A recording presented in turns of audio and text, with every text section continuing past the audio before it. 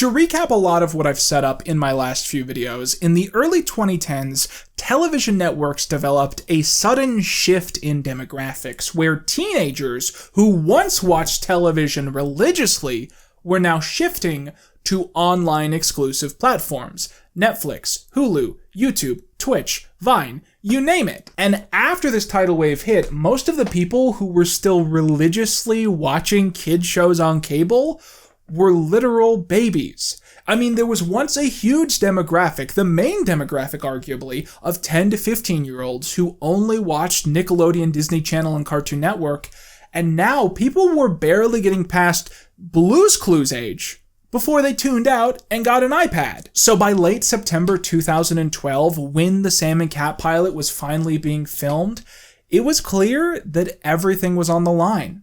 This was the final chance these writers had to make a follow-up to iCarly, and it had to continue the legacy of all these previous different shows while making the executives happy and while being a proper show for babies that maintained the aesthetic of someone just jingling car keys in front of your face. But for now, we've finished iCarly, we've finished Victorious, and yes, we have finished Gibby, which means there is only one show that we have left to review.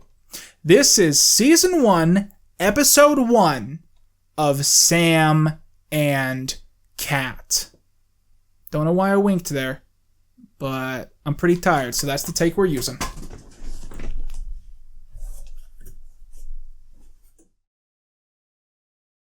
So a quick recap of important details. In the final episode of iCarly, Carly Shay is reunited with her rarely seen military father, who is either in the Navy or the Air Force depending on what episode you're watching. Mr. Shay can't stay for long, but tells Carly that she can come with him to Italy to live the rest of her teenage years abroad. This will mean putting her internet career on hold, but all of Carly's friends tell her to do it. Meanwhile, in the Gibby plot, Gibby gets a weasel. In the C plot, Sam helps Spencer rebuild a motorcycle, and as thanks for this, Spencer gives her the bike at the end of the episode. The last we see of her, she is riding off in the night, leaving everything behind. Now, Victorious doesn't have a proper finale, but does have an equivalent episode clearly setting up a spin-off. In the penultimate broadcast of the show, Cat Valentine is revealed to be homeless after her parents moved away and left her alone. She has been living at Hollywood Arts and laments that she would live with her Nonna, because she's Italian, not Latina. She would live with her Nonna, but she recently moved to Venice, Italy, because Nonna's dad is in the Air Navy too. But it turns out that her grandma has actually moved to Venice, California, and she announces that she can now live with her Nonna. These two episodes are the basic foundation for what is about to unfold. At the start of the Sam and Cat pilot, Sam is seen pulling up to a food truck on her motorcycle. The employee at the window recognizes her as Sam from iCarly and asks what she's doing in LA. She responds, looking for fun, just as we see Ariana ride by in the background. Cat runs into two children who are looking for their own missing cat, and Cat joins in the search after loudly declaring that Cat is her name as well. Miss Valentine soon hears mewing coming from a garbage can and leaps in head first. Really a good metaphor for how we're starting this one. She saves the kitten and the kids run off as Cat realizes that her gum fell out of her mouth and she hunts to retrieve it from the trash. But what do you know, a garbage truck comes down the line and throws Cat in without checking.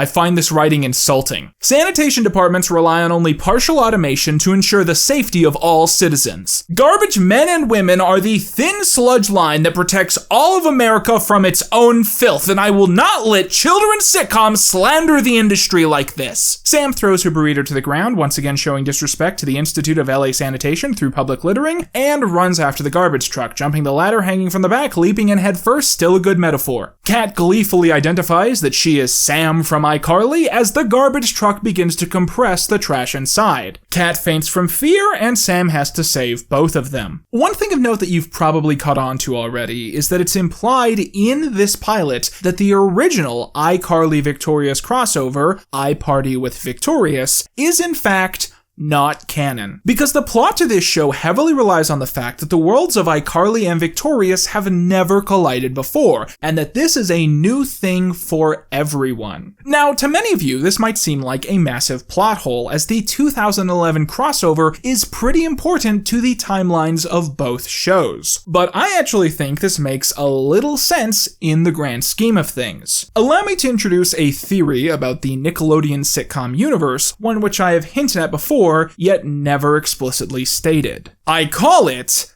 the meta superposition theory. A superposition is a big sciencey term that means a particle that both does and does not exist in a select position until observed. I think anyways. I didn't go to college. I review shows meant for children. But what does a superposition have to do with Sam and Cat?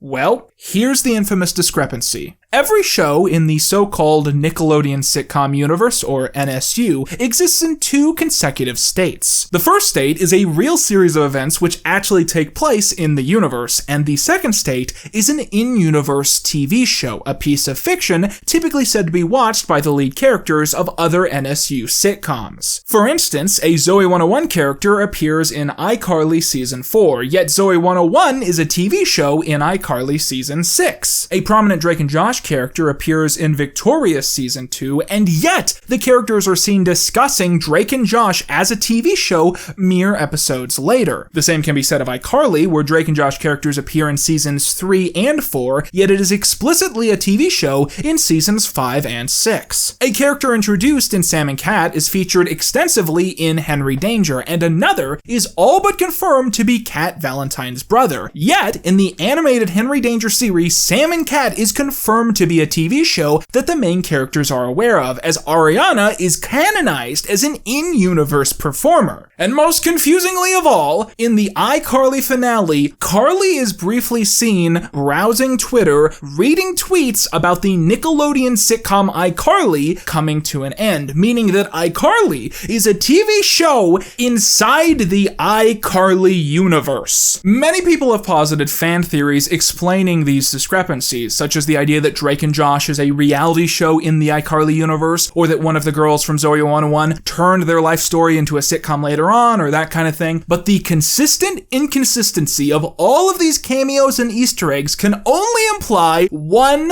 ultimate conclusion.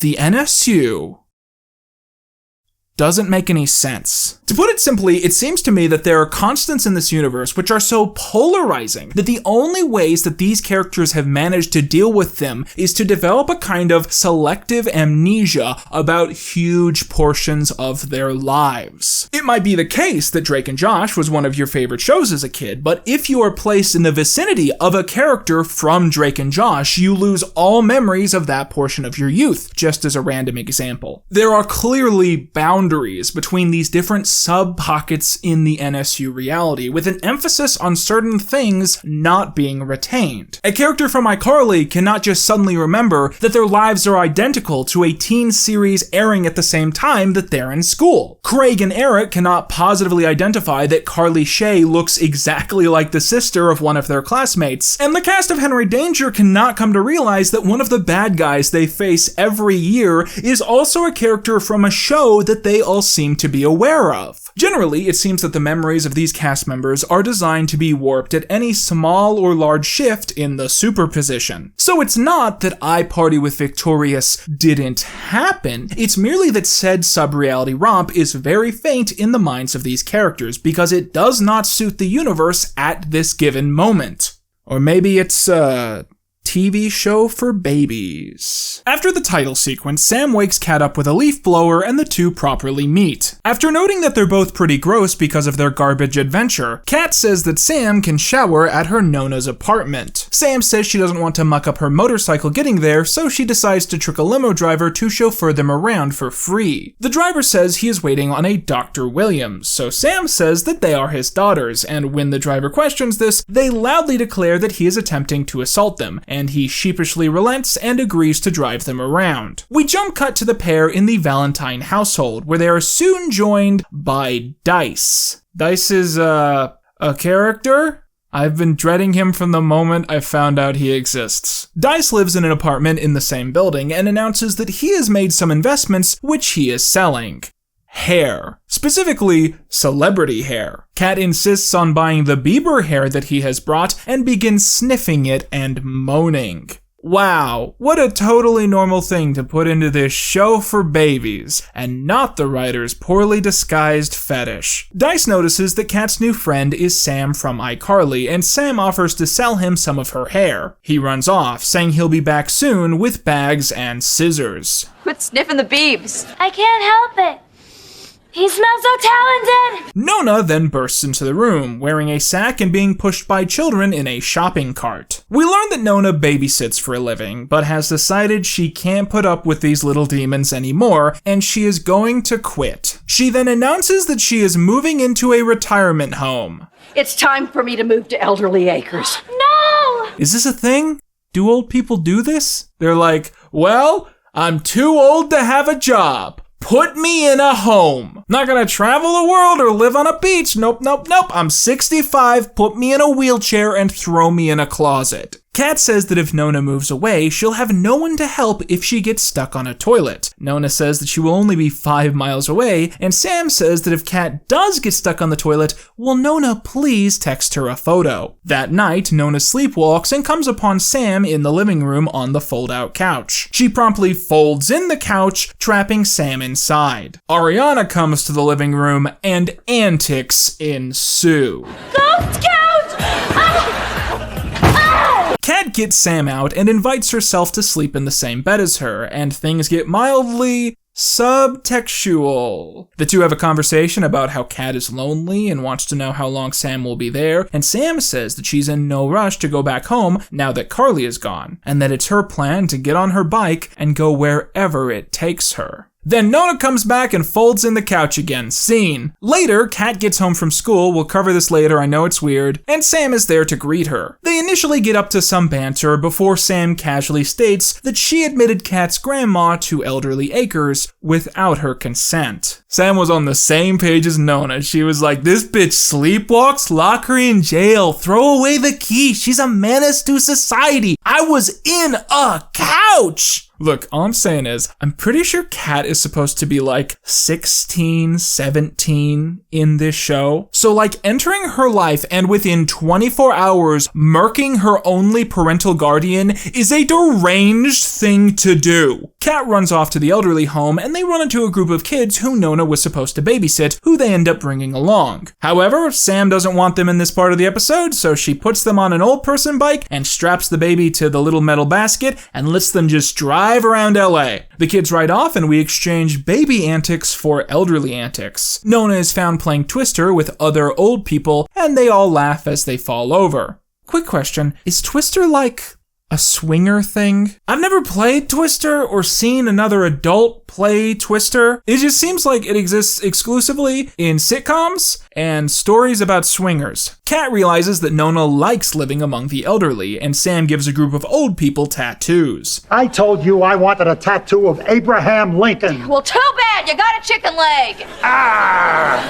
Whoever said this era of Nickelodeon was a downgrade is crazy. I'm having a great time. The girls run home and Dice shows up with scissors and a bag all nonchalant. And it's like, bitch, I thought you were gonna be gone 5 minutes. It's been a whole day. Kat went to school, had an identity crisis and a change of character, and it took you that long to find scissors? Dice showing up causes Kat to remember that they abandoned a group of kids who are currently getting in trouble at Inside Out Burger for ordering food without any money. The 3 kids get chased around by a heavy guy, and after a several-minute interlude, we cut back. Haha, the joke is that he's slow because he's fat. He passes out, and Kat says that they have to save him, so Sam pumps on his legs while Kat hops on his chest. They then switch. There are people watching this video who are discovering right now that they are somehow into this thing that the show just made up. The man, who is the manager of this specific Inside Out Burger location, declares that Sam and Kat will have free burgers for as long as they both live. Back at the Valentine pad, the kid's mom picks them up and pays the girls $150. Sam briefly jokes about giving Kat an unfair cut before giving her all of the money. Sam says she has to be off before Kat says she wishes she could stay. We sort of have this whole fun odd couple dynamic. Built-in conflict. Lots of potential for more adventures. Sam ultimately ends up conceding, saying that Kat needs a new roommate, and since Sam doesn't have anywhere to be, she will be Kat's new roommate. Oh my god! This is the best day ever! The two then decide to go get free dinner at Inside Out Burger, and they pose on a motorcycle sitting on a really phony green screen. Kat is a little too flirty in an obnoxious way, and Sam says it's gonna be a long ride. Okay, let's go ahead and break the ice here by discussing some general hot takes about this pilot episode. Once again, we are approaching this from the guise of, we are executives at Nickelodeon in late 2012. Is this pilot good enough to make into a full show? Well, first of all, let's go ahead and point this out. There are a lot of sitcoms out there which are spin-offs, without their core defining trait being that they are spin-offs. Frasier is a spin-off of Cheers, Mork and Mindy is a spin-off of Happy Days, Daria is a spin-off of Beavis and Butthead. And even some shows which are more known for being spin-offs, like, God forbid, Young Sheldon, still maintain some independent charm in such a way that if you are in a specific demographic, you can enjoy Young Sheldon in a standalone basis without watching The Big Bang Theory. So it's kind of a red flag to me that this pilot episode that is supposed to be ushering in a brand new age of Nickelodeon history is so dependent on you already finding charm in the source material. Because every single moment in this episode that made me smile even a little bit was in some way a throwback to some element of iCarly or Victorious. From minor things like Sam saying that she feels directionless now that Carly is missing from her life, to more direct things like the fact that Kat is apparently still attending Hollywood Arts in the background of this pilot. And when you take all of that out, what is left? Like, what is the new material? Because I'll tell you one thing, I am not pacing around my living room on a general day making up headcanon fan theories about Dice and Nona. It really kind of feels like to me that all Sam and Kat is at this point is someone taking these two characters from these two different shows and plucking them out of time at the exact moment we saw them last, and then just thrusting them forward on that exact same trajectory to see where they go. And that's all good and fine for like a 22-minute short, but I have this gut feeling that there is no game plan on how to generate any kind of new energy with this show or with these characters. And I think by the end, things are gonna be either really bad or really weird or both. But you know, just to get back on track here, if I'm an executive in the year 2012, I'm noticing the cracks in the foundation and I'm throwing this shit on the air because this is money printing itself. Now, a significant amount of you guys have probably noticed by now that I'm currently standing in front of my pinboard set. I've had this pinboard for about 10 years. It was a gift from my grandmother's husband. He found it in a dumpster, and I've been using it in my videos for about 7 years. However, most of you probably know this set from my last 2 videos about Victorious, where I used it excessively. Now in this video I'd like to kind of rein it in a little bit, but I would like to very quickly talk about some general hot takes I have about this specific spin-off. So from my experience, it is not an uncommon opinion from people relatively my age that Sam and Kat was a noticeable downgrade from the shows that came directly before it. But there is kind of like a bias you have to take into account there, because like former Nickelodeon kids have this really weird quirk I've caught on to, where no matter how old they are, no matter what era they watched when they were kids, whatever show came out on Nickelodeon right after they were too old to watch it, that is the show that they will consider not only to be a bad program, but to be the program that single-handedly ruined Nickelodeon. So like if you were a Ren and Stimpy kid and you were like a Rocko's Modern Life kid, and by the time SpongeBob came out you were like too old for it, you think SpongeBob single-handedly ruined Nickelodeon. And if you were like a Zoe 101, Drake and Josh teenager, and you stopped watching by the time iCarly came out, you think iCarly fucking ruined Nickelodeon. And so I'm trying to approach this with a sane mindset, because Sam and Cat did not ruin Nickelodeon. I just stopped being 10 years old. However, even with an unbiased, open mind, I think it is extremely obvious that Nickelodeon branding, just the branding, took an obvious downgrade in between the mid-2000s and the 2010s. And right now, I would just like to highlight a couple really obvious examples of that. Starting off with the logos. This is not a joke. This is not a meme. This is an actual conspiracy theory I believe in. I think that in between 2007 and 2010, Nickelodeon fired whoever was making their logos, because the drop in quality is that obvious. Okay, so let's go ahead and throw up an example. These are the logos for Drake and Josh, Zoe 101, and iCarly. I decided to do this on the pinboard because I know that sometimes the visuals of the pinboard do not come through like I want them to. Sometimes I print the images too small, sometimes my camera quality sucks, sometimes my printer doesn't understand the nuances of the color, sometimes the paper that I print out gets wet somehow.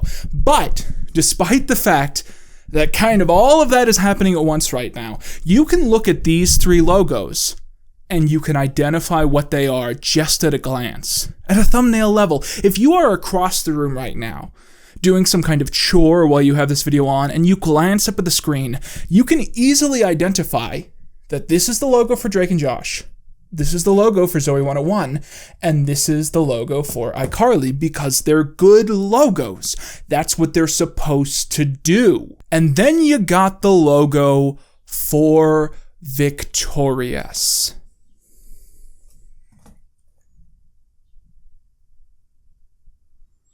What is going on here? The catalyst for me realizing that this is a bad logo is that I was working on those last two videos and I had to put the Victorious logo in my thumbnail, and it was only when I went and did that I realized that the Victorious logo is not identifiable at a thumbnail level because it looks bad. It just fades into the background. I mean, some of the letters are too thick, some of the letters are too thin. It has this like weird glossy stroking effect where there's not a consistent border on all of the letters. So like the V, for instance, I'm looking at the V right now. The right side of the lettering on the V is very, it stands out, it's recognizable. The left side of the V is just gone. And so if you look at those old thumbnails again, if you pull them up, I tinted the whole logo blue because it's all I could do to turn the Victorious logo into something that's actually recognizable from a distance. And then we get to Sam and Cat and all bets are off. Who made this logo? Who designed this logo? Because I'll be honest right now,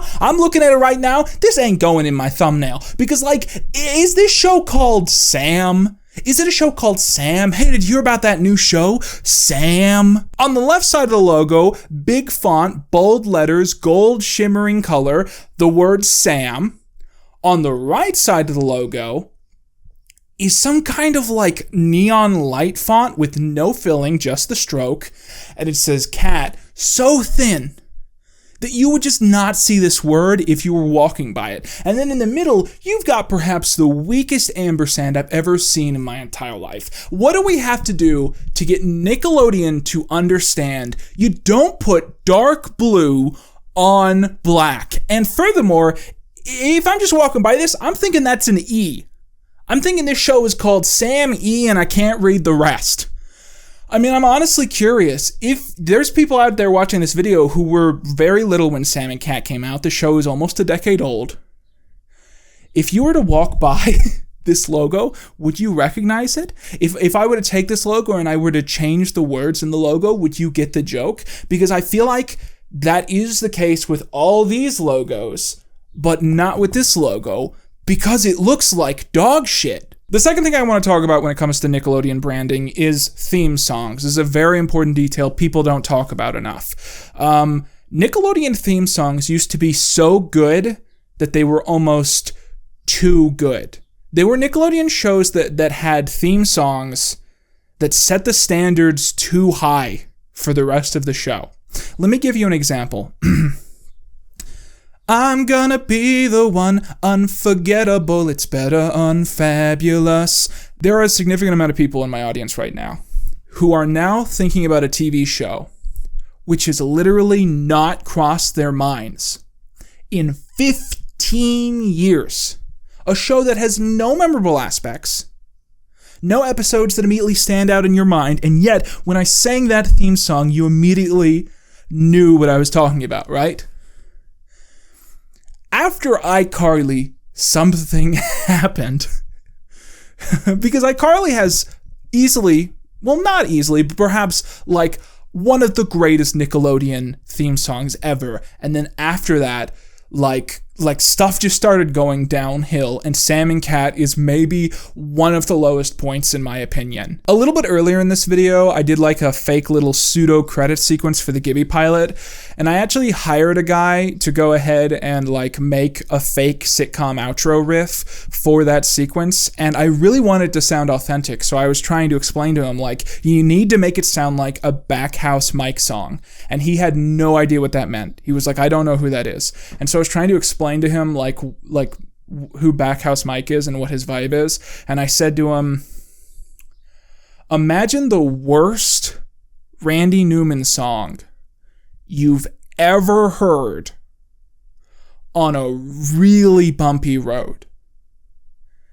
And then, after I went through all that, I actually sat down and watched the Sam and Cat pilot for the first time, and I heard the Sam and Cat theme song, and I was like, shit, I nailed it, because that's exactly what the Sam and Cat theme song is.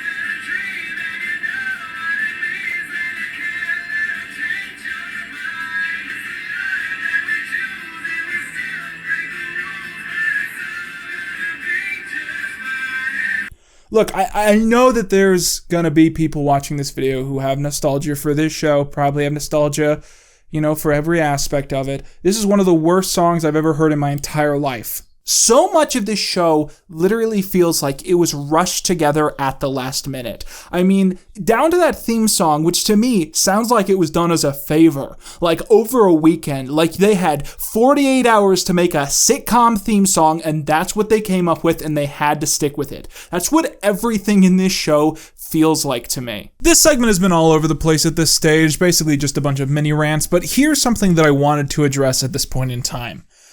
If Sam and Cat is a spin-off of two shows, what does it fundamentally pull from each of the two shows? To me, it certainly seems like Sam and Cat is leaning a little more towards the victorious side of the universe at this point in time. In fact, I would go as far as to say that the pitch of this show is basically, what does Cat from Victorious get up to when she's not at Hollywood Arts? And based on what I've read online, it's going to become a lot more common for us to see settings from the California side of the universe rather than the Seattle side, because duh. However, one interesting detail which did not carry over is that Victorious is obviously a musical show, and Sam and Cat isn't. Which is incredibly ironic for us, because I spent so much of the Victorious review bitching that Kat didn't get the spotlight, that Ariana wasn't allowed to sing, and now she has the spotlight, she has creative control, and Ariana basically decided that she didn't want to sing on this show. We didn't want to sing on the show. We had the option. I think we just wanted to do like a TV show, because I feel like since Hannah Montana, it's been so cool for kid shows to be musically driven. I don't think there's a show for kids out there now that doesn't have music. On the iCarly side of things, it seems to me the biggest thing that show contributes is the meta, which terrifies me. For those of you who never watched my 2 videos on iCarly, one of my biggest hot takes and takeaways about that show is that iCarly was one of the greatest live-action Nickelodeon shows to ever exist when it was about something. when it had a pitch and a plot and a storyline, it was one of the greats. But as soon as iCarly became a metaphor for its own success, it became borderline unwatchable. Characters lost motivation, fourth wall jokes became constant and unbearable, and huge chunks of the lore simply vanished into thin air because they didn't serve any purpose in the show's own self-flagellation. Sam and Cat is going to inherit a lot of this energy because their babysitting service is going to end up being called, get this, Sam and Cat, so expect a lot of like edgy meta jokes where like, whoa, they're describing the plot but also the show, so challenging. Sam and Cat also inherits the episode title gimmick from iCarly.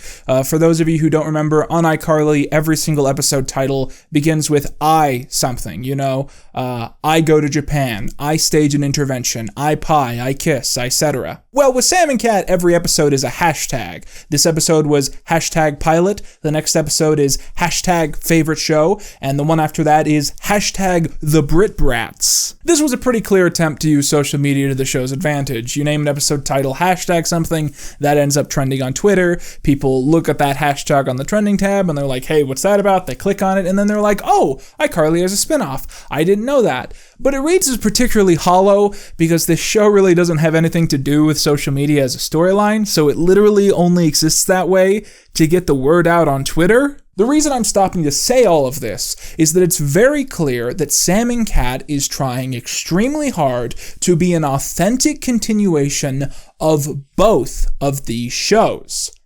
And so that is exactly how I am going to treat it. In my iCarly videos, I kept a dedicated list of all of the crimes committed by the main characters in that show. And it is now my prerogative that I am going to continue that tally as if this is iCarly Season 7. Now, controversially, that means I'm going to consider every main character in this show to be an iCarly character as long as they're on this specific show. So Cat is not retroactively an iCarly character. We're not going to go back and add the 3 people she killed in Victorious to this list. And Goomer, who was introduced in this show, will not have his crimes against humanity from Henry Danger added to the list, because those 2 characters are only iCarly characters when they are in Sam and Cat and no other shows. This is a contained environment where for a brief time, every single character on this show is both an iCarly character and a Victorious character at the exact same time. Oh, and I almost forgot to mention, to stay consistent with the branding of this show, we are going to stop calling these iCrimes and start calling them hashtag crimes. And then when we do the iCarly reboot, we're going to switch back to iCrime. So this is hashtag crime number 71. That looks more confusing than I thought it would. Whatever. Hashtag crime number 71 is blackmailing the limo driver into getting free service by threatening false assault. Hashtag crime number 72 is obviously child endangerment. We're going to be covering this one a lot in this video. Sticking a baby into a motorized vehicle's metal basket and then allowing 2 other children to drive that around LA without supervision is not good. Also, they stole the motorized vehicle, so at some point, some crime happened here. I don't know why, but I thought that maybe Sam and Cat would end up being good babysitters, and that's like the twist of the pilot. That's why they decide to do it, because they're enthusiastic for the craft, for their passion. But no, they're gonna kill one of these kids someday. I was gonna throw in Sam doing tattoo work without registering properly, but then I was like, they built a nuke once on iCarly. Let's not kick this back off with small potatoes. Also, I realized while working on this bit that the Inside Out burger set is very clearly the Asphalt Cafe, and that makes me a little bit sad. I think I've decided I'm going to throw in the hashtag crimes analysis whenever they come up in the episodes, because saving this stuff for the end of the season becomes a little bit messy when no one can really agree when the seasons stop and start when it comes to Sam and Cat. In fact, you know what? Let's just stop here for a moment and discuss a little bit of the confusion and the chaos, and then we can finally get into episode 2. Okay, so as we've established, Sam and Cat's hashtag pilot was pitched to Nickelodeon in very late 2012, and they immediately approved it and greenlit the show for one season of 20 episodes, meaning that they now had 19 episodes left to make in order to finish season 1. It was the will of the showrunners that the show would premiere in spring 2013, directly after the Kids' Choice Awards. However, Nickelodeon ultimately rejected this, and this makes sense when you consider the politics of the time. That year, Victorious won the award for Favorite TV Show, and during the acceptance speech, it was casually mentioned that Victorious would not be coming back for another season. For many kids in the audience, that was how they found out that Victorious was cancelled. So to then follow that award ceremony up with a show that many people presumed was the reason Victorious was cancelled, it would have just been bad for branding. Finally, in June 2013, #Pilot was broadcast to the masses. Now, according to my research, according to a couple articles I read, they pushed this pilot back so far that by the time it actually went to air, they were done with that season order. So those 20 episodes they were supposed to have finished, they had stopped filming because they completed the season order. The Sam and Cat pilot was immediately recognized as a massive success, as it pulled in more than 4 million viewers. Now I know that doesn't sound like a lot, but you have to keep in mind, that was the highest rated Nickelodeon show premiere in 3 years, basically since Victorious. Because if you didn't know this, Victorious pulled in 5.7 million viewers in its first episode, and no other Nickelodeon show has accomplished that since then. So 4.4 3 years later was really, really good for Nickelodeon at the time. And so within just a few weeks of #Pilot making it to air, it was formally announced that Sam and Cat's season order would be doubled, and that 20 more episodes would be immediately greenlit, meaning that Sam and Cat's first season order would be a total of 40 episodes. And so, on September the 26th, 2013, the cast and crew got back together to finish those 20 episodes, and presumably to prepare for a third batch of episodes to get the show across the 60 episode minimum that the network typically strived for. This would not come to pass, because Sam and Cat has only 35 episodes. 35 too many, if you ask me. Now, obviously, we're getting way ahead of ourselves here, but I just wanted to set all this up because with Sam and Cat, it is very important that you're keeping in mind not only a timeline of broadcast, but also a timeline of production, because eventually, everything is going to fall apart. By the way, this is my Sam and Cat set. I thought I'd introduce it. I think this is the first time I've shown it in the video.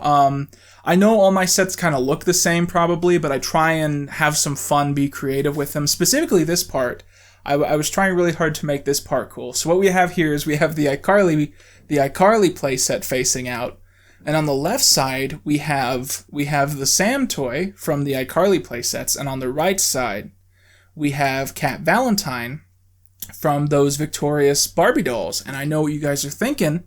You're looking over at this and you're thinking to yourselves, Quinton, those two things don't go together. Correct.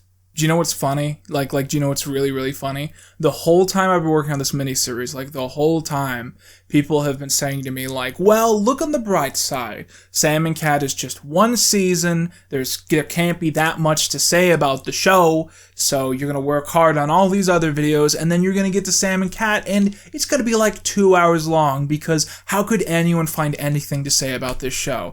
And now we're an hour 15, hour 20 into this video, and how many episodes of the show have I reviewed? 1. It's pretty funny, right?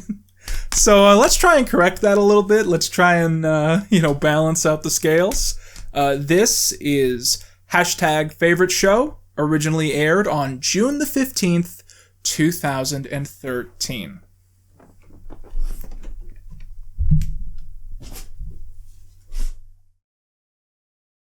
So at the start of episode 2, Sam is sleeping on the pull-out couch in the living room, and Cat wakes her up with a scream, causing Sam to react with violence. Sam asks how many times she's told Kat not to wake her up like that, and Kat says they've been living together for 2 days, so twice. Sam's alarm goes off as it turns to 7 a.m. and she comments that Kat should probably be running to school on her stupid pink bike. But Kat says she still has some time. I presume that Hollywood Arts starts their classes at 9 a.m. instead of 8 a.m. because logistically speaking here, Sam and Kat live in Venice, California. Hollywood Arts is on Sunset Boulevard. That's an hour-long bike ride on a good day? At some point, that's just not worth it anymore. Like, just go to a different school. Besides, as Kat explains, she wants to spend the morning watching her favorite TV show, a sitcom called That's a Drag. Sam notes that this is one of her favorite shows as well, and they cautiously agree to watch it together. When Sam turns the TV on, we catch a few Easter eggs for just a few frames. Up at the top, you can see the Dingo channel from iCarly, then Drake and Josh and Zoe 101 airing on apparently competing networks, and finally Diversatismo from the Victorious finale. And yep, that's all the Easter eggs. Shockingly, one thing missing here is That's a Drag itself, but Sam somehow finds it anyways and turns to that channel. Here we find out that the sitcom is about a household of characters who, you guessed it, dress in drag. The boys wear dresses and the girls wear suits, that's the joke. Sam points out that the showrunners legally aren't allowed to use Pear products in their shows, so they instead show a laptop with a banana. That's so clever. After this, a man from the apartment complex stops by, saying that he's looking for a babysitter for his kids after school that day, and the girls accept. Hope he doesn't mind waiting so Kat can finish her hour-long commute home. We find out that Sam is also attempting to finish her high school career because this show is a tiny bit more time-loopy than I anticipated, and that she's taking classes online. However, she bails on schoolwork to go back to binging That's a Drag all day. After the ever-disorienting opening titles, we cut to Sam passing the time by turning 2 rib bones into nunchucks. Kat comes in crying and reveals some terrible news. That's a Drag has been canceled. Why? That show's a big hit! It's insane. They're not even gonna do a big final episode. What? Do you see what I mean when I say that late stage iCarly meta is super annoying? This is episode 2 of Sam and Kat. Episode 2! And it's already a self-referential in-universe parody somehow. Like, yeah, the joke is that this episode is a parody of how Victorious was canceled without a finale.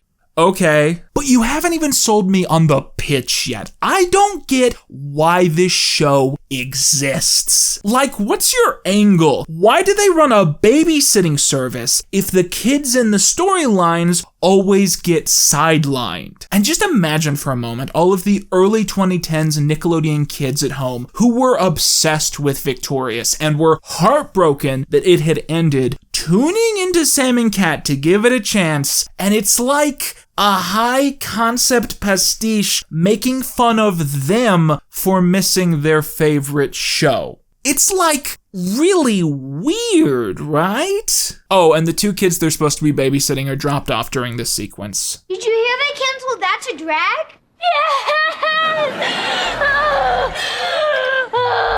Sam and Kat find the name of the producer who runs the show and the address where it's being filmed, and oh my god, That's a Drag has a better logo than Sam and Kat. That's sad. Anyways, they take the 2 kids in with them so they can go and harass the showrunner. The showrunner explains that he doesn't control if the show is canceled or not, and then bails to go play tennis while one of the kids, Bob, gets stuck in a light fixture somehow. Kat vamps a minute of material out of trying to stop the showrunner, jumping on his car to try and stop him from leaving. Sam can't figure out how to get Bob down from the light, so she cuts the light down with an axe. Bob is dead. Sam and Kat should not have a babysitting service. The only reason Bob is alive is because this is a fucking Looney Tunes universe now. Kat shows up to the apartment hours later than everyone else, revealing that she managed to stay on the producer's car for 17 miles, before she finally fell off thanks to a speed bump in Santa Monica. Kat is still broken up about losing the show, but Sam comes up with a special way to cheer her up and recruits Dice to help her out. Sam wants to steal some random prop from the show, so Kat has some way to remember it. Dice says that this is sweet, and Sam threatens him with violence over this. The plan goes awry and Dice is nearly caught, but Sam acts like she's in charge and convinces all of the people on set to let Dice go and send all of the props from That's a Drag to her apartment instead of the storage warehouse that it's supposed to go to. Meanwhile, Kat unloads the two kids at the retirement home and then apparently forgets about them and goes home. Kat comes home and discovers that her living room is decked out with the furniture of her favorite show. Kat says that Sam is sweet, and Sam decides to allow it, apparently not minding as much when it's coming from Kat. Gay! Nona barges in, drops the kids off, says something feels off about her living room, and leaves. And then we learn that Bob has become addicted to cheap thrills. Can I jump off the roof? Yes! Hey, where in the hell is the dad of these kids? Like, they get dropped off at 4 p.m., then all four of them go to a soundstage in West Hollywood. I guess they Uber there because Sam has a motorcycle and Kat has a bicycle, so I don't know how they got 4 people there at the same time otherwise. Venice Beach to West Hollywood is easily a 30-minute drive. They all go there, spend a bunch of time at the soundstage, and then Sam and the kids go home. Meanwhile, Kat stays on a moving car for 17 miles. That's an hour-long drive, by the way. Then she has to walk from Santa Monica to Venice Beach, which also takes an hour. At this point, it's like 7 p.m. Then Sam goes back to West Hollywood, coordinates a massive drop-off of tons of furniture and props in Venice, then coordinates all of Nona's furniture being delivered to the storage facility in West Hollywood where all the props were supposed to go. Then Sam has to set up the entire living room by the time Kat gets home. At this point, it's like, what? 2 a.m.? Where did that guy go? Costa Rica? At the start of episode 3, Kat comes home from school and falls, causing a commotion. When she gets inside, we learn that Sam is working on her own schoolwork. Her assignment is to prove to her online school that she has done 4 hours of community service, which, okay, that's weird. Sam attempts to upload photos of her feeding homeless animals, but it's all very clearly photoshopped. Or actually, GIMP-shopped. I know GIMP when I see it, and that's GIMP. After Kat notes that there is a dinosaur in one of Sam's photos, the blonde teen admits she needs some other plan to do community service. Just as she sees that Kat has brought home a British fruit called a Plum Figgles. baby girl, that's a dragon fruit. We have those in the real world. Kat explains that they're going to be babysitting 2 British children, so she wants to be prepared. Sam attempts to help out by bringing up another British foodstuff, Bibble. It's sort of like a candy popcorn that I know what it is! Sam says they could go to the Bibble store down the street, and Kat protests that some people are banned from ever going back there. Yeah, so British kids come in and act very formal in front of the titular teens before their uncle heads off. Cheers. Seinfeld. Friends. Now, these two are played by Sophia Grace Brownlee and Rosie McClelland. These two are cousins in real life and were apparently an internet sensation in the early 2010s, doing music covers, appearing on TV shows. They were on Ellen, which was cool back then. I'm saying apparently because I'm led to believe that these two are much more recognizable if you're like younger than me by quite a bit. I have no idea who these people are. Kat's Nona texts her from the elderly home and says she needs help setting up a bingo game. Sam jumps at the opportunity, saying this is the perfect chance for her to get her community service in. There's the open again, gives me a migraine every time. At the elderly center, we find out that Nona is setting up a bingo game, but that no one else wants to play. And she says that she won't sign Sam's community service form until she actually does community service and helps her out. So Sam and Nona have to convince everyone to play bingo. At the apartment, Kat is bored because the 2 British kids are extremely well behaved, but she gets some relief when Dice comes in for his daily attempt to sell something stupid to her. This time, it's the Spife. Half spoon, half knife. You want to buy one? Yes, just shut up and take my money! Man, isn't this the most riveting thing you've ever seen in your entire life? A plot, bingo. B plot, British children. C plot, Dice has a fucking spoon. Dice notices one of the girls has a Pearphone 6, which is state of the art and not even out in America yet. Wow, this episode is old. The girls explain that their dad works for the Pear Company, so they get their phones for free with early access. He begs them to sell him $500 worth of phones, saying he'll be able to flip them at a steep profit. Dice does the exchange, but after the girls are gone, he discovers that the box is filled with rocks. He's been bamboozled, Charlie Brown style, and is out $500. Wow, they really changed the design. In the A-plot, Sam's bingo game is too loud and is hip-hop themed, and the old people do not like it. All while Dice tries to channel his best Josh Peck. And they sold me rocks! Rocks! Sam gets home and laughs at Dice's pain, saying he fell for the oldest trick in the book, before announcing that she's going to take a frying pan and bash some heads until she gets the money back. Babysitter of the year. But Kat says that Sam shouldn't murder children, so they have to think of a new plan. Kat goes on her own to get the money back, trying to just be polite, but is distracted by one of the children eating Bibble. Is she eating?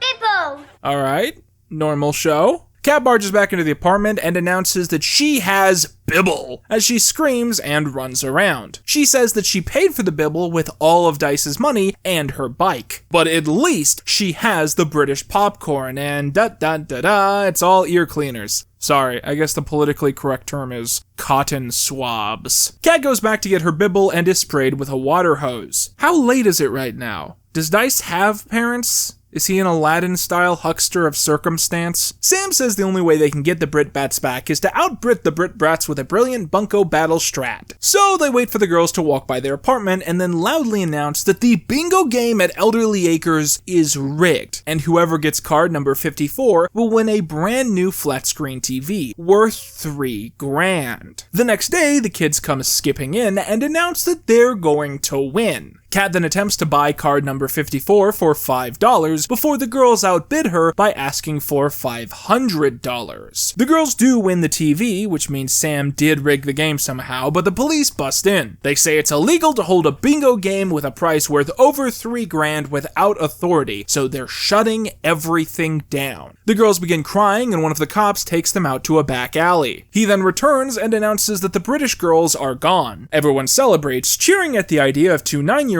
left out in the freezing cold by a dumpster. Kat gets her bike back, Dice gets his money back, Dice gives all the elderly spiffs, and the credits roll on the two children, terrified and alone as a fire in the background grows ever stronger. This one is weird. Season 1 episode 4 opens with Sam doing a series of prank calls with kids she's supposed to be babysitting. They scream into the phone, startling Kat, who passes out. Oh no! The pizza! When they finally wake Kat back up, she says that she's prone to passing out when under stress, something very consistent with the continuity of this character. The next morning, Sam makes a smoothie with 2 slices of pizza and root beer. Okay. Dice comes in and he has a goat. Okay. That's right, it's the GOAT episode. Prepare for GOAT hijinks. In a flashback, we learn that Dice paid a shady guy in an alley for a coat and was given a goat before the man ran off. The rushed production of these episodes is evident when you notice that the shady alley from this episode and the shady alley from the last episode are very clearly the same place. Dice begs Sam to babysit his goat while he's at school, and Sam agrees. Payoff to a segment in my last video in 3, 2, 1. Come in. Lord!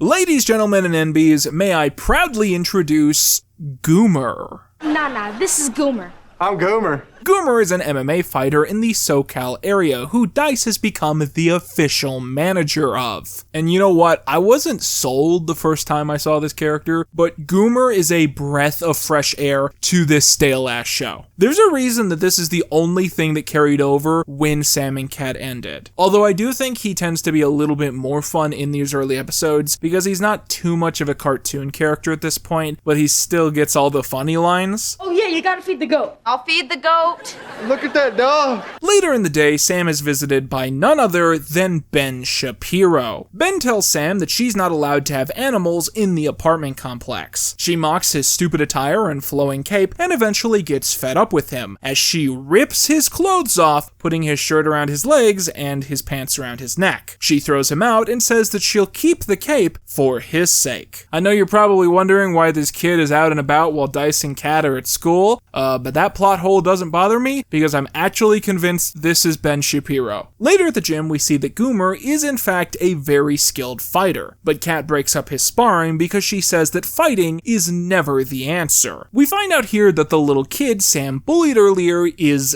Dilbin, the son of the owner of the building that they all live in. If you haven't noticed this yet, there's the slightest chance that you might actually recognize Dilbin from somewhere else, because this actor was actually one of the 4 kids in the original Gibby pilot. Later on, Dilbin stops by the apartment and Kat tries to make things right. Hi, Dilbin. Come in. Would you like a muffin? I spit on your muffins. Hey, at least you didn't lick 'em! Man, if I made this video 7 years ago, that would be such a topical riff. Dilbin learns that Nona has moved to Elderly Acres, meaning that there is no legal adult staying with Sam and Kat. This is actually like a normal thing to point out. This is bad, right? Like, if this happened in real life, you'd be worried, right? He says that with the goat and the 2 of them being underage, he now has 2 reasons to kick them out of the apartment complex. Then Sam does that thing again where she strips all of his clothes off, puts them on wrong, and throws him outside. They go back to Elderly Acres and convince Nona to pretend to be moving back in whenever the owner comes around. That way they won't get kicked out. However, a maintenance man falls from the ceiling and Nona is out of commission for the night, which means they have to find a legal adult to pretend to be staying with them so they won't be thrown out. And their first pick is, of course, Goomer. So they run the whole plan by the Goomster. He will pretend to be their uncle while Dice stays in the back and hides the goat in the shower. However, the goat sneezes in Dice's face and he becomes increasingly disgusted by it. Goomer constantly refers to his Uncle Fudge, who he says he wants to play for the evening. Dilbin shows up with his father and the girls say they've sold the goat and that their Uncle Fudge is now living with them. Dilbin's dad asks for Goomer's ID just as the goat runs out. Dilbin's father calls them on their bluff, but at that exact moment, Dilbin's bluff is also called as his real father rushes into the room looking for him. We find out Dilbin's other father is a paid actor who sprints out of the room. We're told that Dilbin's father doesn't actually own the building. This is a lie he tells people because he's embarrassed of his father's real job, which is, brace yourselves, a feet thing. I sell wide shoes to wide-footed women. Oh no! Dilbin says it's not easy being unlikable and having a father that sells wide shoes to wide-footed women, and his father says it isn't easy having a son that likes wearing capes. Sam realizes neither of these people hold power in their lives, and she completes the rule of 3. I've noticed this trend so far that many of these episodes feel not like finished drafts of a piece of media, but more like the raw, unfiltered potential of many ideas blindly being jotted down like an empty train of thought. This episode is called #NewGoat, but when you break down the basic storyline, the goat doesn't do anything. It's barely even a runner, let alone a B-plot. I'm pissed off. I was promised goat antics. Goomer is the best part, but he just kind of stands around and says funny stuff. Like, why do we go to the gym to watch him fight? That doesn't go anywhere. And why is there like a pre-title sequence of Kat carefully setting up the fact that she faints when she's in fear? It comes across as lore we're supposed to know, like there's going to be payoff at the end of the episode, but it doesn't serve any purpose in what is presented to us. Here's my take. Remember when I said that the theme song to this show feels like it was made in one weekend without a second draft? Well, that's also how I've started to feel about the entire show. Sam and Cat was so rushed into production, and it has so many episodes that I truly think most of these did not have the privilege of a second draft. And you can really tell when you watch the show, especially compared to what came before. And for all the years that NSU shows have made fun of their Disney Channel counterparts, this extended franchise has now officially become identical to shows on Disney, but worse. Because at least Disney Channel shows, as cheesy and boring as they can be, have some sense to have basic stability. They don't have revolving door supporting cast, for instance, and they don't get caught in this centrifugal loop where every other episode feels like a brand new pilot episode for a completely different take on the show. Anyways, best episode so far, let's move on. Season 1 episode 5 starts with Sam and Kat babysitting a kid whose mother is asking him to text her everything that people say around her. Kat celebrates how exciting she finds this before they end up asking why he's doing this. He explains that there's a texting competition coming up and his mother wants him to practice. We find out that Sam is a fast texter herself and that the competition has a prize. A speedboat, meaning that Kat insists upon Sam entering. I gotta have a speedboat. The kid's mom comes by and she's like a soccer mom, but with texting. It is kind of a funny gag that the mom is the one who wants her kid on his phone texting all the time, but he just wants to be free to play basketball or whatever the trope usually is. Worth a light chuckle, I suppose. One of the jokes with this mom is that she keeps saying out loud that she has no life without her son, and she's pushing him to be successful because it allows her to live vicariously through him. So again, it's like she's a pageant mom, but she says the quiet part out loud. Sam, Kat, and Dice go to the texting competition, but Dice sees an old friend he used to know in 2nd grade, who he desperately is trying to avoid because he's always found him loud and annoying. Sam shouts for the kid to come over, and we find out one reason Dice hates this kid is that he has a tendency to repeat everything that is said to him, like an echo. This is, a real medical thing. It's called echolalia. It is very common in children with autism and Tourette's. I won't show many clips, but like with Mandy from iCarly, I think this character is pretty clearly supposed to be neurodivergent coded, with the joke being that Dice finds him annoying because he isn't sociable in a traditional way. Here, have an egg. The texting kid's mom finds out that Sam has entered the competition entirely to spite her, and we find out that the mom isn't interested in the speedboat, as her main priority is that the winner of this competition will also get to meet Joe Biden. Boy, I'm jealous. I'd like to meet Joe Biden. That motherfucker owes me money. So everyone competes in this texting thing, but the kid and Sam end up at the top. We find out that Kat thinks Sam's last name is Puckle, because that's how it's written down in her phone. Sam corrects her, but Kat refuses to change it or her understanding of Sam's last name. As I said, the kid and Sam are the semi-finalists, so they will have another competition later in the day. Kat and Sam get some corn dogs and take a power nap, during which time the diva mom glues Sam's hand to Kat's foot. The judge says Sam will need to have her hand loose to compete, but Sam says there's no rule in texting that you can't text one-handed, and the competition goes on. The little kid thinks everything here is unfair, so he drops the phone on purpose, giving it all to Sam. They win the speedboat, but it's really tiny, and Kat quotes a movie. What is this? A speedboat for ants? They keep playing with their speedboat in their living room, and Joe Biden keeps calling Ariana Grande, but she doesn't want to talk to him, so she continuously hangs up. During the credits scene in the bonus feature, Jerry Trainor, yes, the actor, not the character he plays, also calls the girls, and they hang up on him as well. At the start of episode 6, Sam is struggling to fall asleep, as she discovers that couches built for gender-challenging sitcoms aren't always the best thing to sleep on. However, very suddenly, a dog opens the door and walks in. Sam thinks this is Kat because she is stupid now. The dog's owner runs in and apologizes, and Sam indicates that this has happened before and she's tired of it. They both run off. Sam comes into Kat's room and pours her out of the bed, settling in herself. The two get into a fight over why Kat gets a big room and Sam doesn't, and Sam confuses Kat enough to get her to sleep on the couch for the night. After the opening sequence, Sam, Kat, and some kid are performing with a rap-themed karaoke machine. Thank the Lord the copyright stops me from showing you much of this, it's really embarrassing. As the kid leaves, he says, quote, "You are the best babysitter ever." The girls naturally get into a fight over which of them he was talking to.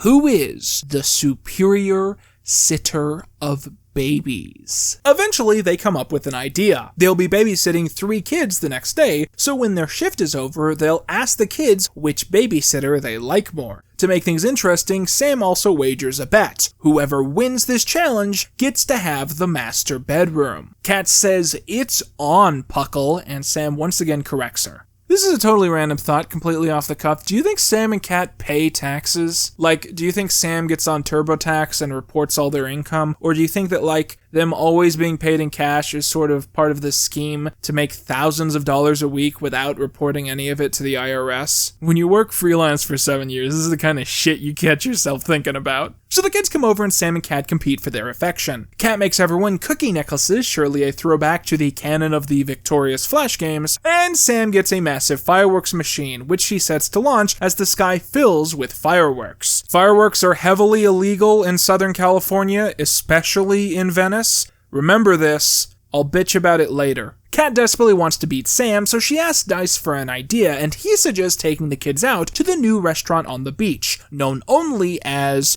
Bots. Bots, we learn, is a restaurant where the human staff has been replaced by automation. Literally, as the servers are robots. This is handled with little gravitas, but it's actually a very transformative moment in this universe, because from this point forwards, it will be a consistent motif that robots are an accepted facet of upper class society. I'm going to go ahead and get back out that list as I write down robots in the present. As I do this, you'll note a very interesting detail because we have now written down future robot apocalypse and robots in present day basically right next to each other. This would certainly seem to imply that the events we're seeing play out in front of us are the same events which will eventually lead to the certain destruction of the planet Earth. Kat runs in late, having come to the restaurant on foot while everyone else rode on Sam's motorcycle, and Sam and her get into a wacky argument over if they're playing fair in the competition. They eventually get back to the apartment where Kat has convinced Dice to bring over a giant cannon for the kids to play with, while Sam has hired a Justin Bieber impersonator. Swag.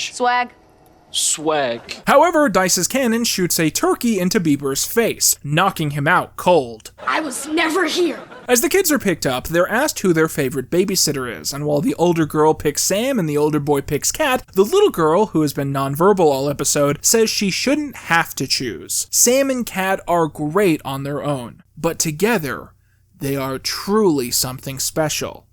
Sure, kid, whatever you say. So Sam and Kat ultimately split the room in half, with half reflecting Sam's personality and half reflecting Kat's. There's a lot of wild Easter eggs in this room, but I think my favorite is that Kat has a framed photograph of Dick Cheney, which is a reference to a throwaway line in one of the final episodes of Victorious. You want to know my favorite vice president of all time? Easy. Dick Cheney. But now, that's not throwaway, because it's been solidified as one of the defining aspects of Kat's personality. Kat loves Dick Cheney, and in fact, apparently values him more than her theater teacher because Cheney is one rung higher on her wall than her photo of Sikowitz. Insane shit. Kat asks Sam about the urinal pinned to her wall, and as she turns the light off, she asks if they can use it. Sam mumbles that it'd be hard, but not impossible, teasing many piss-related adventures to come. So at this point, 6 episodes in, I think the show is officially done setting stuff up. We've seen how Sam and Kat met, how they came to run a babysitting service together, we've met Dice, we've met Goomer, and we've seen how they came to have their iconic bedroom. So with all of the basic building blocks in place, let's continue forwards as we see the next exciting adventure that Sam and Kat get up to.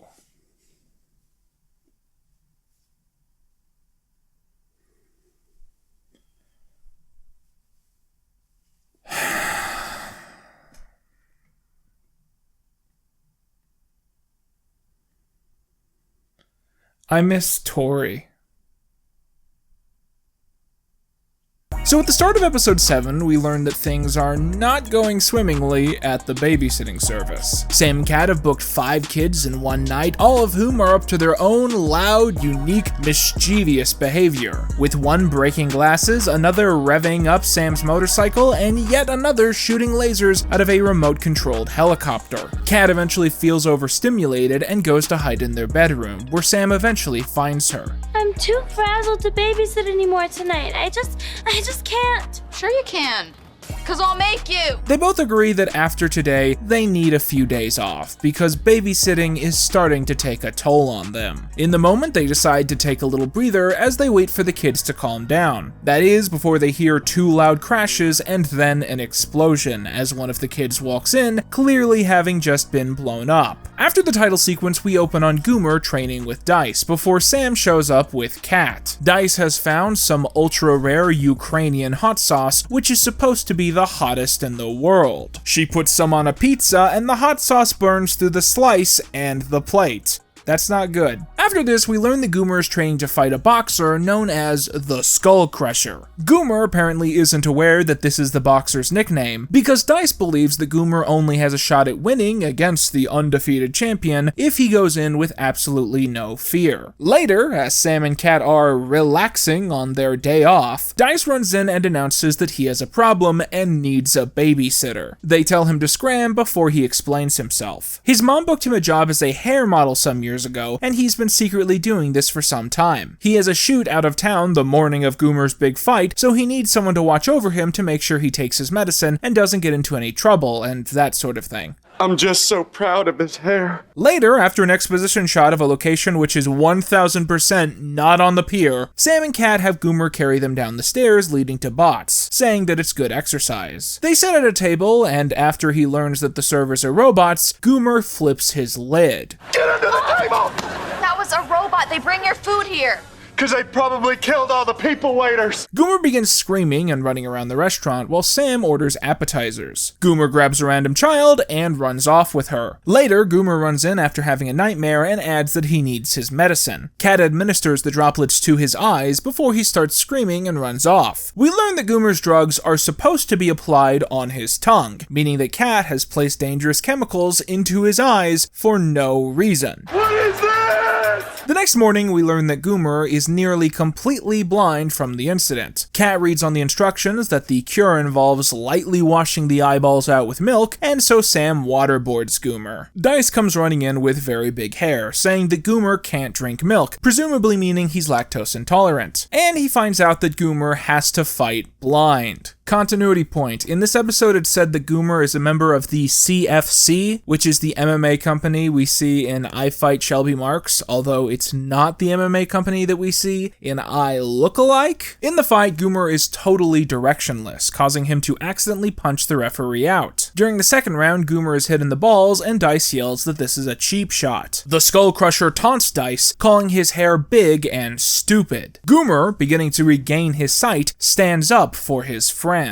But you will not make fun of my little friend's beautiful, beautiful hair. Goomer is literally the heart of this show. If you take him out, there is nothing but corporate synergy and cynicism mixed together with the fine texture of corn syrup. Anyways, Goomer beats this guy's ass and wins. He insists upon a rematch, pushing Sam out of the way in the process, and she beats his ass too. Good episode. Season 1, Episode 8 is called #Toddler Climbing, and we start out with Sam and Kat once again babysitting Murph the Goat, who is apparently still around. Sam has melted the face of one of Kat's toys because she is a shitty friend who is allergic to character development. Also, Sam put Kat's bra in the freezer. Okay. Now it's a brrrah. Sam and Kat are anticipating a new kid that they are supposed to babysit, but when the mother swings by, she says that she's canceling because she found some negative reviews online for their service. I can't imagine why. It's not like the company is run out of an apartment by 2 unsupervised teenagers who independently have a history of violence and murder, and together have repeatedly injured children either by a lack of proper attention given, or their insistence to drag children along to their completely unrelated adventures fueled by their own obsessive ego complexes. I can't imagine what parent with a formerly not blown up and formerly not dropped from 30 feet child would ever have such disrespect as to leave a negative score for them on fucking Yelp. So they look up reviews online, at which point we find out that their company is named Sam and Kat Super Rockin' Fun Time Babysitting Service, which is good to know. There they find out they have a bunch of negative reviews, all of which are fake, but honestly sound like real episodes of the show. After Sam and Kat get into a fight over Sam eating too much, Kat, Dice, and Nona go out to Bots together. Nona complains that things were better when Eisenhower was in office, being very disapproving of the robots. Humans will die, and robots will rule the earth.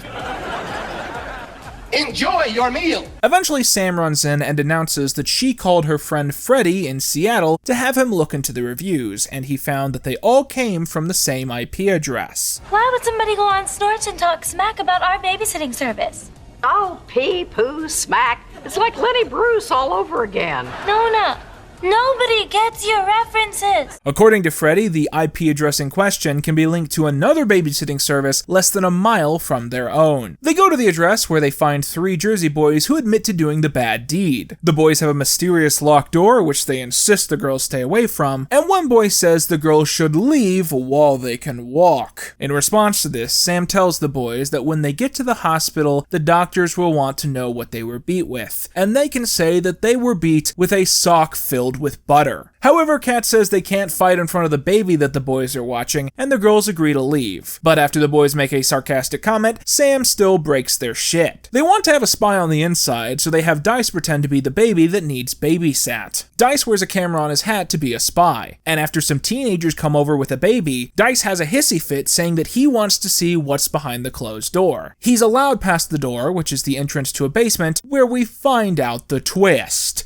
Baby Fight Club. That's basically the bit. It's like cockfighting, but with babies, but they couldn't get away with that. So instead, it's like 2 babies are doing rock climbing to the ceiling, and whoever gets there first is the winner. And yeah, I guess this is equally unsafe as a baby fight club, but it would have been way funnier if they just got away with that. The effect here is also probably really convincing if you're 5 years old, which is the target demographic of Sam and Kat. Sam and Kat break into the house and physically threaten everyone there, saying they'll show footage of the baby fight club to the police unless they delete their fake reviews and get out of babysitting. What a happy ending! That fucking goat still didn't do anything! Season 1 episode 9 is an extremely important milestone for us, as it's an example of a rare phenomena I like to call a Ted Danson episode. So there's this sitcom, I don't know if you've heard of it, it's called Frasier. Now, Frasier the character started out in Cheers as a romantic rival to Sam Malone in the Sam Diane story arc. But he was so popular that he remained a bar regular even after Diane left. There, the character went through many tribulations, falling in love, having a son, having his wife abandon him and their child for another man before he nearly commits suicide, with the only thing stopping him being the thought of his child. So when Cheers ended, it seemed viewers at home didn't want the character's story to end there, and so he received his own spin-off,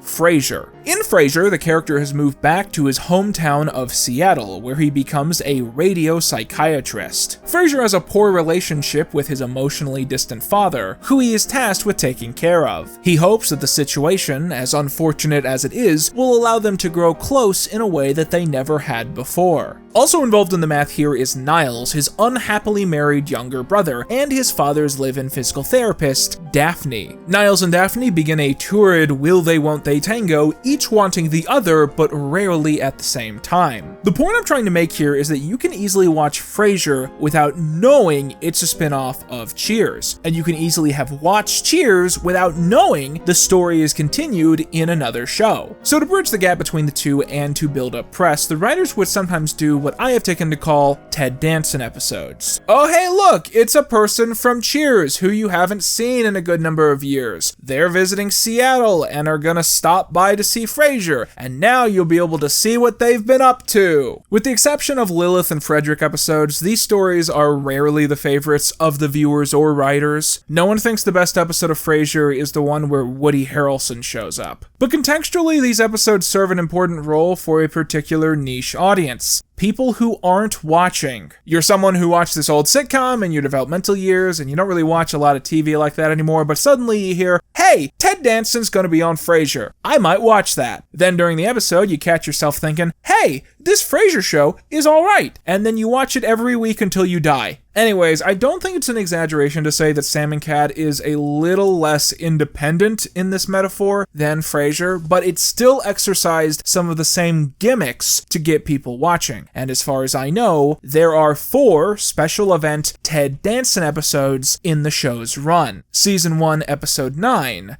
is the first. At the start of the episode, Sam and Kat are babysitting two kids, whom they start a game of hide and seek with. As the kids scamper off, Sam reveals that she isn't going to look for them, and this was mainly just her plan to get them out of her hair. Just as she relaxes on the couch, Dice runs in and announces that he has a problem. Goomer's mom is going to be visiting LA, and we find out that Mama Goom doesn't like fighting, and has no idea that her son is an MMA fighter. Dice fears that if she finds out, she'll force him to move back to Louisiana to work in a crawdad factory. And if he does, Dice will be out of a lot of money. The girls suspect there's a more sentimental reason Dice doesn't want Goomer to move away, but they don't pry, and they promise to help out. After the heavily cut down opening sequence, the trio meet with Goomer and attempt to solve the issue. Goomer says he's always told his mother that he has a different job than his real one, and Sam reasons that all they need to do is fake Goomer doing whatever job that is. The job in question is that of a high school history teacher. You can probably guess where this is gonna go. Dice plans to meet his mother the next day at Bots, and the girls suggest they go there and pretend to be his students. Dice sadly can't make it as he has to help his disgusting aunt, but Kat says that he can trust the incredible team of Valentine and Puckle. When Sam corrects her, Goomer adds that he always thought her name was Pickle. At Bot, things get set into motion, and we find out, curiously, that Goomer's last name is Mur, with his first name being Guy because his father was French. Goomer's mom shows up, and they play up a bit about how she doesn't look the way the audience anticipated. As Sam and Kat sit with their teacher, Mr. Mur, and his mother, we learn that she adopted him when he was a baby, with it being stated that he was actually her third pick, with the second being a literal dog. I bet I was a cute baby, huh? I wish. Mrs. Mur asks Goomer what he's teaching in school that week, but he's stupid, so he passes it to Kat. Kat is also stupid, and she passes it to Sam. Sam is well documented to be a borderline dropout who is barely taking online classes, and together they give an answer that makes no sense. Mrs. Mur says she's very proud of her son and asks one favor, that Sam and Kat send her a video of her son teaching, as it's something she's never had the chance to see. Kat interjects that since she's in town, she can just come watch him teach class in person, before she realizes what she's just said. Later, in the apartment, Goomer cries over ice cream as he's sure he'll be forced to move back to Louisiana and work in a crawdad factory. They tell Sam to think of something, and she says that she has, as she has invented peanut butter on a hot dog. $50 says this becomes some lame running joke somehow. Suddenly, Kat has an idea that can fix everything. All they have to do is find a teacher at high school that is willing to lend them their classroom for just long enough to make this work. Sam says this is a bust, as no teacher would allow them to do something like that. Kat responds, "No sane teacher," before she begins laughing hysterically. We jump cut to Hollywood Arts, where Erwin Sikowitz is teaching his theater class a new acting style called backwards acting, where the performers have to emote while facing a wall. This is a very quick gag, clearly done so that the rest of the Victorious characters are still present in the room without it being revealed that they are all very clearly body doubles. If you look closely, you can actually see that Robbie is even holding Rex, so that must be a lookalike puppet as well. Sam, Kat, and Goomer barge in, and Sikowitz tells Katz that she's very late, as class is nearly over. The bell then rings, and Sikowitz dismisses everyone, and we hear Rex shout, "Back!" in the background as Tori, Jade, Beck, Andre, Ravi, and Rex leave while off camera. This whole sequence is brilliant and is also a hilarious kind of purgatory for these characters, if you think about it for a moment. Because imagine what this literally and metaphorically means for their lives. These pompous bastards spent 4 seasons of their show slagging off the, quote, shruggers in the background of their school, who just stood around and reacted without the ability to actually talk and interact, and now they have become the Shruggers. Characters so irrelevant to the stories being told, so far off in the background that they don't even have faces. Sam says they need to borrow Sikowitz's classroom and that they're using it for charity, specifically the Salvation Goomers. Sikowitz asks what this charity does, and Sam says it helps teachers regrow hair. Sikowitz accepts these terms and scampers off. So they bring in Goomer and give him notes to teach a class, and they also bring in Dice, and Sam tries to dress him up like a teenager, complete with fake armpit hair. Then Kat shouts, "Oh look, the Shruggers are here!" Sam instructs the Shruggers to only react and not say anything or ask questions, clearly not understanding that at Hollywood Arts, Shruggers are literally incapable of doing those things. Are all his classes like this? Oh, you just gonna try?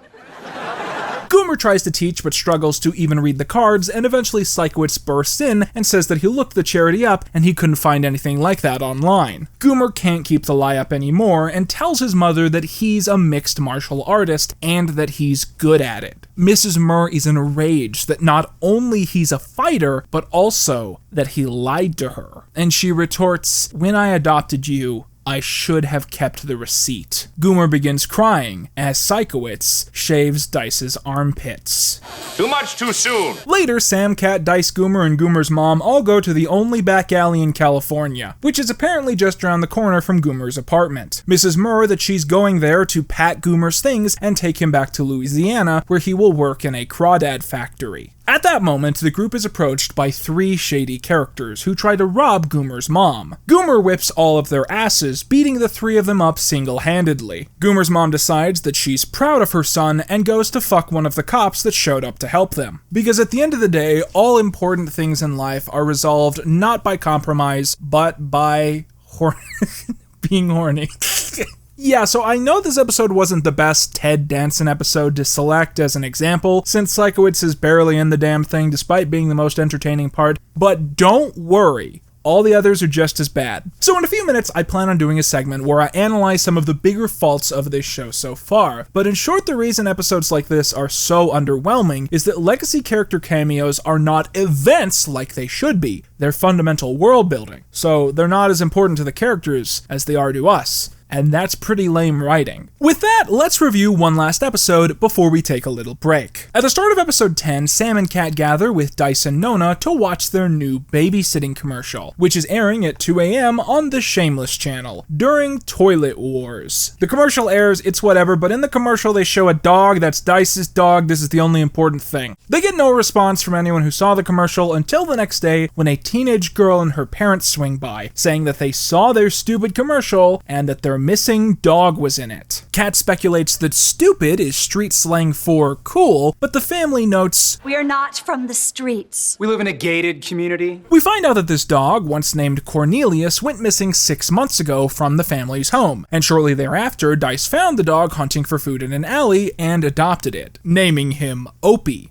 One flipped letter away from being the perfect dog name. The family shows them a video of Cornelius from when he was a show dog, taking part in a dancing routine with the teenage girl, an act which led to them winning the competition 3 years in a row. Well, no wonder he ran away. They do the usual thing where they set the dog in the middle of the room and see who he runs to, and he rushes over to Dice. The parents say this is irrelevant as they're going to get a court order and come back in 24 hours with a policeman who will force the group to give Cornelius back. Kat says that in Bible study, she learned about a solo man who solved a dispute like this by cutting a baby in half, and she suggests they do the same thing. Everyone ignores her, and the teenager and her parents leave.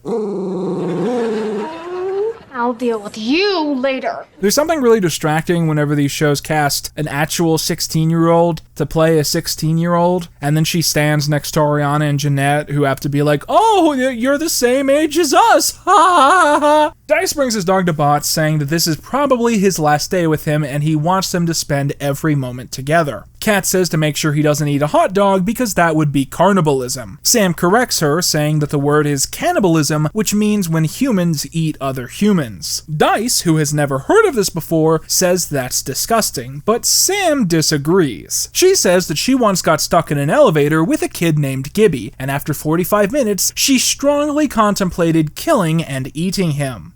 Okay. Sam comes up with a plan and they go hunting at animal shelters for a dog that looks exactly like Opie. They go to one shelter where the man at the counter takes his shirt off and they find a perfect lookalike, despite the dog's cage reading danger. They learn the dog is absolutely vicious if picked up, but he's fine if you leave him alone. Dice makes Opie his last meal, lasagna, a food that dogs and only dogs are famous for eating. But Sam and Kat go forward with their plan and they dress the doggy double up as Opie. When the bratty kid kid comes by to get the dog, they ask why she's dressed up all stupid. And she says that the dog dancing competition she's won for 3 years straight is that night, and she's going to win again. Dice points out that the only reason the girl went looking for this dog was so she could win the competition again. She says it doesn't matter either way, and as they leave with Shampopy, her father invites them to watch the show. But you can watch it on television.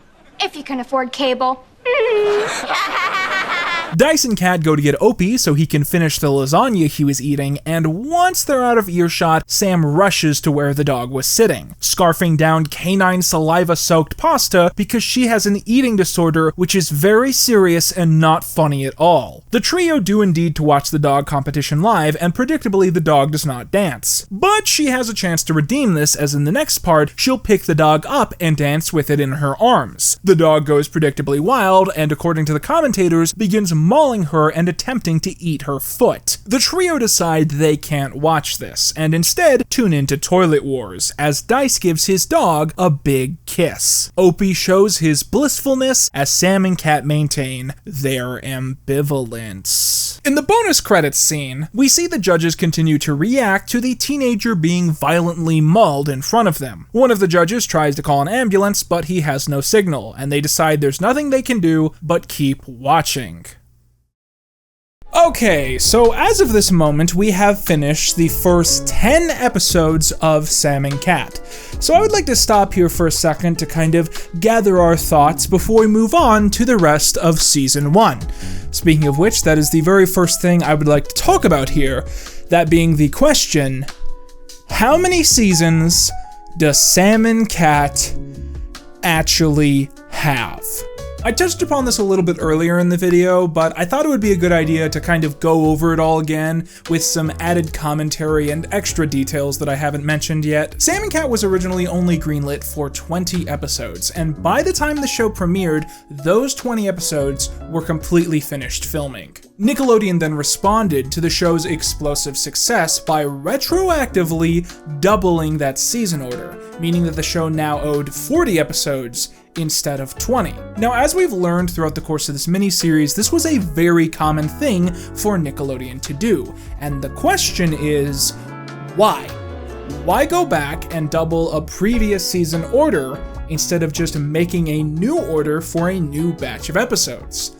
And the answer is money! If you make a new season order, you probably have to pay people more because the show is popular enough to get a new season and they're gonna be able to barter for a better, a better deal. But if you just double a previous contract, you can just keep paying these people what they agreed to when they originally pitched the project. Now, this exact same thing actually happened with both iCarly and Victorious. Both of these shows had one production block, one production season that was doubled later on, resulting in one really long string of produced episodes.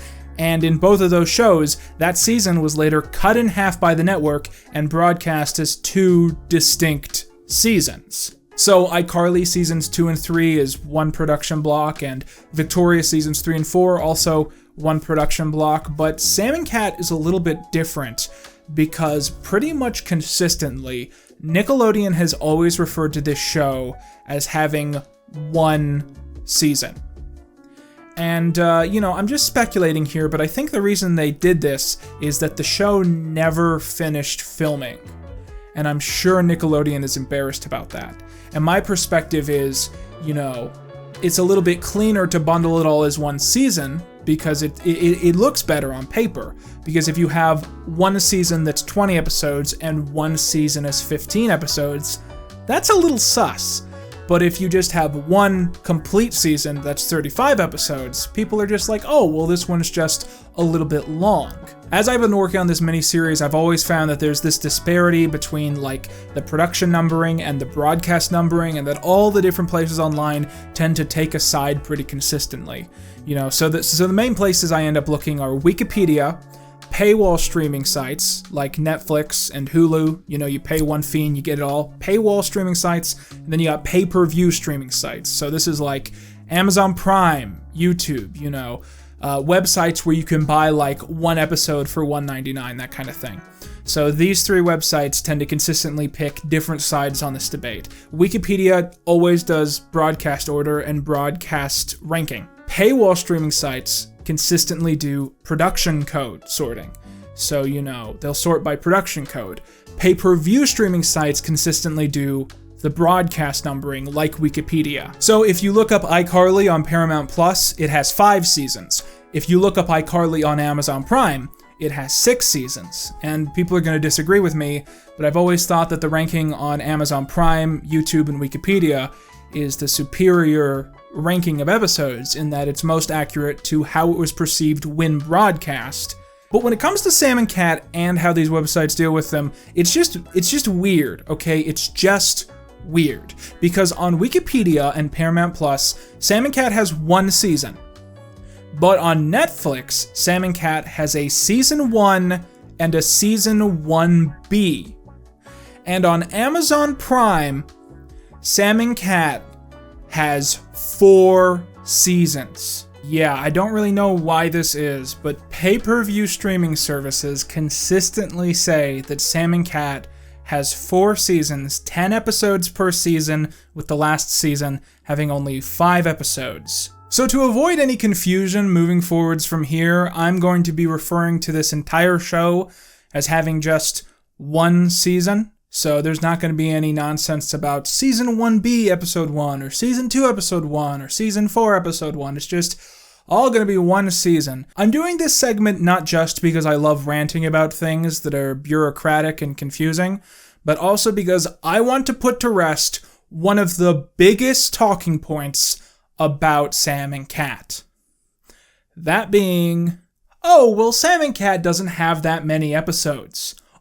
This video won't take that long for you to make, because Sam and Cat barely has any episodes. It's such a shame that so few episodes of Sam and Cat were made. What the fuck are you talking about? Look, I understand, okay? I get it. If you're describing Sam and Cat to someone who has never heard of it, and you're trying to get across to them as quickly as possible that it was, by some definition, a failure, the easiest way to go about that is just to say, well, it was an iCarly spinoff that only had 1 season. Or even better, it was an iCarly spinoff that had less than 1 season. Both of those statements are technically truths, but they also deliver to the listener 2 subtle non-truths. A, that Sam and Cat was cancelled due to a lack of viewership, and B, that Sam and Cat doesn't have that many episodes. The first thing we've easily debunked by this point, but as for the second, yes, it is technically true that Sam and Cat did not reach the typical 60 episode minimum that these shows strive for. However, it did get 60% of the way there. In fact, I looked this up. Do you remember the episode of Victorious where Jade and Beck break up? For the second time, for real this time. They go on a game show, they have this big fight, Jade injures Sinjin, Cat passes out, they break up at the end of the episode, it sets off this whole season-wide story arc. Do you remember that episode? That is episode 35 of Victorious. That's season 3, people, okay? Season 3 of Victorious is when they hit 35. I was like 6 hours into my analysis by that point. So I think the big, widely held hot take about Sam and Cat shouldn't be that it has so few episodes, but that it has so many episodes. Because 35 episodes for 1 season, that's a lot. For comparison, do you know how many episodes the first season of Drake and Josh has? 6. They came up with this new show. They said, let's test the waters. Let's make a season to test it out. And then they made 6 episodes. Like a normal person would. As I stand here recording this, I'm pretty confident this video is going to be longer than the runtime of the first season of Drake and Josh. So don't come in here fucking telling me Sam and Cat has so few episodes. In my opinion, the production of Sam and Cat fell apart due to a myriad of issues. It wasn't just one thing that happened, it was 3 or 4 or 5, and it all just kind of ended in chaos. And throughout this video, you're going to occasionally catch on to what some of those issues were. But I definitely think this is one of the bigger ones. That production on this show was so rushed, and they did so many episodes in such a short amount of time that by the end, pretty much everybody was burnt out. Anyways, at this point, I'm going to go ahead and do my typical end-of-season analysis as we go through what we've learned in the past 10 episodes. Now, as we've said, this video is a continuation of both my iCarly mini-series and my Victorious mini-series, so I'm going to continue the traditions of both videos in this one. So let's start things off here by going over the hashtag crimes of this hashtag season. Hashtag crime number 73 is trespassing onto the soundstage where they film That's a Drag. Hashtag crime number 74 is Sam nearly killing Bob by recklessly dropping him from 30 feet. Hashtag crime number 75 is Kat jumping onto the hood of a moving vehicle and causing imminent threat to said vehicle, not to mention the person inside, while refusing to get off for over an hour. Hashtag crime number 76 is Sam trespassing at the soundstage for a second time. Hashtag crime number 77 is Sam threatening the life of a middle schooler because he gave her a compliment. Hashtag crime number 78 is Sam stealing all of the furniture from the sitcom That's a Drag. Hashtag crime number 79 is Sam, Kat, Dyson, all of Elderly Acres abandoning the Brit Brats in an alley in the middle of the night. Hashtag crime number 80 is Sam ripping the clothes off of a child and then putting them back on in the incorrect manner. Hashtag crime number 81 is the same thing. Hashtag crime number 82 is that again for a third time. And also hashtag crime number 83 is her doing that to his dad as well. I figure like two people, that's two crimes. I don't know. I'm not a lawyer. Fuck me. Hashtag crime number 84 is an interesting one. In California, it's illegal to have a pet goat if it isn't vaccinated or doesn't have a tag. This goat doesn't seem to have a tag, so keeping it around is patently illegal. Given that we've seen this goat since the original episode, we can infer that it probably is Dice's pet, and if it's still around, this is indeed a minor crime. Now, to cover hashtag crime number 85, we have to understand something about California culture. Southern California is prone to extreme droughts and hot weather, which is why there's so many fires in that part of the country. Because of this, fireworks more common in the Midwest are heavily illegal in huge chunks of California. This includes Venice Beach. So, Sam acquiring a massive fireworks machine and then shooting fireworks into the sky is very clearly our hashtag crime number 85. Now, there's a minor scene in that episode that I didn't mention earlier, which is relevant to this section. After Kat thinks of the idea of taking those three kids out to the Bots restaurant, Sam says that she'll take the kids on her motorcycle. It's very explicit in the next scene that she took all three kids in one trip. This means that 4 individuals, 1 teenager, and 3 children were on one motorcycle at the same time. California law specifically dictates that no more than 1 passenger and 1 driver is allowed on any motorcycle at any specific time. And since Sam is not known to have any extra passenger vehicles, this is hashtag crime number 86. Hashtag crime number 87 is Goomer causing a public disturbance by screaming at all of the robots. Hashtag crime number 88 is Goomer running out of the restaurant with a random child. Hashtag crime number 89 is Sam waterboarding Goomer with milk. In episode 8, Sam breaks a table owned by the rival babysitters and later breaks into their basement at the end of the episode. Crimes committed against people from Jersey don't count. Now, hashtag 90 is a doozy and the biggest one of this segment. It is specifically stated in the 10th episode of Sam and Kat that Sam and Kat's Super Rockin' Fun Time babysitting service operates without a license. Now, this varies by state, but California is known to have very strict babysitting regulations, and you cannot legally operate a babysitting service without a license. According to this article from abc10.com, a person wanting to open a childcare business in their home would have to apply for a license and attend orientations. Their homes would have to meet state regulations and be inspected for safety features, such as ensuring pools and outdoor play areas are fenced off and making sure the home is free from fire or poisoning hazards. Additionally, there are strict laws on who can operate at-home childcare businesses. The person applying for the license must be at least 18 years old and must pass a criminal background check, as well as be cleared of any history of child or sex abuse. All adults living in the home would also have to submit fingerprints and pass criminal background checks. Based on this quote, it's very easy to infer that the reason these two haven't applied for a license is that they violated these rules in two separate ways. Because neither of them are over 18, according to the show at least, and Sam has a criminal record. According to this same article, operating a babysitting service in California without having a license can result in a fine of $200 for every day the business is in operation. Meaning that if caught, Sam and Kat could be fined thousands of dollars just for the events of these first 10 episodes. So with that, we're up to hashtag 90, hashtag crimes, with the realization that the entire show, without exaggeration, is a crime itself. Things are stacking up fast. Will we outpace iCarly? At this rate, maybe. Anyways, as you can see, we have now returned to the pinboard set, which we last visited to talk about logos and Randy Newman or something. However, we are now here to continue an ongoing tradition of the Victorious Saga, specifically the segment I did discussing all of the characters and how they feature into the show itself. Now, the pinboard segments in my Victorious video all kind of covered topics like which of these characters are the coolest, which of these ships are the best, what political opinions do these characters probably have, where will these characters be in 10 years. Well, meanwhile, all of the rants in this video have mainly been about all the ways that this show sucks and doesn't make any sense.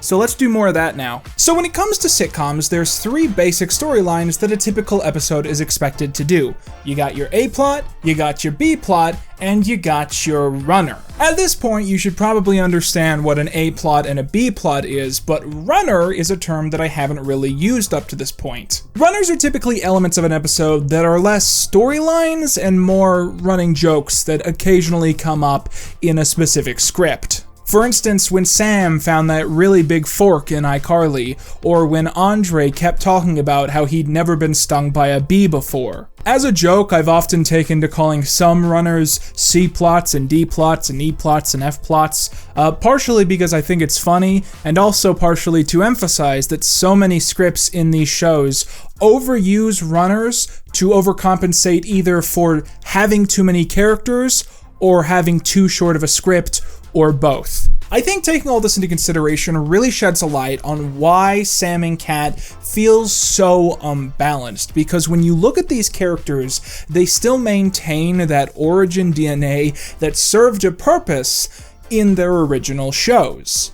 Sam Puckett, at her core, is a B-plot character. Now that isn't a sin, and indeed she does earn A-plots from time to time, but for the most part, in iCarly, Sam serves the important purpose of having funny antics in the second half of the episode, which do not take away from the main strife of the A-plot. Kat Valentine, meanwhile, is a runner character. At least by the end of Victorious, her job full-time is to set up some kind of weird gag early into the story, and to then continuously bring that gag up until the episode ends. For instance, Kat jumping around on moon boots, that's a runner. Kat being really into tap dancing, that's a runner. Kat murdering two people, that's essentially a runner. Hell, even Kat's brother occasionally being mentioned is something of like a series-long runner. And so when you put these two characters in a room and you wind them up and you just let them go, what you end up with is a show that has B-plots and runners, but no A-plots. Another additional detail is that Sam Puckett was designed as a character to become more complex as the show went on. Her emotions became more multifaceted, and she became a better person, and the more time she spent with other people, the more we saw that reflected. Kat Valentine is literally the opposite of this, because as the show went on and it continued to use her less and less and in more cartoonish ways, she became less complex. Anything the writers found about her to be even slightly amusing, they ramped up to 1,000%, and overnight, she became one of the most simple characters in the NSU expanded universe. To make matters worse, she's also really fucking annoying, because like the voice that Ariana puts on by the end of Victorious and the start of Sam and Cat is the most obnoxious, like shrill baby voice. And what it reminds me of, and this might not be a decent thing to just throw out there, but what it reminds me of is that old meme that's like, ha ha ha, stepbrother, I'm stuck in the dryer again, ha ha ha ha, I hope no one comes and does anything, ha ha ha. And it's like that all the time, and it's so fucking annoying. Anyways, the point I'm trying to make is that Sam and Cat are a fundamentally bad pairing because they do not play to each other's strengths. Sam doesn't feed into Cat's antics very much,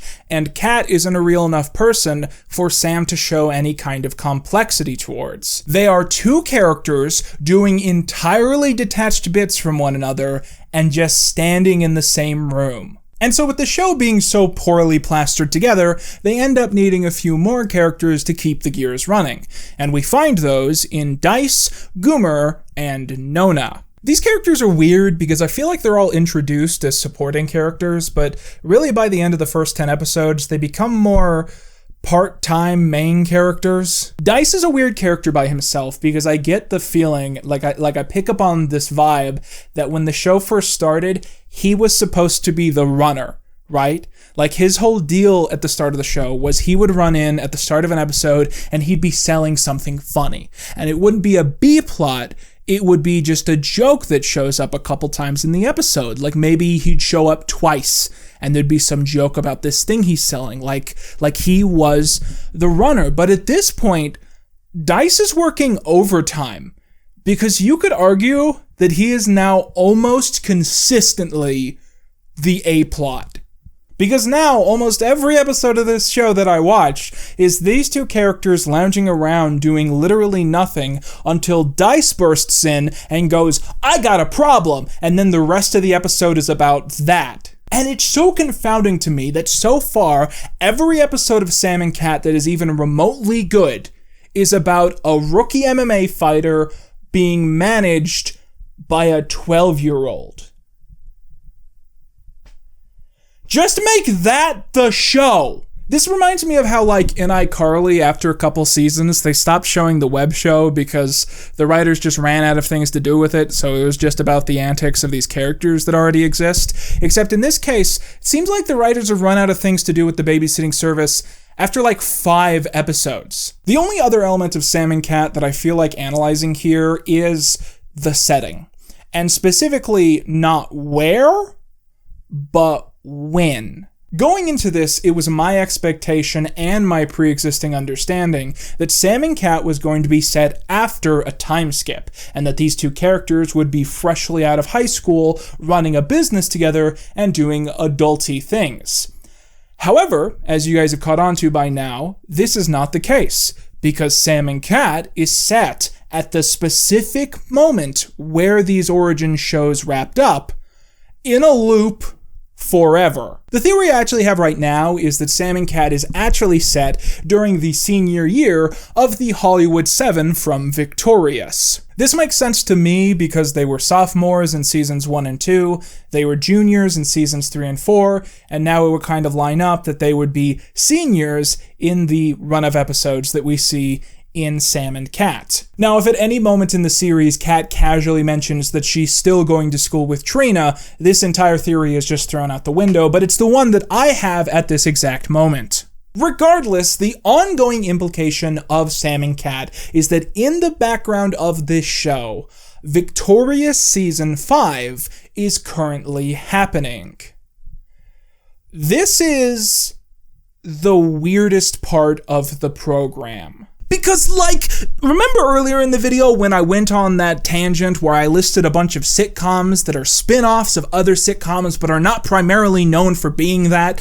What is the shared element of the pilot episode of every single one of those shows? Oh yeah, the main character moves. Frasier moves from Boston to Seattle. Daria moves from Highland to Lawndale. Mark time travels from the 1950s to the 1970s. The Jeffersons move on up from Queens to Manhattan, where they live in a deluxe apartment in the sky. The reason that this is always done is to clean the slate, reboot the narrative, say, hey, that old show still exists, but this is a new show, and we're going to do our own thing in our own world. And that way, when an old friend stops by, it's going to feel special for all of us. Because it would be weird if Frasier was set in Boston, and if in every single episode Frasier walked into his apartment and said, hey, I just saw Ted Danson at the bar Cheers. I see Ted Danson every day. He is always slightly off camera. And then Ted Danson stops by for what is supposed to be a special event story, but it doesn't come across that way because Frasier is like, oh, there's Ted Danson. I see him every single day at the bar, which the audience never sees. And the worst part is, I still don't know why the show is like this. Because what is accomplished by having Kat Valentine constantly say that she is still 16 and still goes to Hollywood Arts? What does it add to the show? When I first figured out that this was like an ongoing part of the narrative, I joked to my friends that the only reason they could possibly have done this would be if the writers were convinced that this was a temporary situation. Like they were very, very sure that Nickelodeon was going to like suddenly change their minds and like cancel Sam and Cat and uncancel iCarly and Victorious. And so they wrote this spinoff specifically so that if they had to do that, it would still make narrative sense. Because Sam can just move back to Seattle and be like, well, let's go back to high school. And, you know, you can just suddenly like cut back to Kat's life at school. Like this whole side adventure never mattered. And then later on, I actually came up with this unironic conspiracy theory that the show is like this because the writers had some episode they wanted to do that they never had the chance to do that would only have worked if the characters were still underaged. Like maybe their plan was that episode 60 of Sam and Cat was going to be a full cast Victorious reunion. Or maybe they wanted to do an episode where Sam's mom shows up again and she tries to take custody of Sam.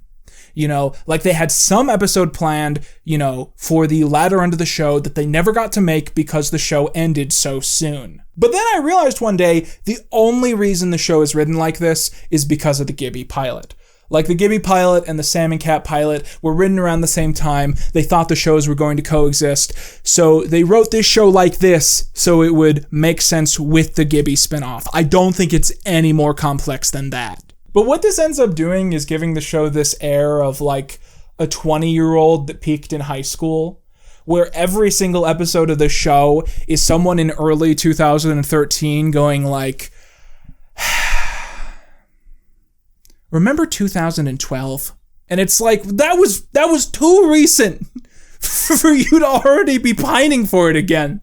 And before we move on, I just want to add as a final note that I'm pretty sure that this element, the fact that Victorious is supposed to still be happening in the background of Sam and Cat, I'm pretty confident this is why Victorious doesn't have a finale. Because the intention of the writers was that basically all of those characters were to be cryogenically frozen. So that if at any point during the events of this show, the writers wanted to bring one of those legacy characters back, it would literally be like no time had passed and nothing significant had happened.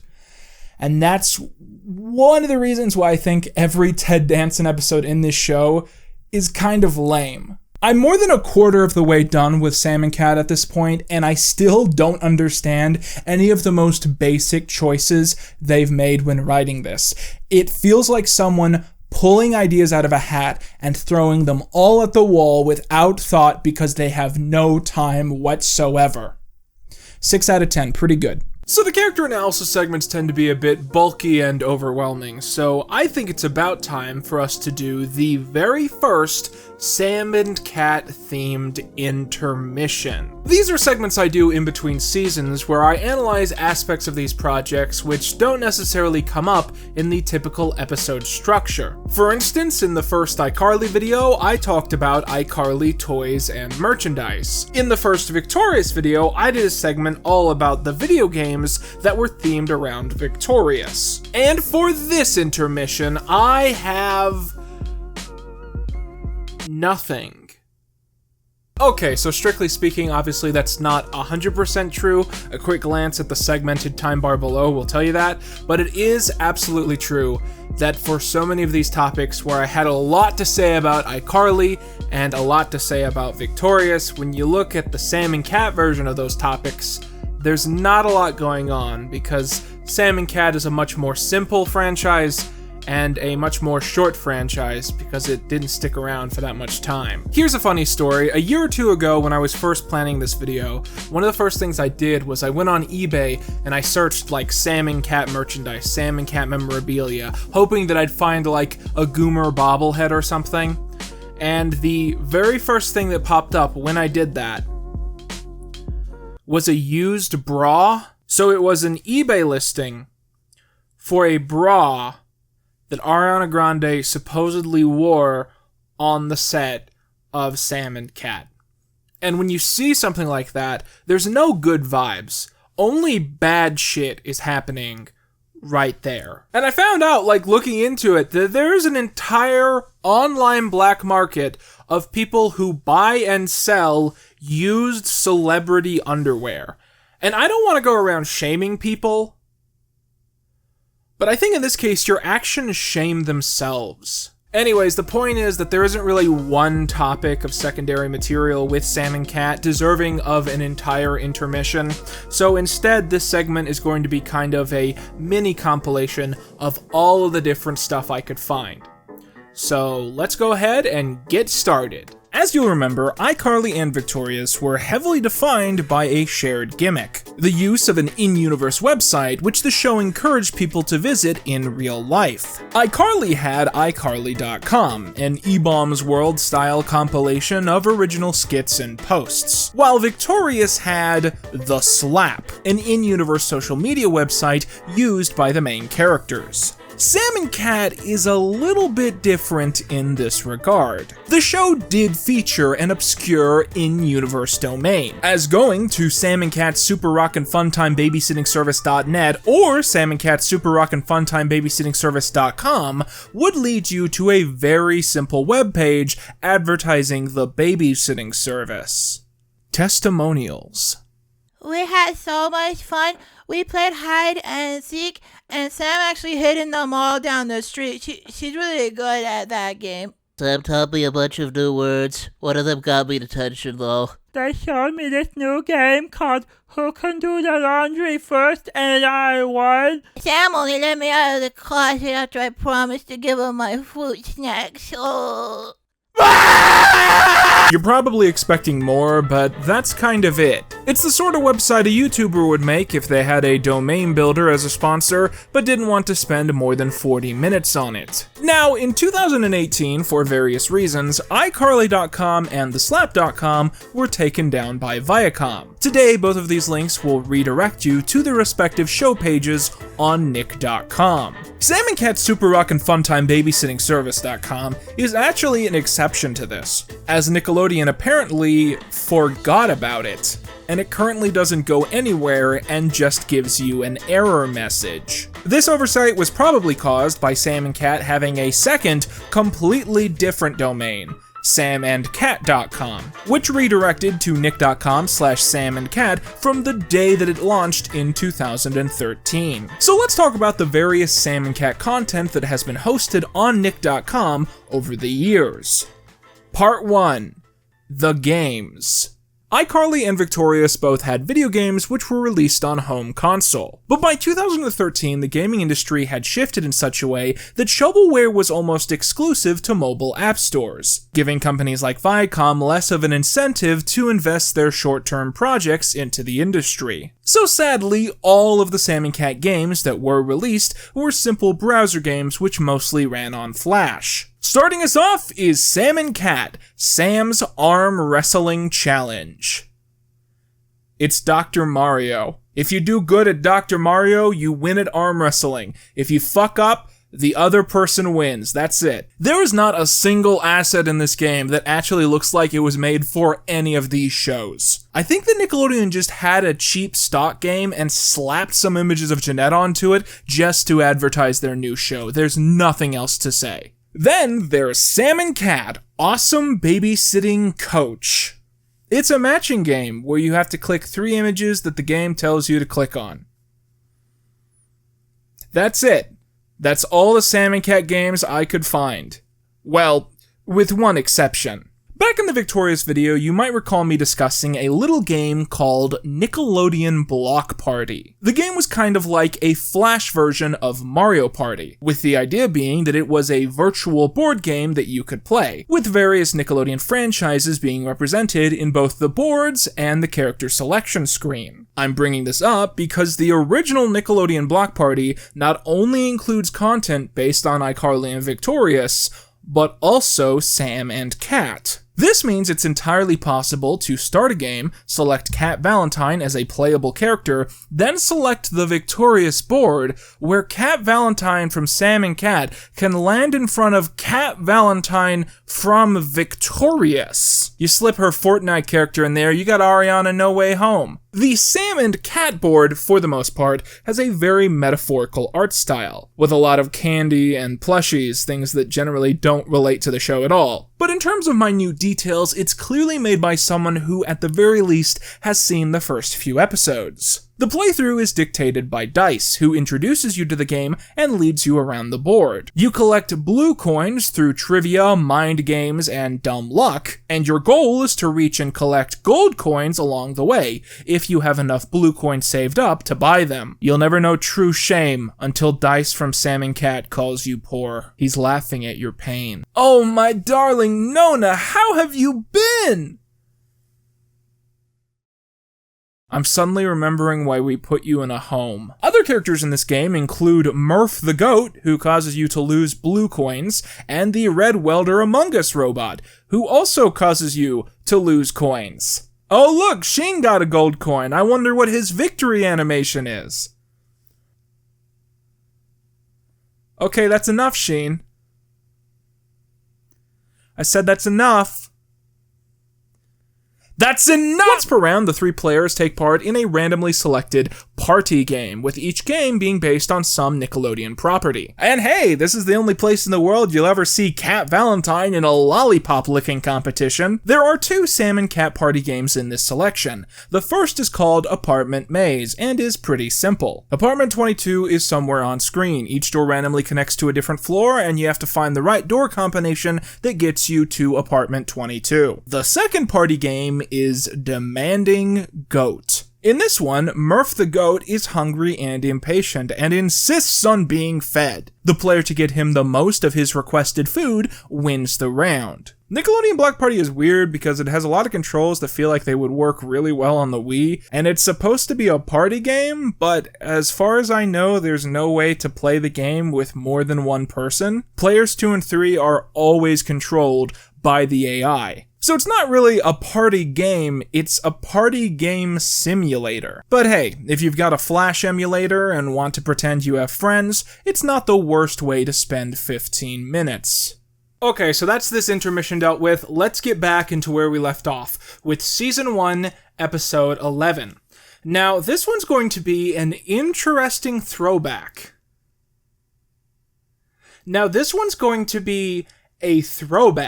Because this episode is actually a sequel to an earlier episode that we reviewed not too long ago. So let's talk about Season 1, Episode 11, Revenge of the Brit Brats. So at the start of the episode, Sam and Kat have just finished babysitting 2 kids who asked for makeovers while they were there. Kat, talented in fields of makeup and costume work, made one of them a zombie, while Sam turned the other into a box. The mom pays for their work and then scampers off, leaving the discordant duo alone. The two try to split up pay for the evening, with the joke being that Sam takes all of the money and leaves Kat confused. After this, there is a ring at the door and we see that it's the Brit Brats from way back in episode 3. Kat runs away screaming and Sam tries to get them to leave, even threatening to beat on the Brats with a baseball bat. The girls explain that their school in Britain was shut down due to a lice epidemic, and the Brit Brats have come back to America with presents for their former babysitters. This includes a canister of Bibble. Kat runs out, grabs the Bibble, and flees back to her room. The girls also reveal they've brought a special motorcycle helmet for Sam, with the British flag printed on the side. This was a very popular fashion trend in America in the 2010s. I cannot justify why. Now, if I got this as a gift, my first thought would be, wow, this is gaudy and cheap. And then my second thought would be, wait a minute, didn't these girls just say the phrase, lice epidemic? Maybe I shouldn't use this. Sam's first thought is, oh boy, I better put this on my head. On top of this, the girls also gift a special British plunger, which they claim is called a shovmucker in the UK. They say they're sorry about what happened before, and they want to be friends now, and Sam and Kat accept this. Later in the day, the girls, Dice and Goomer, watch TV, but in the background, the Brit Brats sneak in and try to cause mischief. The girls take crumbs from Kat's Bibble and spread it over Sam's bed, as they also find a half-eaten chicken wing. They then steal back their can of Bibble and flee through a window. Later, Sam begins preparing dinner for them, a pack of canned ham that she found on the street. Kat says she'll skip the canned ham as she has a bucket of Bibble to get to. As she rushes back, we hear her scream through stock audio that is clearly not Ariana Grande, and the accusations begin. You stole my Bibble! No, I didn't. Then why are all these little Bibble bits all around your pillow? Oh god, that was a toenail! Soon enough, it's a full-out brawl, the worst fight they've had so far, much to the joy of the 2 little girls. The Brit Brats come back in the night, with one of them painting Kat's hand pink, while the other spray paints Sam's motorcycle the same shade. When they wake up, Kat tells Sam through cue cards that they are not on speaking terms. Sam says them fighting is stupid until she sees her bright pink bike and goes into a screaming fit directed at Kat. Sam says that when she's this violently angry, her parole officer told her to deal with it in a healthy way, by finding a parking meter and ripping it out of the ground. Later, we see that Sam has gone to Dice and Goomer to vent, and that she's brought the parking meter with her. We're good for an hour. Kat takes Nona to Bots to vent as well, but Nona is distracted that Kat even has Bibble at all. She reminds Kat that about a year ago, she bought so much Bibble that she ran out of money and then pawned all of Nona's jewelry to buy more. Kat reminds Nona that she forgave her in group therapy and to let it go. This exchange very subtly sets into established canon that the final run of Victorious episodes, when the characters were meant to be juniors, did indeed happen 1 year ago, seemingly meaning that Kat should be a senior now. Sam eventually begins wondering why Kat would do this to her motorcycle and who stole her Bibble. Goomer offhandedly says that it was probably those 2 British girls again. Nona then also guesses the plot off the top of her head and then exclaims that her food is so spicy that it feels like her mouth is on fire. The automated staff think she's actually on fire, and they Peter Cushing Daleks exterminate her. The 2 girls make up, and Sam comes up with a clever way to get back at them. They stage a fight bigger than any they've ever had, with it sounding like Sam is beating Kat to death. They then hear a loud noise and run into the room to see the shovmucker impaled clear through Kat's head. Holy shnikey! What have you done? Help me get her out of here before the cops get here. This is your fault, Gwen. No, it isn't. You promised that no one would die this time. One of the girls goes off to tell, and the other begins wrestling her, saying they can't tell anyone about the murder or they'll be implicated. Sam and Kat realize they should call someone so they don't hurt each other and walk towards the phone as slow as possible.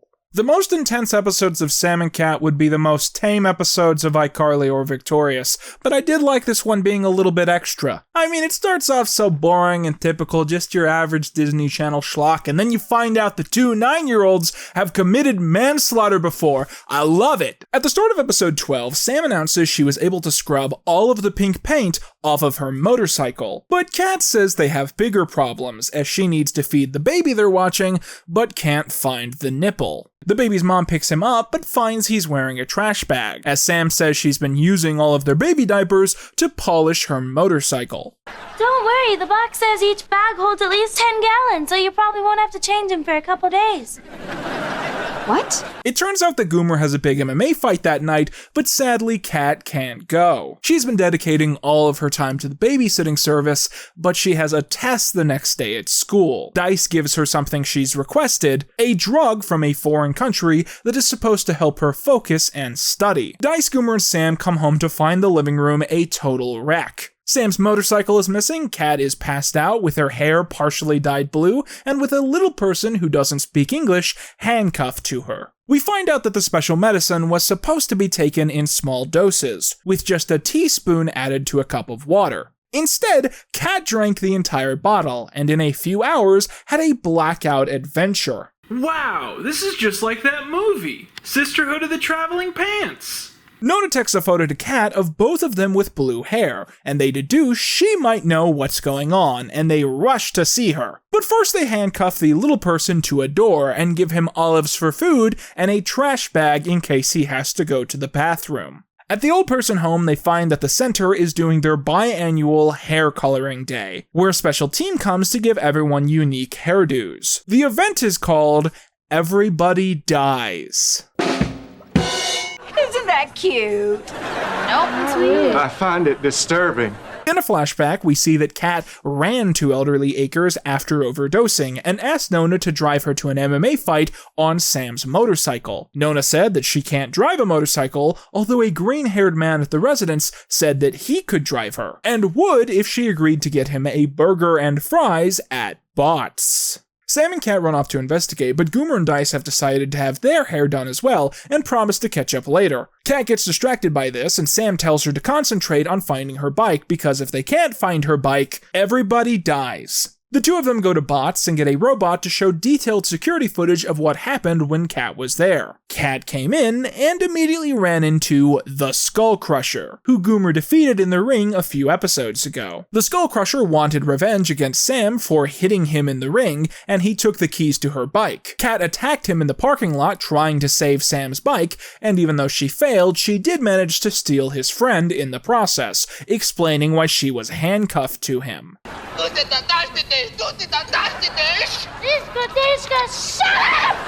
Sam, Cat, Dice, and Goomer take the foreign little person to the back alley, where they exchange Sam's bike for him. The trade-off goes well, but Sam decides to beat his ass anyways for the trouble he's put them through, and she instructs Dice, Goomer, and Cat to head home with the bike and Skull Crusher's friend, as she and Cat have decided to keep him indefinitely chained up in their home as they make him do stuff for them. Slavery! So at the start of Season 1, Episode 13, Sam questions Cat over why there's a locked safe in her closet. Cat says it was there when Nona moved in a year ago, and it's a bit of a mystery what's inside. Cat, meanwhile, is working on a project for class where she's supposed to record a video to send to her future self. She'll then watch the video in 10 years, which I figure will be about 420 days from when I'm posting this. After the credits, Dice runs in and interrupts Cat's video, saying he has a problem. His mother and aunt are heading to a puzzle convention, and his mom is making him go. Something he's not looking forwards to as his aunt grosses him out. Dice's mom says he's not old enough to be left alone despite being 12 and a half, and Cat chimes in that he won't really be a man until he goes through puppetry. Dice asks if she means puberty, and she says that's disgusting. Sam comes in and suggests the obvious solution to Dice's dilemma. He can stay with them, because they are babysitters. Dice comes by the next day and announces that his mom is on the road, and he says he'll be back around midnight to hang out. The girls ask what's up, and he says he was invited to a poker game by a bunch of frat guys, and he has a good chance to make a ton of money. Sam and Kat, once claiming to just be his cool older friends, suddenly insist upon boundaries, as they don't want him going out alone. So the girls sit with Dice in their bedroom, as Kat records her time capsule and Dice plays with a toy saxophone. Eventually Sam finally is able to open the safe and finds that it's not a safe at all, but a passageway to a hidden room, which is filled with old food, water, and rope. So you guys got food and water in there? Yeah, why? See ya! Sadly, the girls do not have their cell phones, and they spend a bunch of time contained inside, eating very old fruit and peeing in empty jars. Kat suddenly has another food idea, a sequel to Hot Durgers, if you will. What if someone made Sloppy Joes, but served them between two waffles? Sam says they must survive and get to the outside to accomplish two things: kill Dice and eat sloppy waffles. Eventually, Goomer shows up, but thinks the house is haunted and that Sam and Kat are now ghosts. A misunderstanding ensues where it sounds like Kat has killed Sam, and Goomer says he always figured it would happen the other way round. They eventually coach him to the safe, and he opens it. He announces he's brought chicken pucks and throws one directly into Kat's nose. Goomer has the address where Dice is currently at, and the trio go off to confront him. They then find that he is not at an adult poker game, but a little girl's birthday party, where he is performing as a dancer that all of the kids swoon over. After being sucked into a hormonal vortex, Dice is rushed home by Sam and Kat, who confront him over what's happened. Dice explains that his mom's laptop recently broke, and for her birthday, he wanted to buy her a new one, but he doesn't have the money. And sometimes, when he needs cash, he dances for money. Sam says he doesn't have to put on the red tights anymore because they will lend him the cash. Yes, that's really the dialogue. They then lock him in the safe with the pea jar and cook sloppy waffles. Kat points out that they totally neglected to finish the school project B plot, but they shrug it off. At the start of episode 14, Sam and Kat are visiting elderly acres when Sam saves an old man from being run over by a runaway scooter. The man's daughter is grateful, and Nona happily says that Kat also runs a babysitting service, and she suggests the woman hire them as a thank you. Alas, the woman says, her son, Oscar, can't be trusted to a babysitter as he is ridiculously clumsy and prone to injury, causing the old man to add that he is a massive disappointment. Eventually, they do end up convincing the woman, and the old man offers Kat $100 for saving his life. She says she can't accept that, so Sam does instead. After the credits, we cut to quite a depressing sight, as Oscar is on the ground eating bland spaghetti by hand. Kat is restless and tells Sam that they need to take Oscar out to have a good time, but Sam reminds her that this is the direct opposite of what Oscar's mother instructed. We find out that Oscar doesn't use forks because he once stabbed himself in the neck with one, he avoids chairs and tables because they have pointy edges, and he's prone to choking, so his mother only feeds him wet noodles as they are a chokeless food. When Oscar goes to the bathroom without the girls, he slips and somehow gets his head stuck in the toilet. A timely illustration of the predicaments that he is quite prone to. Sam finds this hilarious and flushes the toilet while he's stuck. Meanwhile, at the gym, Dice is waiting on Goomer and gives some training advice to another fighter while he waits. Goomer sees this and accuses Dice of cheating on him by training another man. You can already guess the rest of this joke. It's just that at a bunch of other times. Sam and Kat come into the gym and they bring Scott the Woz with them. I'm a boy. Congrats, man. Scott suddenly gets excited when he sees a gumball machine as he explains that he's so sheltered he's never seen one in person. I've heard about gum like this, in ball form.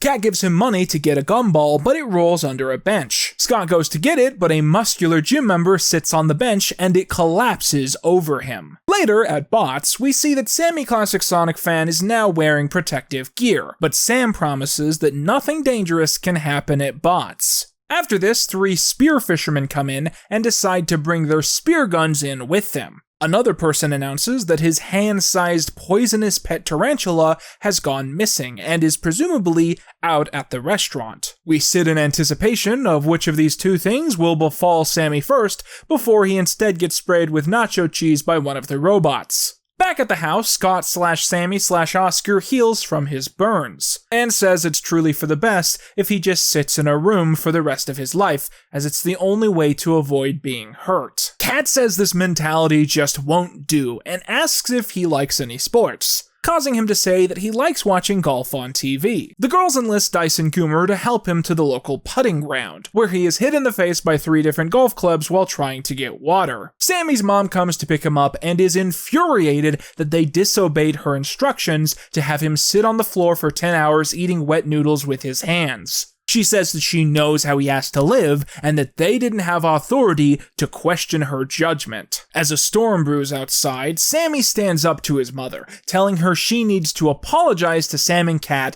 and that if he lives the way she wants him to, his fantasies can never be quenched. He adds that she needs to realize that her actions have consequences, and if she doesn't like that, she can get the frick out.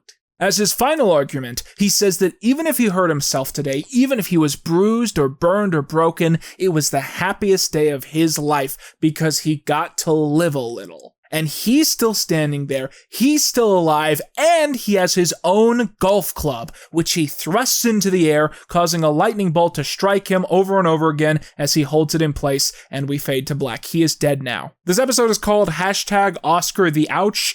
It's obvious they came up with the title first and then wrote an episode around it.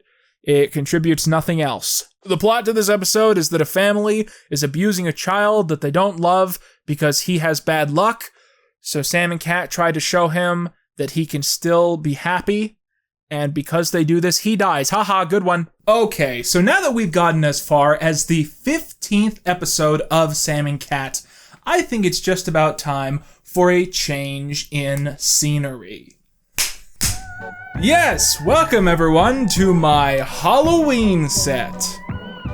I used to enjoy dressing up my set for Halloween themed videos, but now I don't get to make seasonal content because all of my videos take 10 months to make and I have 4 mental breakdowns making each one. So instead I funnel that inspiration into making temporary pop-up sets whenever we have a nice little seasonal episode to review. Now, last time I went ahead and did this, it was kind of a big embarrassment because it turns out Victorious doesn't even have a Halloween special, but this time things are different because Sam and Kat has an authentic, undeniable Halloween episode. So let's talk about Season 1, Episode 15, #doll sitting. We open at Bots, which is decked out in festive decorations of the season. Sam calls the red robot over and complains that her dessert was disgusting, and she wants it taken off her bill. The bot responds that she ate all of it and is licking the plate, and she says that she's still processing her pain. The robot says it doesn't understand pain, so Sam breaks one of its fingers, and it says it now understands. After this, Kat comes galloping in, wearing her Halloween costume. The Genie from I Dream of Jeannie. I'm sure the kids at home are gonna love that one. Kat announces that she decided to start trick-or-treating early in the girls' bathroom, bragging that she got a roll of toilet paper and some dental floss. Kat says they have to rush home so Sam can get into her outfit, and also because they have a brief babysitting gig. Sam complains this is bogus, as it's Halloween and Saturday, and they should have the day off. And now, for everyone's favorite recurring segment, Quinton puts too much thought into things. In this episode, it is explicitly stated that it is both Halloween and Saturday. However, this gets confusing when you take into account that Halloween did not fall on a Saturday in 2013. In fact, so far in the millennium, 2009, 2015, and 2020 have been the only years so far where Halloween has fallen on a Saturday, and 2026 is the only year where it's going to happen in this decade. So, What the hell is happening? What year is Sam and Cat actually set in? I do like the idea of just retconning that Sam and Cat takes place 4 years into our own future, because it implies that iCarly retroactively is contemporary to current events. And there's something so funny about looking at a show that in every single way just screams 2007, 2007, 2007, and being like, oh, that's happening right now. Then there's 2015, which feels a lot more likely, because Sam and Cat being set just slightly into its own future kind of accounts for a lot of the quirks of the series, like the cafe run by robots, for instance. And of course, you have to consider what seems to be the least likely, which is that Sam and Cat takes place in 2009. And like, come on. The idea that the iCarly franchise is stuck in the past, that's just ridiculous. My personal theory at this stage is that due to the shifting timescale and continuous time loop, at some point the NSU probably did like a bunch of leap years in a row by accident.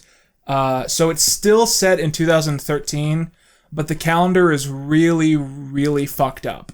This entire segment has been nothing but an excuse to film slightly more on the Halloween set. Look at all that spooky content. Yeah, look at all that. Look at all that. It's crazy. It's zany. It's out there. Speaking of which, this episode features one of my favorite tropes in the world of TV, an intro sequence which is slightly altered to appear more Halloween-y. However, in this instance, it's kind of weird because there's no new material made for this. It's all just GIMP shop and filters and that kind of thing. Sometimes there's a lightning bolt with thunder dubbed in, but it's still over the same shitty song, so I don't know what atmosphere they think they're building. After this is done with, we see the outfit Cat has picked out for Sam, and surprise, Sam is going as Cat for Halloween, much to her dismay. The thing that surprises me most about this sequence is that it seems like they gave Jeanette a shitty fake tan to make this joke work better, which is just strange because these days it feels like pointing out that Ariana Grande isn't naturally that shade is like some kind of edgy joke in the pop world. Like it's something that you would only bring up or point out if you want to be on her bad side. So it's weird to think that like back in 2013 no one gave a shit. It was just like, yeah, she has a tan. Who gives a shit?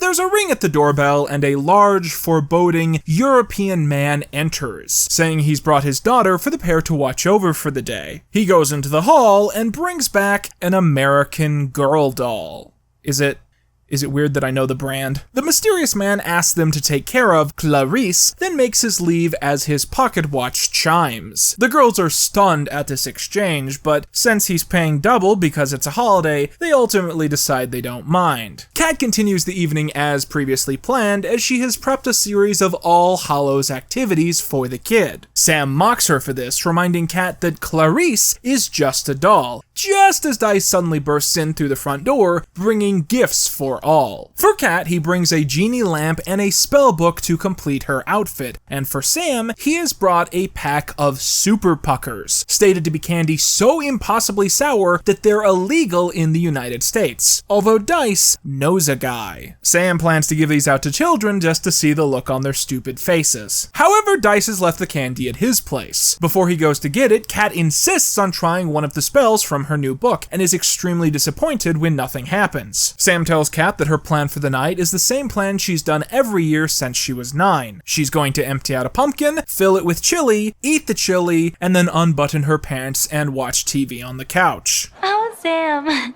you're so damaged. We hear a knock at the door as Dice has apparently come back with the candy, but when Kat opens it, we see that Kat's spell actually worked. Dice is now a monkey. Kat fully believes that her transformative magic book has come through in the end, and Sam goes on a tirade telling her that magic isn't real, spell books don't work, and little dolls can't carve pumpkins. Just as we see that Clarice has indeed carved a pumpkin and is still holding the knife. Sam cautiously takes the knife away and tries to figure out what's going on. She calls Dice so he can tell Kat that he isn't a monkey, but the monkey is then seen holding Dice's phone. He also shits in Sam's bed, so yep, That's Dice all right. As Monkey Dice runs away, the girls hear a scream and run into the living room to see that it's just an old horror movie on TV. When they suddenly wonder who turned on the TV, they see Clarissa seated and enjoying the show. As the girls freak out, the doll responds with a grimly smile. Clarissa's father comes to pick her back up, but comes up with a sudden addendum. If the girls want to earn more money, there is a Del DeVille concert that night, which he has 3 tickets to. If they take Clarice and take a photo of her enjoying the concert, he'll pay them for the whole night and they can get into the concert for free. The girls are a big fan of Del DeVille and agree to the plan. They go to the concert, and Del DeVille is apparently both the lead singer and the band name. If you want to know what the music in this segment sounds like, imagine every Maroon 5 song ever recorded playing at once. Halfway through the song, Del suddenly stops and insists a spotlight be put on the 3 girls. He's spooked beyond belief and identifies Clarice as his stalker, saying that every time he does a concert, that doll manages to be in the audience somewhere. Del calls security to kick the 3 girls out as the audience of teenagers boo them for even coming. The girls come home and find that Dice the human is sorting through his candy, just as the monkey races back into the room. Dice explains that the monkey is actually his aunt's service animal. I didn't show this earlier, but back when Goomer's mom showed up, there was a bonus credit scene of Dice taking care of his aunt who had broken arms. So her having a service animal is actually consistent with that established continuity, which I didn't bring up because it seemed stupid at the time.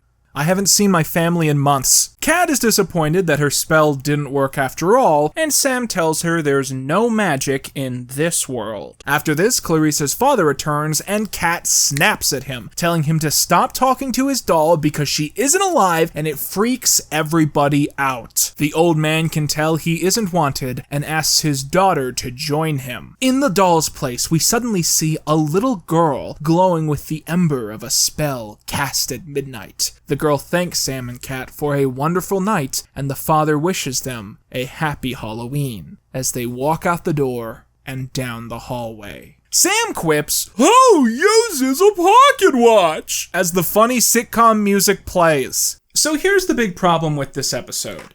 I think we can all agree that fundamentally what has just happened deserves to go on the list. But what exactly are we going to write down? Because I'm tempted to write down living dolls, but in a major way that seems already covered by living puppets. So I think I'm just going to write down magic. That's the most unique thing that this episode contributes to the universe, because we've had heaven, we get metahumans, we get time travel, but so few episodes in this expanded universe have the gall to just look at the audience and say, "Hey, magic is real. Fuck you." Okay, let's go ahead and clap back. So we've seen a lot in this project so far. Throwbacks to the past, hints of what will come in the future, but this next one is interesting because it's actually a little bit of both at the exact same time. Because this episode not only features a prominent guest appearance by a former Nickelodeon star of the 1990s, but it's also pretty much an accidental backdoor pilot to the series that would ultimately replace Sam and Kat. So let's talk about Season 1, Episode 16, #PZB. So at the start of the episode, Sam and Kat are getting into their typical mutually exclusive antics. Sam has invented a new game where she blows golf balls out of her mouth onto the table to see where it lands, and she's covered the table in peanut butter so it will all stick. Kat comes out wearing a brand new bedazzled outfit and says she's heading out, as she has an audition as a background dancer in a PZB music video. Sam reacts strongly to this, as she's a big fan of PZB and has pirated many of his songs. However, Sam is not a fan of being left in charge of the kid they're babysitting, who she claims is a nightmare, despite us seeing that he's just an obedient Bible nerd. But Kat reminds Sam that they're supposed to be friends, and that this PZB gig is important to her, so Sam should let her go. The blonde relents, allowing Kat to go as long as she has Peas sign her golf ball. Kat says it has peanut butter on it, and Sam licks it off. Oh, Sam! Get help. Later on, Kat comes running into Bots crying, saying that the audition went terribly. PZB was extremely rude, said that her hair color doesn't look natural, that she dances like a squirrel, and that her hat that says hat is stupid. Worse yet, he squished the golf ball Sam sent along. Sam is enraged and tells a robot waiter to bring her a pound of butter and 1 sock. But the robot says they do not have socks, so Sam will have to go along without one. We jump cut to PZB and his hype squad, who laugh uncontrollably at an incredibly stale anecdote he is telling. And surprise, the egotistical Peas is played by none other than Kel Mitchell, the previously established star of such Nick projects as All That, Good Burger, and Keenan and Kel. There's another connection here that you've probably caught on to already, but we'll talk about that near the end. Sam bursts into Peas' office and pushes his bodyguard Bunny to the side, hitting Peas with his own fruit and breaking his stuff. Peas ultimately says that he is impressed and that Sam has swag and spunk. You got that swag and spunk! How censored do you think this episode was in the UK? PZB says he wants Sam to be his new assistant, but Sam says she isn't interested until she's told that she'll be paid $5,000 a week, at which point she's on board. I got swaggy spunk! Yeah! Meanwhile, Kat is overwhelmed trying to babysit on her own. Incidentally, the 3 kids Kat is seen watching here are the same kids that she babysat in the pilot episode and in #NewGoat, something that I'm disappointed to say I noticed immediately. Sam comes home and the kids immediately start behaving, as their fear of her apparently keeps them in line. Sam announces that she now works full-time for PZB, and Kat says that she needs to focus on babysitting. Sam reminds Kat that this morning, Kat said it was fine to leave Sam to babysit alone because they were friends. So surely the same conditions apply here. Besides, Sam says, PZ said he would teach Sam all about the music business and how to meet famous people, something she'll never get from hanging out with Ariana Grande. But, Sam says, if her quitting and spending all of her time at the babysitting service is what Kat wants, she'll do it. Kat says that is what she wants, and Sam bails from the conversation, heading to work with Peasy. Afterwards, one of the pilot episode kids comes back with a clump of hair, with Kat explaining that that is their soap, as Sam is a very hairy girl. Okay. A few days later, we see Kat struggle over the control of kids she's supposed to be watching, while Sam sits in on a PZ recording. PZB's name is probably a play on Eazy-E, but in every other way, he's based on Kanye West, especially during the musical performance, where Kel is channeling West very diligently. You living a lie! I'm a genius! Ironically, PZB is also obsessed with Kanye and sees him tweet that he has 5 piranha fish. He notes that he only has 4 and he needs Sam to go out and get him 2 more, despite it already being very late. Bunny makes a sarcastic comment directed at Sam, so she takes his hamburger and throws it into the fish tank, where the fish eat it in a very believable special effect. Goomer and Dice head over to the apartment to help Kat with her babysitting workload, but find the place a wreck and Kat duct taped to a broom. The two are committed to helping Kat out until they get a text from Sam, who is recruiting them to help her find a place to buy piranhas for PZB. They swiftly abandon Kat, broom and all, as this new side quest seems way more fun. Hours later, Sam finally makes it home to find things surprisingly calm. We soon find out why, as Kat has outsourced a new babysitting partner, Mindy, who loves kids and is helping take care of the boys that they're looking after. Sam does not take this well, saying she's been working my butt off all day and night, and then I come home to find you here with another girl? What did you expect? You work all the time and I have needs. Ugh. Sam wants Mindy gone and does a special Vulcan pinch on her elbow, knocking her out. Kat begins crying, and Sam tries to reconcile things, just as Peasy Kramers through the front door. He has just found out about a rare animal called a tree biscuit, which lives in Acapulco. He wants one, so they're going to Acapulco to get one, and Sam has to come along. Kat tells Sam to go, accepting that their friendship is essentially over due to Sam now living living in a whole other world. But, in a surprising twist, Sam tells Peasy that she quits, causing him to start crying as he says that she's the best assistant he's ever had. Sam reminds Pease about Bunny, but Pease says that Bunny is no good. Dang, Pease, that hurt. Peasy says that now he needs a new assistant, and Kat volunteers Mindy, who is still knocked out in the kitchen. Bunny picks Mindy up and carries her out of the apartment, taking her abroad without her consent. Afterwards, the two rambunctious boys run back into the kitchen, and Sam knocks them out like she did Mindy.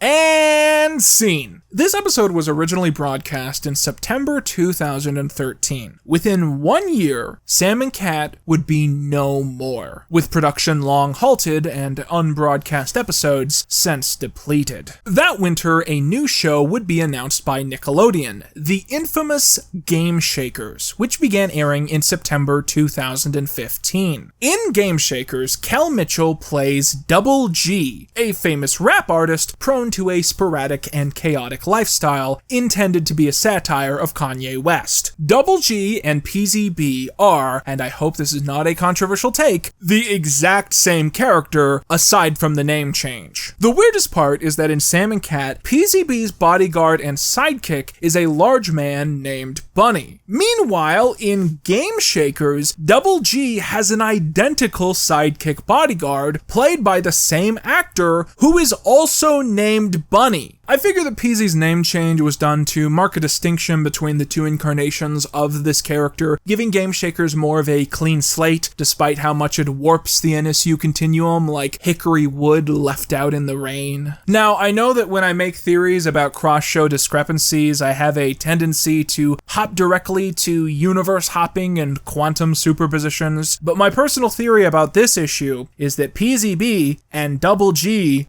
are actually the same guy. If this character is meant to be a Kanye parody, then it's not a stretch to imagine him sporadically changing what alias he wants to be known as Ye has been known to do this in the past. But even if I'm wrong, at the very least, Bunny seems to be the same character in both shows, as this is even the belief of his performer, Bubba Ganter. What this ultimately means is that both Henry Danger and Game Shakers can confidently source a significant amount of their personal DNA all the way back to Sam and Kat. A very interesting story. But incidentally, it's worth pondering. Where does Sam and Kat get its own source DNA from? Well, Sam and Kat is heavily inspired by odd couple sitcoms of the olden days of TV, specifically the 1970s and 1980s. And this next episode is specifically designed to explore that. Oh fuck. Because this next episode of Sam and Kat also features extended cameos by actors known for older sitcoms, but not Nickelodeon sitcoms. Instead, this episode features Penny Marshall and Cindy Williams, known to older viewers as Laverne and Shirley. Yes, they really did do a Laverne and Shirley reunion special in the middle of Sam and Kat's first season. But here's the issue. I have watched a lot of sitcoms in my time, but not really sitcoms that old. And I don't really have context for what I'm supposed to be seeing here. So what I need is someone who was there at the time, who actually watched Laverne and Shirley, and can kind of cue me into what I'm supposed to be seeing here. And I think I know just the person. Okay, hello everybody, and welcome to my parents' house. I'm here with my father, Russ Reviews. Hey. And I thought it would be fun if me and him, as father and son, sat down to watch this episode of Sam and Kat. So Dad, tell me everything I need to know about Laverne and Shirley. Well, it all started in 1974, when I was just 4 years old. That's when the world was introduced to a show called Happy Days. Now you may remember Happy Days for the Fonz, but the show wasn't originally about the Fonz. It was about Richie and his friends and family, which included an older brother named Chuck. Now once they figured out that the Fonz was the star, they wrote Chuck out, and by the end of the series,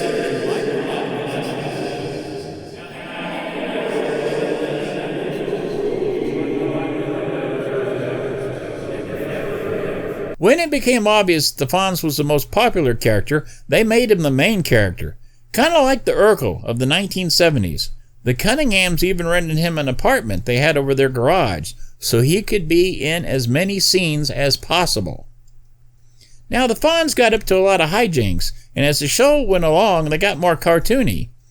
Now in season 5, the Fonz got really good at water skiing, so he decided to jump the shark. Literally. I mean, there was a shark in the water, and the Fonz jumped over it. So to this day, people still say when a show has passed its peak, it has jumped the shark.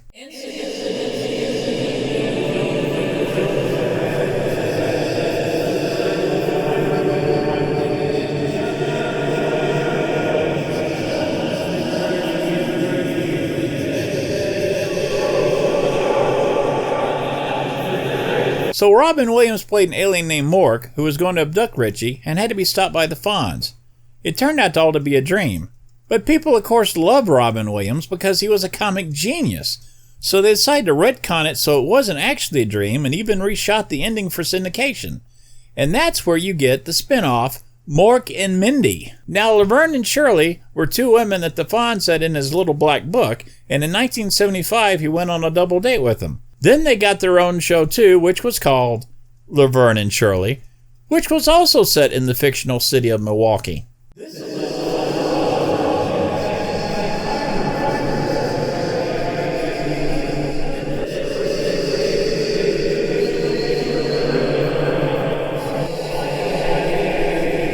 And I mean all the characters from Laverne and Shirley moved to California, including Carmine and Lenny and Squiggy.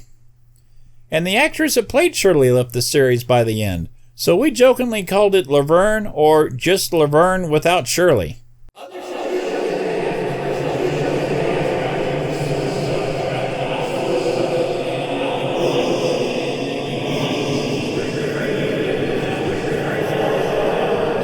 Incidentally, Happy Days itself was a spin-off of a show called Love American Style, a show which I know absolutely nothing about other than the theme song, which was the cue to change the channel. In short, Laverne and Shirley ran for 8 seasons, was a pretty good sitcom, and got an animated spin-off with a pig.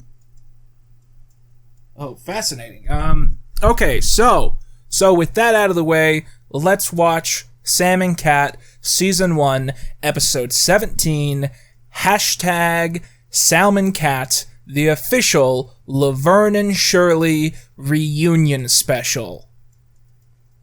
I gotta go set that up now. So at the start of the episode, Sam and Cat are up to their typical babysitting pre-title antics, when there's suddenly a ring at the door. They open it and are greeted by a shady lawyer type, who serves them with a cease and desist. He explains that he represents the intellectual property of Salmon Cat, a popular children's TV show that was on in the 1970s about an aquatic feline amalgam. Salmon Cat was aimed at children, and so is Salmon Cat, so Salmon Cat's Super Rockin' Fun Time babysitting service will have to find a new name. Cat tries to find a solution with words, but Sam has other ideas and begins hitting the lawyer with tennis balls. After this, we are treated to a very unique version of the opening title sequence. Okay. That's the Laverne and Shirley open. Oh, okay, so they've recreated the... Oh, okay. 1, 2, 3, 4, 5, 6, 7, 8, Schlemiel, Schlemazel, Haas and Pfeffer Incorporated. 1, 2, 3, 4, 5, 6, 7, 8, Schlemiel, Schlemazel, Haas and Pfeffer Incorporated. I'm never that far. Oh, and it's the pear pad or whatever it was called. Yeah, this is one of the worst opening sequences ever. But it's funny, it's on the pear pad. It's a good gag. I just think you're right, it's hilarious because it doesn't make sense. Yeah. Because you're obviously not getting all of the video. Exactly, right? Exactly. After the titles, we see Sam, Cat, Nona, and Dice at Bots discussing what's happened. Nona says not to worry about what's going on because lawyers like to talk a lot of fluff, but she admits it's not really something she's totally sure about. Hello! Are you enjoying your foods? Yes, thank you. These are the robots. They have a robot restaurant in Sam and Cat. And, that's really interesting. It's really interesting that there's a restaurant in this show that has robots, because Sam and Cat is kind of a transitional show, because you've got iCarly, right? iCarly has a very grounded universe, and then you have the world of Henry Danger.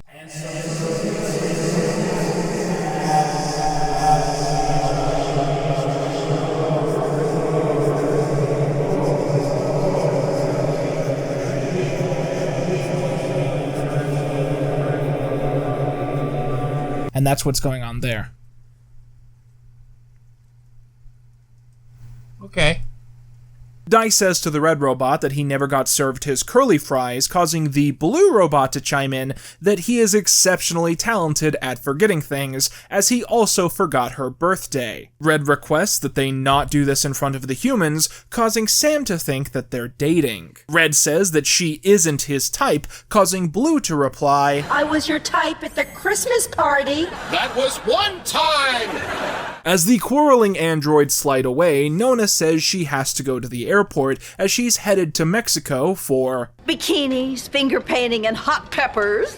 The girls come home to the apartment but find it taped off by the police. It turns out that the lawyer from before went to a judge, and the judge ordered that the workspace of Sam and Cat's Super Rockin' Fun Time babysitting service be closed off until the dispute is finished. Sam suggests they might sneak past the police and break in anyways, at which point the police officer guarding the door indicates that he would respond to this by tasing them. In his holster, he finds a banana, as we discover that Sam has stolen his taser. They do a tense trade-off, and the girls end up camping out in the hallway of the apartment building. During the night, Sam finds a pair of boys' underwear in the bushes and puts it on the sleeping officer's head. Suddenly, Cat has a breakthrough after hours of researching. She discovers that they can keep using the name Sam and Cat if they get permission from the creators of Sam and Cat, and that said creators, Sylvia Burke and Janice Dobbins, still live in Los Angeles. Thank you, Internet, for destroying everybody's privacy! So the next day, Kat goes to Feeney Villas to see Janice, while Sam heads to the Fazio Apartments to see Sylvia. The big reveal here is that Janice is played by Cindy Williams, while Sylvia is played by the late Penny Marshall,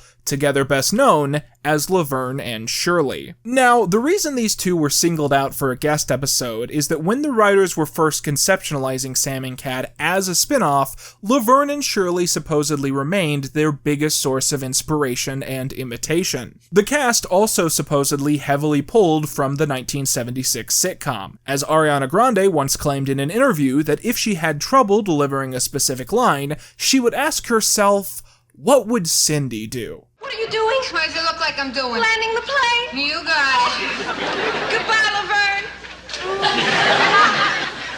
We'll talk about that later, Shirley. So the gimmick of this episode is that Kat is sent off to meet a much more concentrated version of herself, but 40 years older, while Sam does much of the same. So Cindy Williams plays Janice Dobbins because she was Shirley Finney, who inspired Kat Valentine, while Penny Marshall plays Sylvia Burke because she was Laverne DeFazio, who partially inspired Sam Puckett, but not Sam Malone. It's not confusing at all. You're just stupid. Kat tries to talk to Janice about the copyright dispute, but Sylvia's mind has a tendency to float to other topics, and she begins telling Kat all about her sports balls. She explains that she has an obsession with sports played with balls, and has taken pride in collecting one ball for each sports ball in the world, each signed by a famous sports ball player. Sam's attempt to stay on track also fails, as Sylvia has a vindictive and obsessive personality, as we learn that she has a microphone and speaker system installed at her apartment, which loudly projects her will onto any other person in the complex annoying her,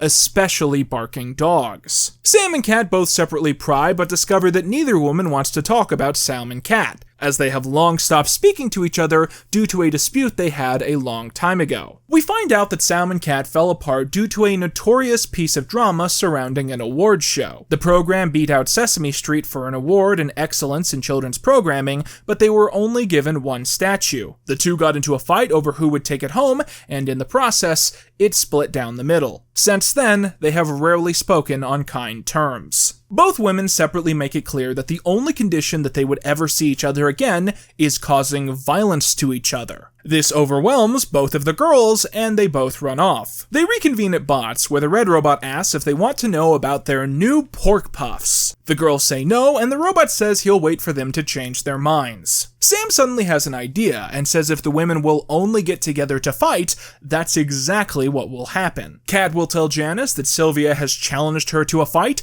and Sam will tell Sylvia that Janice has challenged her to a fight. Kat says that maybe they should just change their names and move to a new apartment, but Sam insists that once the women are together, they'll remember what it was like being friends. They leave, and the Blue Robot asks Red if they bought the pork puffs. Red says no, and Blue says that now he knows what rejection feels like. I never loved you!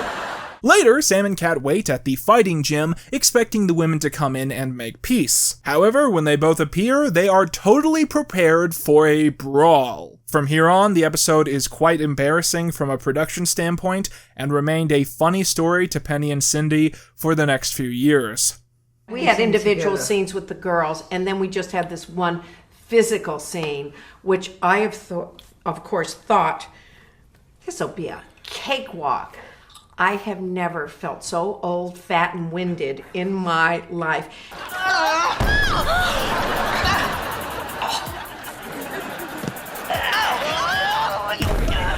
I'm on the ground like this, and I'm only on the ground because I can't get up. And she goes, I'll get on top of you like this, and we'll roll.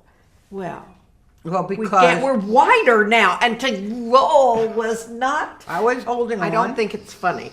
No, they made us box, which was stupid in my opinion.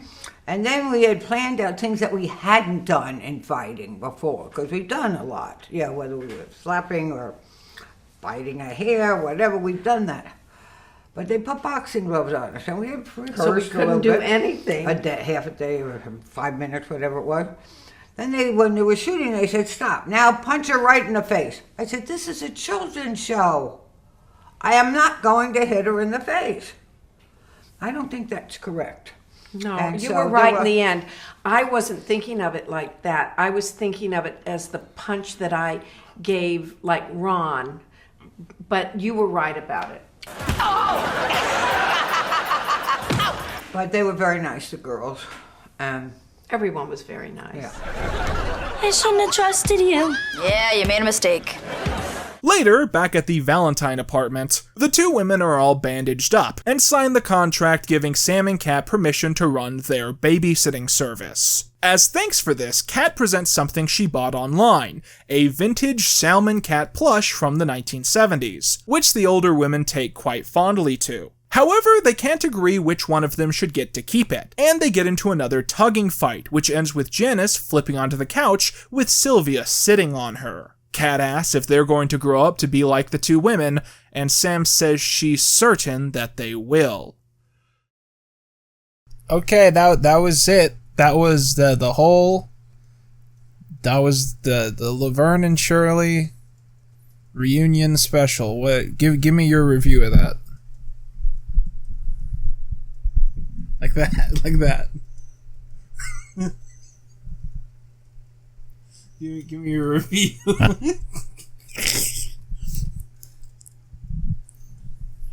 Seriously, what do you want me to say? No, whatever you want. What do you think of the episode? What do you... I think it was fine. It was weird. Something popped in my head while I was watching it. Laverne always put an L on all of her stuff. Oh, okay. It was an L, and it just popped in my head, even though they didn't do it in the episode. Oh, okay. And I was expecting Lindy and Squiggy, and I misunderstood what was going to happen. It was just Laverne and Shirley. Yes. But I guess that was kind of cool because Penny Marshall died not too long after that. But it's weird. I can tell you about specific episodes of Happy Days. a whole bunch of episodes of Mork and Mindy, and not one episode of Laverne and Shirley. Yeah. Well, except for one. It was the one where they were planning to break into this office, and you think they've done it, and then you realize they had just thought about it, and you were watching their mind palace, I guess, and so they actually do it, and nothing works out because nothing that they had planned works in real life. Yeah. But that was it, really. Yeah. Do you want to watch the rest of Sam and Cat with me? Not really. No, it's actually not a bad show. I enjoyed the episode, even if it was silly. Yeah. Well, that was our review of that one. So let's go ahead and move on to Season 1, Episode 18. At the start of the episode, Kat is seen being passive-aggressive while talking with Nona on the phone. Nona has apparently fallen down the stairs at the elderly home and will likely need surgery, but Kat is bored by the conversation and frustrated that it has to continue. While this happens, Dice sneaks in through the side door and uses a flashbang to make Kat think he teleported. Hey, I gotta call you back! Dice just blew himself up! Dice has just got back from magic camp and shows Kat one of the tricks he learned. He gives her a magic box, which she sees to be empty, and he tells her to throw some beans at the front door. When he does, she swaps the box with an identical one, which has a rat inside. The power of magic! Dice explains the sleight of hand, and Kat says he isn't magic, he's just a liar. But Dice says he's a magic liar, and they all celebrate. After the opening titles, we see Sam get home after taking a kid they were meant to babysit to the movies. Kat notes that they aren't scheduled to babysit anyone, and we find out this is just some kid Sam grabbed off the street without thinking. She apparently took him to an R-rated slasher, and he says that he's quite disturbed by it. So she throws him out and moves on with her day. Kat tries to duplicate the trick Dice did in front of her, explaining that Sam needs to throw the beans at the door when Kat says abracadabra. Sam comments, "I thought you asked me to stop making fun of your abra," and Kat grabs at her sides. Get it? Kat has small boobs, that's the joke. Sam throws the beans without looking away, so the trick doesn't work. Sam says you have to be really smart to trick her, and when Kat says that she is smart, Sam spits out the drink in a fit of laughter. Later, at Bots, Kat vents about this to Goomer and Dice, as Kat mopes that she needs a perfect trick to get one up on Sam. Looking across the restaurant, she suddenly sees two naturally red-headed twin brothers and runs towards them, begging their mother to let her babysit them for the evening. Then Dice and Goomer start talking about curly fries, and a bald man comes in and starts making Three Stooges noises. Goomer says that their ancestors found that hilarious. To make a long story short, Sam comes home with chicken pucks and Kat is with one of the twins in the living room. Kat tells Sam that she shouldn't eat too many pucks because a recent study says it gives people memory loss. Sam goes back to their room and finds the other twin and races back to the living room to ask how the kid got back there so quick, causing Kat to say that the kid they're watching that day hasn't even shown up yet. After this, one of the kids shows up at the door and Sam rushes back to get Kat, and Kat takes the kid back to watch over. Then the second kid shows up at the door and Sam starts freaking out, throwing her chicken out the window. Kat then comes back in with the other redhead and celebrates that she finally tricked Sam. Sam decides that she's had enough and wants to fool Kat with a twinscapade of her own. Because, as those dedicated to iCarly lore will know, Sam is, herself, a twin, because she has an identical sister. And so Sam calls Melanie, reminding her of the twin pact they made when they were 5, and she asks her to come to California. Yes indeed, this is the second of our 4 Ted Danson episodes, with special guest star Jeanette McCurdy. So the next day, Sam draws a bite mark on her arm and tells Kat that she must have been bit by one of the twins. She says that this is bad because now she has a twin-fection, meaning she will grow her own evil twin. Kat calls Sam on her bluff just as Sam goes to meet her sister, hiding in a trash can outside. Sam gets Melanie up to speed, and they do complex shots just to show off how advanced Nickelodeon sitcom special effects are now. Melanie dresses up like a deranged maniac and jump scares Kat, tricking her into thinking that Sam really does have a twin sister. Wait. How is this a trick? Melanie jumps through a glass window and stalks the girls to Bots, where she jumps down from the ceiling and then kisses Kat on the lips. Man, Melanie is always showing up in these shows, and making out with her sister's love interests. Sam learns that her evil twin kissed Kat on the lips, and Sam says this is the same as a twin bite, meaning Kat has a twin-fection too. So realistically, what do we believe here? Do we think Sam concocted this stage of the plan, or do you think that Melanie was like, oh, I'm okay with this scheme if I get to kiss Kat on the lips? And Sam went, okay? Sam says a twinfection can be prevented by drinking water made from a dirty sock, and once Kat drinks Sam's dirty sock water, Sam and Melanie reveal their trick and then dance in celebration. This whole episode kind of makes Sam look pathetic in a really lame way. Like, Kat pranking her is actually an accomplishment,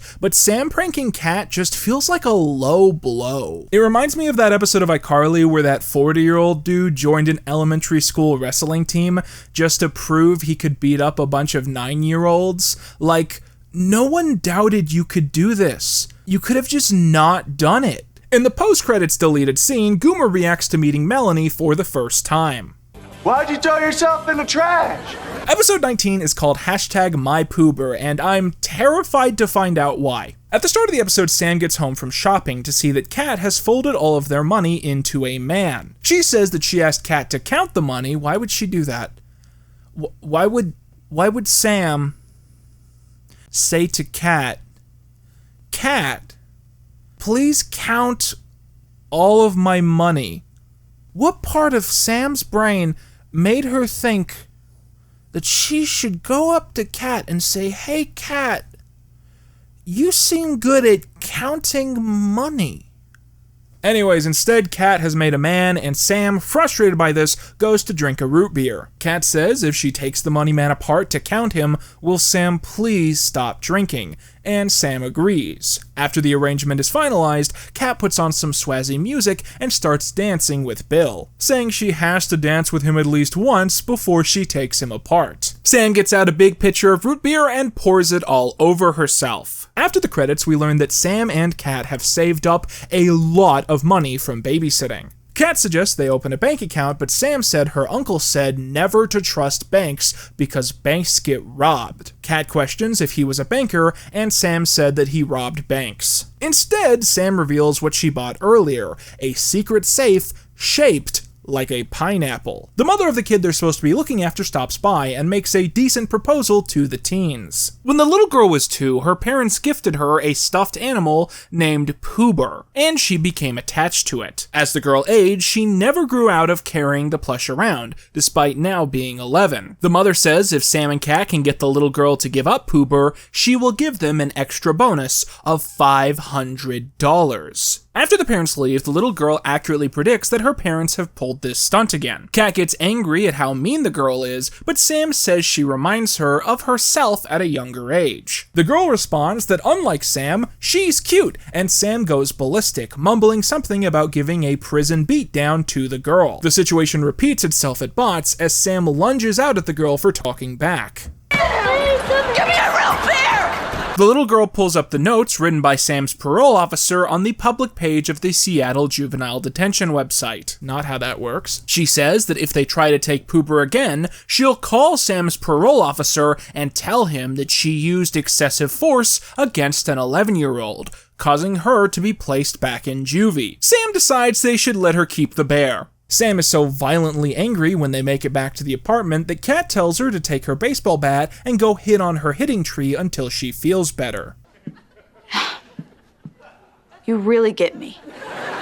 Kat asks the girl why she carries around Poober, and she says it's a secret. Kat suggests they swap secrets and tells her that the pineapple is fake and has all of their money in it. The 11-year-old in turn explains that she's always anxious about meeting new people and finding out if they'll like her or not, but it's never been a problem with Poober, who's always loved her no matter what. Kat tells her that she needs to have more self-confidence, and the only reason people might think she's weird is that she carries around that bear all day. There's a loud crash in the distance, and Sam comes running in, saying she needs a new hitting tree, and one of their neighbors needs a new car. The little girl agrees to get rid of Poober, and Goomer brings over a rocket he's built, as it turns out that Goomer is really into building rockets. Pretty cool, I'll buy it. The girl asks to have a final moment alone with Pooh Bear, and while the girls are in the kitchen, Dice mentions that a tree fell on his mom's car. Everyone rushes back to the rocket, and Sam launches it. Just as the girl reveals that she replaced the bear with their pineapple filled with money. Sam decides to get the $500 one way or another, and even threatens to beat on the brat, it's only funny once. Luckily, Goomer's rocket is meant to be reusable, as after launch it drops a parachute and floats down to the ground.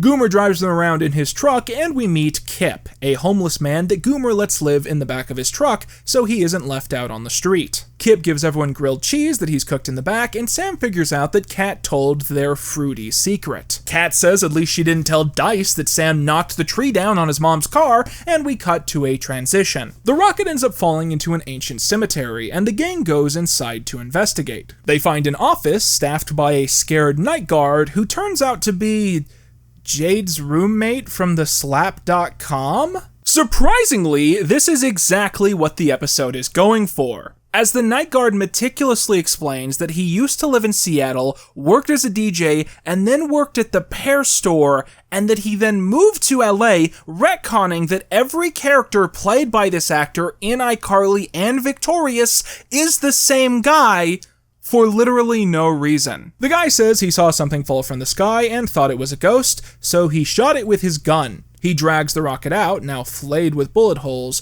and while the girls check on their money, Goomer mourns the death of his beautiful rocket. The girl says that now they have to take her home, but everyone decides to bail, and they leave the 11-year-old alone in a cemetery with a creepy stranger, singing a song as the episode ends. With that, let's move on to an extremely important episode. Season 1, Episode 20. The intended season finale if the ordering on the show wasn't so confusing that everyone pretends Season 2 is just the end of Season 1 for simplicity's sake. At the start of the episode, Sam is eating a bunch of meatballs that she found in the fridge before helping out the kid she's watching by pulling his loose tooth. However, she accidentally pulls the wrong tooth and then pulls out the right one afterwards. As the kid leaves, Kat comes home and explains to Sam that they're throwing a party at the end of that week in celebration of the throbbing moon, a tri-decade illusion caused by the approach of Jupiter, which causes the moon to look like it's throbbing with light. Kat notes that she's been preparing 45 meatballs for the party and finds out Sam ate all of them because she needs help. Kat gives up and says she'll do something more basic for the party, but Sam insists that Kat's meatballs are excellent and that they need to run to the store to get materials to make more. However, as they walk down the street, Kat sees a shoe in a bush and gets extremely excited, saying it's the best shoe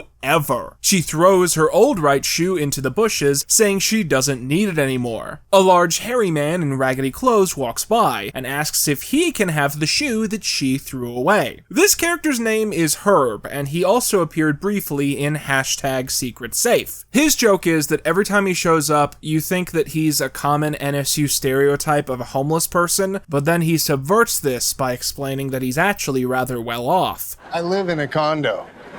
So? My life's going great. Cool. I'm thinking of buying a new home theater system.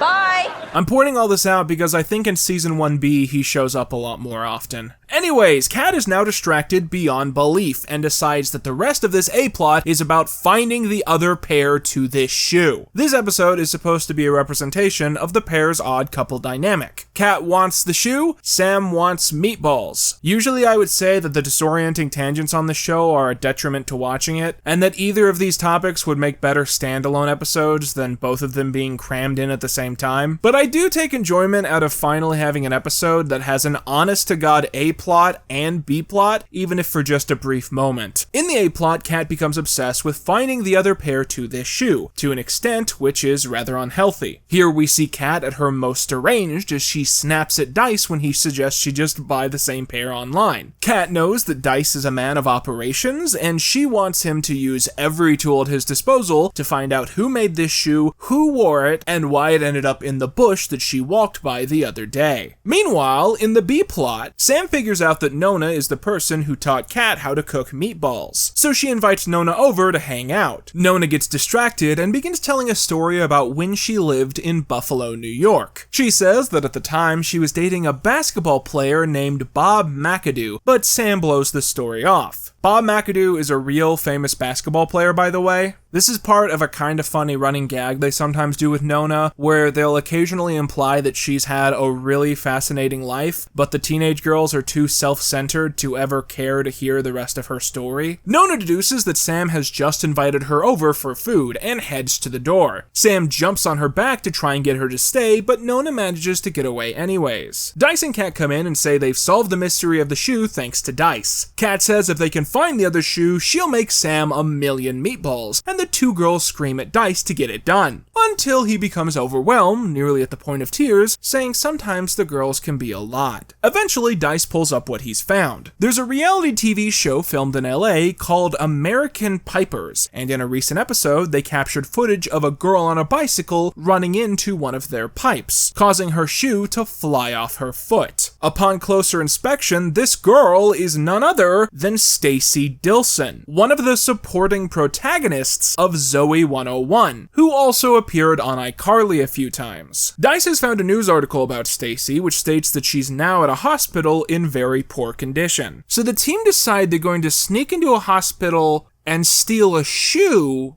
so Kat will make enchiladas or something. Dice quotes a dead guy. Tell ya, get no respect.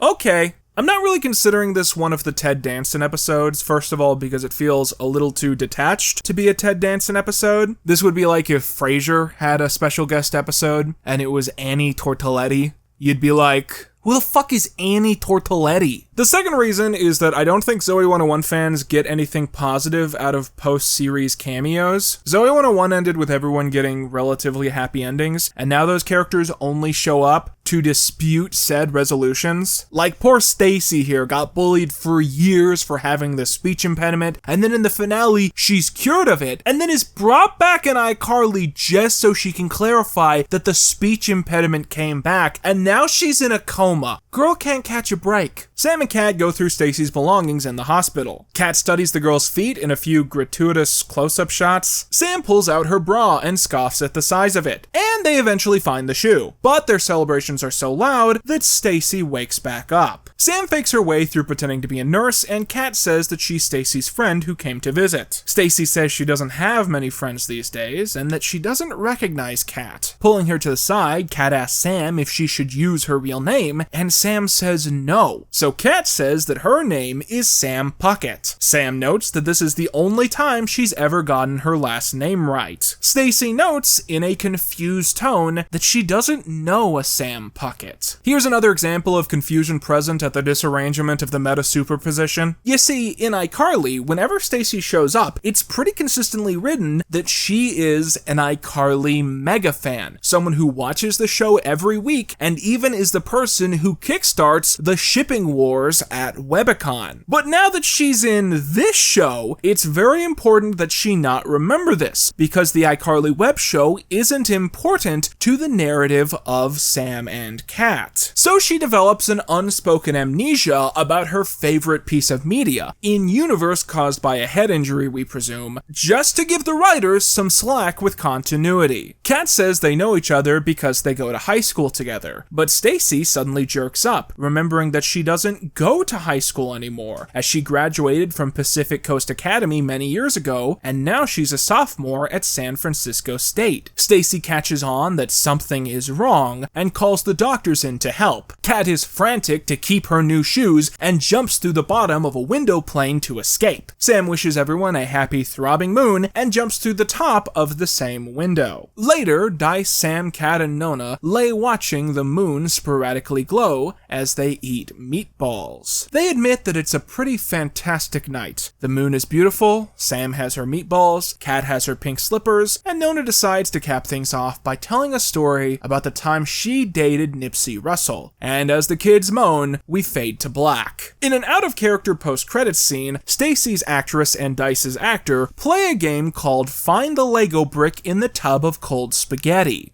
Kids, if a stranger ever asks you to play Find the Lego Brick in the Tub of Cold Spaghetti while on camera, tell an adult you trust immediately. So, like we did with the first 10 episodes, it's now time for us to discuss the hashtag crimes of this run of episodes. So let's go ahead and get started. Hashtag crime number 91 is Sam yanking a parking meter out of the ground and then taking it with her. According to my research, parking meters can be valued from $250 to $500, meaning that this most likely is applicable to California Penal Code 594, which states that any malicious destruction of government property valued over $100 can result in up to 10 years of prison time and or a fine of $250,000. Now, I don't think this would be typical. These numbers typically serve as a deterrent, and you have to keep into consideration that A, Sam has a criminal record, and B, Sam is somehow still canonically 16 years old, something that becomes less believable with every passing episode, but canonically she's underage, so that affects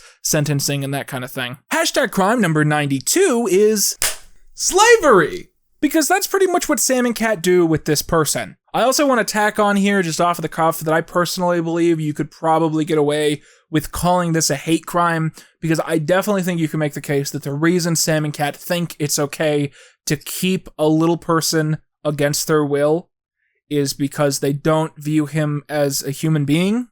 So to me, that seems like it would be a hate crime. Also, I totally forgot about this in the episode analysis, but Sam, takes an old man from an elderly home, and she loses him on Venice Beach, and he's never seen again? Surely that's elderly negligence? Whatever, gut feeling. Hashtag crime number 93. Hashtag crime number 94 is Kat loitering around the public bathroom and soliciting for goods, a violation of California Penal Code section 647D. Hashtag crime number 95 is Dice securing super puckers for Sam despite it being directly stated that they are illegal in the United States. Hashtag crime number 96 is Sam knocking out Mindy without her consent, because you'd consent to getting knocked out, you see. What a fucking dumb line. Hashtag crime number 97 is Kat being complicit in PZB/Double G's unlawful kidnapping of Mindy, who was then taken to Acapulco while unconscious. Incidentally, this is also game crime number 3. Hashtag crime number 98 is Sam stealing a taser owned by an officer of the law. Hashtag crime number 99 is Sam going ballistic numerous times and launching herself at a girl she's supposed to be babysitting. Now, in episode 19, we find out that Sam has taken to hitting a tree at their apartment complex with a baseball bat to relieve excess anger. This is, by itself, illegal due to California Penal Code sections 384A and 622, as it's illegal to hurt or remove trees on properties which you do not own. Since the complex itself is owned by someone other than Sam, this is hashtag crime number 100. Hashtag crime number 101 would be Sam destroying Dice's mom's car by knocking the tree onto it, and this makes hashtag crime number 102 the group abandoning an 11-year-old in a cemetery with a complete stranger who has a documented history of hitting on underage girls. Finally, and perhaps one of the most deranged crimes so far, hashtag crime number 103 is Sam impersonating a nurse to break into a Los Angeles hospital to steal the shoe of a woman in a coma. That's 103 crimes across 117 episodes in the iCarly extended universe. I can't wait to see where the last 15 episodes of Sam and Kat will take us. And Sam and Kat is a fascinating show because it's really the story of a bunch of executives putting two women together in a room who had nothing in common. No shared strife, no past experiences, nothing. And then they said, for branding purposes, you two are best friends. Hey look, we paid to put the both of you on the cover of Girls Life magazine. And we say in the magazine that you two are real-life besties. So you'd better start acting like real-life besties. And over the course of filming, and more specifically during the summer that fell exactly in the middle of their 40-episode production schedule, something significant happened to both of these women. Totally different things that changed their lives in extremely significant ways and really pushed them on even more divergent paths. And the weird thing about this is that to this day, you could argue that neither woman needs or deserves to be in a telling of the other's story. And so my vision of the Sam and Cat two-parter has always been that at the end of the first video, we would do a telling of the series coming to a close from the perspective of Ariana Grande. And then, at the end of part 2, we would do a telling of the end of the series from the perspective of Jeanette McCurdy. And kind of the whole point of this would be pointing out that these two stories are completely tonally dissonant from each other, once again proving that these two women had pretty much nothing in common. Ariana Grande was born on June the 26th, 1993 in Boca Raton, Florida. Her parents were both highly connected in the world of business. Her mother was a CEO at a family-owned manufacturing company, and her father owned a graphic design firm. Her parents divorced when she was very young, but she remained especially close to her maternal grandparents. By the time Ariana was 10 years old, she had starred in a number of local theater productions of musicals like The Wizard of Oz and Annie. And after she gained a professional manager in her early tweens, she landed a prominent role in the Broadway musical 13. During this time, she supposedly sought out the idea of doing an R&B album right then and there, but this was shot down by her managers, who said people weren't likely to buy an R&B album made by a 14-year-old. According to Grande, her choice to accept a lead in a Nickelodeon sitcom was merely her attempt to bide her time until she was old enough to pursue her true passions in life. I've been using phrases like supposedly and according to Grande because I take this whole part of the story with a grain of salt. It feels a little bit revisionist to me. I found that adults, whenever they end up on the track where they're going to be, for the rest of their lives, it becomes convenient for them to pretend that was always the plan. Because sometimes, even at moments of great success, it's scary to imagine that you stumbled upon your destiny through haphazard circumstance. During this period, Ariana continued to maintain a YouTube channel, where she posted many videos with her friends from 13 and later, Victorious. It was here that she started to experiment with posting music online, through various covers which tended to go viral.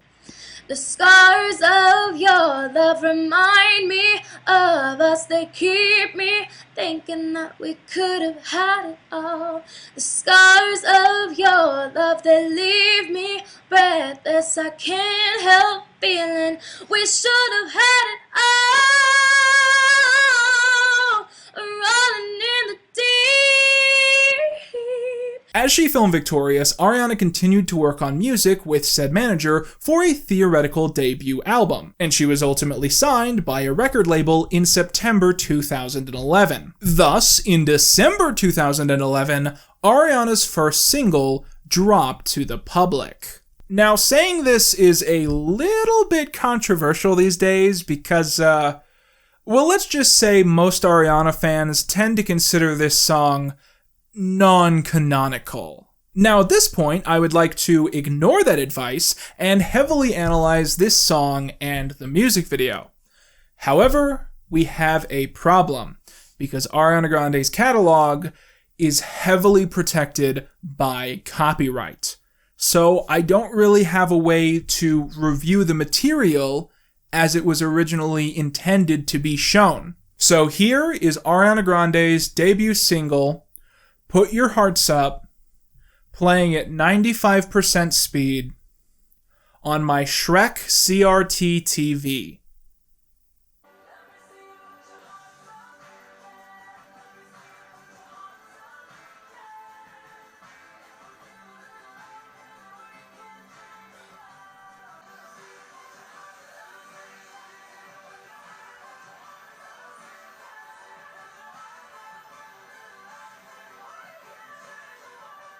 Put Your Hearts Up is one of the strangest beats in the story of Ariana's career, mostly because, as I've said earlier, you're really not supposed to recognize that it is the start to her career. Ariana has gone as far as to delist the music video on all official accounts, and she has gone on the record to say that she's quite embarrassed by it, once calling it the worst moment of my life. The song was heavily dictated by Studio Intervention, who wanted Ariana to release music which reflected the persona that she played on TV. In her own words, she stated that the song is bubblegum pop, and she's also added that the song isn't bad, it's just not fitted for her because she is not a bubblegum pop artist. Ariana has also stated in numerous interviews that early into her career, she had some anxieties that her blossoming fanbase would never come to understand that Cat Valentine was just a character, and taking that into consideration, it's easy to understand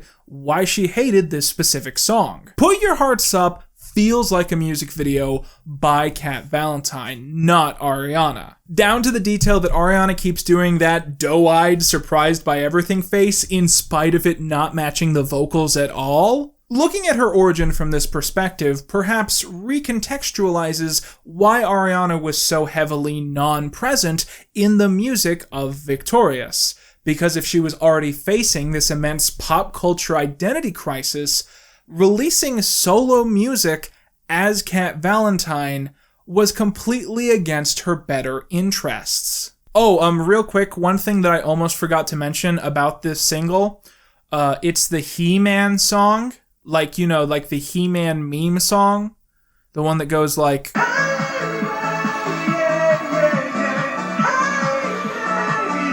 It's that song, and I'm not exaggerating, they sampled the entire chorus.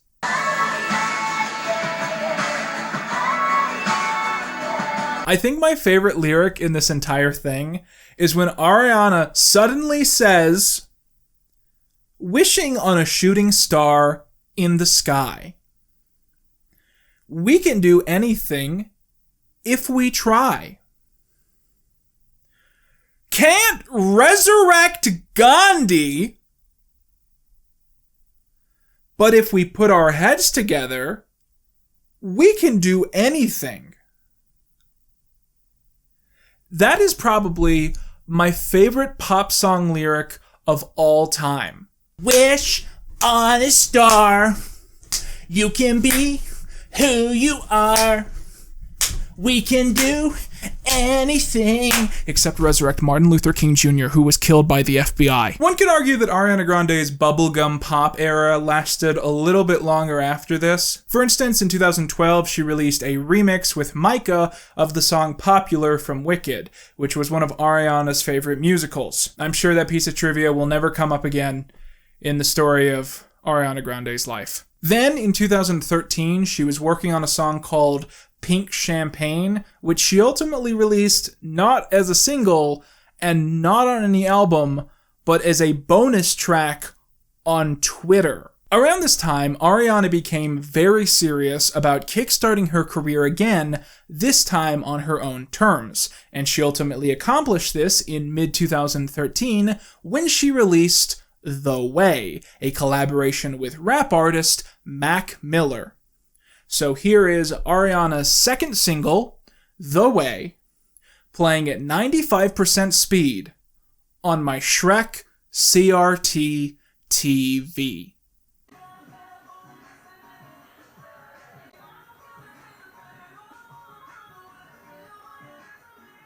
The Way may not be Ariana's first or even second single, but it's the first song she put out that actually sounds like she wanted to make it. It is the first Ariana Grande single that sounds like an Ariana Grande song. And it's also great, which is why it's a much more convenient place to start the story. The song nearly feels like a direct response to Put Your Hearts Up. It's not particularly edgy, especially compared to her later works, but it is a song for adults, which is something that was brought up often during the single's promotion. Interestingly, despite their chemistry in this song, Ariana and Mac didn't start dating for several years after its release, something you'd never guess watching it for the first time. In the end, The Way is a fantastic song and a fantastic start to an incredible career. My only real criticism of it is that it needs more lyrics about the immutable slaughter of civil rights leader Mahatma Gandhi. Ariana would follow the song up with 2 more singles and then would drop her debut album, Yours Truly, in August 2013. In just one summer, through a short stint of releases, Ariana had propped herself up to become one of the biggest stars in the world. Now, the elephant in the room at this point is that weeks after The Way dropped to the public, Sam and Cat premiered on Nickelodeon, which must have seemed strange at the time. Because just imagine, if you have to, that you're an Ariana Grande fan in June of 2013 who has just discovered her for the first time ever, and you suddenly hear, hey, she has a brand new TV show that's going to be airing on TV. So you go and you seek it out, and it's a show for babies that has nothing to do with her music. People like to say that Nickelodeon knew that Ariana was going to blow up exactly when she did, and that's why they greenlit the show. But I don't think that's true. Because if Nickelodeon had predestination knowledge of what that year was going to be like for Ariana, The Continuing Adventures of Cat Valentine was not the show to greenlight. Wouldn't it make more sense to make a show where Ariana is playing a completely new character called, Ariana Stewart, and this character has the same hair color as Ariana Grande, and she talks the same way as Ariana Grande? Towards the end of the summer, as we all know, Sam and Cat took a production break, and according to what I can tell, I'm pretty sure they only took said production break so that Ariana could further her career. In August, Ariana made one of her first live performances at the Video Music Video Awards, where she performed an awkwardly choreographed melody of several of her newest songs. This would be followed up by a more professional-looking show done at the American Music Awards. Now, 7 or 8 years ago, when I started this YouTube channel, this is a sentence that I honestly never would have guessed I would end up saying. Let's talk about the history of Ariana Grande's hair. While she was on Victorious, Ariana had to maintain her physical appearance to be similar to that of her character. What this meant is that every other week, she would bleach her hair and then dye it the iconic shade of cupcake red. What Ariana took to doing in 2012 and 2013 is sometimes she would take breaks from filming and she would work on music videos and singles instead. During these periods, she would temporarily dye her hair black or brown in order to create a separation from the role she played on TV. By this point, her hair was heavily damaged by years of the process, and she took to wearing her hair in a ponytail to hide this. Here's why this is important. In July of 2013, Ariana once again dyed her hair back to its natural color. She would never go back. And for the rest of her time at Nickelodeon, Ariana would wear a red wig whenever she was expected to play Cat Valentine. To me, this is almost a cinematic piece of storytelling. From this moment forwards, the emotional and physical tug of war between Ariana's two lives would stop existing. Her presence as an artist would always remain her main focus, and while she would still dedicate time to Nickelodeon, she would never let it split hairs ever again. With a top 10 hit now under her belt, Ariana began working on her second album, which leaned a little bit more into the pop sound. And in September of 2013, she also started filming Season 1B of Sam and Cat. However, from here, the imminent collapse of her Nickelodeon sitcom and the ongoing launch of her musical career seemed to mirror each other like lines in a poem. In the first weeks of April 2014, it was announced that Sam and Cat would be taking a hiatus from production. At the end of that month, Ariana Grande released Problem, a collaboration with Iggy Azalea. The song peaked at number 2 on the American billboards. Around the same time, Sam and Cat would win the Kids' Choice Award for Favorite TV Show. Ariana would accept the award alone. In early July, Ariana would release the aptly titled Break Free, which reached number 4 on the Billboard Hot 100. Less than 2 weeks later, after months of speculation and misinformation, Nickelodeon formally announced that Sam and Cat would not continue past episode 35. Not only would Sam and Cat not get a second season, but from a certain point of view, it didn't even finish the first. That same day, as the news spread online, Ariana posted a twit-longer addressing the show's cancellation and saying goodbye to a character that she had played for 5 years. So the news is out about Sam and Cat.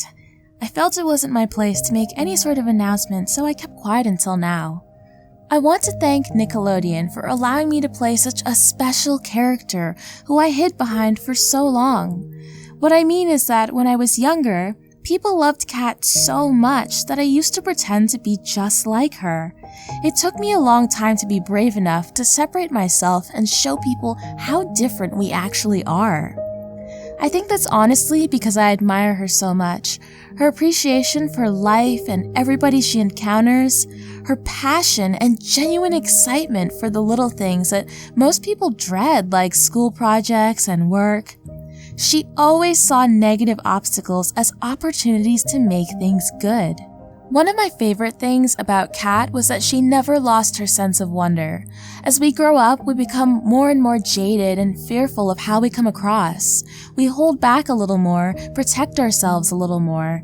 And although Kat goes through the same ridicule as everybody else does growing up, she never changed or lost her childlike wonder. To me, that's the bravest, most special thing about her. She actually reminds me a lot of Frankie in that way. So I know a lot of people will think this is a lot for some dumb kids show character, but to me, she's actually a lot smarter, stronger, and braver than all the rest of us. Hopefully we'll find out one day if Kat and Robbie ever got married. If I had any say in the story from here on out, I'd make sure that they were happily married with sweet, eccentric, Jewish, artificially redheaded babies. Kat would constantly find herself reminding Aunt Sam to leave the butter sock and other dangerous weapons out of the house. They'd live down the street from Jade and Beck, also happily married, with purple and black-haired, pale, grungy, beautiful goth babies. Thank you to the cast and crew who I spent almost every day with for a good 4 or 5 years. Thanks for lighting us up beautifully, making the most incredible props, keeping us on track, and most of all, for making it such a positive work environment. The guys behind the scenes couldn't have been more pleasant or hardworking, and I appreciate them for that so much. Finally, thank you from the bottom of my heart to a true friend of mine, Dan.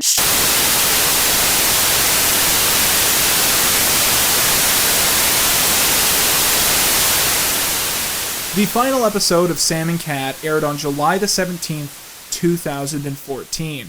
Ariana's fanbase seemed to barely recognize the change, and 11 days later, the tri-collaboration Bang Bang kickstarted Ariana's post-Nickelodeon career in the biggest way possible. These days, it's almost difficult to imagine how big of a pop culture entity Ariana Grande truly is. Today, she is the 5th most followed personality on all of social media, and when you download Spotify onto your phone, Ariana Grande is one of the artists displayed in the page goading you to make an account. To an entire generation of music lovers, Ariana Grande isn't just a popular artist, she represents the concept of music itself, which only makes it more inexplicable that at the very foundation of her music career, she was playing a delicate balancing act just to keep Cat Valentine in her life for a few extra months.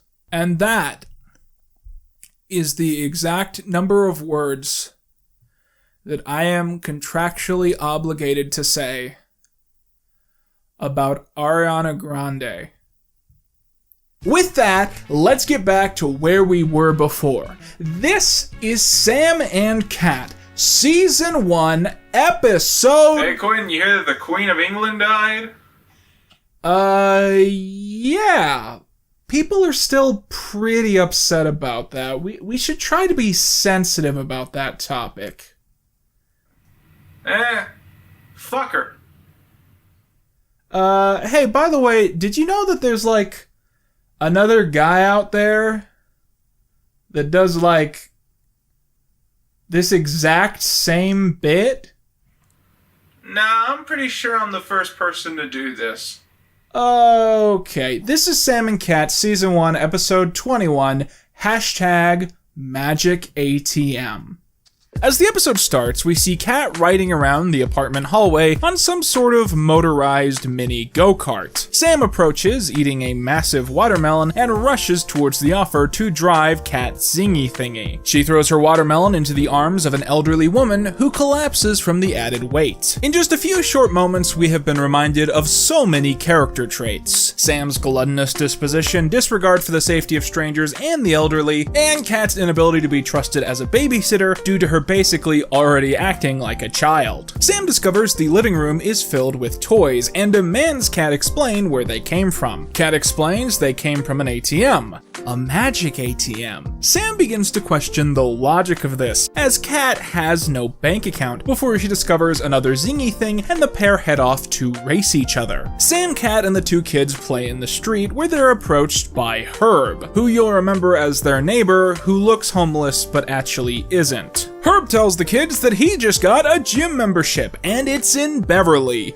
Hills, that is. He says that it cost a lot of money, but luckily, he can afford such expenses. My life's going great. Cat suggests they go off and buy more stuff, and Sam reminds her that they have no money. But Cat says not to worry about it, as they can go to the magic ATM. Dice rolls by, and the two girls task him with watching the kids they're supposed to be babysitting. He takes off his helmet, revealing his own sheared hair is glued to the top, and he offers the kids the chance to fondle his dismembered follicles. After this, the opening titles play, and it's actually a brand new title sequence. This is another reminder of what I was constantly hammering home in the first Sam and Cat video, that all the episodes from here on out are a little more than the end of season 1, but a little less than the second season. After this, we cut to the inside of a small gas station, where a foreign man behind the counter is taking selfies with a front-facing Flash. Interestingly, I think front-facing Flash didn't come out in phones until 2015, a year after this. Anyway, Sam and Cat come in, and Cat reveals her secret. She knows a special song which goes along to the music of Take Me Out to the Ball Game, but is bastardized with different lyrics. A few days ago, she decided to try and press the buttons on the ATM like they were keyboard notes, and when the first two lines of the chorus were over, a bunch of money came out. Sam pulls Cat to the side and tells her that she can't tell anyone about this because this is probably not legal. But she says that they shouldn't necessarily give the money back. While they try and think of what is the morally right thing to do, they both run off to the mall to spend a bunch of cash. Later, Dice comes into the apartment and finds the girls unloading groceries. Sam has bought fresh, non-expired meat, an uncommon treat for the household apparently, and meanwhile, Ariana Grande is a furry. No, but she's bought like a tail so she can roleplay that she,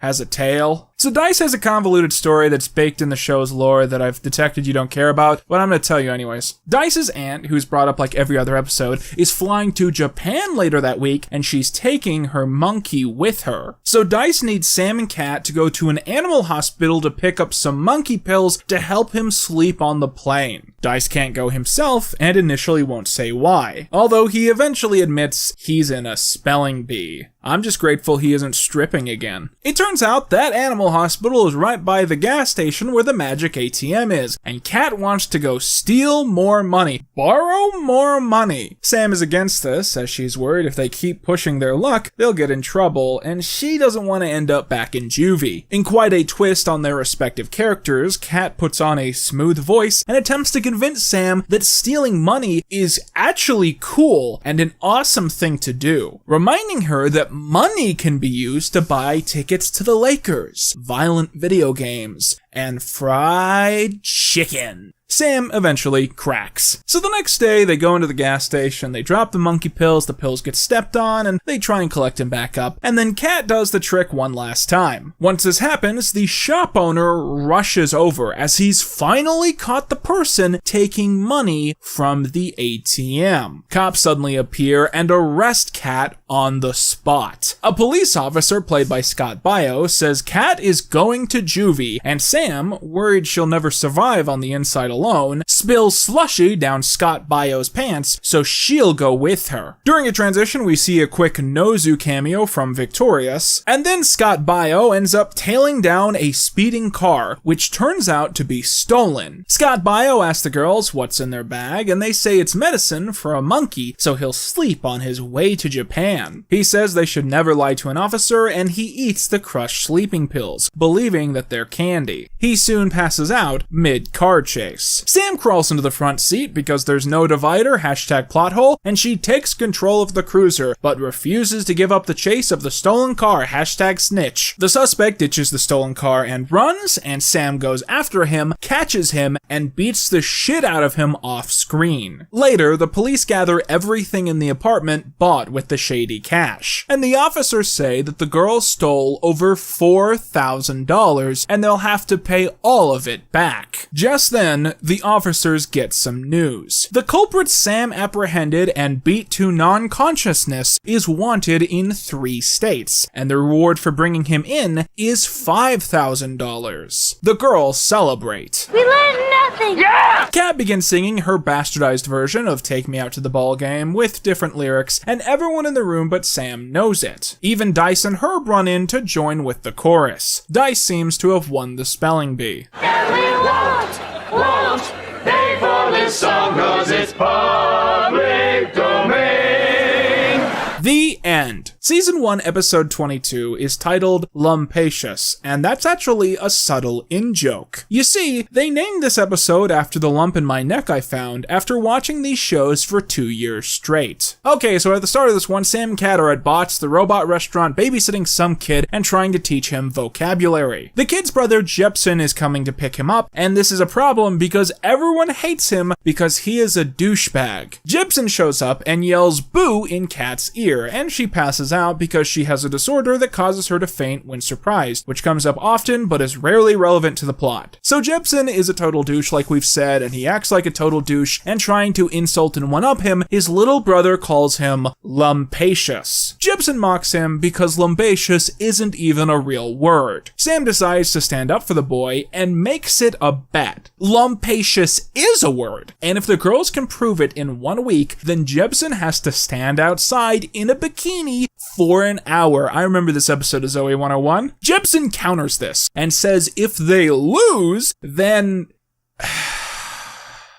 prepare yourselves. If Sam and Kat lose the bet, then they have to go to Jepsen's gym after his morning workout routine, where he will squeeze the sweat out of all of his gym clothes into a bowl, and Sam and Kat will have to drink his sweat. The only good part about late-stage Sam and Kat is by the time they've spent a billion years setting up the plot in the pre-title sequence, the episode is like a quarter of the way done. So after the title sequence, the girls frantically search everywhere to find Lumpacious somewhere in the human culture, and established mega pop star Ariana Grande says out loud, Sam, I can't drink a boy's sweat from a bowl. Dice comes in with a big dictionary and gets hit in the head by a small dictionary thrown by Sam. The girls run off with the big dictionary and close the door behind them, and when Dice comes in and says his nose is bleeding, Kat says not to get it on the carpet. So Sam can't find Lumpacious in the Oxnard English dictionary, and Dice says this is the biggest, most important dictionary in the world. If it's not in there, it doesn't exist. Fun fact, Lumpacious does make one appearance in popular culture before this episode aired, and that is in the Victorious finale, where it is listed as Beck's mood in one of his final on-screen tweets. Sam says there's only one option left. They must go to Oxnard. Me too?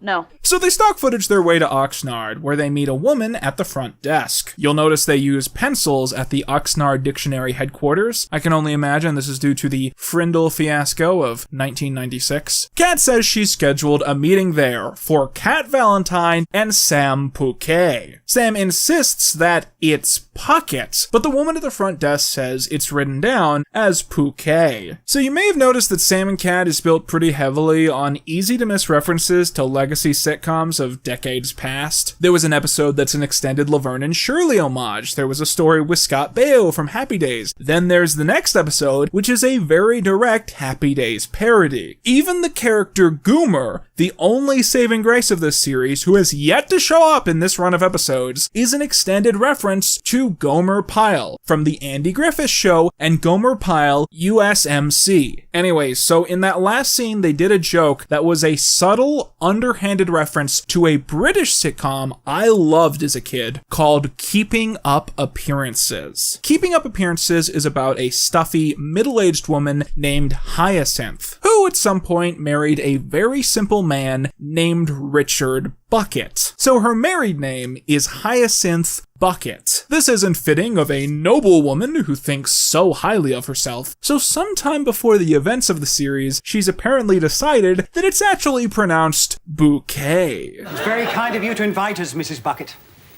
It's bouquet, Vicar. It's bouquet is the character's catchphrase, and it comes up quite a lot by the show's design. The best part is that on very rare occasions, Hyacinth will slip up and accidentally say bucket herself. You'll pay for this, Richard Bucket.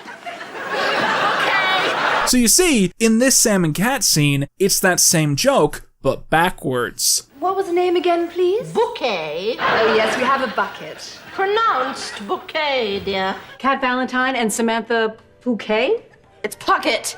My screen says bouquet. Anyways, it was fun talking about a good sitcom for 60 seconds. Now back to the drink sweat out of a bowl episode. So the girls witness a man being thrown out of the Oxnard Word Council and sentenced to the basement for submitting a word that the council did not approve of. They soon enter, with the British sitcom reference being reiterated. She's Sam Bouquet. Puckett. The girls pitch the word and the council seems impressed, asking them to present evidence. The girls try to whittle down what good evidence would be, and eventually everyone agrees that if the girls can get a famous person to say the word, lumbaceous will be good enough for the Nards of Ox. Later, at Bots, Kat vents that their mission is impossible, but Sam reminds her that they live in Los Angeles. They're surrounded by famous people. According to her, they even saw David Schwimmer once at a gas station. Although, Sam must be confused about this, because as we all know, David Schwimmer died in May 2010. Jebsen jogs into the restaurant rather proud and squeezes some early access sweat into Kat's drink. In response to this, Sam breaks Jebsen's pinky, and he leaves, still confident that lumbaceous will never be a word. Kat suddenly remembers that one of the elderly people Nona lives with actually is very famous, and they rush off to meet him. The famous person is a pilot named Stank, who stopped a plane from crashing in the 1980s and was rewarded with merchandise and even his own Stank-themed cereal.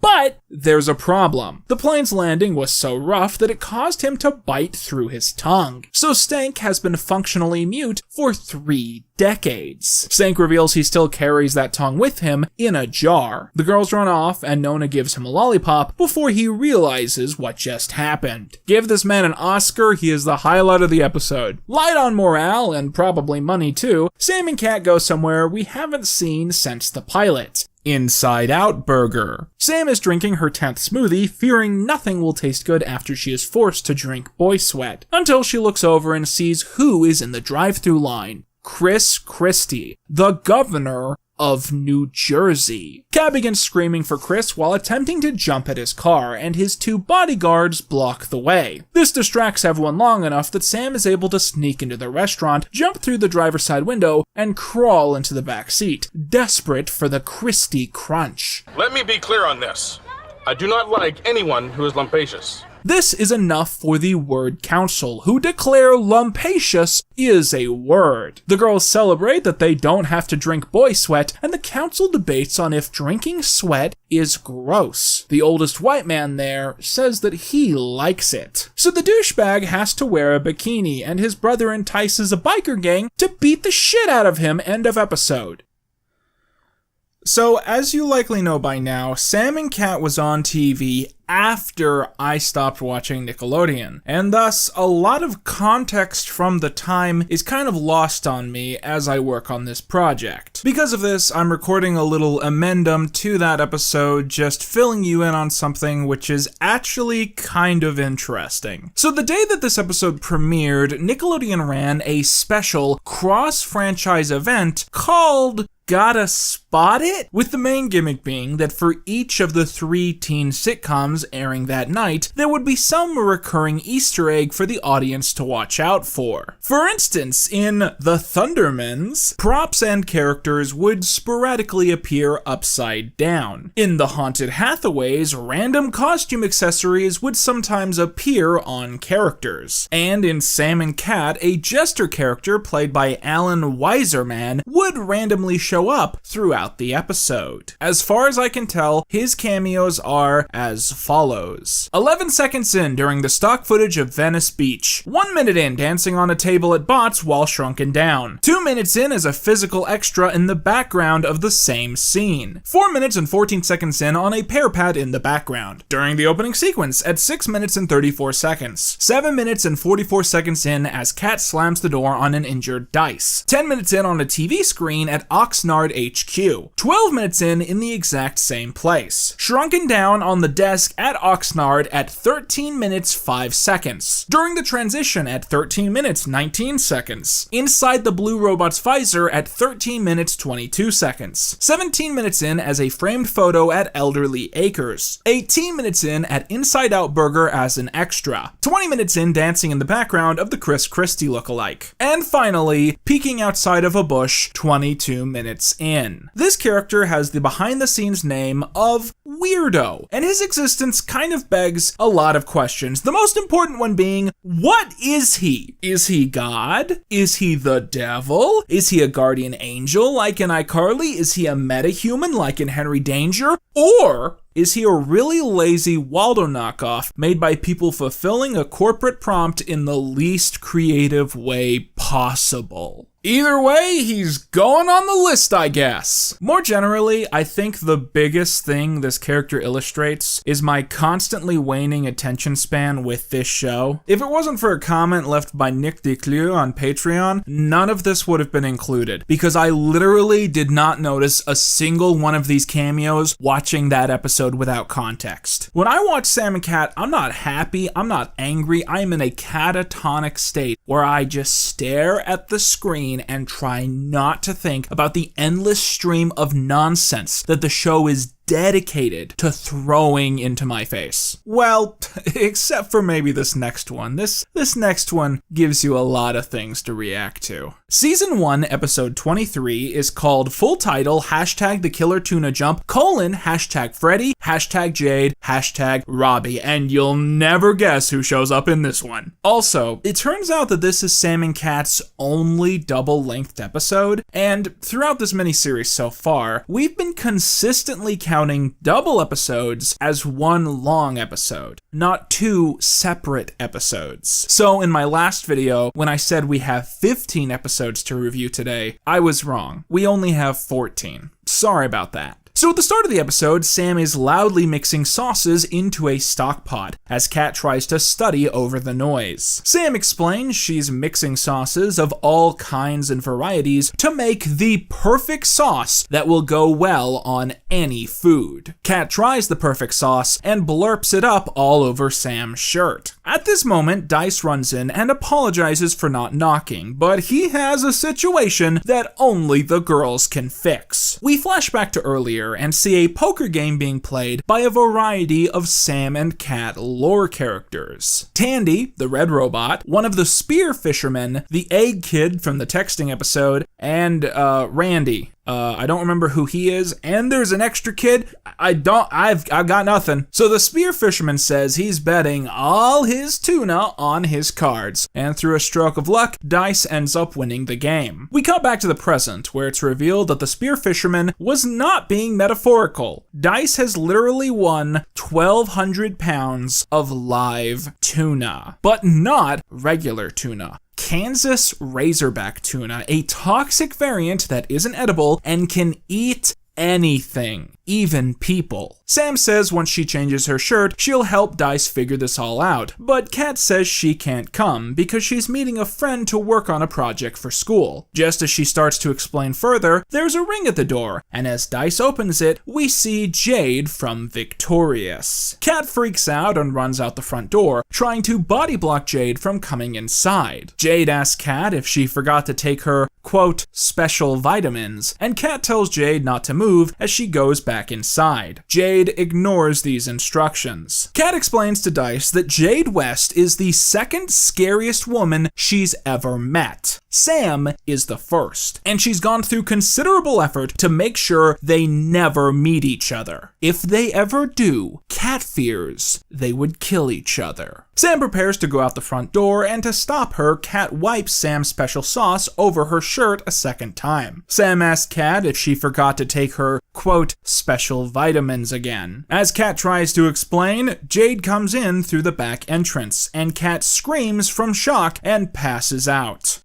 Hours later, and after the title sequence, Kat wakes up to the sound of Jade and Sam screaming at each other from the bedroom, and she thinks they must be killing each other, which I imagine was also the presumption that you made at that description. Instead, we find out the two are playing a Wii Motion style game where they hit the ground with baseball bats. Kat admits her anxieties that because they're both antisocial misfits filled with rage, she was worried that they would murder each other, which Sam and Jade find hilarious as they get along fine. Jade and Sam do a little mildly flirty banter, decide that Kat should just do Psychowitz's assignment on her own, and they rush off to the wharf to see Dice's tuna. At the wharf, Dice has just discovered that it's costing him over $100 a day just to keep the tuna in the 25-feet tank, and he begrudgingly pays the money out to the callous workers. Sam and Jade arrive on the motorcycle, and Kat arrives moments later, having run on foot behind the girls. The mean team study the fish, which are very piranha-like, and Sam throws in a sandwich to show how fast they eat everything in their path. Dice says he's going to lose a lot of money, but Sam has an idea. They will set up ramps on either end of the tank, sell tickets to see a live stunt for the ages, and then Sam will jump the tuna. So this is another reference to sitcoms of days of old. You see, back in the day, there was this old sitcom called Happy Days, which originated the character of the Fonz. The Fonz was known for getting up to a lot of antics and being good at a lot of things. So one day, while the character was water skiing on vacation, he was dared by a group of SoCal hooligans to jump shark-infested waters. He did, and today, jump the shark remains a common term for when a TV show does something so ridiculous or extra that it signifies the golden era coming to an end. Someone told me about this once, I can't remember who. So the entire joke of this episode is that Sam is going to jump the tuna while the show is going to jump the shark. To the extent that most associate Sam and Kat with being a weird legacy crossover show, and this episode is going to prove itself to be the weirdest and the most legacy crossovery. The episode is also heavily a parody of the audience's expectations, and this episode is going to get way more dramatic and character driven than normal, and I certainly think that the rest of the show is going to feel a little less intense following this adventure, but I'm getting a little bit ahead of myself here. So there's a running joke in this scene that Sam and Jade are such a natural pairing that Kat is trying desperately to overcompensate for the fact that she has nothing to say or do, with even the workers at the dock making fun of her for embarrassing herself constantly. Kat says that Sam jumping the tuna is way too dangerous, so they decide to get a local daredevil named the Dirty Skipper to do it in her place. Sam and Jade ride off on the motorcycle, leaving Kat breathing in their toxic fumes. Later, at Bots, Jade tells Sam about how she loves popping pimples, and Sam plays a trick on the Red Robot where she confuses him by requesting gibberish. This causes the Red Robot to short out, killing him. Thank you for killing my friend. Kat enters Bots with Dice and Nona and confronts them for constantly hanging out without inviting her, specifically calling them out for going to the movies the night before. The girls say it was a horror movie and Kat wouldn't have had fun, but she's still upset. After sitting with Dice and Nona, Kat vents about her frustration. Sam stole Jade from me. Oh, come on. I wouldn't say she's told Jade. Well, I would. In the greater context of Kat's cross-franchise story arc, her motivations make some sense here. You'll remember that in Victorious Season 1, Kat and Jade weren't really friends. They were just peers in the same friend group. It wasn't until Jade and Beck broke up in Season 3 that Kat made the outward attempt to hang out with Jade outside of school, with it clearly being something she had to invest patience and effort into. So you could imagine that it's frustrating to see Jade and Sam become instant besties after knowing each other for just a few days, especially as this also can be compounded with her equally complex relationship with Sam. Here's my favorite fart noises I can make with my mouth.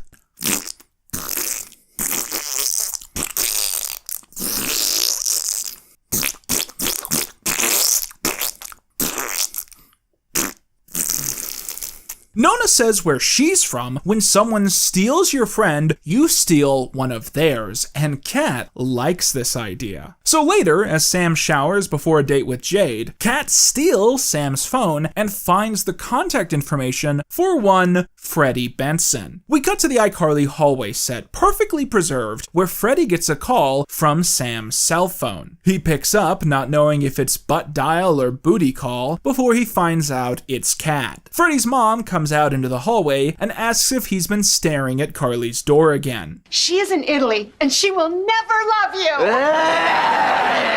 Kat tells Freddie that Sam has been run over by a sports utility van, that she's in dire condition, and he needs to come to LA right away. The next day, Freddie comes in asking where Sam is and what her condition is. Kat blows these questions off and attempts to flirt with Freddie. Buttocks don't offend me. Oh.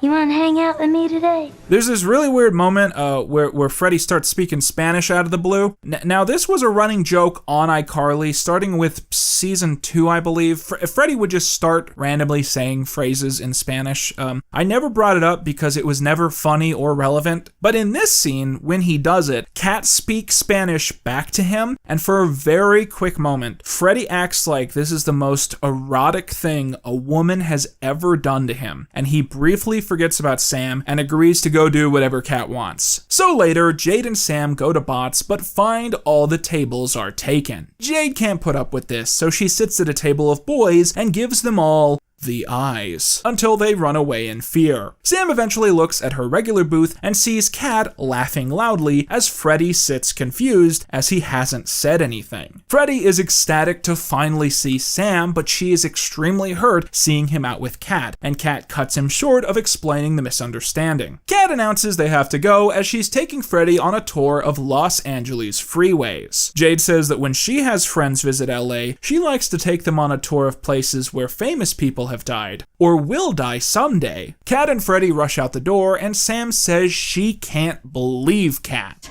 For some reason, she's always loved freeways. Sam wishes she could get even, and Jade knows just the way. She pulls out a photo of Robbie Shapiro and says that Kat has had a crush on him for a long time. Him? He's sort of a him. Okay, so this is a very good time for a brief tangent. Since I did my videos about Victorious, I have become pretty well versed about the various fan theories and speculation in the fandom. And what I have since learned is that in the past few years, a very common fan theory has become that Robbie Shapiro is actually a trans man. This is based mostly on a few specific clues. In the Yerba episode, Robbie is placed in the women's prison instead of the men's. In the episode where the boys and girls compete, Robbie has to go out of his way to remind everyone that he should be on the men's team. And of course, in an out-of-continuity exclusive to iCarly.com, Rex mentions Robbie having a bat mitzvah. I think this theory is really funny when you study it closely, because not only do you have to believe that Robbie is transgender, but you also have to believe that all of his friends are bigots.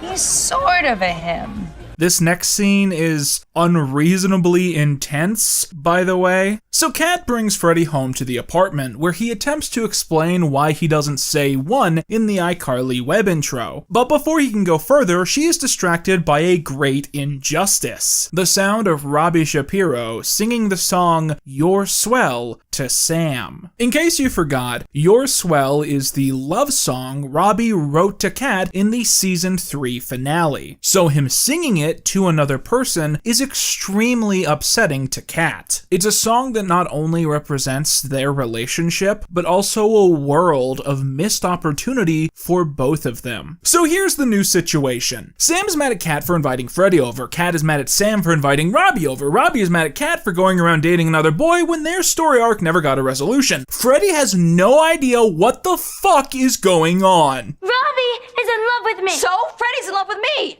Now, wait a second. If you're so in love with Sam, then why have you been running around Los Angeles fadoodling with Kat?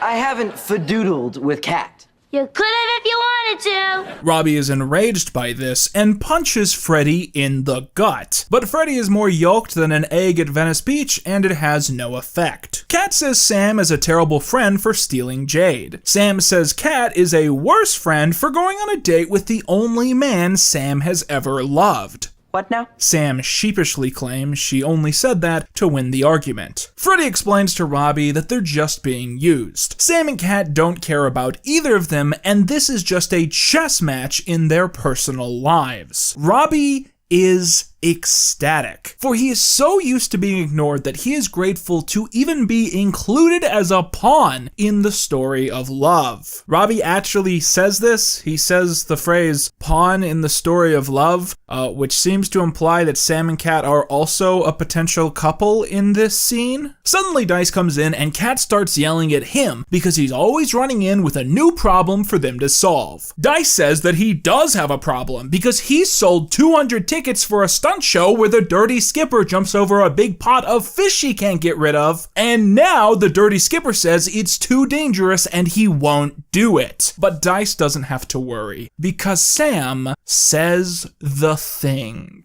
I'm gonna jump the tuna. Kat reminds Sam that she promised not to jump the tuna, and Sam says Kat doesn't care about her, as she flirted with her ex right in front of her face. Kat says Sam did the same, and Sam responds by kissing Robbie full on the mouth.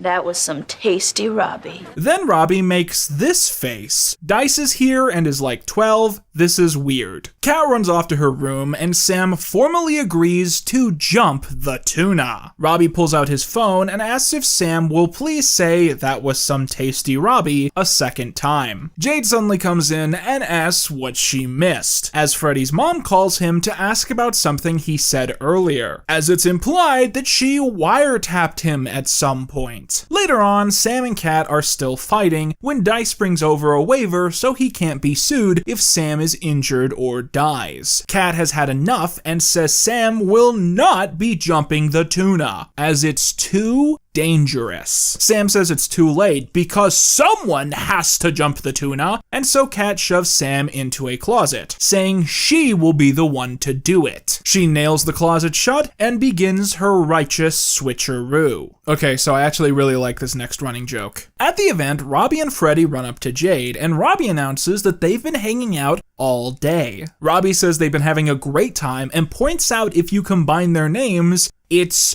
Frobby, implying the audience should ship them after this episode. Robbie goes to buy tickets, and Freddy says to Jade, "Help me!" At the apartment, Kat has stolen Sam's clothing and helmet so she can be the one to jump the tuna. Sam says they have different body types, so Kat grabs 2 oranges and stuffs them down the front of her shirt and into her bra. Do you think if I apply for witness protection, I'll be able to stop watching these shows? So Robbie and Freddy can't get tickets because the show is sold out, but they're told they can watch if they stand in the camera lift. Freddy says he doesn't even want to watch because he still has feelings for Sam and he's worried about her. Sam gets tired of being stuck in the closet and punches a hole through it. Nona ends up sitting next to Jade and tries to make conversation about a jazz musician she once dated, but Jade walks away. Nona says a meme phrase to a child. You like jazz? Kat shows up and drives really badly. While Robbie keeps flirting with Freddy, Sam meticulously breaks the rest of the door down before leaving for a reason I can't figure out. Someone dressed like Billy Shears gives a drum roll, and it's time for Kat to jump the tuna. But Sam shows up and the motorcycle slips and hits the camera lift, and Robbie and Freddy both fall into the death pit. The credits roll, that's the end of the episode, and both of their romance arcs.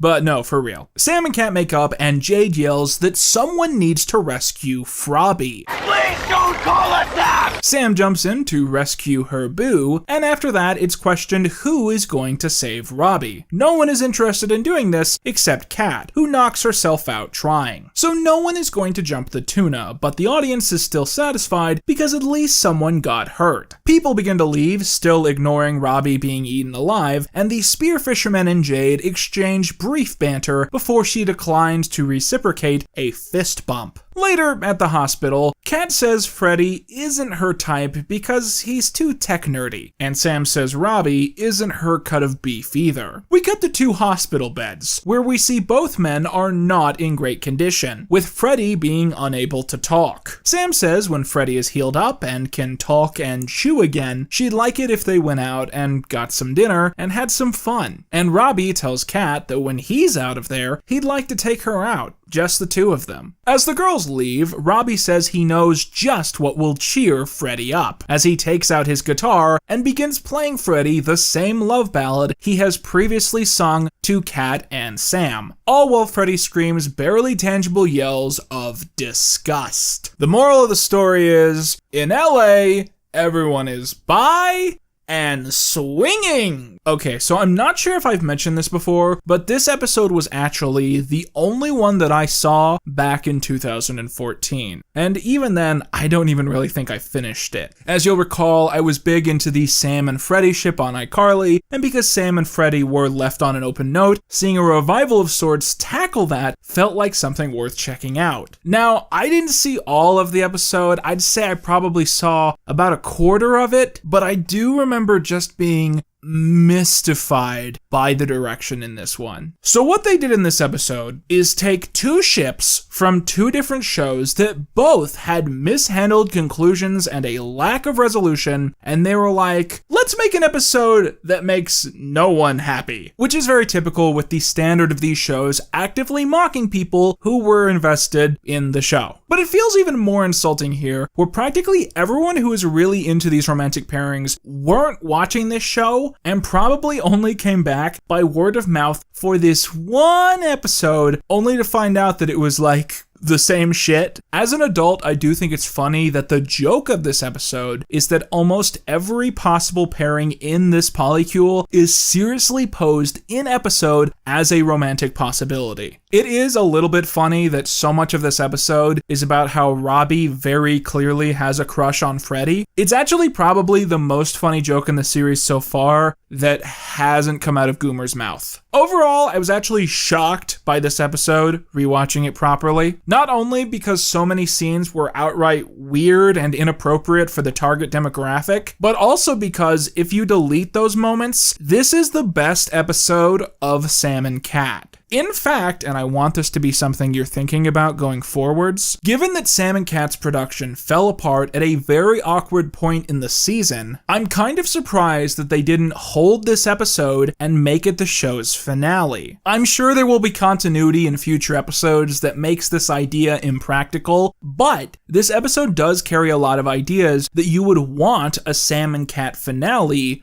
to have. It has the origin show legacy characters, it has the drama, the humor, but more importantly, it actually does supply resolution that the original source material didn't. In the episode, Robbie and Kat flat out say that they're in love with each other to each other's faces, and Sam and Freddy come very close to doing the same. About as close as they're emotionally capable of, honestly. And at the end of the episode, all 4 seem to recognize that their jealousy is probably indicative that they need to give their respective pairings a second shot. I honestly think Sam and Cat should have leaned into this crossover element more often than it did. This episode is like eating some really unhealthy junk food that's not good for you. It's tacky and cheap and has some real questionable ingredients, but it's fun. Any other episode of Sam and Cat is like eating marmalade mixed with uncooked rice. And much like the Psychowitz episode didn't find a use for him, this episode forgets to find anything to do with Jade. She's funny, she's charismatic, she steals every scene, and then she sits in the back of the room. And at the end of the day, this episode does jump the shark and does mark the show's peak because it rushes through too many cameo concepts that otherwise could have been at least 2 or 3 better standalone episodes. After that episode, we only have one more significant Ted Danson episode to get through, but we won't have to deal with that one for a while. For now, it's time for Season 1, Episode 24, #YayDay. And as you can see, this is another Christmas episode. Except it's actually not. You see, it's a really controversial topic in the Sam and Cat fandom because the episode aired in January, but in some international markets, it was marketed as a Christmas episode. So it really depends on just how you look at it here. But at the end of the day, it's more of a Christmas parody than a Christmas episode, kind of like Sam and Cat's version of the Festivus episode of Seinfeld. But I already put all this shit up, so who cares?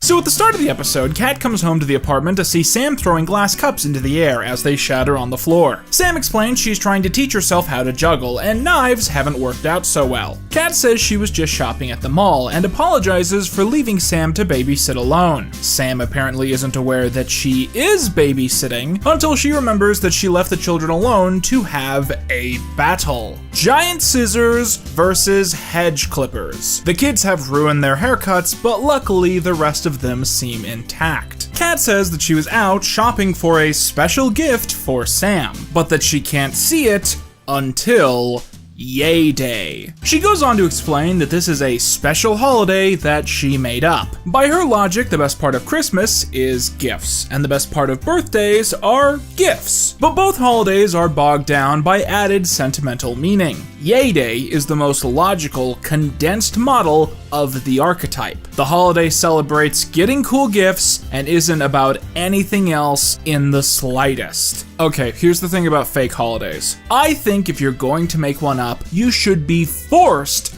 to pick a specific date. Festivus is December 23rd, First Contact Day is April the 5th, Halloween is May the 1st, Possum Day is October 18th, Life Day is the 3rd Thursday in November. YayDay is Saturday. That's all they say in the episode. It's Saturday. This episode aired on January the 20th, which was a Monday, so do I celebrate this on January the 17th or January the 24th? Once I have to put this much thought into celebrating a gag holiday, it stops being fun. After the title sequence, we see Cat on YayDay Eve decking out the apartment in various Yay decorations. As this happens, we get our first sighting of Goomer in this batch of episodes, as he and Dice enter with the intention to stay the night and celebrate the holiday the next morning. Dice asks for a drink of coffee, and Cat says no. Sam wakes up to find that Cat has covered her in balloons, and says that she doesn't want to celebrate YayDay. Goomer and Dice convince her to go through with it, and Sam eventually says she'll go along and get presents for everyone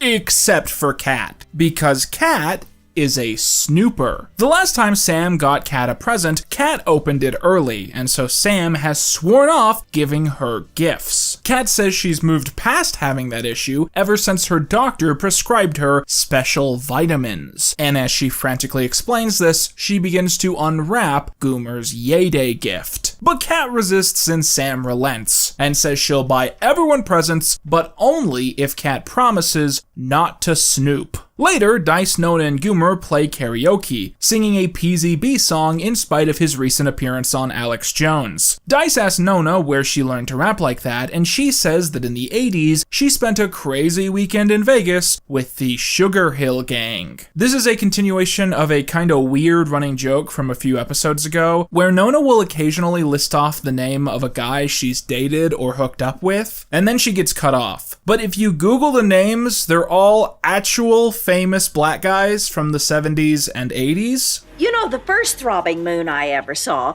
was back in 1962 when I was dating Nipsey Russell. I was dating a professional basketball player named Bob McAdoo. Yeah, where'd you learn to rap like that? Well, back in the 80s, I spent a crazy weekend in Reno with the Sugar Hill Gang. So take that information as you will. Kat joins the group and Dice asks for a drink again, and Kat again says no. She then presents the trio a book she's written titled A Hard Ye's Night. This is the story she's invented to give the holiday lore, independent from reality that she's basically just made up. Sam comes in with gifts for everyone but Nona, and Kat breaks from this thought, begging to know what she got. Everyone talks Kat down, and Goomer begins crying, explaining, I can't read! You can't read? Nah, I can. I was just messing with all y'all. That night, while Sam sleeps in bed with her food, Kat sneaks out to the living room and takes the gift Sam had left for her, discovering Sam has given her the gift of mouthwash, specifically for those with horrible breath. And as a bonus, foot wash, for much the same, except with feet. The next morning, Dice asks Sam if there's any orange juice, and Sam says no. Dice begs for a drink of any kind, and Sam insists they have nothing, while everyone else mocks him for being so thirsty. Nona says that when she was young, thirsty kids on a hot day would just find a damp rock and lick the underside of it. Eventually, Kat walks out, being very passive-aggressive, and asks for some orange juice, to which Sam says there is some in the fridge. Kat says she'll let the others open their gifts alone, as she is now a Yay Day Scrooge. But everyone begs for her to join in. Still feeling very angry, Kat takes the gift that she had intended for Sam and runs to the bedroom, as Sam quickly stops Dice from getting a sip of orange juice. Kat decides not to give Sam the expensive jacket she bought and suddenly sees Herb at the window. Herb says that he just bought a new boat and that he'd like to park it in the girls' garage. Kat says they don't have a garage, and Herb says that he just found a dirty, stained pillow in the street. Kat offers to trade the expensive jacket for the pillow, but Herb says he has a lot of expensive jackets and a lot of expensive things, so this would be meaningless. But Kat talks him into it, and he heads back to his condo. My life's going great. Good for you. So Kat does the switch and watches Sam open the pillow. Kat then passive-aggressively opens Sam's gift, but Sam realizes she made a mistake labeling them, and that it is actually the gift for Goomer. Sam explains that she called Goomer's mom, and this was the gift that she recommended. It turns out that this mouthwash is Goomer's favorite, but is only available in Australia, reminding us of Goomer's origin as the adopted son of a well-traveled Frenchman. I guess. Probably not. They probably didn't put that much thought into it. I actually just realized as I'm recording this, I don't know how Sam imported that from Australia if she decided she was doing this 24 hours ago. Goomer is ecstatic to see that she even got him the foot one as well. It turns out that Sam's gift to Kat is actually Mr. Roper, a new jump rope that lights up and plays music. Along with this gift, there is a note. I hate most people, but it's you I like. Sam is visibly distant about the tonal difference between their two Yay Day gifts, and quietly leaves the apartment, while Goomer gargles the red wash until it's pointed out that that is the foot wash, and he spits it all over his bare foot. Kat and Sam meet up, where Sam shares an honest dissertation on her trauma. She says that she's never had a great gift given to her before, which is bullshit, because there's no way that Carly gave bad gifts. But anyways, yeah, so she says she's never had a great gift given to her before, and she was hoping if someone got her a great gift, it would show her the meaning of gift giving. And she shares a story about what living with her mom was like back in Seattle. When Sam turned 9, Sam's mother gave her a shovel and a bowl of meatballs for her birthday. Sam, in a youthful out-of-character moment, did not eat the meatballs, instead planting them in the ground with the shovel, thinking that a meatball tree would grow. She notes that it never did and begins crying.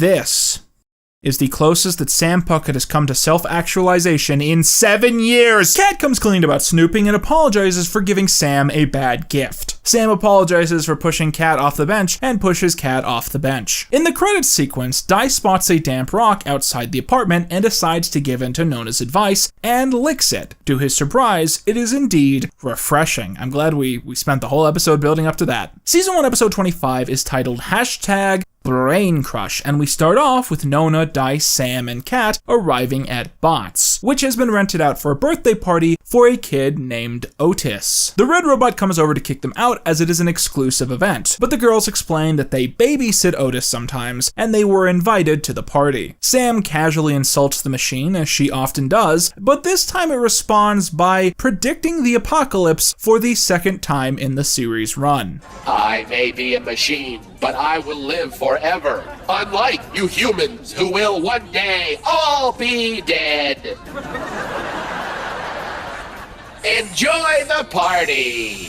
This is actually a thematically relevant start to the story. You remember in the Victorious video game when pair pads being released caused all of the characters in the game to become mindless zombies? Well, this episode is a direct adaptation of that extremely not played out idea. We find out that no one at the party is being very attentive, and this is because they're all glued to their phones. And more specifically, a new and exhilarating app, Brain Crush. A juggler hired by the party enters, and everyone notices that he is the most famous juggler in the world or something. And he begins juggling 3 wigs which are lit on fire. But no one cares because they're on their phones. When the cake comes out, all the kids are still not interested. They're on their phones. So, because no one else wants the cake, Sam comes over and takes 2 fistfuls and walks off screen to husk into a poorly lit corner and lick her hands clean in darkness and shame, I presume. After the title sequence, we see Sam putting the door back together after kicking it down the night before because she couldn't find her keys. Kat comes out and reminds Sam that she's currently preparing for a one-woman theater show that she's doing the following night, titled Abraham Lincoln, an alternate universe monologue about Abraham Lincoln, except he's a babe. Sam doesn't want to go, but Kat says that if she does, Kat will pop the pimple on Sam's back. Sam agrees, as it has been a problem. So you can go ahead and put this in, I guess. I wrote this in the script, and it made me so sick to my stomach that I deleted it, but I think I should say it because I'm tired of not talking about the weird stuff in this show. Sam and Cat is such a weird show to sit through and watch because it exists perfectly in between 2 of the worst moments in both the NSU and the Grande extended celebrity fandom. And those 2 moments are Ariana Grande sticking her foot in her mouth on the slap.com and Frankie Grande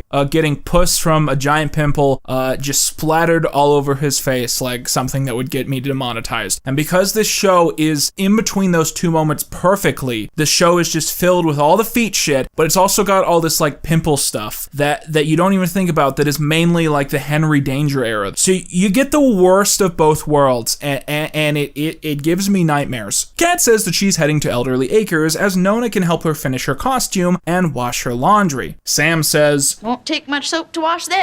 Which isn't appropriate, and Sam suddenly realizes Nona is apparently offering to do their laundry for free. Moments later, she emerges with several trash bags filled with clothing, as we learn that she hasn't done any laundry since the iCarly finale. This brings into question many things. For instance, does Sam just buy new clothes every week? Is that where their babysitting income is going? Did Sam bring any of her clothes from Seattle? Is she just spending a fortune on her wardrobe every single fiscal year? However, Sam and Kat's conversation is interrupted by Dice, who has now become a brain crush zombie. He hasn't slept, fails to respond to anything around him, and is soaking wet because he accidentally walked through a car wash a la Fred. Now, an odd thing worth pointing out, in this episode, Brain Crush is described as a parody of Candy Crush, with the only difference being that you match pictures of brains instead of candy. But the tie-in video game released on Nick.com, and by association, the visuals of the game which appear in this episode depict imagery relating to the show itself, with shapes including the logo ampersand, the pineapple the girls hide their money in, Sam's chicken leg, and of course, a sock.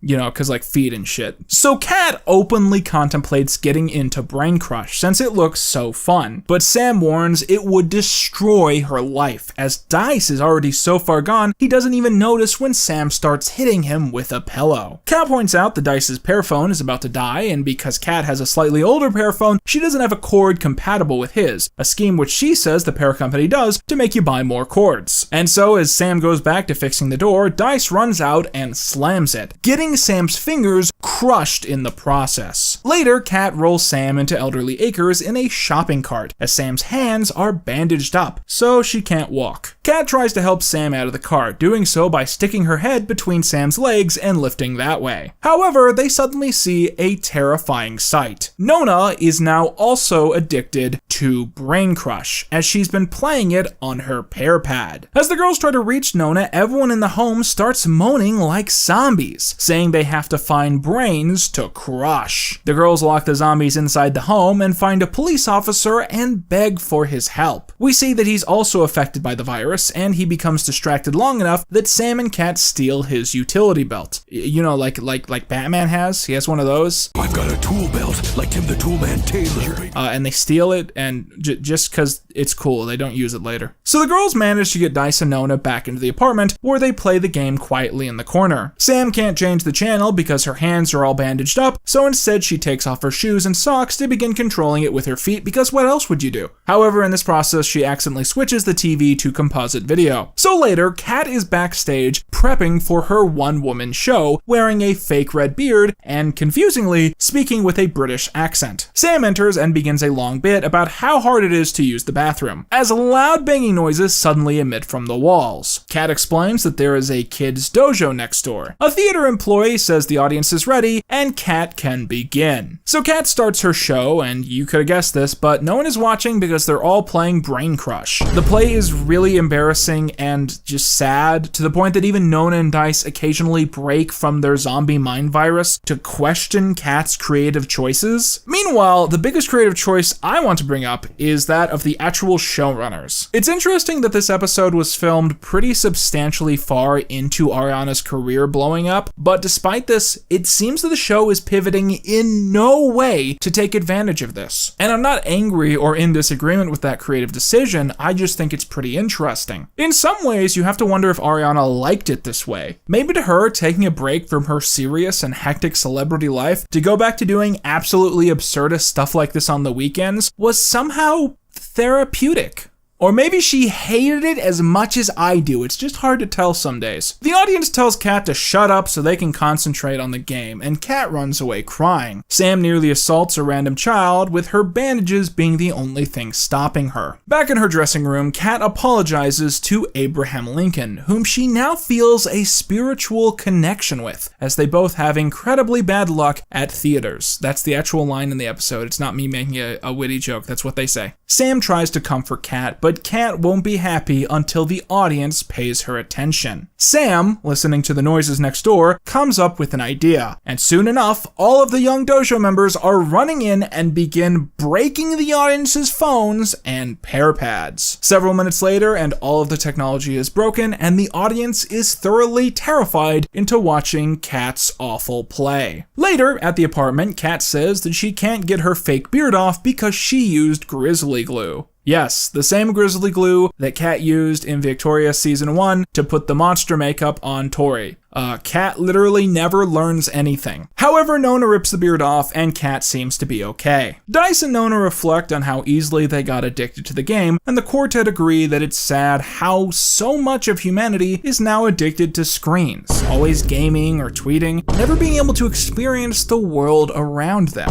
A quietness fills the room, and they all decide to watch TV. This episode is just supposed to be cartoony and stupid, but it comes across like an aggressive metaphor for the iPhone culture takeover from the perspective of cable television, which really only speaks to the sadness of cable television. Because for a long time, cable TV was the thing, right? It had everyone's attention because there was nothing else to do. If there was a cultural phenomenon that took the nation by storm, it either came from movie theaters, the radio, or cable. That was pretty much it. But then phones came out, social media algorithms came out, new media in Silicon Valley started a bidding war for your attention span. And suddenly, cable TV couldn't get anyone to look twice at their content, and they were left babysitting children with a constantly decreasing attention span, just begging for anyone to give them even the slightest amount of praise and attention that they so easily had before. Fart noises, part 2.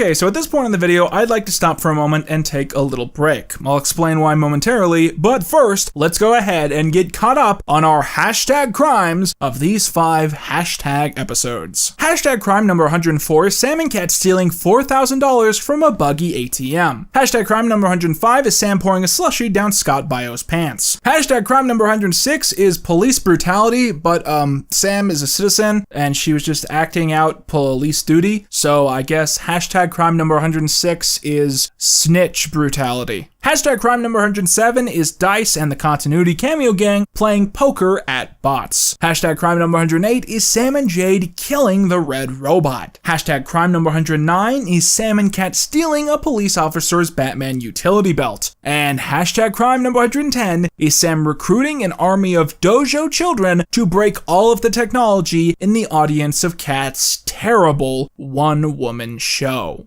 With that, let's go ahead and talk about Sam and Cat Season 1, Episode 26, hashtag Blue Dog Soda, or as I like to call it, Sam and Cat build a meth lab. So the episode starts with us returning to a familiar location from the start of season 2-ish, the gas station, which Sam and Cat robbed earlier in the season. The girls are there to put up a flyer for their babysitting service, but decide they also want to pick up some Blue Dog Soda on the way out. However, the store is swarmed with government agents guarding the stuff, and we learn that Blue Dog Soda has been banned in California for having too much sugar. We meet a muscular government man who explains that thanks to his campaigning, the State Bureau of Interference has passed a regulation making it illegal to buy or drink Blue Dog Soda. He then takes note of their babysitting advert and takes a photo. He explains he might use their service as he hates his son. Okay, so obviously the big point here is to introduce the narrative plot point of a soda prohibition. But it's also worth pointing out that this is basically a parody of a real thing that happened around that same part of the decade. In 2013, New York City attempted to implement a regulation banning the sale of sugary drinks past a certain cup size. Famously announced by Michael Bloomberg, the regulation would have been enforced as a health code in the city. And while this change did pass that year, it was struck down by the New York Supreme Court. The most obvious parallel here is that Blue Dog Soda is being banned due to a bureaucratic regulation and not an actual law. But furthermore, this episode did predict a similar war on soda that happened in California throughout the rest of the 2010s. In November 2014, Berkeley, California became the first city in America to implement a controversial soda tax, which made buying sugary drinks within the city more expensive than other options. Some reports indicate that this led to a 50% drop in soda sales. More cities adopted this in years to come, causing California's state legislature to ban cities from implementing local soda taxes until 2031. It's wild to think that we're actually closer to 2031 than we are to 2016. That's not actually true, I just wanted to scare you. But on top of all that, this episode is also defined by being yet another ripoff of an episode of Zoe 101. This one is based on the season 4 episode Coffee Cart Ban, where coffee is banned on campus and the kids start selling it illegally. Anyways, let's get back to the bad show. After the title sequence, Cat tries to teach Goomer to hula hoop, before Dice suddenly runs in, revealing that he has, in a closed safe, his last bottle of Blue Dog Soda. Dice says it's likely the last bottle in California, and tells Goomer to check it out. Goomer mishears this as chuck it out and throws it at a passing car. So they go into the apartment where we discover that Sam has taken things into her own hands, as she has studied the soda online and is trying to deduce the exact formula. However, when Cat tries it, she says it's all wrong. Well, if we're talking about the basic flavor profile of Blue Dog, the primary taste is a 60-40 blend of vanilla and citrus, with trace amounts of cherry, clove, nutmeg, and juniper. Jupiter! Kat promises she can make the soda herself, and it will only take 3 hours. Dice retells the story of Goomer throwing the bottle at the street, and Sam decides they're going to take sponges and get every drop that spilled off of the side of the road as they squeeze the soda into their mouths. Can you tell that this is supposed to be meth? So 3 hours later, the gang takes shots and declare Kat's blend is identical to the original, if not better. They all agree they should start selling the stuff, not to make money, but as a protest, but also to make money. Well, if we're going to produce that much soda, we're going to need a supply and distribution network, and also a comprehensive marketing strategy that'll inform the public about our product while not raising suspicion in the law enforcement community. I just found a worm in my pocket. Sam says they need somewhere secret and hidden to make the soda, and Dice suggests the secret room hidden behind their wall safe. So Kat texts Sam all the ingredients they need, and they go out and buy it all at once. A rookie mistake. Don't buy everything in one place. Do it piecemeal. Different items, different stores. Attracts less attention. We see a long musical montage of the girls making Blue Dog soda, with emphasis being put on close-ups of the blue fluid flooding tubes and measuring equipment. The background music is very swanky, emphasizing the intended gag, that this sequence is a parody of the meth montages from Breaking Bad. My favorite thing about this is that on the Sam and Kat wiki, it says the concept of the episode may be a reference Breaking Bad. The article basically says this twice and it doesn't elaborate any further. And I love that because it carries this hilarious energy of like, this episode might be a parody of Breaking Bad. I'm not sure because my mom won't let me watch that show. So the girls get many desperate customers coming to their window, including a cameo by Woody from iCarly and Victorious, and Randy. You remember Randy, right?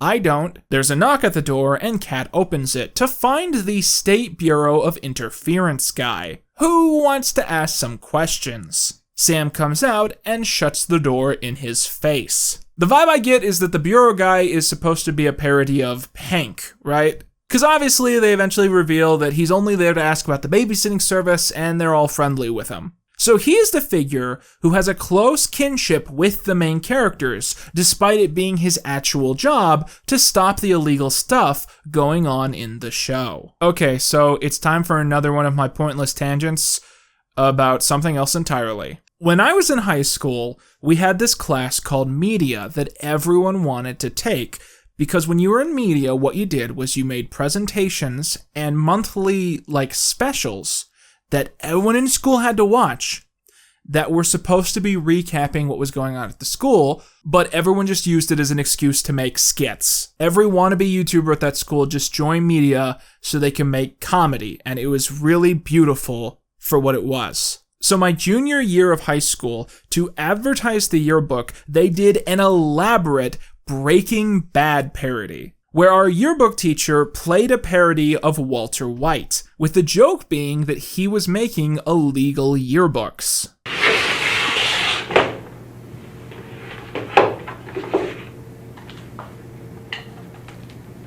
This is the best yearbook I've ever seen. I think we can make a lot of money together, Daniel. This other guy I knew named Brad, who was one of the funniest people I've ever met in my entire life, he played a parody of Jesse. And then they introduced a brand new character named Mitch. This was done explicitly so they could get away with directly copying Aaron Paul quotes from the show. This is my own private domicile and I will not be harassed. Bitch! This is my own private domicile, and I will not be harassed. Mitch. This joke has never left my mind. Sometimes it's still the first thing I think about when people bring up Breaking Bad, even 10 years later. And I think that speaks to the power of a good joke, even in the least professional setting possible. Look at that, Mr. Roof. That's the best I've ever seen. Do you have any idea of the street value of this?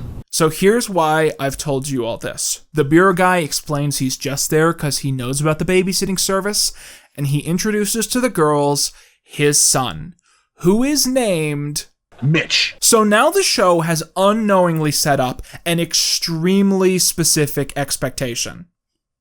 This episode will get a passing grade, but only if they go out of their way to have Mitch linger around scenes so that Sam or Kat can occasionally blurt out Aaron Paul quotes, but instead of saying bitch, they say Mitch. And if that doesn't happen, then this show is officially the least creative thing ever made by human hands. So the bureau guy explains he needs the babysitters not just because he hates his son, but also because someone is making illegal Blue Dog soda, and he has to find and arrest them. Back in the bedroom, Kat freaks out and says they have to quit making Blue Dog because it's going to get them in trouble. But Sam insists they only need to make 100 more bottles just to keep for themselves for the next few years. While Sam babysits Mitch, Kat, Dice, and Goomer get to work, but nearly cause an explosion when Dice forgets to shut off the pressure valve. Yes, that's really what they say. So 3 days later, we see Sam and Mitch carving with cheese, and Mitch has made a dinosaur. The bureau guy comes in and says that he still hasn't found the crooks. But just as he's trying to pay Sam,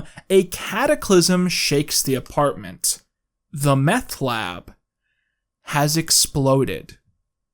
So the girls get caught in the act, and the bureau dude says they're in big trouble. The gang stand up to him and ask why Blue Dog soda had to be banned. And he says it's because it's not healthy and some people drink too much. So the gang asks, well, why not ban sandwiches? Or sleeping? Or roller coasters? Or pooping? The bureau man is moved and breaks down crying, saying he will turn back the Blue Dog soda ban the next day. He then sees his son's sculpture and hugs him, saying he's very proud of his son. The gang share a final soda as we fade to black. They didn't do the joke. They didn't say Mitch's name like Aaron Paul says bitch. They introduced a character named Mitch and they didn't fucking. Anyways, the moral of this one is that crystal meth should be legal. With that, it's time for Sam and Kat to continue another tradition of the shows that came before it. So let's go ahead and talk about Sam and Kat Season 1, Episode 27,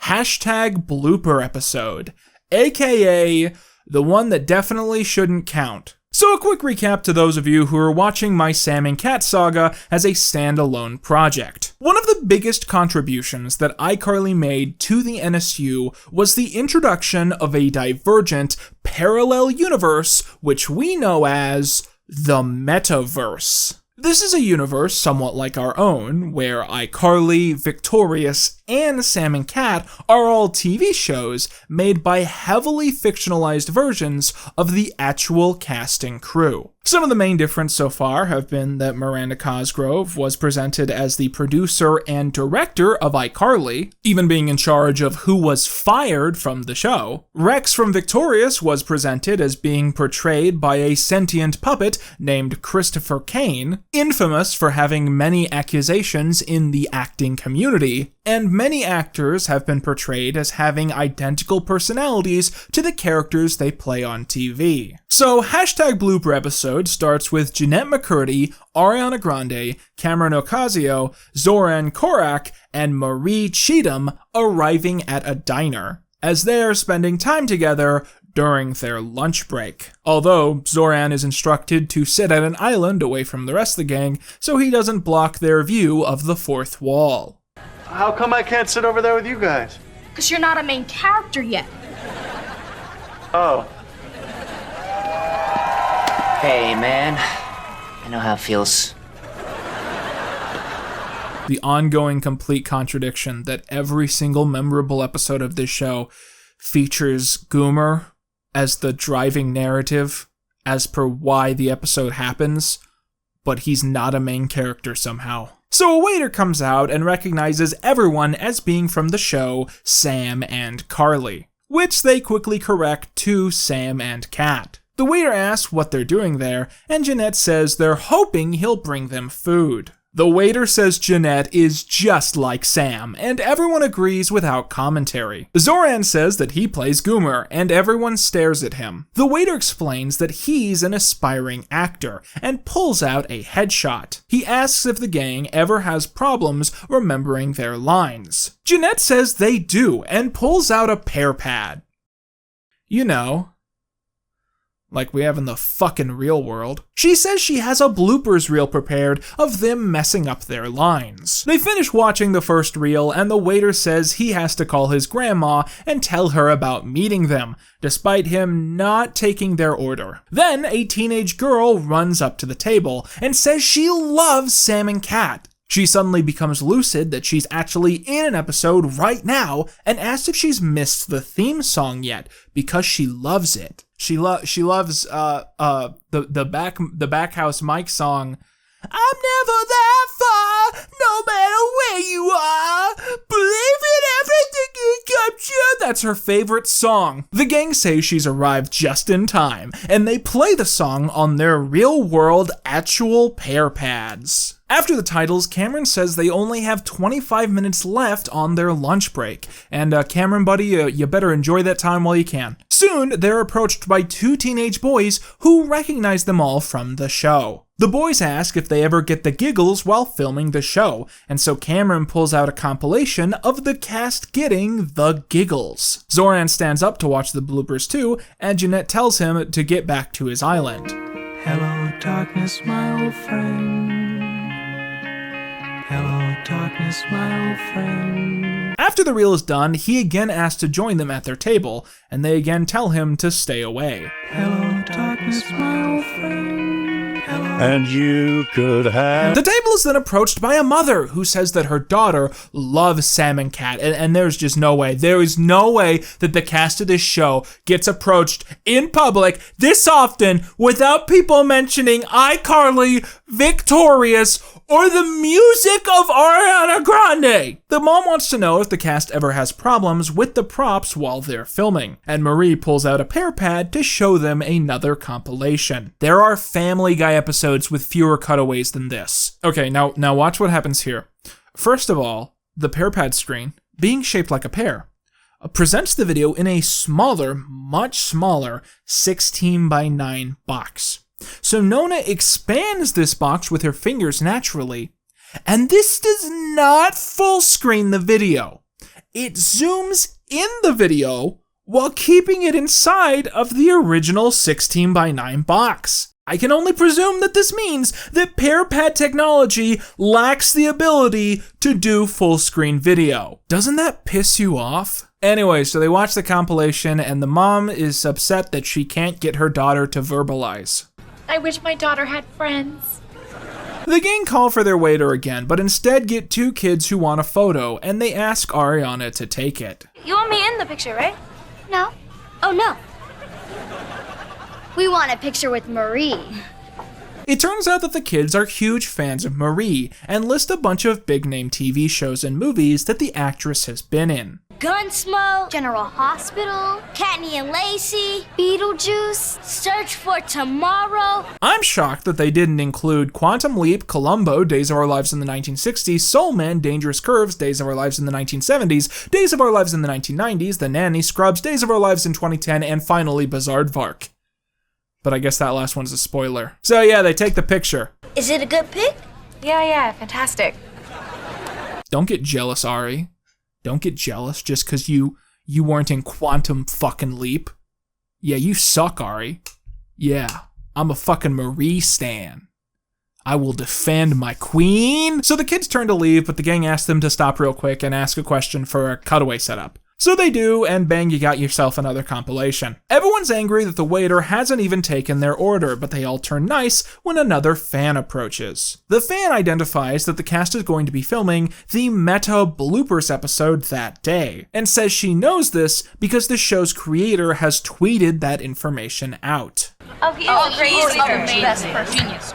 The girl asks if there's going to be a commercial break, and they say yes, and Cameron shows her all of the commercials that they're going to show during that episode's break. This joke would be really funny if people still watched old TV shows the way they were intended to be seen. Their waiter finally returns and asks if they want their check. Everyone points out that they haven't even ordered yet, and the waiter says he'll take their order after they answer a simple question. Is it exciting to film their show? So Zoran pulls out his pear pad and shows the waiter a compilation of everyone being exhausted on set and yawning. A metacontextual joke about how they filmed very long hours on this show to make up for how few days Ariana had to commit to the show. Everyone says those were the wrong clips, and so Zoran plays the stunts compilation, with highlights including a group of babies climbing up a wall and Scott the Woz dying. The waiter says he'll get their order once he finds a pen and runs off screen. But then Jeanette notices something.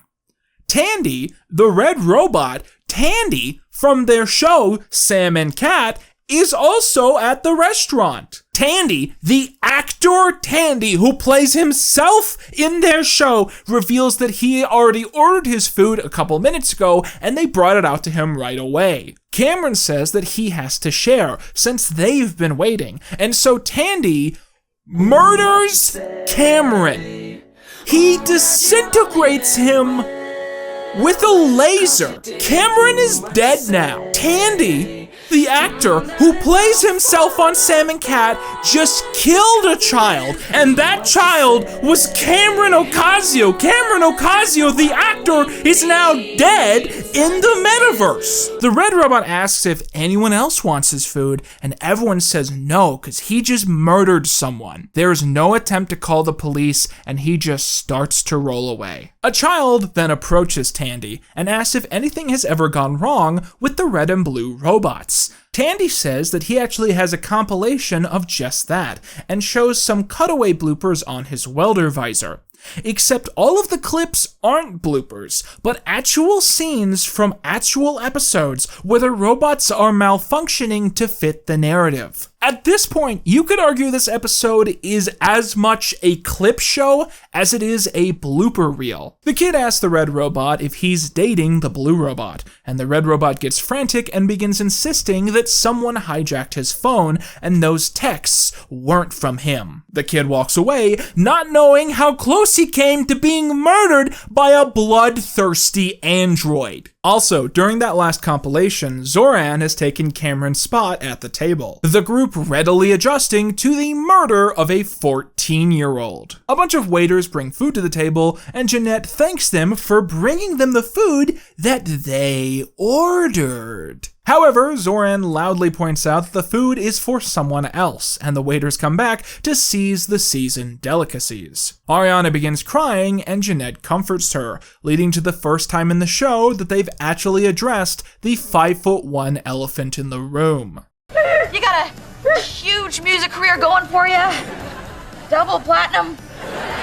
Thank you. The girl who was setting up the opening sequence returns and reveals that she's brought her friend, JD. He's never seen the show, so she was hoping the girls could show him a compilation of funny clips that represent the magic of Sam and Cat, alongside one exclusive blooper from the show Drake and Josh. This is the compilation that includes the most actual bloopers, where the cast says funny stuff and they riff a little, and it's sort of sad that they have to subsidize these moments with clips of loud noises and stunt work from the show itself. It kind of implies that the show maybe wasn't a blast to film, so they have to fill in the bloopers episode with filler and sawdust. And then at the end, we get 3 bloopers, count 'em, 3 bloopers from Drake and Josh.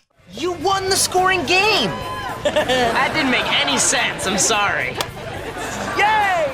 Now, a quick tangent about this, since it's something I've been wanting to talk about for a while. So you might remember that in episode 1 of this miniseries, I binged iCarly, not to be confused with episode 0, The Reign of Fred Figglehorn. I did a segment discussing the history of aspect ratio and iCarly. To recap, iCarly was originally broadcast to most Americans in 4:3. However, the show began when it was clear that the total switch to HD was not far away. So every episode of the show was actually filmed in 16:9 edited in 16:9, and then cropped to 4:3 for both initial broadcast and the DVD releases. This meant that when Nickelodeon did eventually make the full switch to HD, they could continue airing even the oldest episodes of the show. This is notable because some iCarly episodes have extended editions with long, exclusive deleted scenes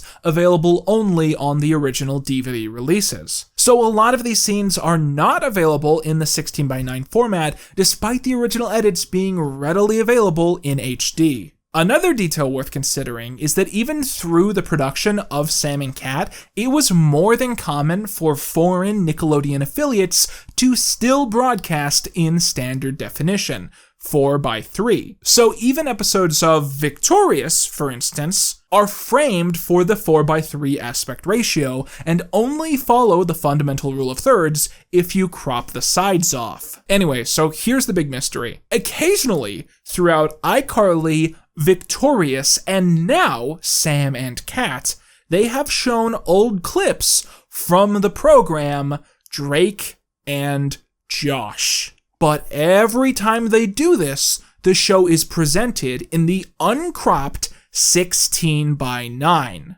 But ignoring TV movies, Drake and Josh was always presented in 4:3 across its entire broadcast and on all home media releases. But these sparse HD clips have led Lost Media hunters to theorize that a 16:9 edit of Drake and Josh seasons 2 through 4 must exist somewhere at Nickelodeon. However, I think a lot of this can be easily debunked just based on what we see in this episode. You'll remember that I said earlier that iCarly was originally edited in 16:9, then cropped right before broadcast. This is obvious when you switch back and forth between the two versions, as the only difference is additional material at the side of the screen, balanced with the same amount of material on both the left and right. I do not think that Drake and Josh was originally done like this. For those early seasons, I believe that the show was always edited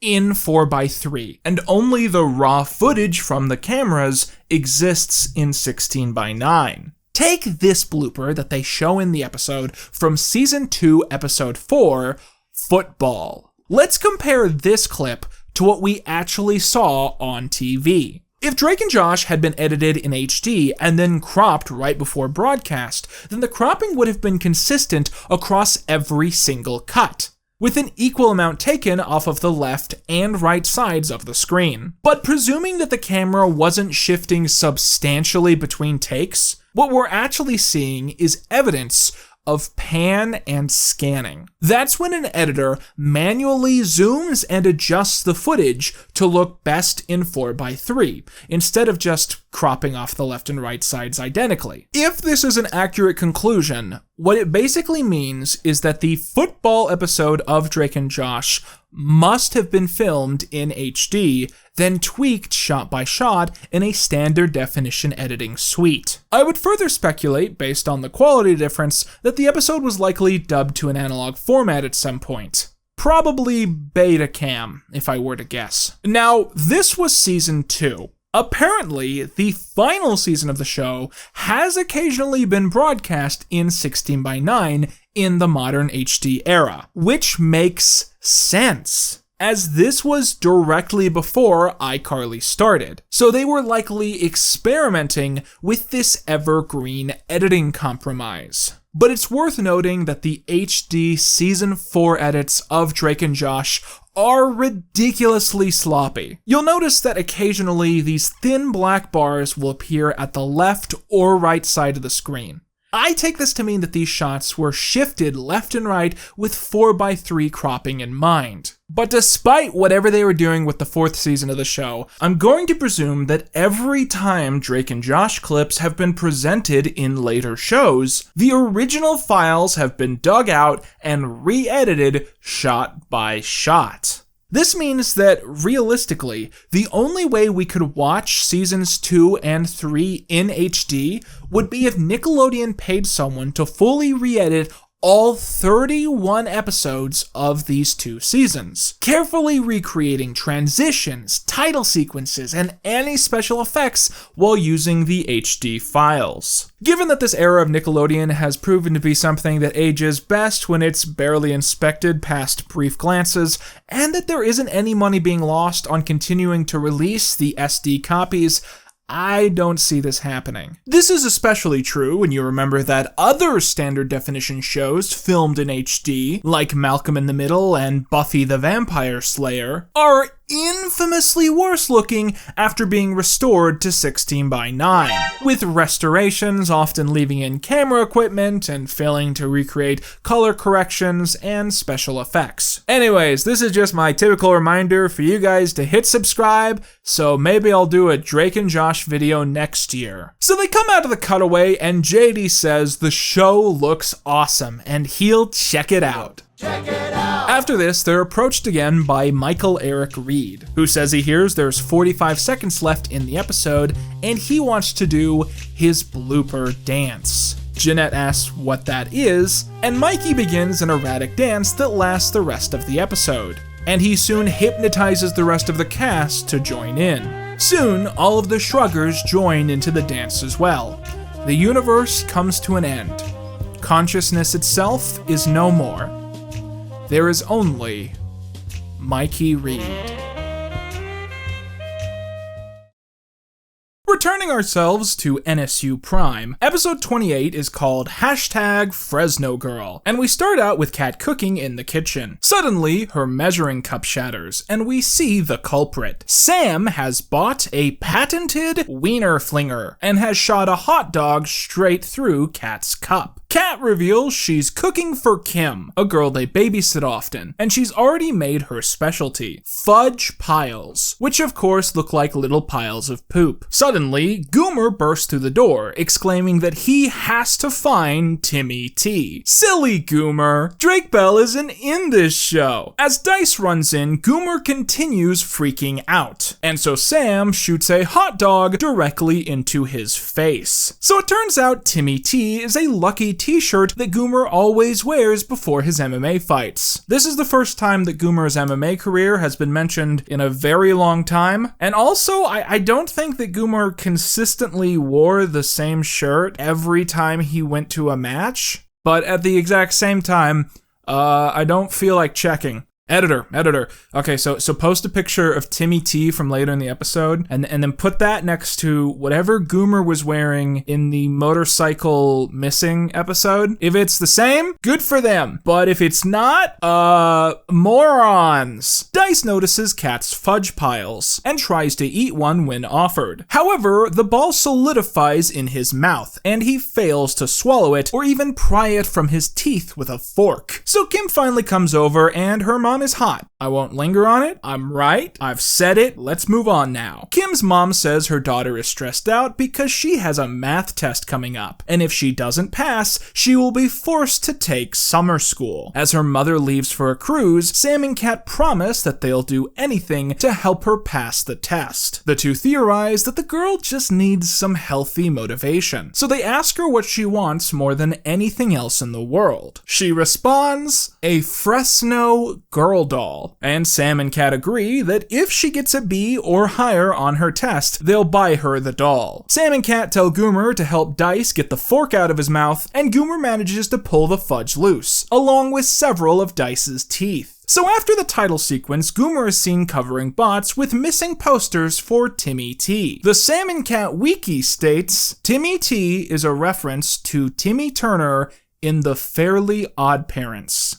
This is written with confidence, because the editor's mom lets them watch that show. So Sam approaches and points out that there's a problem with Goomer's flyer. Because of poor phrasing, onlookers are natural to believe that Tommy T is Goomer's name, and that he is missing, not the shirt. Also, the reward for finding the shirt is listed as a free trip to Hawaii for you and all of your friends. Sam meets with Kim and Kat, and the girls reveal that Kim didn't get a B. She got an A 92 to be exact. So the girls leave to buy Kim a Fresno girl doll and pass Randy with his Boy Scout troop. The scouts run over to Goomer and excitedly say that they're going to Hawaii because they found Tommy T. Goomer asks where Tommy T is, and the troop say that he's Tommy T. Goomer becomes overwhelmed and runs from the restaurant, with the boys not far behind. So at the Fresno Girl shop, we see that Fresno Girls are the in-universe parody of American Girl dolls, meaning this episode is likely intended as a callback to Season 1, Episode 15, where we met a mysterious man who treated a little girl doll like his actual daughter. What a weirdo.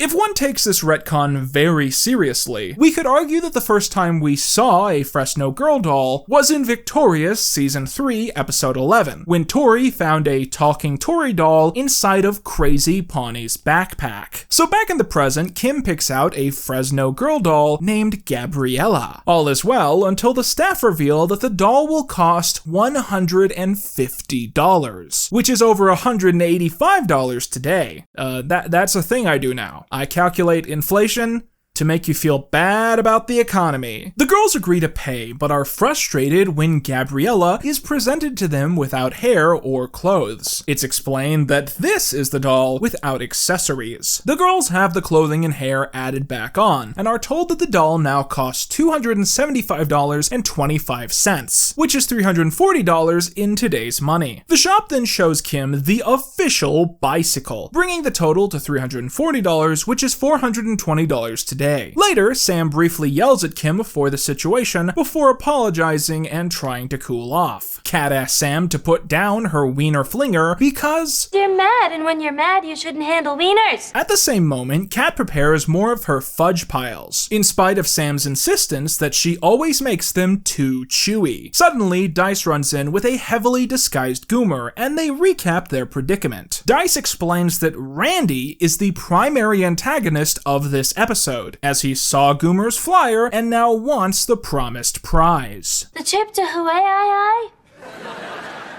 It's pronounced Hawaii.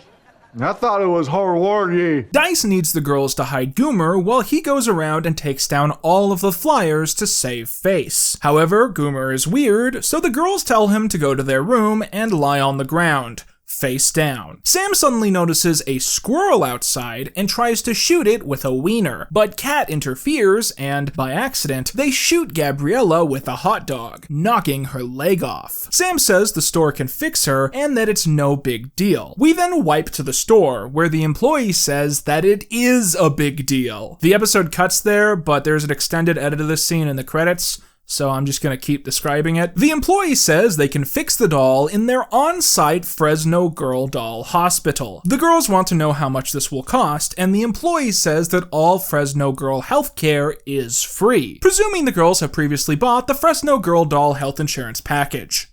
Laugh track. Meanwhile, Goomer is ambushed by Randy and his friends, who say that they found Tommy T and now they want their reward. They all jump him at once, resulting in a mobile mob. Meanwhile, Gabriella comes out of the hospital in a miniature wheelchair. I looked this up. This is an actual American Girl doll wheelchair. I think that's really cool. So they get their bill, and fixing the doll will cost Sam and Kat $223, which is $275 today. Sam says that they're going to pay the bill, but first they're going to give a gift, as they'll be giving everyone who works at the store one of Kat's fudge piles. As all of the staff and security chow down, Sam goes to the announcer mic and declares that for the next 5 minutes, all Fresno Girl dolls and accessories are free. The room fills with chaos, as no one is able to do anything because of the fudge piles, and in the confusion, the trio run off without paying. Dice discovers that Goomer has been kidnapped by Randy and his gang, but the girls don't care. The Sam and Cat Wiki helpfully gives these notes about the episode. Goofs. Goomer would have taken his shirt off before taking the picture of Tommy T, so he wouldn't have been beat up by Randy and his Boy Scout troop. I think when they wrote this one, they thought that he took the photo that day. I don't think he did. Randy could have been arrested for kidnapping Goomer. Goomer could have filed a restraining order against Randy and his friends. I truly believe that critical thinking in media would be dead today if it wasn't for the Sam and Cat fandom wiki.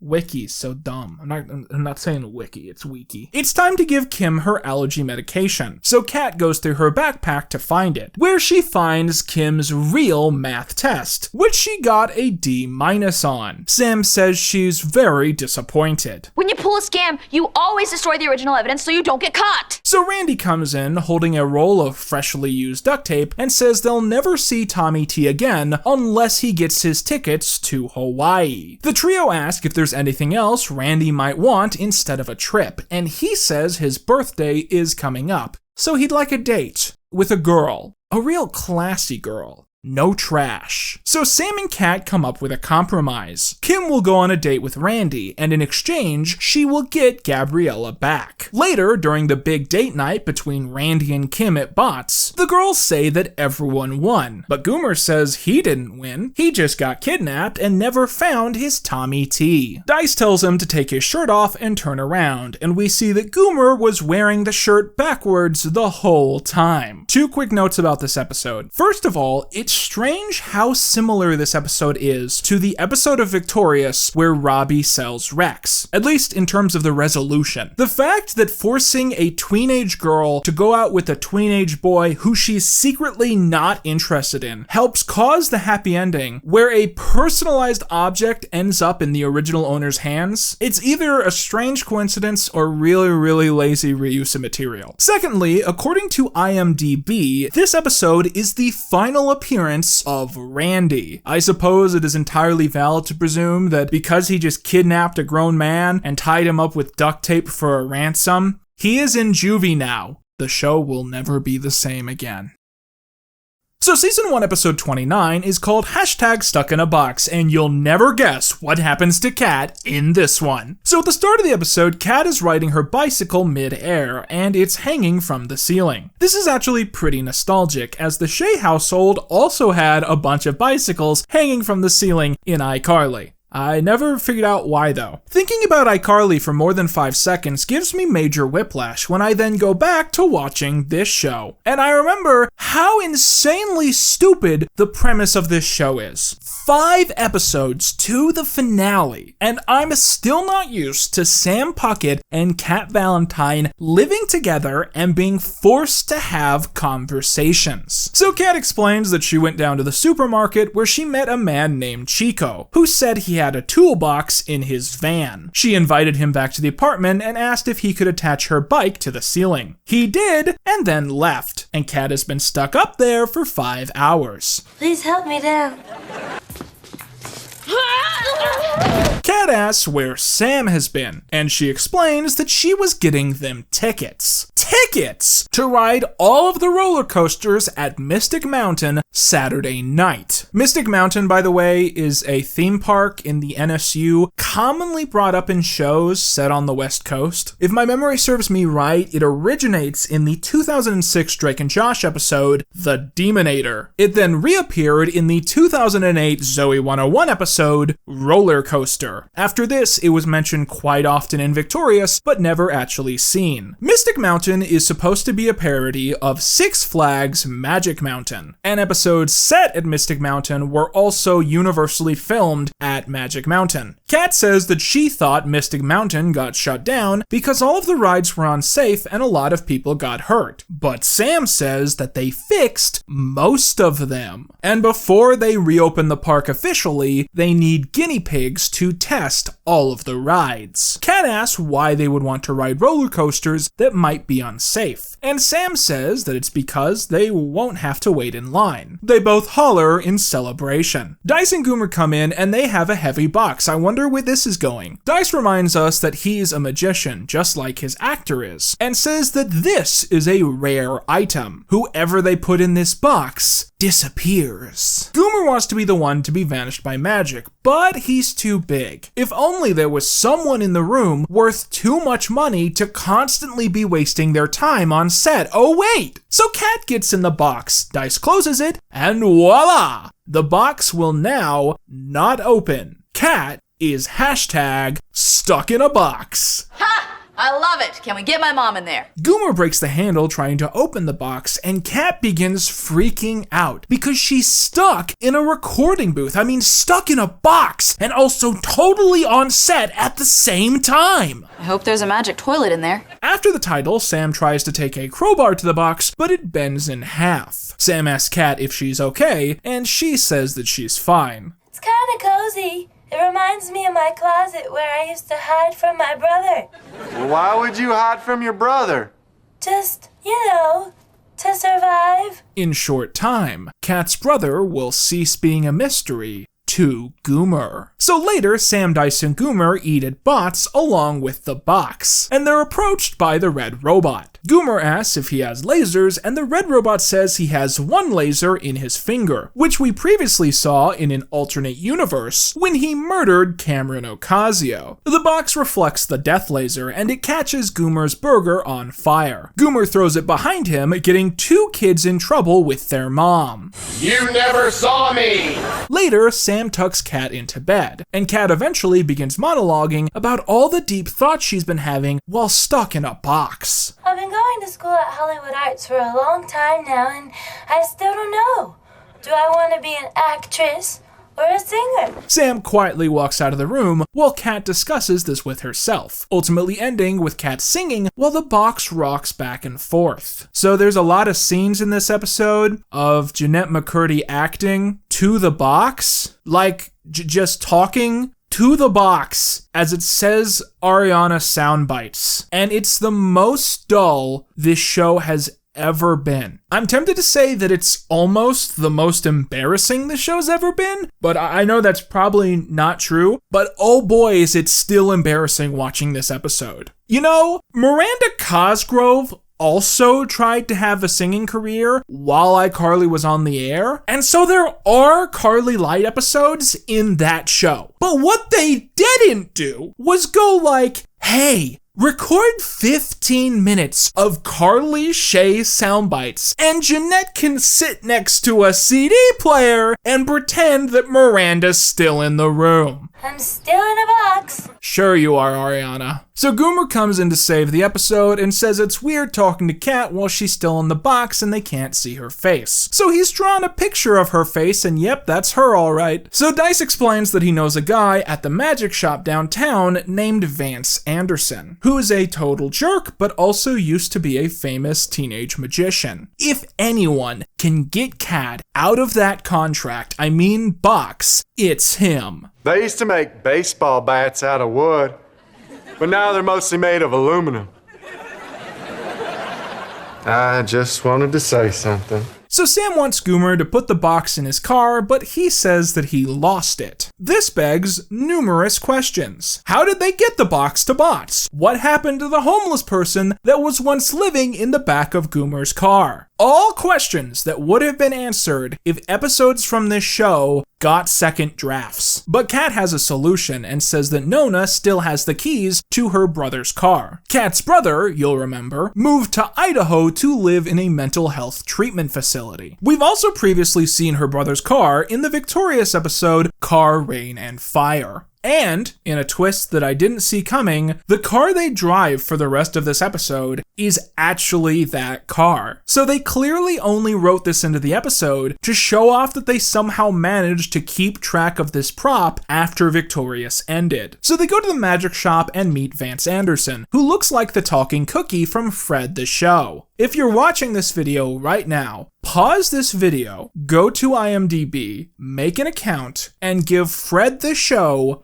10 stars. Then come back to this video and comment, Fred the Show has a poor reputation exclusively with people who have never watched it and thus don't understand that it secretly has all of the qualities of a cult classic.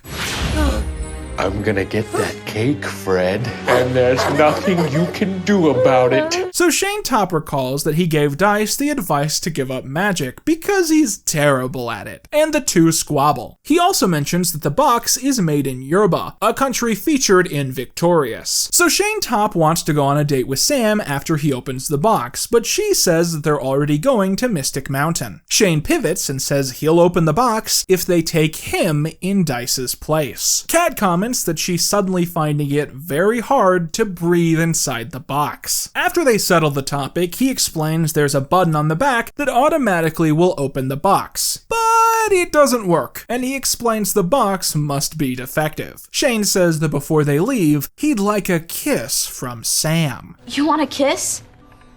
From me? Oh, yeah.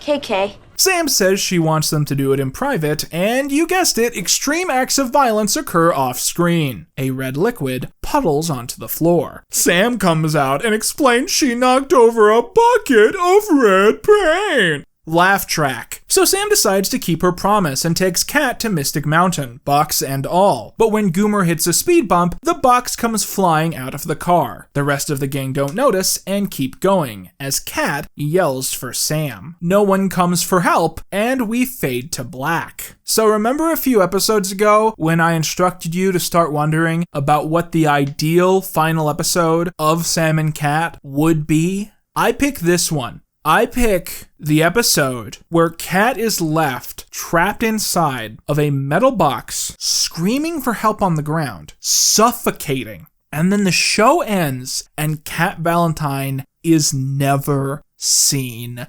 again.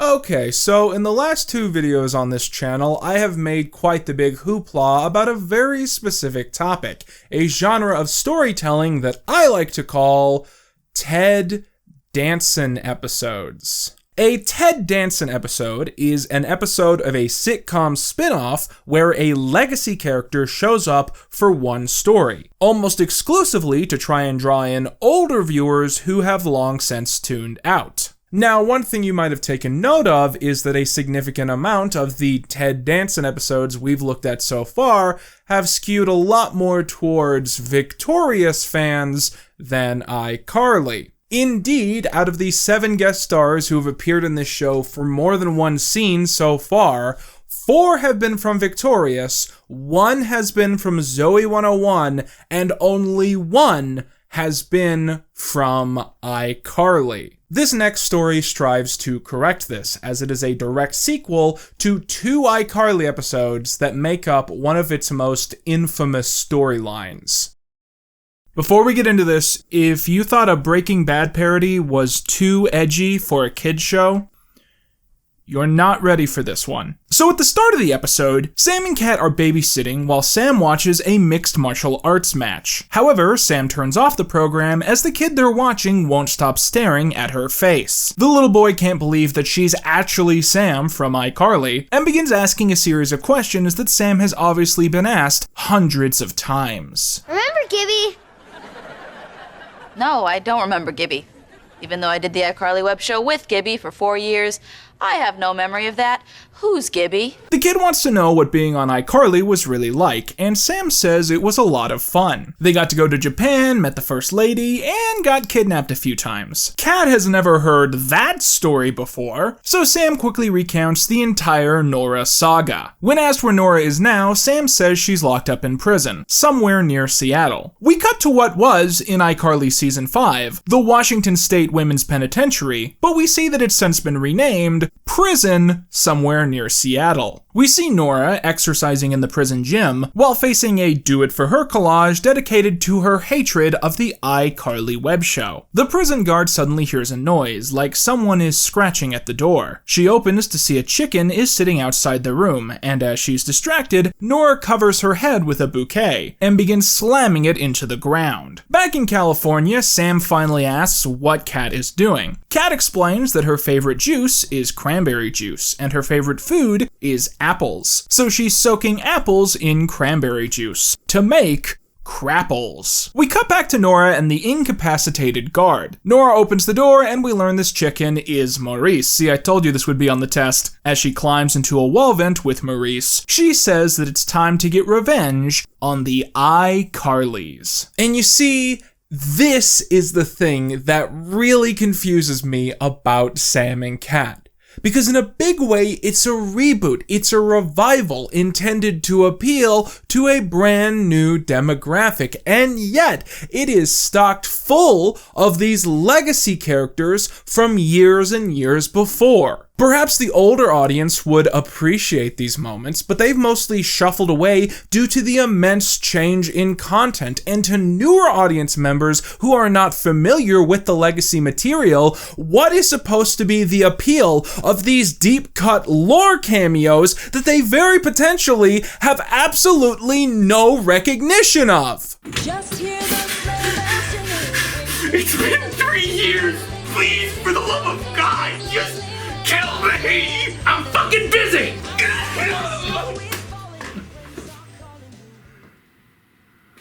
We soon see a news report detailing Nora's escape, which Kat watches as she makes a crapple pie, which, as you can imagine, tastes like crapple. Dice comes in and we learn he's staying over for the weekend as his mother and aunt are off on another road trip. Sam rushes in, acting frantic, and tells Dice that she needs him to get her a fake Mexican driver's license. Meanwhile, in Seattle, we see our second special guest of the episode, Noah Monk, reprising his role as Gibby. Gibby is on a date with a Power Ranger when he's suddenly approached by Nora. Gibby immediately recognizes her, and it's a pretty funny scene, where the joke is that Gibby is being really chill and helpful despite the circumstances. So Gibby, I don't want to injure you.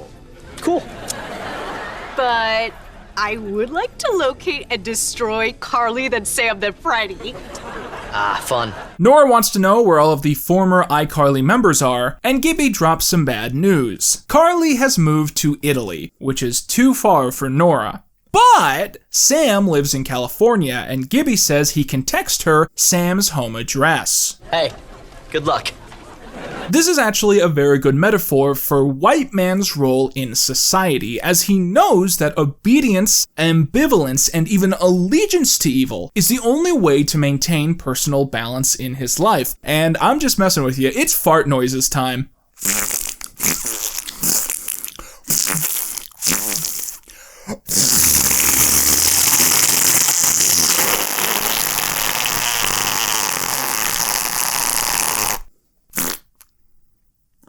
God, I'm dizzy now. Hold on. What the fuck?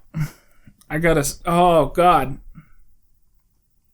So Nora goes to California and spies on Sam and Kat at Bots, where she finds out about Sam's fake Mexican ID and notes that Sam is very fond of Dice. Suddenly, Dice has to run off, as Goomer just texted him, "Dice, I need your help. I thought I was in the bathroom, but I wasn't." Meaning Dice likely has a mess to clean up. In the parking lot, Nora gets out a massive inflatable raft and pretends to struggle to get it inside of her tiny car. She asks Dice for help, and when he says it's not going to fit, she says that her car is actually shockingly spacious, and invites him to look for himself. When he does, she shuts the back door and kidnaps Dice. There's no such thing as stranger danger in the iCarly universe. So the next day, the girls are freaking out because Dice is missing, when Gibby suddenly calls. He reveals that he has big news for Sam, as he's bought a hat for the identical copy of his head. Just when she's about to hang up, he gets around to recapping what happened the other day. She came to see you for what? Let's see. She said she wanted to locate and destroy Carly, then you, and then Freddy. Oh, but what did you say? Don't worry. I told her Carly's in Italy, and Nora said that was way too far. Good. And then I told her you were in LA, and I gave her your address. What? Hey, can you text us a pic of the hat? Yes, I can. There's a knock at the door, and the girls find a random note, along with a tiny clipping of Dice's afro. Nora then calls the girls and reveals that she still has Dice, and if Sam doesn't do anything, she intends to shave his head and make a wig of his hair, which she will then wear upon her head. Give me back my Dice! Dice! After Nora hangs up, Sam says they can still save Dice, but they have to think like Nora to figure out what Nora would do. And there's only one other person in the world who could possibly understand how Nora thinks. We cut to a mental asylum where Sam and Kat have come to see the hospital's most challenging case. A boy from Seattle who has a disease which is too contagious for the outside world. It's called porcupox, and all they know is that he somehow got it from a porcupine. The girls head down the hall and pass by some other guests of the asylum, such as two men who believe that they're Simon and Garfunkel, and in a surprising cameo, Steve from Drake and Josh. Cock-a-doodle-doo! The cow says boo! This is one of the weirdest moments in this episode because if it wasn't obvious, that isn't Jerry Traynor. It's just some guy in a Bane mask, and all of the audio from this scene is taken from the Drake and Josh raw footage. This is one of the moments from the show that I've heard so much about. So many people have told me about this weird little moment, and my only guesses are that Jerry was busy this week, or that the episode is filled with so many character cameos that it wasn't cost effective to pay Jerry Traynor to do this bit, or that they didn't want to have Sam draw attention to the fact that Crazy Steve and Spencer look identical, so once they wrote him wearing the Bane mask, no one really wanted to bother Jerry to even do the scene. Anyways, so we meet the asylum's special guest, and it's none other than Neville Pepperman in the flesh. After some off-putting banter, Neville asks why they are there. We have this friend, Dice. You mean the young boy, age 12, whose full name is Decenio J. Corleone? 6th grade, magnificent hair? How do you know so much about Dice? I know a lot of things about a lot of things. Okay, so here's why this episode is so weird. This is a parody of Silence of the Lambs. And I don't just mean this scene, I mean the entire episode is a carefully planned spoof of the movie Silence of the Lambs. Nora is supposed to be Buffalo Bill, and Neville is supposed to be Hannibal Lecter. And most of the weird creative choices in this episode can be explained by an attempt at a parallel. For instance, the reason Nora is obsessed with shaving Dice's hair and wearing it as a wig is that in the original movie, Buffalo Bill kills people and steals their skin. This reference is so dedicated that Neville's doctor in this episode is played by Anthony Heald, who also played the sanatorium director in the original franchise. Literally. What Nick Jr. ass kid watching Sam and Kat would understand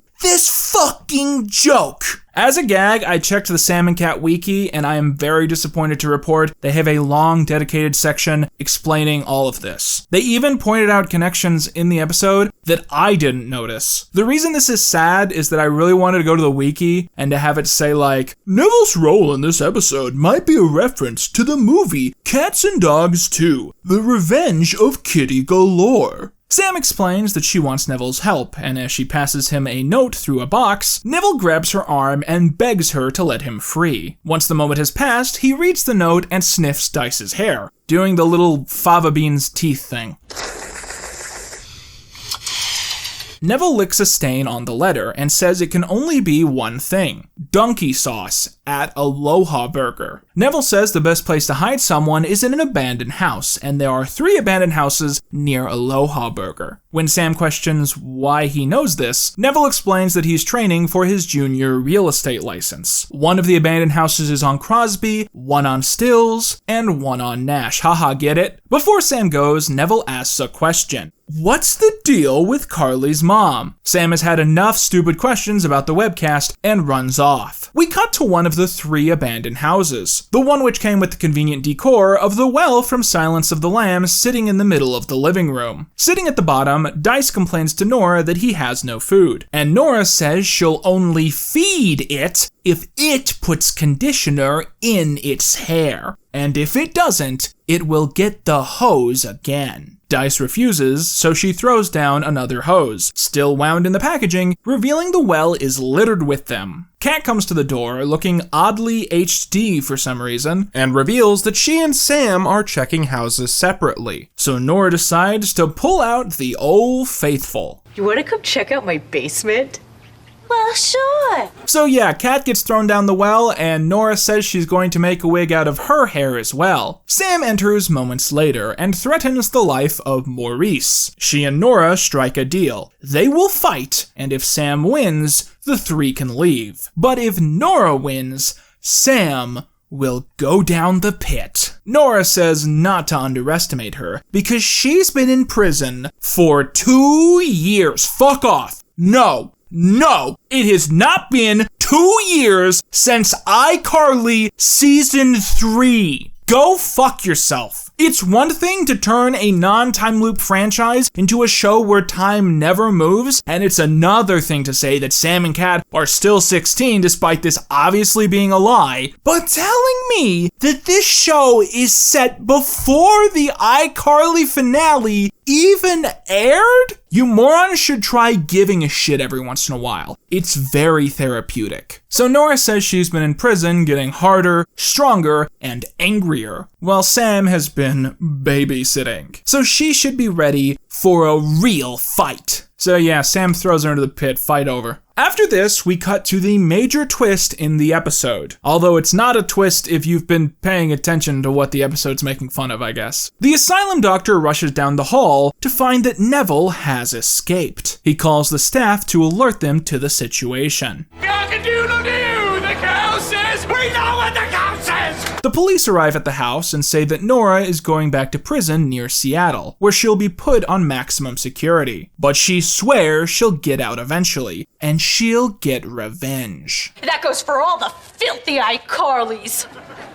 And you dirty Sam and Cats. I'm a character that never dies! That is the worst meta synergy I have ever seen in a TV show. So an officer says there's a call for her and hands her a cell phone. We see on the other end that it's Neville, who's dressed to the teeth and is sitting at a bar. Both the outfit and the bar itself are visibly copied directly from the end of Silence of the Lambs, as is most of the dialogue in this scene. Neville is soon joined by Gibby and Gibby's head, and Gibby asks Neville if he wants to get some food. Neville looks Gibby up and down and says, absolutely. Neville, tell me where you are.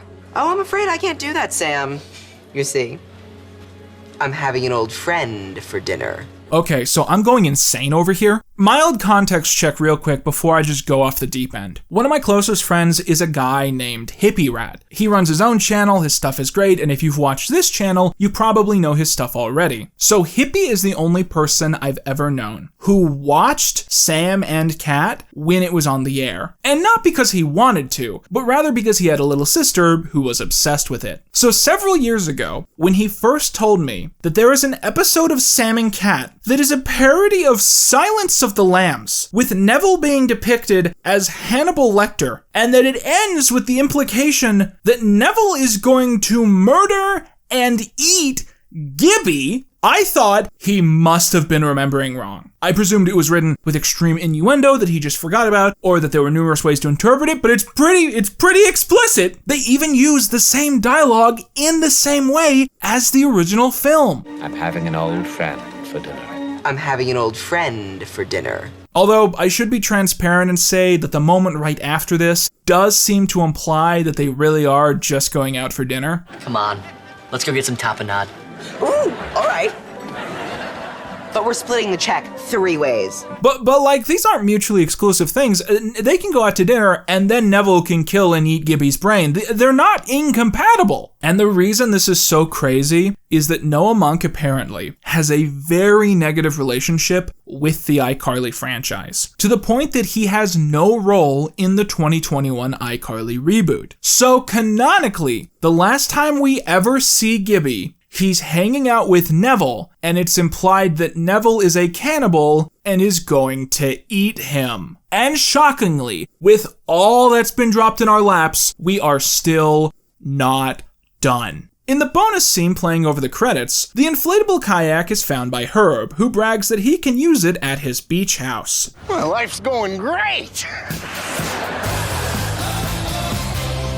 So there's a lot to talk about with this episode, but a lot of it's less thematic and more technical. First of all, returning to our discussions of an ideal end to Sam and Cat. If you watch Sam and Cat on Netflix like a degenerate, this episode is listed as the show's finale at episode 35. There's two reasons for this. Firstly, Netflix counts the double episode earlier this season as two separate episodes. And secondly, Netflix uses production codes to decide ordering on Nickelodeon TV shows. This is actually ridiculously stupid, because a lot of these shows had alternate production codes for the extended specials. For instance, I Go to Japan, the first iCarly special, had a production code of $9.99. The next iCarly double bill, I Date a Bad Boy, had a production code of $9.98, and with each special after that, it kept counting down. This means that if you watch iCarly on Netflix, all of the specials are at the end in reverse order. So I Go to Japan is the last episode on the service. In the case of Sam and Cat, the Tuna episode had the alternate production code of $9.99, and I'm guessing that this episode must have had the production code of 1,000 or higher. Although I can't find it listed that way anywhere, it's the only thing that would explain Netflix listing this episode as the show's finale. On Paramount Plus, all of the episodes are listed in broadcast order, which in my humble opinion is pretty much the order that these shows should be watched in. Although I still have beef with iCarly being sorted into 5 seasons on the service instead of the original 6. But there's a bigger discrepancy at play here, as Netflix and Paramount Plus actually have 2 different edits of this episode. The copy on Netflix is 22 minutes long, while the copy on Paramount Plus is 30 minutes long, and is the version that we just talked about. The reason for this is that, shockingly, when this episode first premiered, it was indeed 30 minutes long, which means that it was 45 minutes once commercials were added in. This was extremely irregular, as the episode was 8 minutes heavy, too long for a normal episode, but too short to be split in half. To compensate and get the schedule back on track, Nickelodeon premiered SpongeBob episode 188A, Kenny the Cat, right after this. Nickelodeon would not broadcast 188B until 365 days later. This means that Nickelodeon premiered half of a full SpongeBob episode an entire year early just to make up for this episode being a little bit long.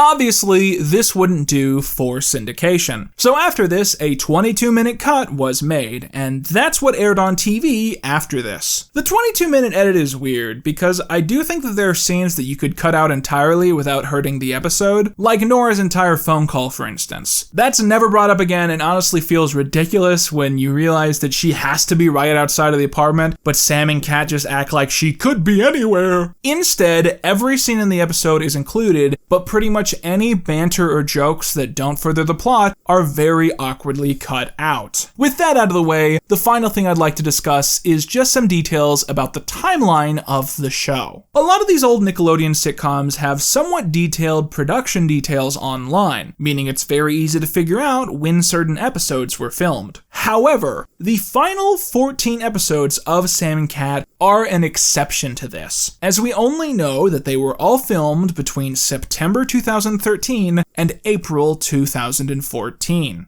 But according to my math, I believe that this episode should have been filmed in or around December 2013. Presuming this to be correct, then it's interesting to note that the same month that this tribute to the past was being filmed, the future was also coming into view. As on December the 20th, 2013, the pilot episode for Henry Danger was filmed in Burbank. The full season would begin filming in July of the next year, just a few months after Sam and Cat came to a crashing crescendo. Now, some people might argue that Nickelodeon preparing this other show is a sign that they knew that something was wrong and that the show wouldn't last much longer. And you might be right. But it's important to note that for years, the status quo was that 2 NSU shows were meant to be on the air at the same time. Zoe 101 with Drake and Josh, iCarly with Victorious, etc, etc. So it's possible that Nickelodeon expected Sam and Cat and Henry Danger were going to be siblings on the network. But personally, I do think the writing was on the wall, but I won't be able to explain why until much later in the video. So as we've now reviewed 30 episodes of Sam and Cat, it's time for yet another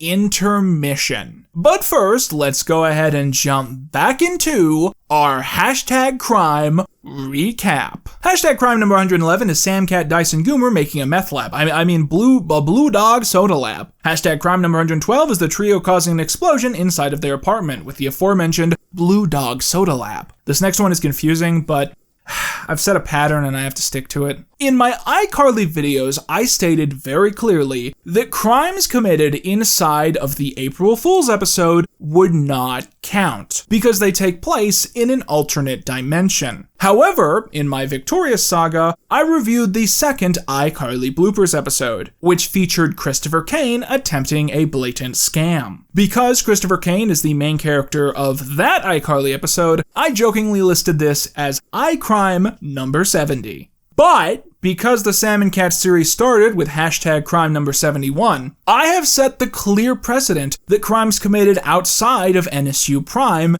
do count in the official rankings. This makes hashtag crime number 113 the Red Robot murdering Cameron Ocasio. And since we're streamlining our rules, let's go ahead and backpedal and make iCrime number 114 Gibby attacking numerous people with a stop sign in an alternate universe. Hashtag crime number 115 isn't Sam and Cat knocking the leg off of Gabriella, unless we believe that all Fresno Girl dolls are secretly alive. You know, like Herbie Rides Again rules. This makes the actual hashtag crime number 115 the girls inciting a mass mob of shoplifting, with hashtag crime number 116 being them dolling and dashing themselves. Hashtag crime number 117 is Sam beating up Shane Top at his magic shop and knocking over that can of red paint. Let's call hashtag crime number 118 Dice endangering Cat's life, and hashtag crime number 119 is, littering. Catching up to the latest episode, hashtag crime number 120 is Dice making Sam a fake Mexican driver's license. Now, when I was writing this one, I realized that it's been a while since I actually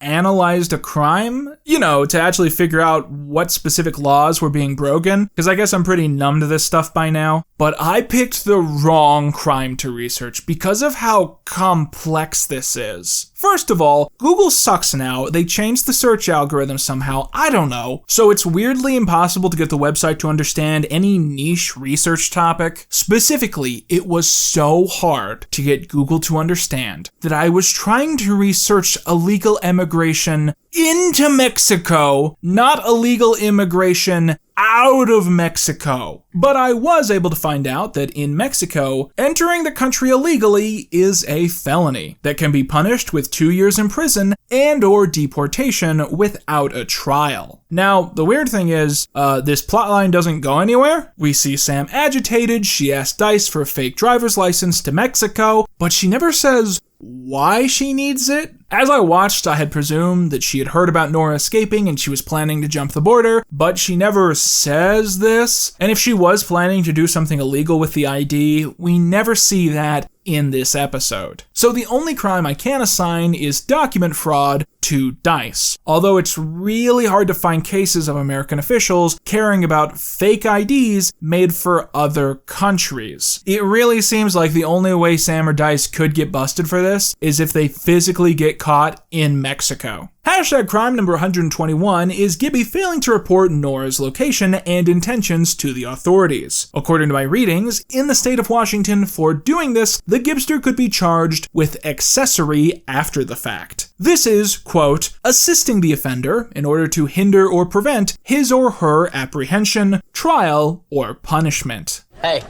good luck. Hashtag crime number 122 would be Gibby then doing the same thing with Neville, although I fear he won't be seeing trial for this one.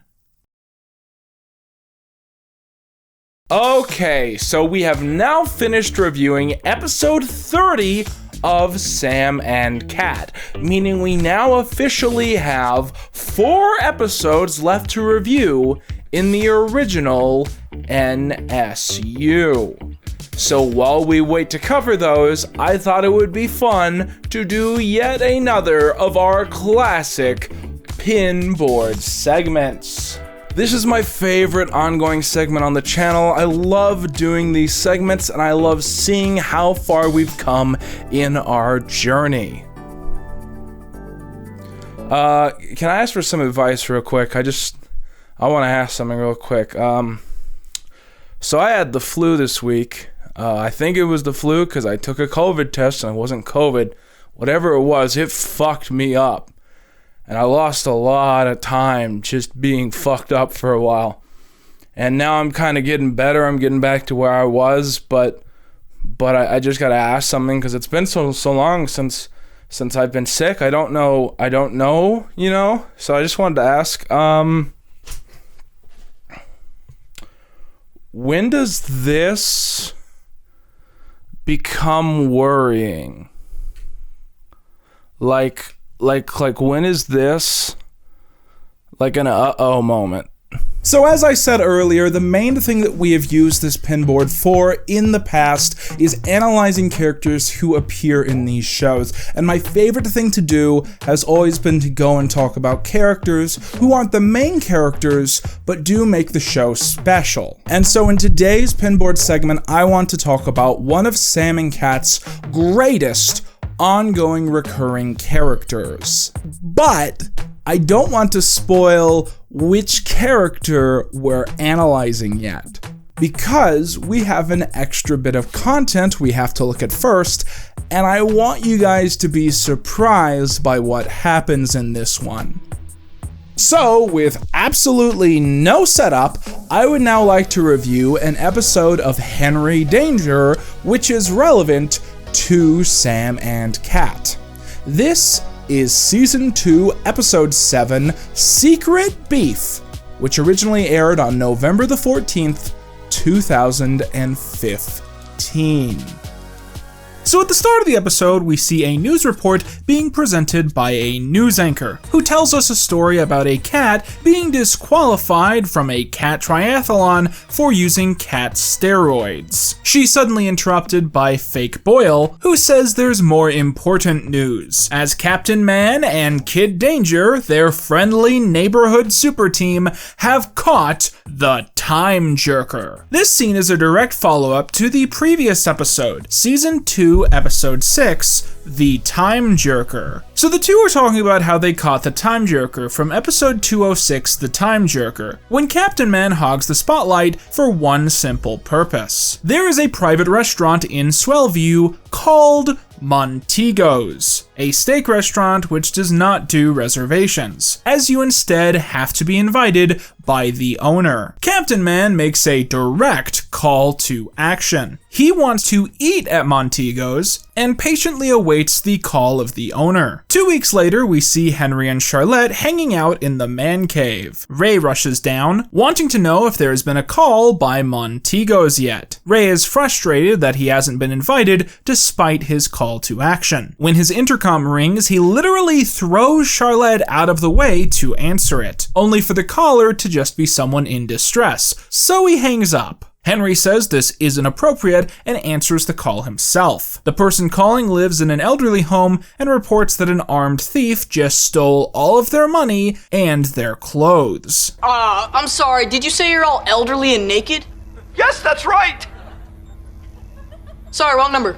So after the title sequence, we see Henry at school, which was still a place he went to in the earlier seasons. He's approached by Miss Chapin and a small, pathetic marching band. The teacher recounts that several weeks ago, she was injured in the gymnasium and was found by Henry, who pulled a rusty nail out of her foot. perhaps saving her life. And for doing this, she has got him 2 very special gifts. A necklace made partially out of the same bloody rusty nail, and a gift card that will allow 2 people to dine at Montego's. So the basic setup from here is that Henry has a free pass to this restaurant, and everyone in the school wants to be his number 2. Like most episodes of the show, the plot has virtually nothing to do with superheroes, and could be rewritten for pretty much any other NSU show with very little effort. So Henry comes home, only to find his living room filled to the brim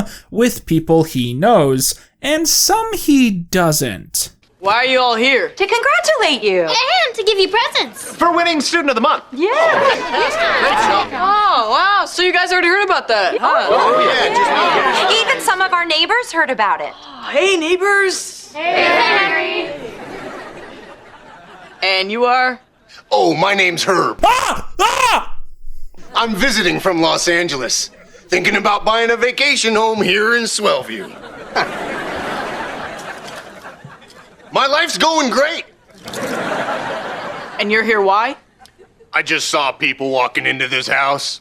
Joined them. It becomes clear that everyone is only here because they know about the gift card. Those in the room begin to fight over who should get to go, before Ray suddenly barges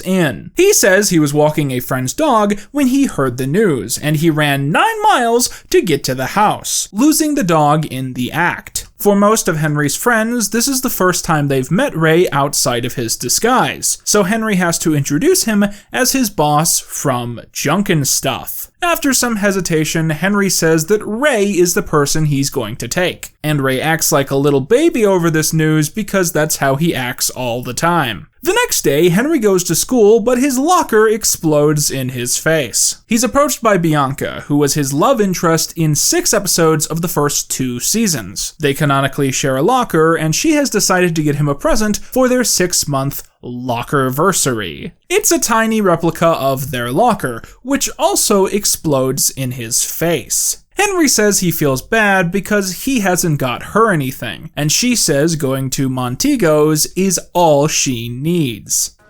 Well, yeah. Duh. I mean, what kind of person wins dinner for 2 and doesn't invite his girlfriend? A terrible person. Right, not me. If you think it's weird that Henry forgot that he has a girlfriend, keep in mind this character is so unremarkable that this is literally the last time she shows up. So Henry has to go to the man cave after school and see Ray, who tells him emotionally that going to Montego's has pulled him out of a deep depression, and he's always seen Henry as if he were a little brother. Henry breaks the bad news, and Ray tries to play it cool, only to throw a very minor but furious temper tantrum. So a major theme of Henry Danger is that Captain Man was made physically indestructible as a teenager, and the idea is that emotional growth is achieved through hardship, so Captain Man acts like a baby all the time because he literally can't be killed, and he's never gone through hardship in like a physical sense. But this part of the show being thematically coherent doesn't stop it from getting really, really grating. So the big night comes around, and Henry goes down to find his parents and his 2 best friends dressed to the teeth to see him off. They say that if anything were to happen to Bianca, like her mysteriously disappearing and never showing up again, they wanted to make sure he wouldn't end up being alone. He says they're sick,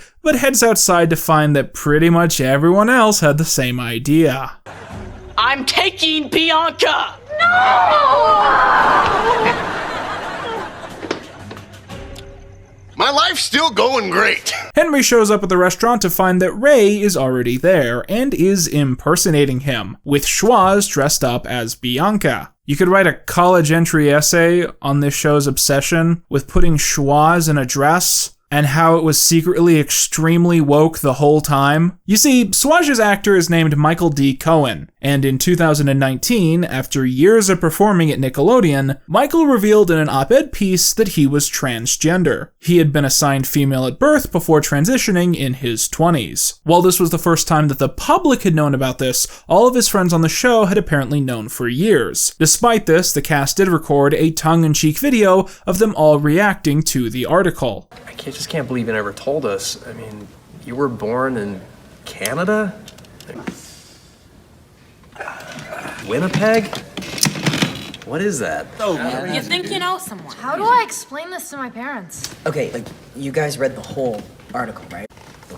Oh, yeah. Almost everybody's transitioned. No, Sean, that is not true.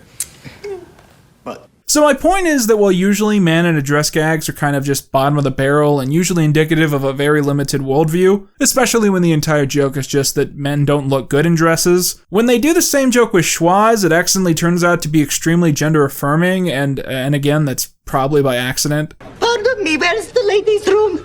I know you're not a girl. So Ray has to recap the entire story, and Bianca feels bad, as she's not even into steak. She was going to order the chicken. Ray and Henry have a very public argument, with Ray throwing another loud tantrum. Boys! You're a boy! So Bianca says she doesn't mind, and if Ray is really into this place, she'll let him take her spot. She walks home and is never seen again. So the two get to eating, but quickly notice two men across the room, who Ray immediately recognizes as two bank robbers they've been trying to catch. Ert and Bernie. This is one of the few stupid jokes on this show that I actually really like. They mention Ert and Bernie all the time, and it always makes me laugh because it's so stupid. So the two have to suit up off screen and bust the bad guys. And what I mean is that they throw the bad guys around so much that they break the entire restaurant. And watching through this scene, it makes you realize that, like, Captain Man and Kid Danger might straight up be corrupt. Because they immediately just start beating the shit out of these two guys without the situation being escalated to that. And the entire thing is basically Ert and Bernie just trying to stand up off the ground, and Henry and Ray just keep punching them in the face while they're still struggling to get to their feet. Care for some fresh pepper?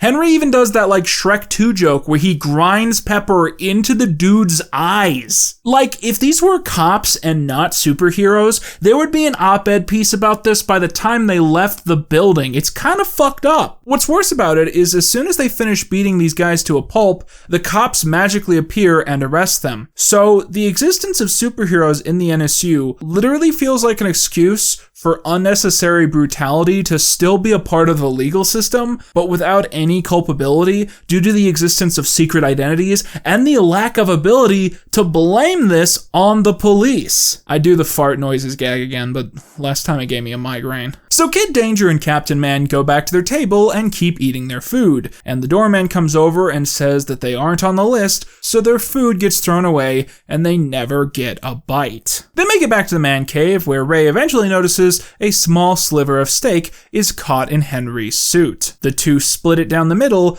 but are quickly disappointed by the experience, and decide to go to Back Out Steakhouse instead.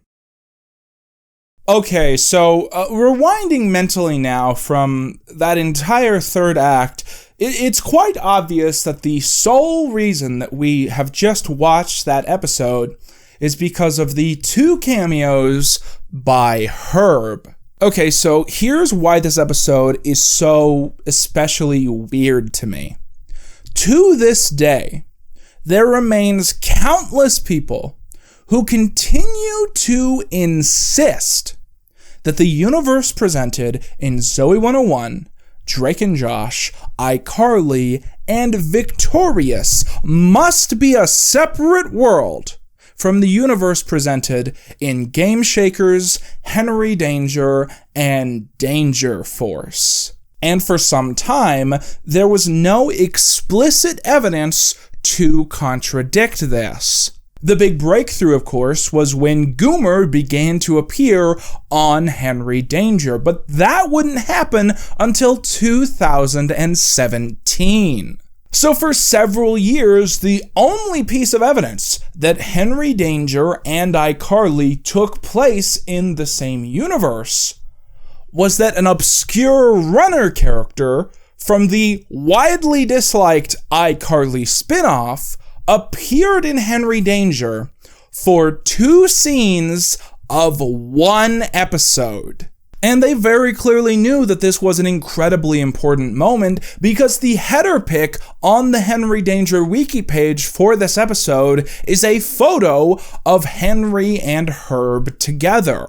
This was a major twist that was simply played off as inconsequential. But despite what you may think, we are still not ready to analyze this character, because Herb appeared in one more show set in the NSU, that being The Adventures of Kid Danger. Now, I want to talk about this for a quick moment because I said something on Twitter a while ago. They got a couple people like shocked and confused, so I want to explain my opinions about this. So a couple months ago, right after Velma came out, there was a bunch of like viral tweets that were all like, this is the list. This is the list of the worst shows ever made. The worst shows that have no fans and no supporters and no defenders. And it was like a couple bad cartoons for adults. And then every other show on the list was just a show for children that came out after the person who made the tweet stopped watching kids shows. And the two things that really stood out to me when I looked at this were the inclusions of The Adventures of Kid Danger and Fred the Show. And I don't know if I've ever gone on the record about this, but first of all, Fred the Show has a poor reputation exclusively with people who have never watched it and thus don't understand that it has all the qualities of a cult classic. And second of all, The Adventures of Kid Danger is pretty okay. It's an okay show. Here's why I care about this enough to complain about it. I always see The Adventures of Kid Danger on these lists of the worst kid shows ever made, but I never see Henry Danger on that same list. And what that says is that The Adventures of Kid Danger is worse than Henry Danger when it's not. It's a better show than Henry Danger. And basically the take that I always commonly see is that the Henry Danger story drags down the medium of animation to make this show. But I don't look at it that way. In my opinion, the medium of animation drags Henry Danger up to make a better program. Because, as I've said, Henry Danger is a better cartoon than it is a live-action show. And I enjoy the animated series far more than I enjoy the sitcom. When it comes to analyzing pop culture, there's this thing I like to call the nostalgia zone. It's usually like this period of years where a lot of people online are nostalgic for something, and that zone doesn't really like shift, it grows, right? So like there are people watching this video that are nostalgic for the 90s, there are people watching this video that are nostalgic for like the early 2000s, and now there are people watching this video that are distinctly nostalgic for like 2013 to 2015. And basically I think the only reason that The Adventures of Kid Danger gets more flack than the parent show that it's better than is that The Adventures of Kid Danger is not old enough for anyone to be nostalgic for it, but in like 5 or 10 years, you'll see clips of that show on Twitter and TikTok, and people will be saying, oh, this is back when Nickelodeon was good! But why do I think Henry Danger works better as a cartoon? Well, there's a couple reasons. First of all, in the cartoon, the characters are a lot less mean to each other. They're a lot more genuine. It's a lot easier to watch the show because of that. The pacing is better. The episodes are 11 minutes instead of 22, so there's a lot less of dragging out stuff that isn't funny or interesting. And then the big thing is that in The Adventures of Kid Danger, you actually get to see them doing like superhero stuff, like stuff that you would see in a movie. And because of that, it feels more like an actual superhero franchise when it's depicted in that way. And I know that the animation looks cheap. It's not fucking Moon Girl and Devil Dinosaur. But if you have to watch one Henry Danger show, if you're contractually forced to watch something in the Dangerverse, I think this is the thing you should pick. So now let's talk about Season 1, Episode 10B, Sticky Vicky.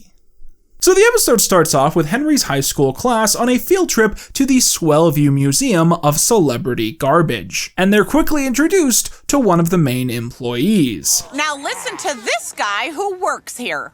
Hiya, kids. I've spent most of my life sneaking around celebrity trash cans, rooting through their garbage. I'm so jelly!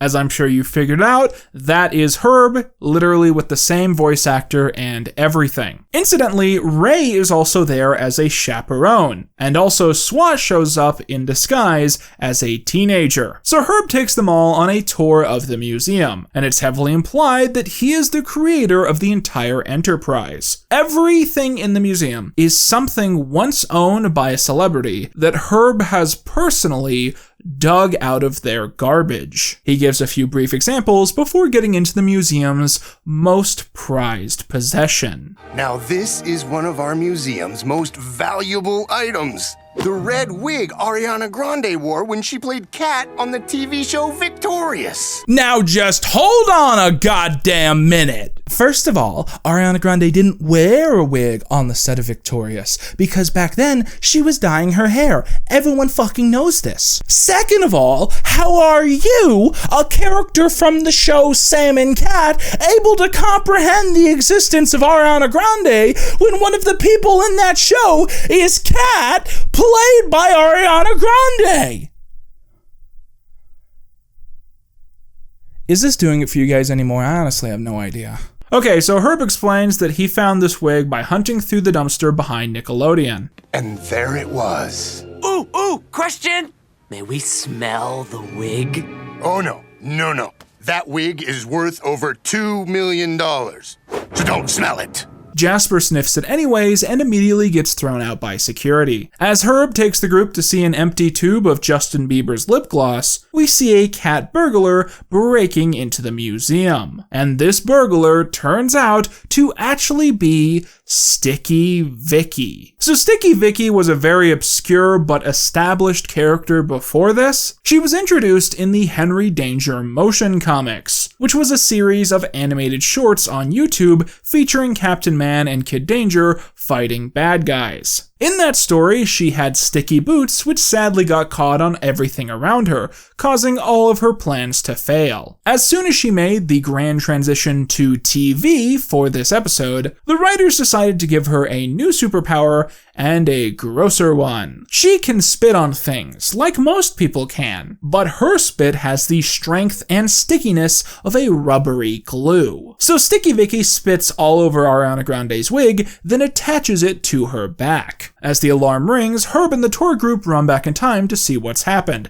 before they flee at the sight of the supervillain. Sticky Vicky spits on Henry and Ray, and the two can't get detached from one another, so they use their bubble gum to morph into their outfits. However, they're still stuck together, with their costumes combined into one awkward mess. They keep fighting Sticky Vicky, who taunts that her sticky spit means they are stuck together. This implies that Sticky Vicky is one of the few bad guys in the extended Dangerverse to deduce their secret identities exclusively based on basic context clues. The rest of this episode is just weird and gross, so here's a list of stuff in the background. There's a little tiny Christmas tree, and a big pile of guitars, and there's a urinal, and there's a single Ugg boot, and then Jimmy Fallon's used fish tank. I think the purple hoodie is supposed to be Kanye's. There's a Game Boy in the background with a few games, and finally you can make out what is very clearly Tom Baker's scarf. So in the end, Sticky Vicky accidentally sticks her own face to Captain Man's butt, and the two literally drag her off to prison. Also, Schwoz got attached to a bus. This is the cartoon's finale. Okay, so now we are able to properly analyze Herb across his many appearances and incarnations. Herb obviously originated from Sam and Cat, and in my opinion, he is one of the few redeemable elements. If Herb, Dice, and Goomer originated in a different show, we would all think of them as absolutely classic characters. To me, Herb is basically written as an almost self-aware parody of the depiction of homeless people in these shows. On iCarly, the homeless population of Seattle was brought up often and always to be mocked. Carly and the gang throw a bum costume party, and on one occasion, Carly recruits a group of homeless people to act in her web show before kicking them out to the streets with a broom. So the joke here is built on the implicit expectation. Herb shows up, and you think he's going to be another low-effort, homeless caricature, before he reveals that he's actually the most well-off and happy person in the entire series. Where do you live? I have a little condo up the street. My life's going great. And unlike most characters in the NSU, every time we see Herb, he's more well-off and more happy, to the point that by the end of his appearances, he has several homes in several large cities and runs a successful business out of Swellview. Now, the animated appearance of Herb is obviously very important here. It's his most recent appearance, and it's one of the only episodes that is basically entirely about his life. And like we've said, the big weird moment in this episode is that we find out that Herb now owns the red wig that Ariana Grande wore on the set of Sam and Cat. So very early into working on this video, my big pet theory that I kept coming back to as I saw more evidence is that Herb is God. And here's the big reason I came to that conclusion. If you watch carefully, in the background of that episode of The Adventures of Kid Danger, in Herb's museum, there is more than one thing labeled with a photograph of Ariana Grande's face. Now, obviously, we can presume this is just something that the animators did to fill up the background, reuse assets, that kind of thing. But in the grand scheme of things, it would make a lot of sense that Herb has quite a few things owned by Ariana Grande, because constantly throughout the events of Sam and Cat, Herb is just hanging around Sam and Cat's apartment and coming in and asking for their garbage. So basically, one standing theory, which can't be easily disproven, is that Herb was one of the only characters in the series who knew the entire time that Cat Valentine was secretly Ariana Grande. And all of this becomes even more compelling when you realize that later in the series, it will be implied that Cat also wears a wig in-universe. But the more that I've thought about this, I don't think that Herb is capable of being God, because I think Herb understands the concept of mercy. But no, seriously though, if we actually did find out one day that Herb is God, as much as that would be funny, it would also kind of ruin his character.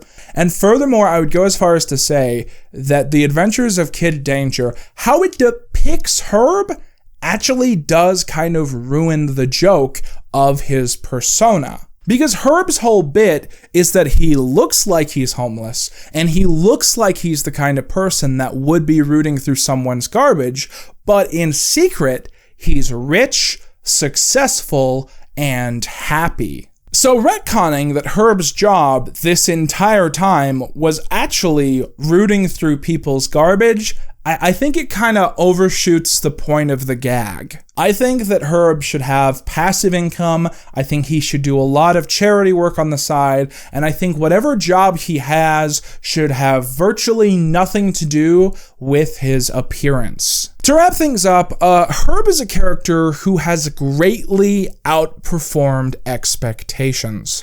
While starting out as a simple runner gag, he has eventually become one of the only clues that confirms that the NSU did not end in the iCarly elevator. Who is to say the next time that he will make an appearance before us? But I do know one thing. When he does eventually appear, his life will be going great. With that, we have finished up all the pinboard segments I wanted to do at this point in the video, meaning we only have one pinboard segment left to do in this entire mini-series. So now that we've finished here, let's go ahead and start another intermission.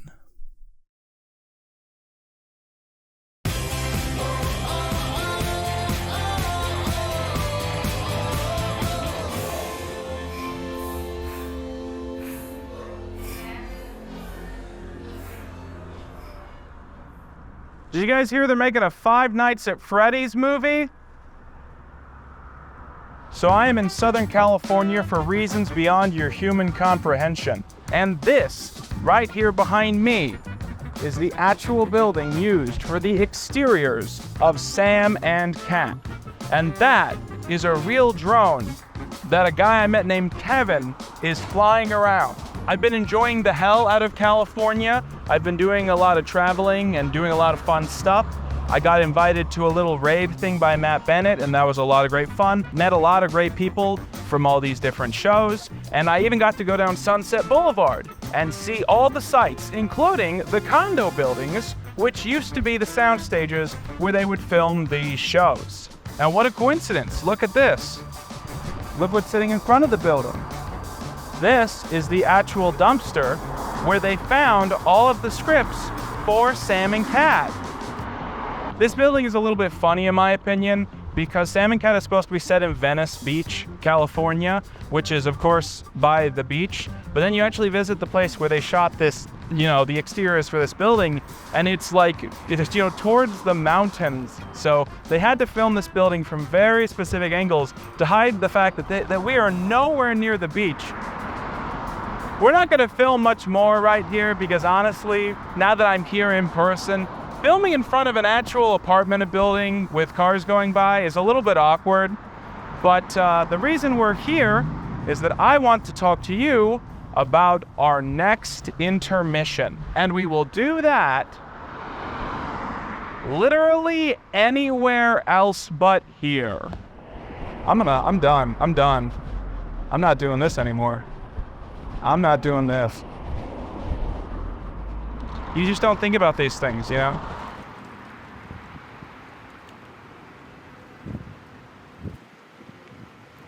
Sorry.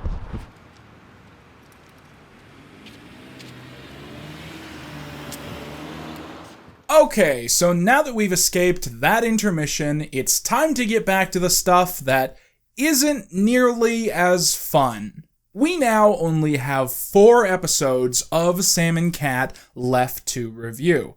But before we get back into these, I want to set the tone again. The movie that we just watched represents the earlier period in the history of Sam and Cat. The show was fresh, people were worried but excited, and Jeanette McCurdy was still happy to be on screen. And that's a totally different place from where we are right now. These 4 episodes were filmed in early 2014, and as the age of iCarly and Victorious fades, Henry Danger feels imminent. But more importantly, we are very near to the breaking point. So please keep that all in mind as we go forwards. This is Season 1, Episode 31. Hey Quinton, did you hear that I died? Solve my murder!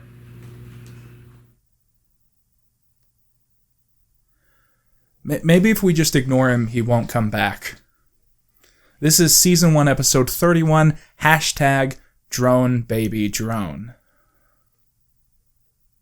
So at the start of the episode, Kat is lounging at home and calls Nona to try and convince her to do her Hollywood Arts homework assignment for her. The assignment is to watch a news program, then write a 500-word essay about it. And 500 words is far too many words for any essay of any kind, so Kat doesn't want to do it. Nona tells her she has to, and Kat struggles to get through even 10 seconds of the news. I thought I had the same remote as Kat, but then I kind of paused it and I looked at it, and I don't think I do. I put this in because I've started to run out of things to say. So Dice comes and reveals he has great news. He and Sam were crossing the street, and a car honked at both of them. Kat is terrified to hear the rest of the story, before Sam runs in with a steering wheel as she just stole it off of a moving vehicle. You ripped some guy's steering wheel off his car? I also ripped this shirt right off his body. Dice says he can't honk at her now, but Sam can honk at him. Well, that can't happen in real life. Well, that can't happen in real life. That was weird.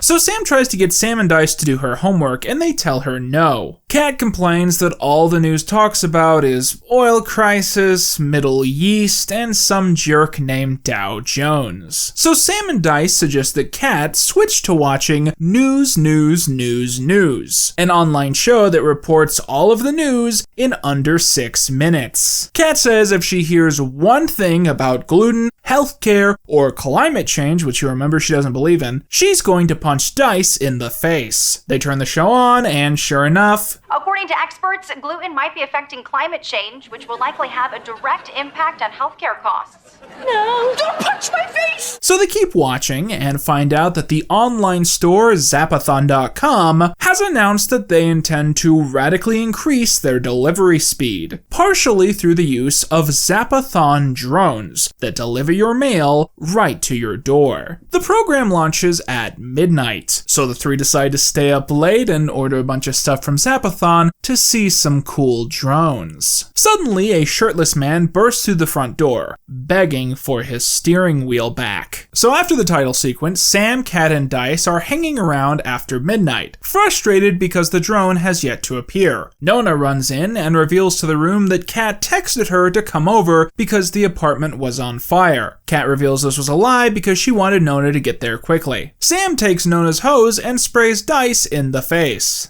What did I do?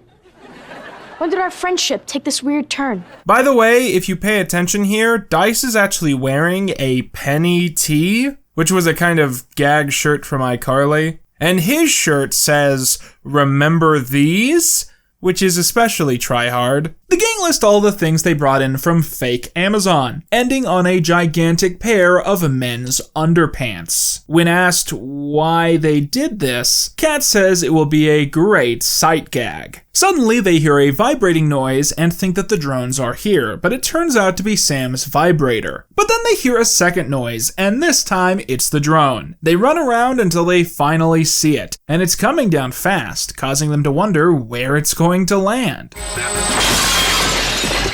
So the next day, the two are having an argument with their landlord, and I mean it this time. The landlord says it's their responsibility to fix the broken window, and if I cite laws to attack these kids, I gotta cite laws to defend them. According to California Code, Civil Code, CIV Squiggle Thing 1941.1, it is the responsibility of the landlord to keep a domicile habitable through the tenancy. This includes, among many other things, having intact, unbroken windows and doors. Thus, it's this guy's job to fix that broken window. So a Zapathon customer service guy comes over and comes in without being asked inside. So the joke here is that this guy, he's the customer service dude, and he talks like he's a Mormon from the 1940s, and then the landlord who's also there, he talks like one of the Three Stooges, and that's the whole joke of this scene. Oh no, sir. What you just said is clear as clam broth.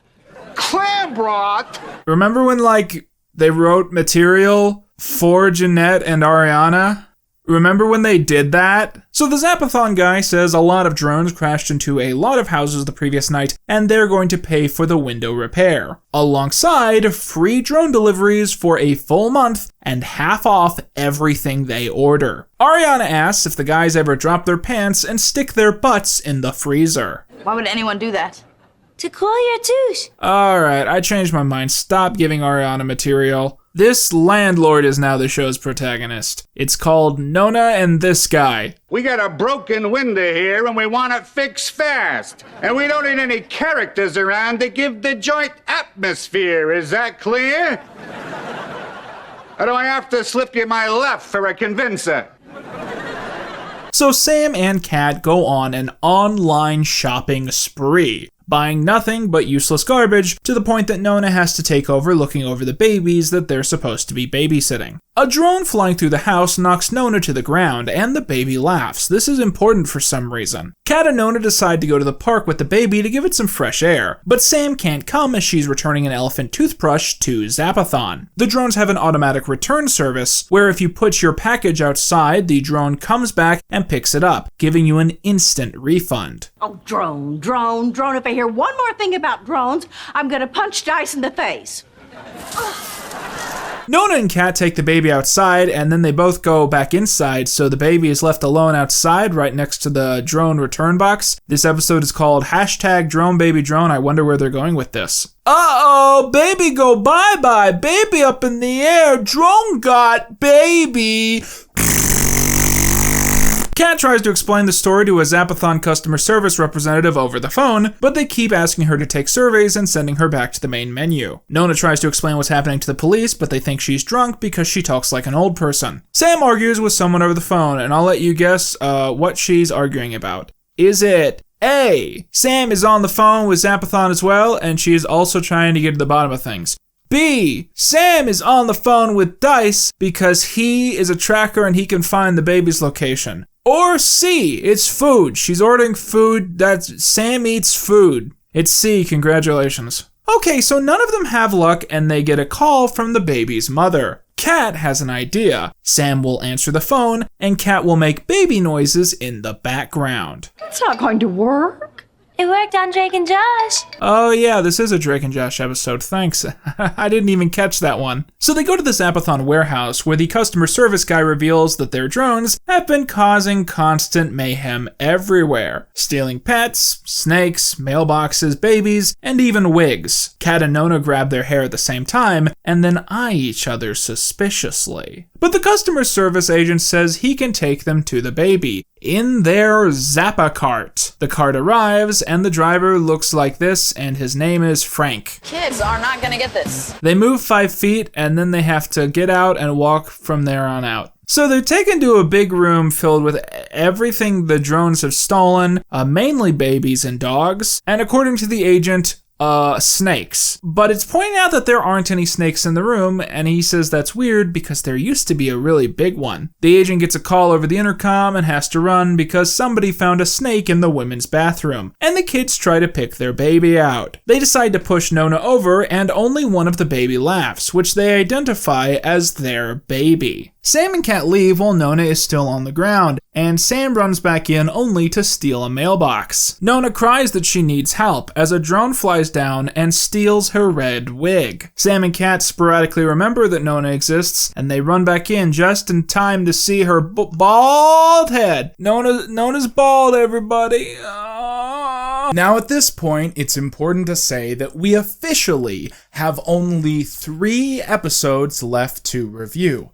And that's a pretty big accomplishment in my humble opinion. So let's just go ahead and continue on our little journey. This is Season 1, Episode 32, #First Class Problems. So at the start of the episode, Sam is babysitting some kids who tell her they don't want to watch the movie she has on the TV. She points out that they love this film, and they say that they do, but on a big TV. The apartment TV is 50 inches across, and the kids say that they've only seen a TV that small at their maid's house. So the kids have timers around their necks that go off, indicating that it's time for them to take their vitamin and yeast. Sam says their parents forcing them to wear timers is kinda weird, and the little boy says that if Sam wore a timer, maybe she'd remember to bathe. One more rude comment from you and you're losing a big toe. What? If that was a line in Episode 2, I'd have some snarky analysis about Sam not being a good babysitter, or having a complex relating to violence, or that this show meticulously reverts the little character development she once had, but who cares anymore, let's just get through this crap. So Kat tries to give the kids their medicine, but they refuse to drink the water because it came from the sink. We don't drink sink water. Get us some bottled water. Sam says they keep special water in the bathroom, and she goes to get some. Dice and Goomer come back from the store. As it turns out, the 2 kids sent him there to buy them fancy materials for dinner. Dice has bought steaks and spray butter, and Goomer has bought lobster. However, when he finds out the kids plan to eat the lobster instead of keeping it as a pet, he sprays butter in their eyes and flees out the front door with his new friend. Sam comes back with 2 cups of water, saying the brand is from France and is called Aqua Toilette. Toilette. That kind of sounds like toilet. Oh God. So after the credits, an outrageously large man arrives at the apartment and says that he works for the Baum family, and he's here to get the kids. Kat celebrates because, in her own words, the kids are super annoying. The two brats say they don't want to wait in the car, so he gives them $100 each. The kids study the money for a moment and say that the driver has 5 minutes. Is it wrong to hate a child? So after the kids go to the car, the worker puts an additional offer on the table. The Baums have gone to the Bahamas, and they want to hire Sam and Kat to chaperone the kids on a flight to join them. Sam and Kat will get a free trip to the Bahamas and will get to fly first class. Sam doesn't want to do it, but Kat manages to convince her by explaining that flying first class has always been her secret dream, as they give you free food and hot rags. Sam is convinced just as a rock flies through their window, with a note saying it's officially been 5 minutes. And man, 2 episodes in a row! Sam and Kat are just not having good luck with windows. So they go to the airport, but Sam and Kat have forgotten the kids' timers, so Dice and Goomer have to run them over before the flight. A TSA staff member tells the group to take their shoes off, but Kat refuses as she thinks first class passengers shouldn't have to do this. So Sam lifts Kat onto the luggage scanner and forcefully removes her shoes, revealing her bare feet. Let's move on without commentary. As they go through the scanner, one of the kids asks where they can get hand sanitizer. The worker says he doesn't know because he barely graduated the 4th grade and all he does is listen for beeps. A Unabomber type runs through the machine and it starts beeping, but this wasn't properly caught by the worker. Finally, Goomer and Dice arrive, and Goomer shouts in a packed TSA security line, "We brought the timers for the bombs!" So TSA tackles Goomer and arrests Dice alongside him. Kat wants to help save the pair, but Sam reminds her about the hot towels, and they decide to book it. So the quartet make it to their gate, and the kids want to sit down. Sam finds 4 empty seats in a row, all filled with luggage, and the man sitting next to them says he's intent in keeping all of the space. So Sam decides to throw all of his luggage across the airport terminal, and when the man complains, she throws him too. This episode took me so long to get through because not only did I have to pause like every minute or so to write the analysis, but then I have to stop and research the crimes. And so I'm like, hey Google, is it illegal to do this or that in an airport? And Google's like, most things are illegal in an airport. Just kind of being a weird little guy is illegal in an airport. Don't go to airports if you're a sitcom character. So meanwhile, Dice and Goomer are caught in a good cop, bad cop routine casserole. Goomer ends up telling the story from his perspective, and the joke is that he keeps using the family name, Baum, when talking about the children, explaining his previous heated gamer moment. We cut back to Sam and Kat, where a woman enters the scene, and the Adobe stock audio audience goes, "Taken up," which is the fucking noise that this show plays every single time a lore character shows up on screen, no matter how obscure, and even when they're not played by their original actors. So yeah, it's time for another NSU lore info dump. Coco Wexler was a recurring character on Zoe 101, and arguably a fan favorite when it came to the show's adult cast members. She was first introduced in Zoe 101 Season 1 Episode 4, Defending Dustin. The plot of the show is that PCA, or Pacific Coast Academy, was formerly an all-boys boarding school, and the show starts during the first year where girls are allowed on campus, with only one building allotted to them. Thus, Coco was known to show up often, as if the girls had any drama or wanted to change rooms, it was her job to deal with it. She was known for being a little disorganized to the point of causing problems, such as the episode where she accidentally assigned Quinn to the non-existent Room 36D, and all because she was ordering a bra online and got her wires crossed. But in the final 2 seasons, her life being kind of sad and pathetic became one of her main personalities traits. Like Spencer, the fact that she had essentially no adult friends was constantly highlighted, with her spending more and more time with the main cast due to her having no social life. But her most memorable moment took place in Season 3, Episode 3, Hot Dean. Did Carl break up with you again? I think Carl broke up with her again.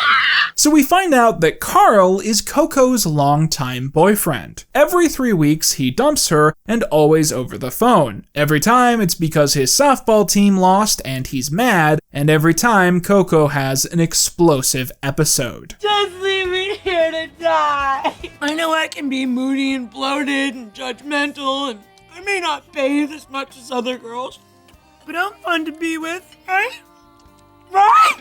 Incidentally, you can make a really thorough investigative analysis into the depiction of eating disorders on these shows, but what would compel you to do that? Coco spends the entire episode hanging around the girls and bitching about Carl and her failed love life, to the extent that the girls are losing sleep, can't do homework, and their grades are being affected. So the girls decide they have to set Coco up with another man, and luckily for them, their school randomly gets a new dean, and a season 3 episode 3 hot dean. I'm so tired. So the girls try to set Coco up with the new dean, but the date doesn't go perfectly as she sweats buckets and needs towels to dry down. Suddenly, partway through the date, who shows up but Carl? I want to know what you're doing out with another guy. You dumped me.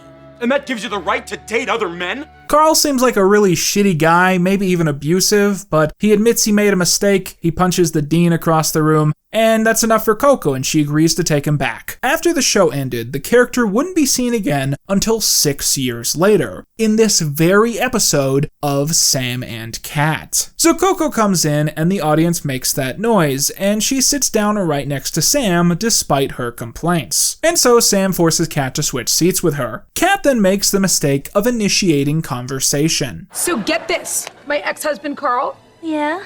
He's getting married. Guess to who? Don't guess. A lady? My mother. And since we're doing throwbacks, guess what Coco has? Where is my car battery? Car battery! So Coco asks Sam to hold her car battery, and then loudly wonders what she'll call Carl now. Her ex-husband? Her stepfather? Or the man she still loves? She hooks the car battery up to her can opener and uses it to open a can of ravioli, which she eats while it's still cold. It's the one thing that never lets me down. One of the weirdest parts about Zoe 101, at least in the grander context of everything, is that by the end, pretty much everyone in the show had a happy ending. With maybe 1 or 2 exceptions, everyone ends up in a place much better than where they started at, and you really get the feeling of a grander resolution. But here's what's weird about that. After the Zoe 101 finale, occasionally these characters would show back up in little snippets and cameos. And every single time, the purpose was to revert whatever happy ending was already in place. Like, for instance, in the Zoe 101 finale, Stacy Dillison is hit by a car, and after the accident, she no longer has a lisp. My name is Stacy Dillson, and I'm from Swampscott, Massachusetts.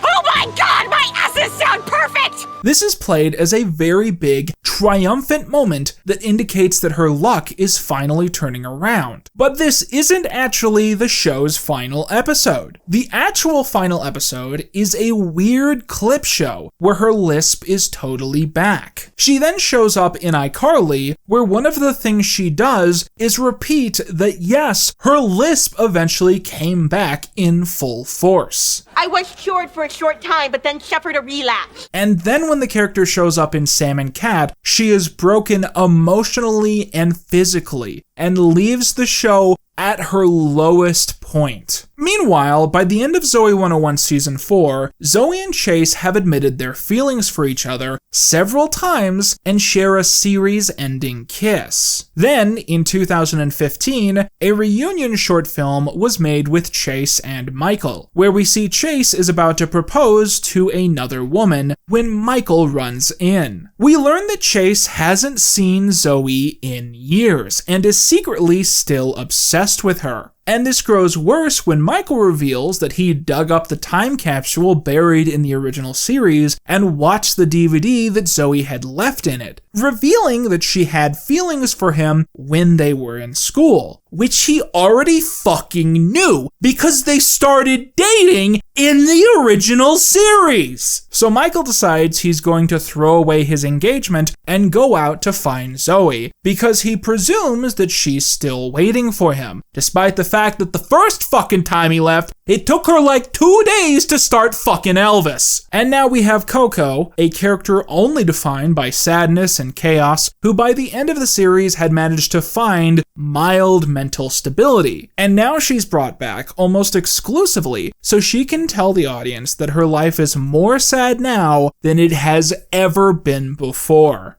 Oh boy, am I looking forward to the Paramount Plus original movie, Zoe 102, which sounds like a fucking joke I made up, but it's not. As soon as I announced that I wanted to make a video on Zoe 101, they announced a reunion. I hate my life. So Kat asks why Coco's mom would want to marry her ex-husband, and Coco says she can ask them because they're sitting across the room. We then see them, and this is absolutely not the same actor, which is why they don't linger on him for too long. I actually have no idea who this actor is because he's not credited, but it's certainly not Jeremy Radin. Hell, maybe this is just a different guy named Carl. Maybe Coco only dates screwed up dudes named Carl. Pre-boarding on the flight begins, and Sam, Kat, and the rest eventually go up to the gate. But Kat finds out that people who need assistance get to board before first class, and gets extremely irritable at the existence of the elderly and people with disabilities. This begins a long string of people who get to board before first class, like people in the military.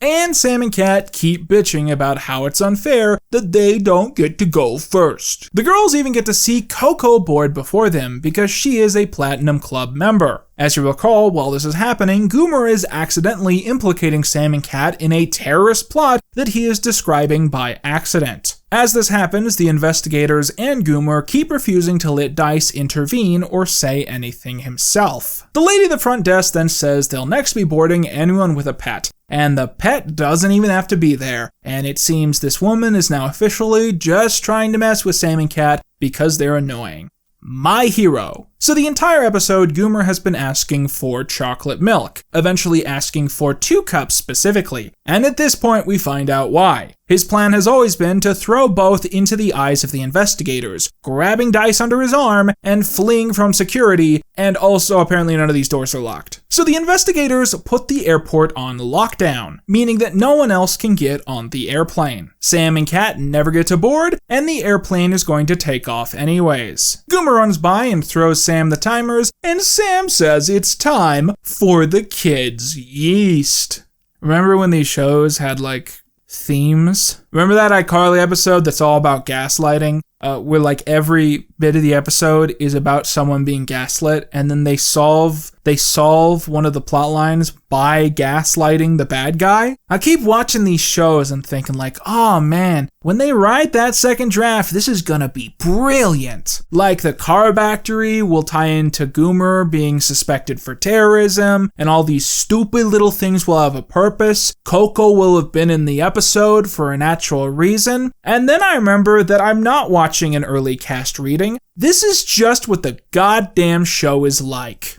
With that out of the way, we now have a very important milestone to cross. We are about to review the next to last episode of Sam and Kat. And this one's interesting because it revisits a couple concepts that we haven't seen in quite a while.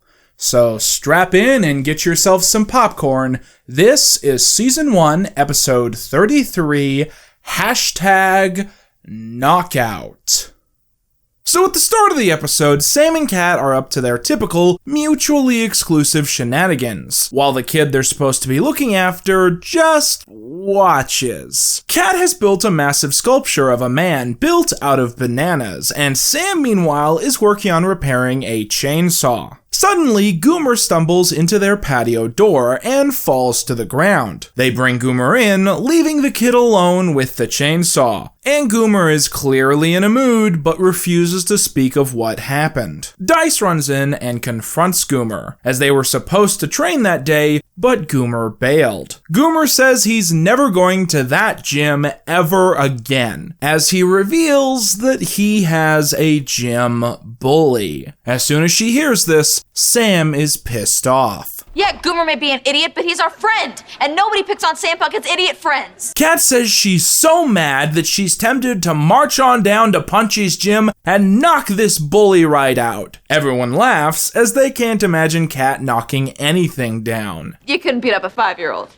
I sure could. Liddy, get over here. No. Sam tells Kat to come in front of the couch and mime out what she's going to do to Goomer's bully. Kat hesitates before giving a heroic monologue and marching towards Sam, who throws her onto the couch, defeating her without effort. Then she does it a second time, and even Liddy thinks this is sad. After the title sequence, they all meet at the gym, but Goomer tries to back out due to his fear. He finally points to his bully, a woman training by herself. But that's a girl. But they soon realize it's not just any girl, but Rita Rooney, a parody of Ronda Rousey, a character from Raid Shadow Legends. So Rita comes over, and it turns out she's really nice and actually polite to Goomer, but for some reason he interprets this as her making fun of him. Aw, who's ticklish? Oh, my tickle pig. Not me! Oh, my little I'm not a tickle bear! Oh, you are a tickle pig. Make me pay! Kat surmises that Rita might have a thing for Goomer, which Goomer isn't able to comprehend. Sam explains that she likes him like girls like boys, and he processes this before running out of the gym screaming. Later, at Bots, Goomer is sobbing over his spaghetti while he processes this information. The crying turns into laughter, then crying again, much to the confusion of the blue robot. So it turns out Goomer's understanding of physical relations is based entirely on a nature documentary about boy and girl ducks. They imply something was in that documentary that would give him a fear of interacting with girls. And that's duck rape joke number 1. No, but seriously, I'm shocked they got this one past the network. Goomer says he has mixed feelings, as Rita is real pretty and he's not good at talking to girls. They tell Goomer to pretend that Kat is Rita, and as soon as she touches his hand, he becomes overwhelmed with emotions and runs from the restaurant. Sam says she'll go and find Goomer, and Kat wishes her good luck, but says she's going home. Sam guesses that Kat is going to watch the Duck Channel, and Kat says maybe. After this, Herb walks in and finds Goomer's abandoned spaghetti, and he begins chowing down with his fine cutlery. My life's going great!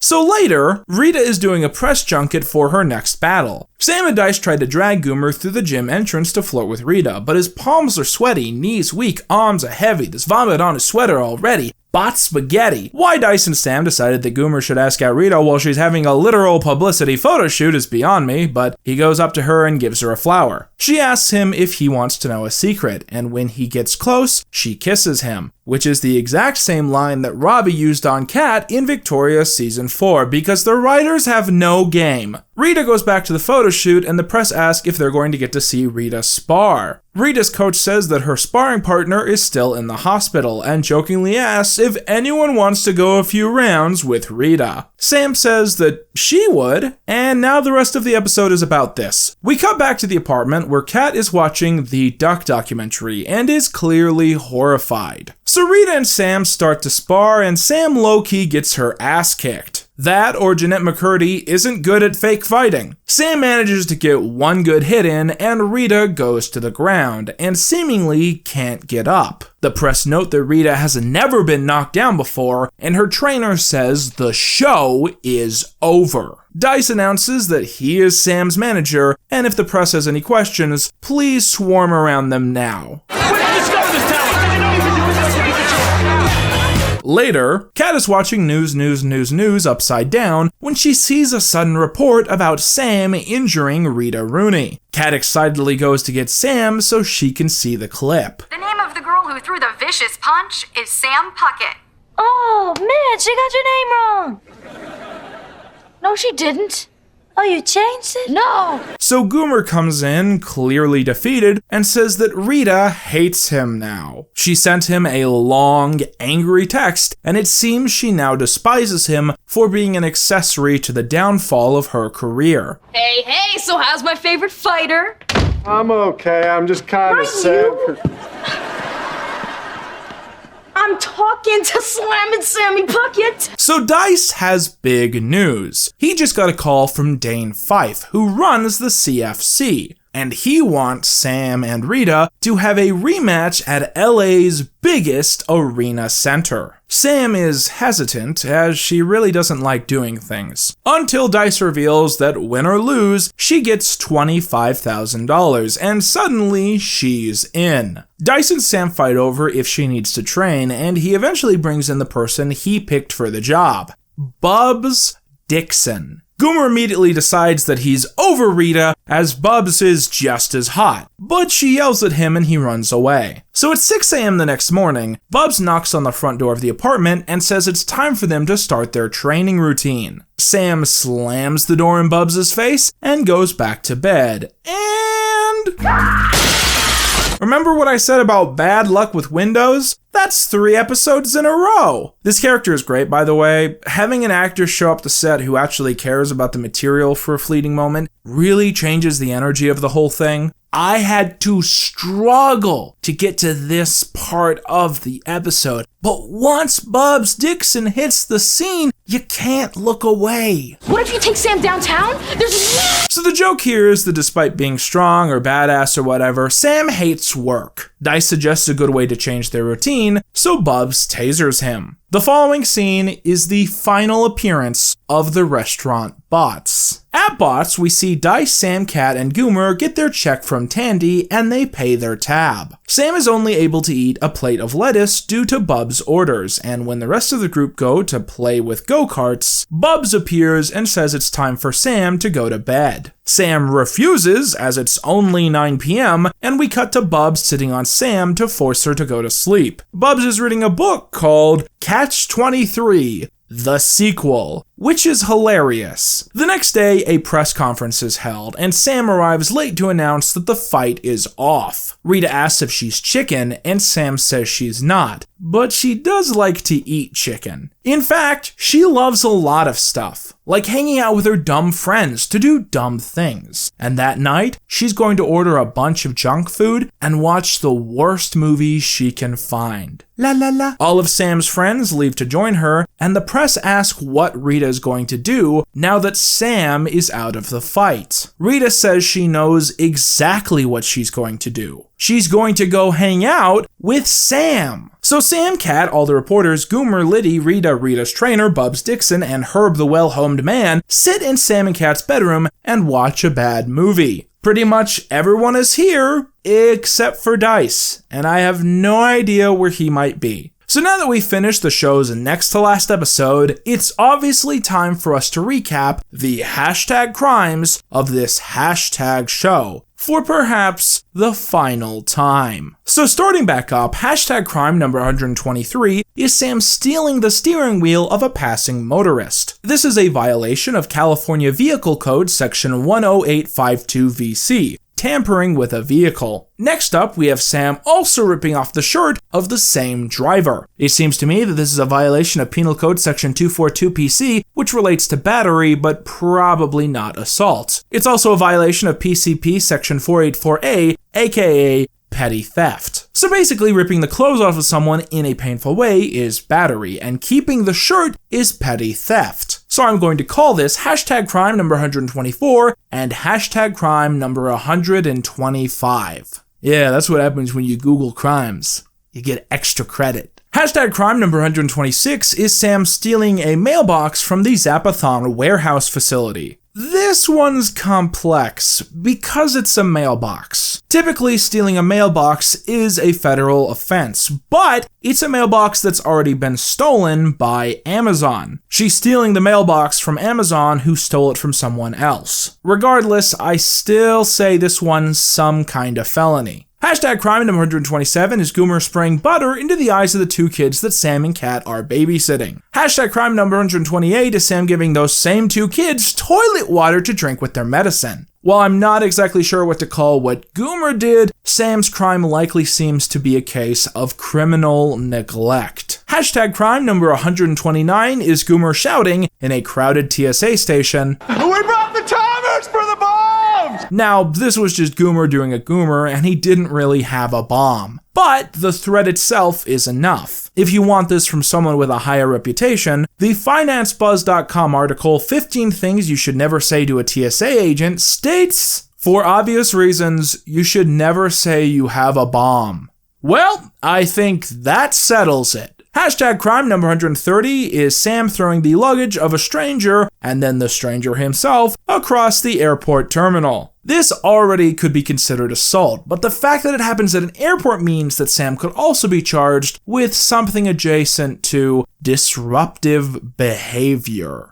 To quote thelawman.net, if you're convicted, you face up to 20 years in prison for an unarmed offense, and up to life in prison for an armed offense, as well as fines up to $10,000. You may also end up on the no-fly list. Hashtag crime number 131 is Goomer throwing chocolate milk into the eyes of the two investigators. And hashtag crime number 132 is them fleeing from security after being arrested, putting all of the airport into total lockdown. Okay, so this next one is multi-layered. In the last episode, during the final scene in the show Set It Bots, Tandy the Red Robot gives them their check and then they pay for their meal. As this happened, I suddenly realized I have never seen them do this before. In fact, earlier in this episode, they do leave without paying. And I think they've done this before, but I've never listed it as a crime because I just completely forgot that they would be asked to pay. So I decided to really quickly go back through and watch every scene at Bots to see how many times they actually did this. The final number is surprisingly low, because it's actually rare for us to see the gang leave Bots in the average episode. Usually, a transition just plays while they're still eating. So anytime this happens, I'm going to presume with good faith that they pay every single time. The first instance of characters being seen leaving without paying is in Season 1, Episode 23, hashtag the Killer Tuna Jump, hashtag Freddy, hashtag Jade, hashtag Robbie. Here, after an awkward moment, Kat and Robbie flee the restaurant and do a tour of Los Angeles freeways. The fact that they haven't finished their food implies to me that they almost certainly have not got their checks. So that's hashtag crime number 133. The same thing happens in Season 1, Episode 28, hashtag Fresno Girl, as Sam, Kat, and Kim clearly leave without paying, which is hashtag crime number 134. And of course, this happens for the final time in Episode 33, hashtag Knockout, when Goomer runs away due to his fear of girls, making that hashtag crime number 135.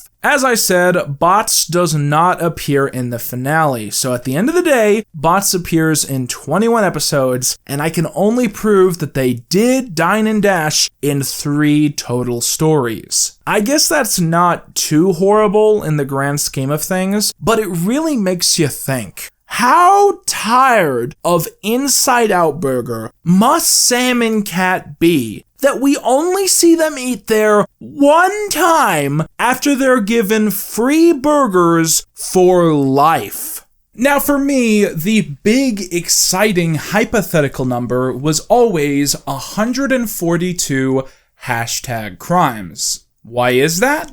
Well, when we ended iCarly, we had 69 crimes.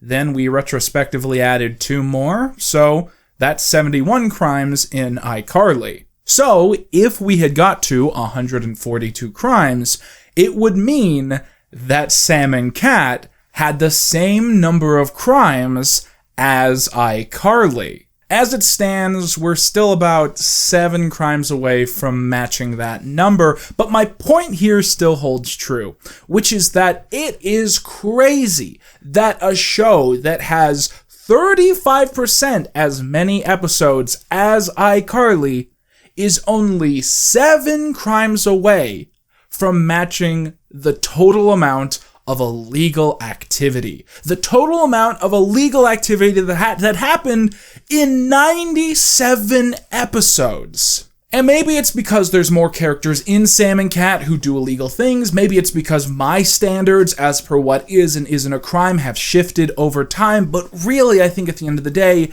it's because the plot of Sam and Cat is just off the walls and crazy in a way that the NSU didn't used to be. Up to this moment, we have reviewed 187 episodes of iCarly, Victorious, and Sam and Cat. This is episode 188, aka the Sam and Cat finale, the moment where everything fell apart. So let's go ahead and find some closure. This is season 1, episode 34. Hey man, I think I broke your toilet. Never mind, I'll fix it.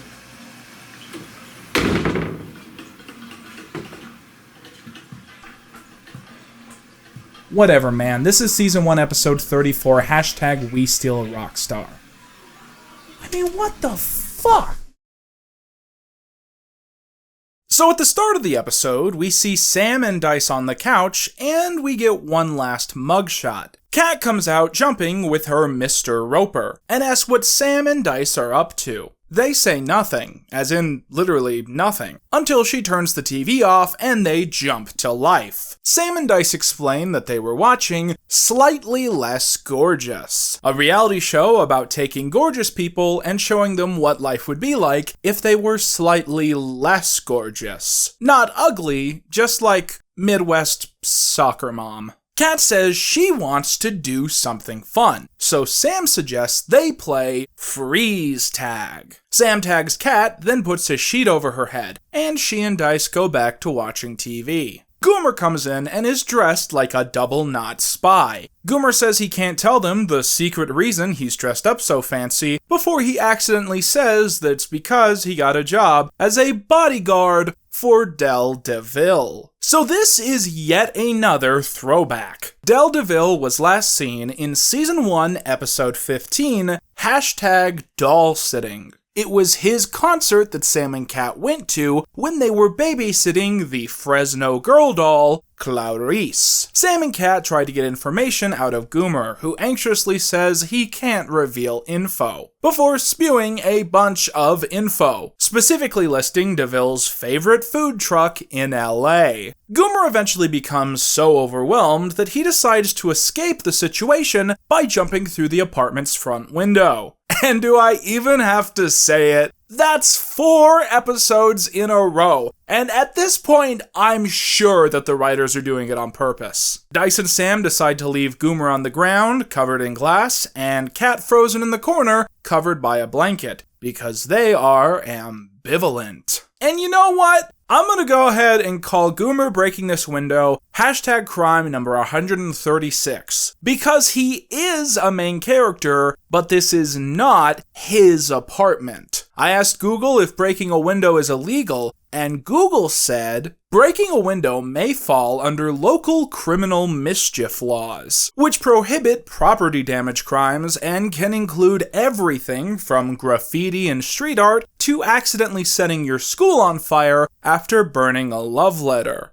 Which is oddly specific, I think. So later, Sam, Cat, and Dice wait by DeVille's favorite food truck, but grow frustrated as he doesn't arrive immediately. A little girl pulls up on a tricycle and asks the group to watch her ride while she gets some food. So Goomer and Del DeVille do arrive, and Goomer offers to go and buy DeVille's food for him so he won't have to talk to any normal people. Del says he forgot his sunglasses in the car, and Goomer runs to get them, before turning around and going the right way. So Sam, Kat, and Dice ask if they can get a photo with Del, and he agrees. Kat says she doesn't want her balloon in the photo because it's bad luck, and ties it to the trike. They go back to take the selfie, but the bike has started to float away. While Sam and Dice fret over this, Del asks if he can leave to get his food, and Sam says no. We then see another lore character, the Spear Fisherman, and Sam asks to borrow his spear gun. He asks if she's a fellow spear fisherman, and she says no, she's a spear fisher woman, and he says to enjoy his spear gun. So Sam shoots the balloon, and the trike falls directly onto Del DeVille's head, knocking him out.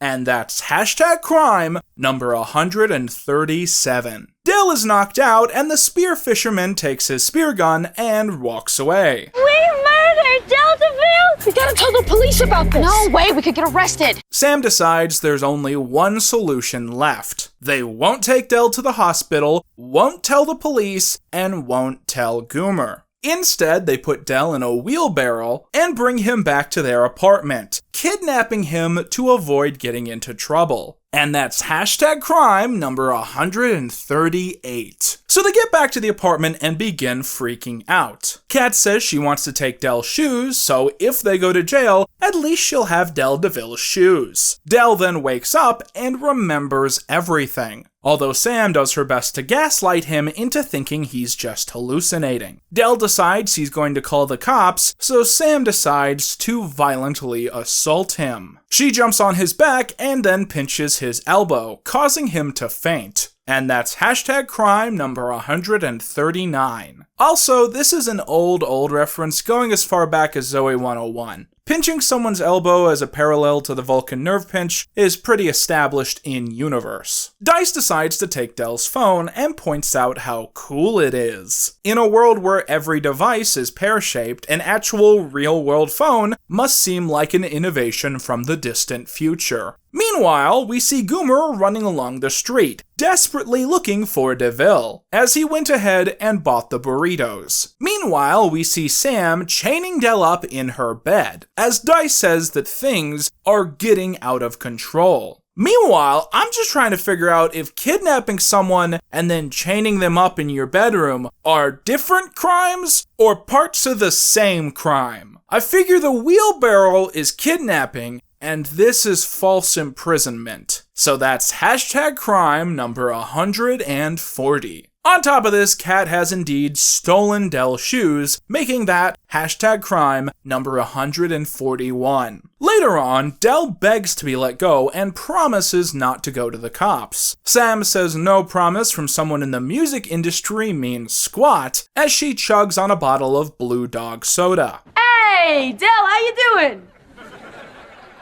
How am I doing? You people whacked me on the head with a popular children's vehicle, and now you've chained me up and won't let me leave. Well, at least I got you a vanilla latte. I said I wanted a chai latte! Man, things are not going your way. Del asks who took his phone, and Dice says that he did, and he'll give it back to him as soon as they're done. You know, kidnapping you? Del tells Sam she's an idiot, because he has hired a brilliant bodyguard named Goomer. Goomer is going to find him, and then Del will go to the police, and all three of them will go to jail. Sam, doubting this, pulls his coffee just out of arm's reach. Meanwhile, Kat has cooked 4 breakfasts for Del. Sam asks why, and Kat explains she doesn't know what he likes. Sam asks why she didn't just ask him and then make him 1 breakfast, and Kat reflects, Oh my god, I'm so stupid. Meanwhile, Dice has some bad news and pulls up the latest episode of News. The news girl reports that Del DeVille is missing, meaning his new album will never be finished. Oh well. Goomer comes in, disheveled and visibly shaky, still grasping the burritos in his hands. He insists that nothing is wrong, and he did not lose Del DeVille. The group accept this immediately. Dear God, help me find him! Sam wants to allow Goomer to relax without causing suspicion, and coaxes Dice into texting Goomer, as Del, that everything is okay. And so Dice does. Hi, Goomer! Everything is cool! So please don't think I've been kidnapped. I haven't. And if I ever was kidnapped, I'm sure that nobody you know would be responsible. Call you later. It's later. Later. So Goomer leaves, never to be seen in the series again. Meanwhile, as Kat delivers Del oatmeal, he grabs her wrist and attacks her. Later, we see that he's been forced to wear the Bane mask that we last saw Crazy Steve wearing in #Super Psycho. Kat explains that this is to stop him from attempting to murder her a second time. Del asks what Kat is doing with the guitar she has, and she explains that it belongs to her friend Andre from Hollywood Arts. He broke it, and so she's fixing it for him. Del asks if she's good at repairing guitars, and she explains that it's always been one of her passions, although she says this is the first time she's ever had reason to speak of it. Kat finishes fixing the guitar and shreds on it, absolutely captivating DeVille.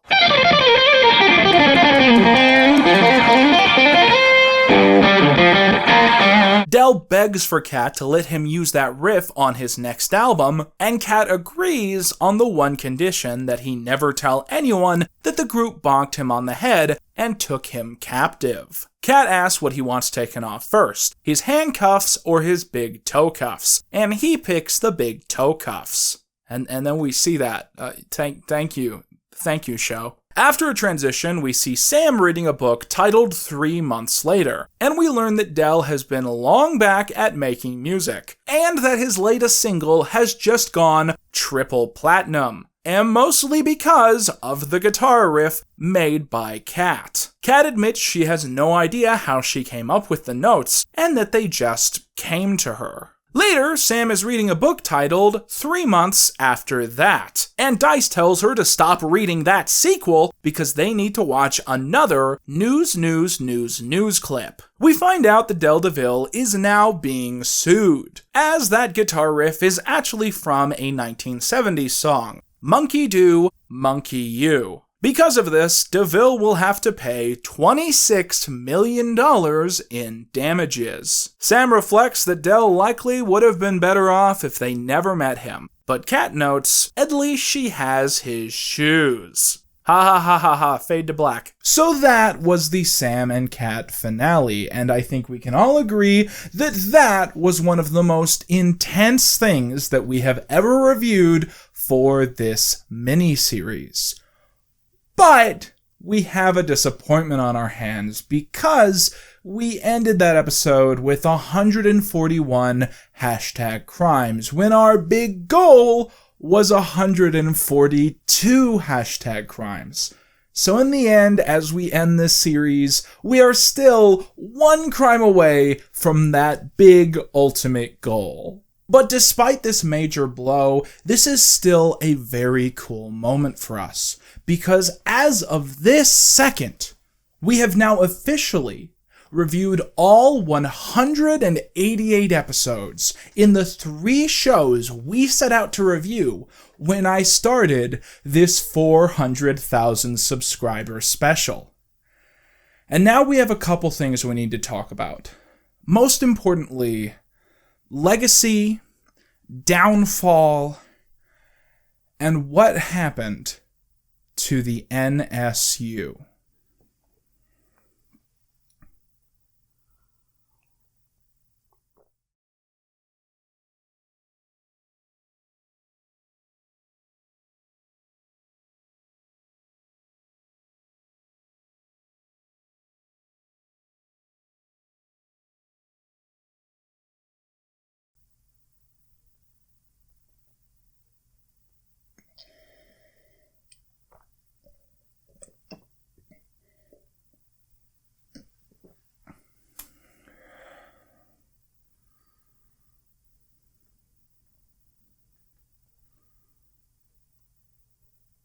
I lied again.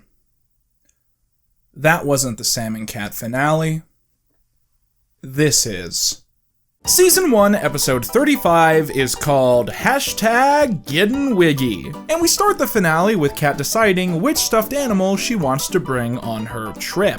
We find out that Dice has booked a hair modeling gig in, as Kat puts it, Phoenix. Dice will be appearing in Teen Hair magazine and is going to be the cover model. However, Dice's mom and aunt got sick because they ate coyotes and got coyote fever. So Kat is going to chaperone Dice during the trip. Sam corrects Kat that the city is pronounced Phoenix, not Phoenix, but Kat doesn't care, as she wants to keep saying the word how she thinks it should be pronounced, which is ridiculous. So anyways, Dice and Kat will be leaving Los Angeles on a bus soon, and that's why Kat is trying to pick which animals to bring. Suddenly, who arrives at the apartment but Nona? Incidentally, I was not lying earlier when I said that we never see Goomer again, because he's not in the finale, but Nona is.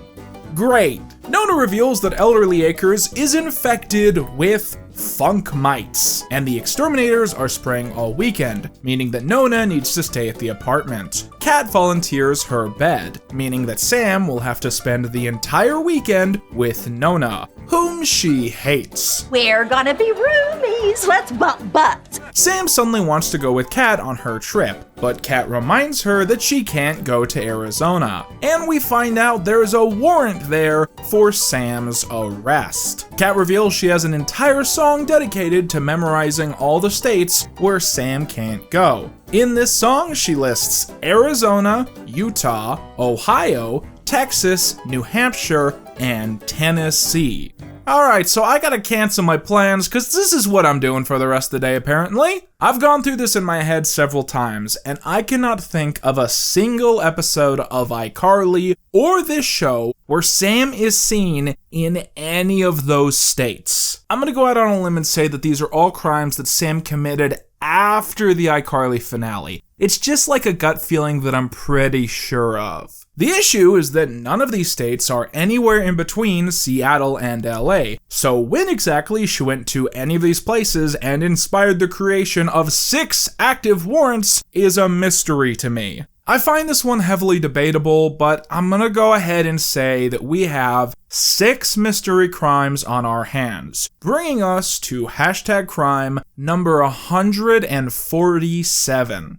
But each of these cases also seems to be a clear violation of 18 USC 1073, flight to avoid prosecution. This is a federal law that says traveling across state lines to avoid legal punishment can result in an additional 5 years in prison. So with each of these 6 cases, Sam leaving those states and actively avoiding returning means that there are an additional 6 crimes that she could be convicted of, bringing us to hashtag crime number 153. In my opinion, this revelation is a huge contradiction to pre-existing lore, as early episodes of Sam and Kat constantly mentioned that Sam was always at risk of being sent back to juvie. Now we're supposed to believe that Sam has 6 active warrants out for her arrest, but her juvie officer has never noticed this? To make things worse, Sam then sings, I'm also not welcome in Europe. So let's just go ahead and call that one crime, just one. Just to make this simple. So that's hashtag crime number 154.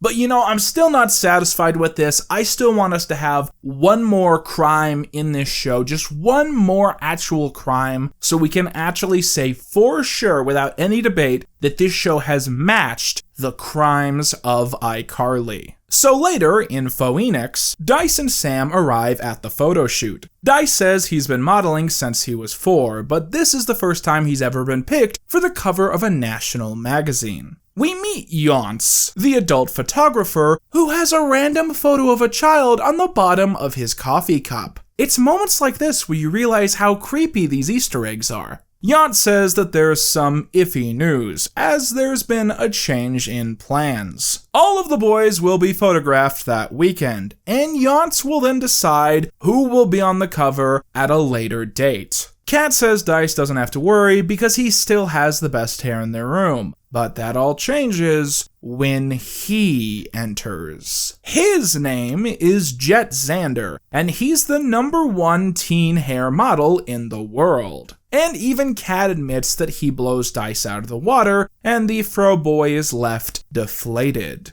Meanwhile, in the B-plot, Sam comes home to the apartment only to see a buffet of food laid out in the kitchen. It turns out Nona is quite the cook and has decided to make her temporary roommate a special dinner. Sam is moved to the point of tears and says that now she has a sudden fear that she's dreaming and is about to wake up. If you think about this in the wider context, Sam is portrayed as someone who loves food, but not as someone who is good at cooking food. So while in iCarly she constantly had all these great meals prepared by Spencer and the like, this might actually be the first time she's had a quality home-cooked meal in 2.5 years. You know, because the last episode had a fucking 6-month time skip. So I'm just presuming that this episode is set in 2015. So there's a compilation of Yonce taking photos of Dice and the other models, and my god, this is a boring A-plot. After the shoot, Dice mopes that there's no way he's going to win, and Sam says she doesn't get why everyone is so excited about a boy in a silly wig. Dice takes this accusation very seriously and asks if Kat is sure that Jet is wiggin'. Kat says that she has an excellent wigdar, terrible pun, and Dice excitedly says that if they can prove that Jet is wiggin', he'll get the cover for sure. Back in the B-plot, gotta miss saying that, Nona comes into Sam's bedroom with a text from Kat. Sam is supposed to babysit the Franklin twins tomorrow, so Kat wants her to wake up at 8 a.m. Sam remarks that she hates waking up at 8 a.m. on a Sunday, and Nona says she doesn't have to worry about it. Nona wakes up at 6 a.m. every day, so Sam can go ahead and sleep in. Sam feels like pushing it and asks Nona if she will also do her laundry. Nona says that she won't because she already has. The laundry is in the past tense, much with Sam's woes about her temporary roommate. Nona says that's what Nonas do, and Sam gives her a hug. Nona? Yes, dear.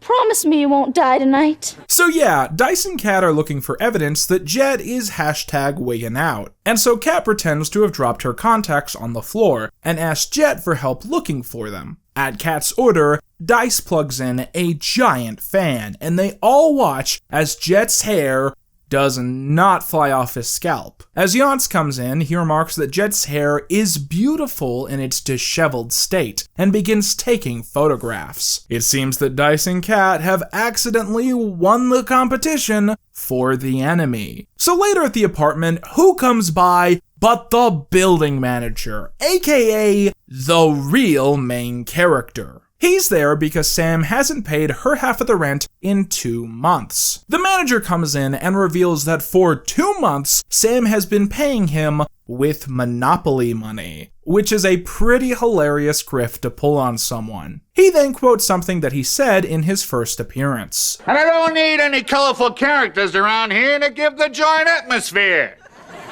What does that mean? I don't know, I'm a throwback. Sam comes out of the closet and says Nona is the best roommate ever, and in the end, she doesn't even care if Kat knows that she said that. Dice waits to hear the results of who will be on the cover, and he blames Kat for using that giant fan to make Jet's hair so beautiful. And of course, Jet is picked, and Kat has a total mental breakdown over this. Kat openly accuses Jet of wearing a wig and then assaults him in a room full of witnesses. In the end, she rips out countless clumps of very real hair, leaving several bald patches behind on this poor child before she finally admits that he is actually not wearing a wig. Well, it's not a wig. Back in the B-plot, Nona is preparing to go back to Elderly Acres as the funk mites are gone. She also notes that Kat is going to be back that night, so she'll need her bed back. Sam grows despondent as she's truly grown close to Nona in these few days. But I don't want you to leave. Oh, honey, you'll be all right. No, I won't. Sam gets a phone call, and we find out that due to the incident, Dice is going to be the cover model for some reason. Jet is going to a scalp hospital, and Kat is going to jail. And if Nona doesn't come and bail her out, she'll be in prison for at least 2 full weeks. Sam hangs up and tells Nona that Dice and Kat decided to stay in Phoenix for 2 extra weeks, and that Kat wants Nona to keep looking after Sam. Nona says that she had better get started on dinner, and Sam goes to lay on the couch. And I think it's fair to say that we all just sadly witnessed #crime number 155, and this is also one of the least easy to justify crimes that we have ever seen. It wasn't funny, it did not have valid motivation, and in short, it was a child being violently assaulted. So you might be wondering why I did the whole fake out with this finale. Well, first of all, this episode was missing from Paramount Plus for a long period of time, so it's very possible that at some point recently you rewatched this show and didn't see this episode. But more importantly, I really wanted to emphasize how terrible of an episode this is as a finale, to the point that any other show in Sam and Cat would have been better as a final episode. Because Sam and Cat's final episode is ultimately about Sam Puckett realizing that she doesn't really like Cat as a roommate and prefers her grandmother. And she ultimately then decides to stop Nona from bailing Cat out of prison. The same woman who recruited all of her friends to march across state lines to bail out her mom now lets her supposed best friend rot in prison so she can get a home-cooked meal. And meanwhile, Kat's storyline is a realization of something that we've only speculated since Victorious. That Kat's flippant personality and limited worldview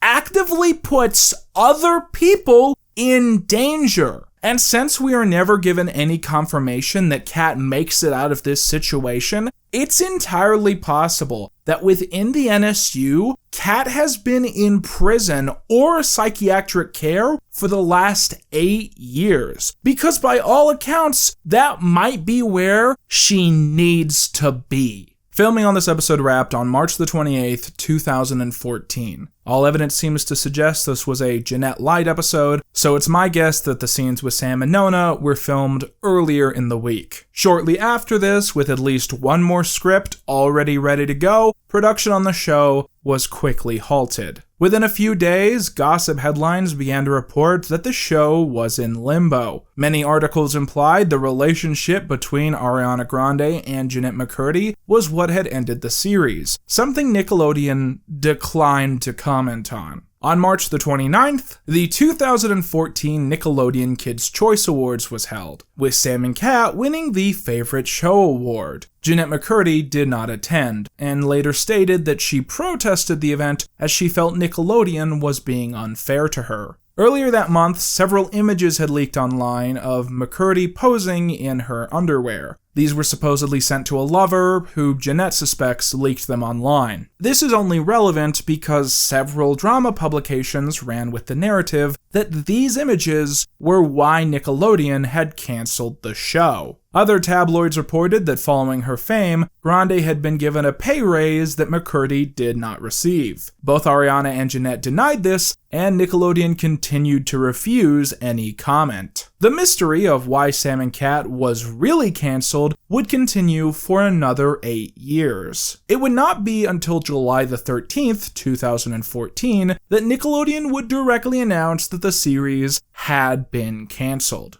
#GettinWiggy aired 4 days after this statement to 3.4 million viewers. 9 days after this episode aired, the very first episode of Henry Danger would premiere on Nickelodeon. The show's pilot gained 1.94 million viewers in its first broadcast, less than half of the original Sam and Cat pilot, and also less than any Sam and Cat premiere. However, in the world of broadcast television in 2014, this was seen as a massive success story, and Henry Danger would eventually become the longest-running live-action Nickelodeon show of all time, with 121 total episodes. 2 days after Henry Danger premiered, the song Bang Bang would release. A collaboration between Ariana Grande, Jessie J, and Nicki Minaj, it would cement Grande's presence as a pop idol, and make her life as a sitcom star seem like a distant memory.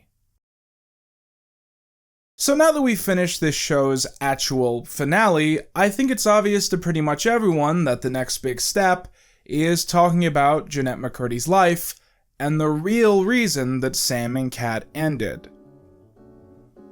But I want to put that off for just a little while longer. Basically, there's a bunch of stuff that I've always intended to talk about with this show that really only makes sense to discuss after the final episode. But if I talk about this stuff after we get serious, you guys just won't care. You'll be like, Quinton, who gives a shit? None of this is real.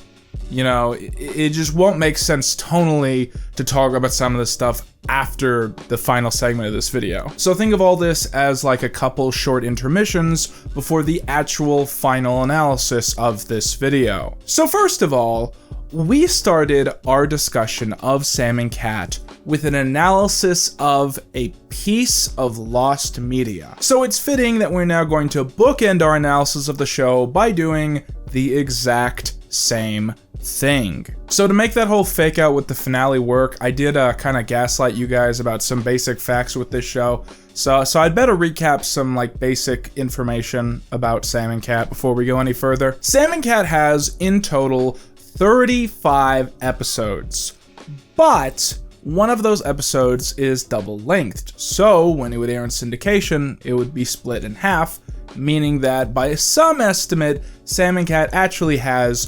36 episodes. This means that based off of the season order that Sam and Cat was working off of at the time the show ended, the season order they had been assigned directly after the pilot had broadcast, the show technically was supposed to still owe 4 episodes to Nickelodeon. So basically the sort of unsung mystery here is, what were those 4 episodes, what could have been, and how close were those episodes to actually being created? So before we get into this, the information I'm about to present comes from a source which is kind of iffy, but not really. Basically, there's this Instagram account which has recently gone private, which does nothing but post behind-the-scenes information about these shows. And no one can agree if this fan account is just run by someone who knows a lot of people behind the scenes, or if it's just one of the people who worked on the show role-playing like they're a fan that happens to know a lot of trivia. But either way, the consensus with this account is that pretty much everything they post about these shows is probably accurate to some extent. And I also tend to believe this specific post because if it's true, it basically confirms what I've been speculating about the show from the very start. So basically, by the time #GettinWiggy finished filming, the next 3 episodes of the show had completed layouts, and the next episode had a completed script, which was basically completely ready for them to start filming with. So, what was the plot of this completely finished script? Well, in the A plot, Sam and Cat realize that they can make more money as babysitters if they get a babysitter's license. And basically the rest of the episode would have dealt with the hijinks they go through trying to get this license. Meanwhile, in the B plot, and this is the part where either this is so ridiculous that this post has to be inaccurate, or this is so ridiculous that this has to be where they wanted to go with Sam and Cat. In the B plot, Goomer accidentally burns down his apartment. He tries to move into Dice's basement, but Dice's aunt moves in at the exact same time. So Dice has to help Goomer find somewhere else to live. At this point, they would have tracked down Goomer's sister, but she also would not want Goomer living with her because he at one point in the past burned down another home that she owned. Dice would have then convinced Goomer's sister to let him move into her basement, at which point the basement would have flooded. You just know that episode would have been called something stupid like fucking Hashtag I drown in a basement or something. Now, going beyond this episode, no one knows what episodes 37 and 38 would have been about, and I would guess that even people working on the show could not tell you what the plot of episode 39 would have been, because they just weren't that far along, in their planning process. Now, in the past, I have gone on a spiel about how I don't like it when people say to me, Sam and Cat's not that long. It's only 35 episodes. Because for a show as bad as Sam and Cat, 35 is way too many episodes. But I also should reiterate, just to remind you of the other half of the argument, 35 episodes is also not a lot of episodes for a show like this. In this era, most Nickelodeon live-action sitcoms lasted for around 60 episodes. For instance, Drake and Josh had 56 episodes, Zoey 101 had 61 episodes, and Victorious had 57. So basically, in theory, if Sam and Cat had finished this season order of 40 episodes, and then they had done one more full season of 20 episodes, that would have been the standard number of stories that a show like this was expected to fulfill. So I think it's worth pointing out that the question really isn't, why was Sam and Cat canceled at this exact moment here? The question is, when did 60 episodes of Sam and Cat stop feeling viable?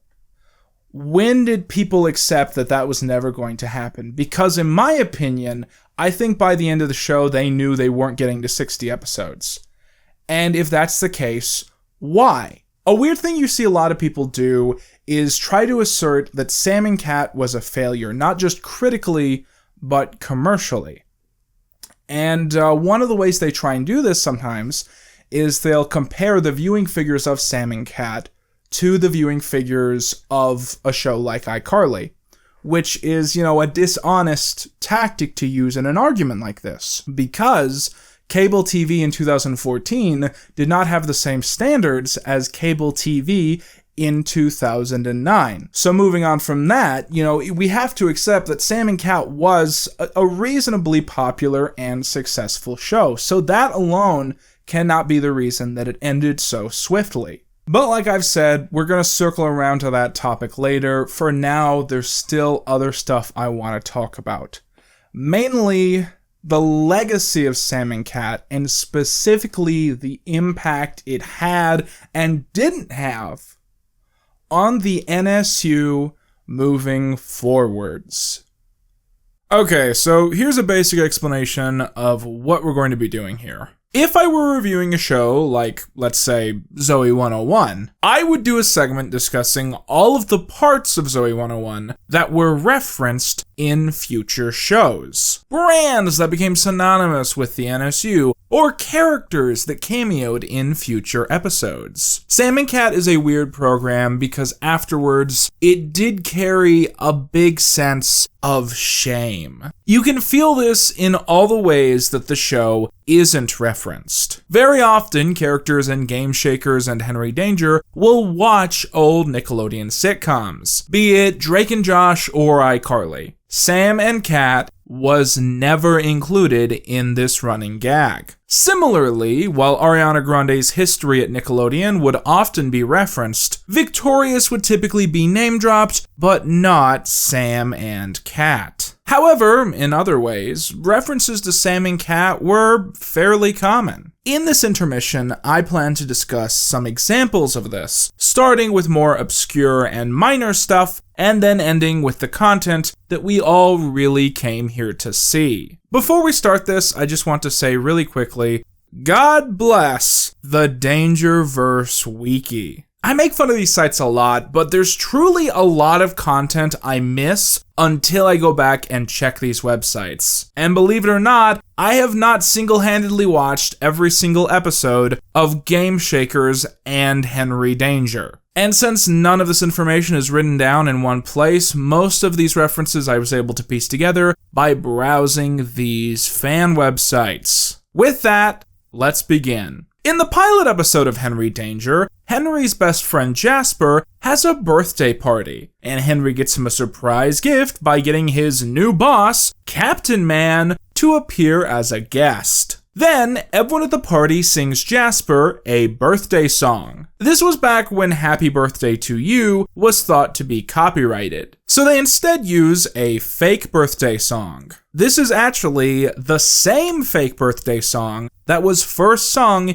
in the Sam and Cat episode Brain Crush. You know, the birthday party where the adults are the only ones singing the song because the kids were all on their phones. In episode 5 of Henry Danger, Captain Man and Kid Danger dump 2 innocent civilians in a back alleyway. This is the same alleyway set that was made famous by its constant and illogical use in Sam and Cat, although here it's been dressed up slightly differently. Additionally, I believe that this set actually goes back as far as the victorious Ham Boner episode, although back then it was quite different looking. In Season 2, Episode 4, Henry and the Woodpeckers, Henry's father is seen watching Toilet Wars, although the show is only heard. Toilet Wars is seen for the first time in Season 3, Episode 10, Space Invaders Part 2. In Season 3, Episode 9, Space Invaders Part 1, we also see the family watching reruns of Victorious and Drake and Josh, in case you love keeping track of our favorite in-universe contradiction. Toilet Wars appears again in the next episode, Gas or Fail, before it's interrupted by the news. Toilet Wars next cameos in Season 4, Episode 19, where it's briefly seen as a character flips through several channels. This exact same gag also happens in Game Shakers Season 3, Episode 6. When Schwaj flips through HDMI signals in Henry Danger Season 1, Episode 20, he briefly passes That's a Drag. And of course, it's in Season 2 that Herb, the well-homed man, makes a fully fledged guest appearance. But we already discussed this in a former Pinboard segment. In Season 4, Episode 12, Toddler Invasion, Schwaj pulls out an emergency bag that is filled with candy bars. One of the candy bars is a parody of Snickers, called Lumpacious. In Season 4, Episode 18, Danger Things, Piper appears dressed as Eleven from Stranger Things, but reveals that she didn't mean to choose this costume. I tried to trim my hair just a little bit so I could be this Fresno girl doll for Halloween. That would have been a sweet stoom. The term stoom is a reference to I Start a Fan War. And of course, Fresno girl dolls originate from Sam and Cat. Perhaps the biggest contribution to the extended NSU made by Sam and Cat was the creation of Zapathon. Zapathon was the show's parody of Amazon.com, and as Amazon became more and more culturally prevalent in the next decade, Zapathon would continue to be used as the in-universe version of the company. Such examples of this can be found in I Know Your Secret and Sister Twister Part 1. Now, you can't really properly talk about Sam and Cat's legacy past its finale without pointing out that Game Shakers, the highly successful and well-regarded show Game Shakers, is the closest thing Sam and Cat has to a spin-off. The show premiered in September 2015, and 2 of the main characters, Double G and Bunny, originated in Sam and Cat. Although Double G was named PZB on Sam and Cat, I've been told with some authority that Kel Mitchell considers both to be the same man, just going by 2 different stage names. I've often been curious about the politics behind this never being made explicit. Was Double G just a better name, and the writers didn't think to clarify the continuity? Was there something in the depiction of PZB that the creators didn't want carried over into the new canon? Or was it some sort of ultimatum that Game Shakers never be mistaken as a spin-off to Sam and Cat? We'll likely never know, unless at some point we do. Game Shakers and Henry Danger would reignite this long-forgotten shared universe, and they would first cross over in Henry Danger, Season 4, Episode 4, Danger Games. In this episode, we see Captain Man and Kid Danger on a parody of The View, called The Swell View. This is, of course, a talk show hosted only by women, and one of the women is played by Victoria Oscar. Poor Dr. Mignac. What is he even a doctor of? I know! Failure! So pretty much every online source I can find about this episode, including IMDb, says that in this scene, Victoria Oscar is playing Bubs Dixon. Bubs Dixon! This isn't said directly in the episode, and the credits aren't so specific. But I don't think I'm risking my reputation by saying that this was likely the intention, since the actress has done little work since her appearance in Sam and Cat. Before we move on to the most obvious and significant example of the legacy of Sam and Cat, here's a quick bonus scene. In the Game Shakers episode, Lost Jacket, Falling Pigeons, Babe and Kenzie visit the New York subway Lost and Found, which is filled to the brim with Easter eggs to every NSU-related show that you can think of. Except for Unfabulous, but that barely counts. Gibby's head is in the background, there's an All That mug, some Henry Danger comics, the red robot from Drake and Josh, the remote from iCarly, that I guess Carly lost. What a grand gesture that means nothing now, huh, Sam? The iCarly camera, one of the masks from Sykewitz's classrooms, bottles of Blix from Zoe 101, and even Rex himself, clearly sitting just barely in view. Most notable to today's video is the presence of Cat's purple giraffe plush from Victorious and Sam and Cat. Now, a notable contradiction that's always fascinated me is that in Henry Danger, Season 2, Episode 12, Text, Lies, and Video, we see Henry selling Gibby's head to a woman shopping at Junkin' Stuff.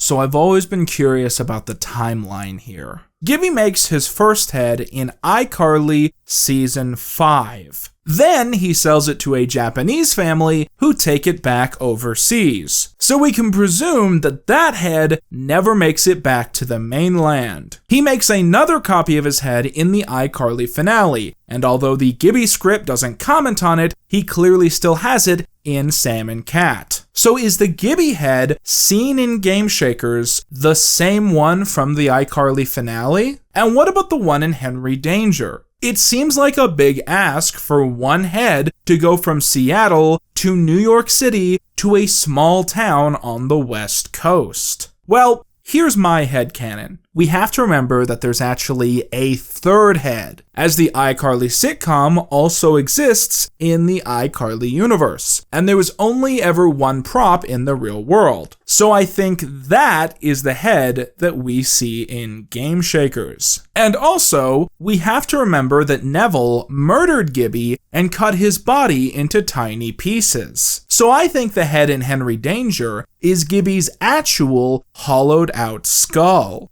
I take this segment very seriously. Okay, with that, it's time for our final pinboard segment of this video, and perhaps the final pinboard segment of this entire mini-series. Last time I was here, I wasn't feeling so hot, but then I went to the doctor, he gave me 480 milligrams of steroids, and now I'm feeling alright. I took them all at once. Just now, right before I started filming. Okay, so it should be pretty obvious by now that we are here to do a special pinboard segment about another specific character.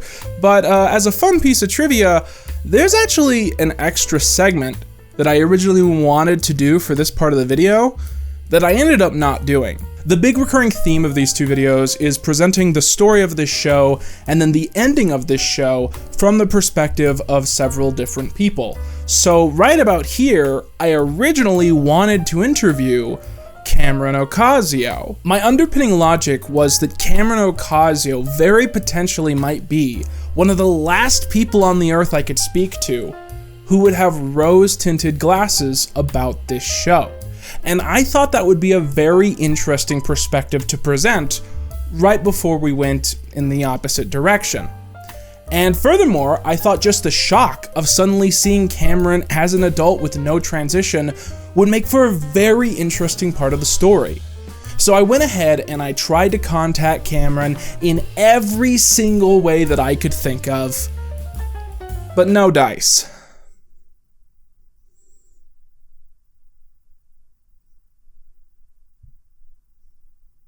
I will say that he used to stream a lot. I guess at some point he was trying to be like a streamer influencer type, and I found a YouTube channel that's just archives of his streams, and I just thought it was funny how many like weird hot takes he has about the show based entirely on his vague memories of what his character was supposed to be. Do you and Dice have a lot in common? What is Dice? So Dice is just... I don't know. I mean, Dice is like a low-key drug dealer, dude. Honestly. But without the drugs. It was just like weird items. Probably not. I don't think so. How'd I get on Sam and Cat? Well, I think I said this story before. I auditioned for the Gibby show. Gibby was gonna have a spin-off show, which did not work out. But I auditioned for that. And I didn't get the part, but they liked me enough and they gave me the role of Dice. Yo, I'm pretty sure I'm on Akinator. You guys want to see if I'm on Akinator? Alright, we're gonna do characters. Let's go, Dice. Where's he at? Where's my boy Dice at? I mean, guys, is Dice's hair technically a power? I mean, come on. Dice, can you sell me 2 grams of weed? I could sell you some Toastums. Pop that shit in the oven. Uh-oh. Uh-oh. No, wait. Oh, guys, what's the lore? Holy shit, I forget. Dice lives with this aunt, right? Can someone help me? Did you get to keep anything from Sam and Cat set? I get to keep my Dice necklace. That's about it. Is Dice in high school? Or is he in middle school? Fuck, I don't know. Dice, you got hoes? Nah, dude. I wish. Dice have hoes, dude. Oh, fuck. Uh-oh. No. No. What? Wait, how does it go from is your character on Nickelodeon and then the next 2 question is your character on drugs? How does it go from Nickelodeon to drugs? How does it go to that question? I'm pretty sure he sells drugs, but no, I don't think he's on drugs. Oh, what? He got it, dude. Cam, you show us the dice chain? Do you want to see the dice chain? I can show it.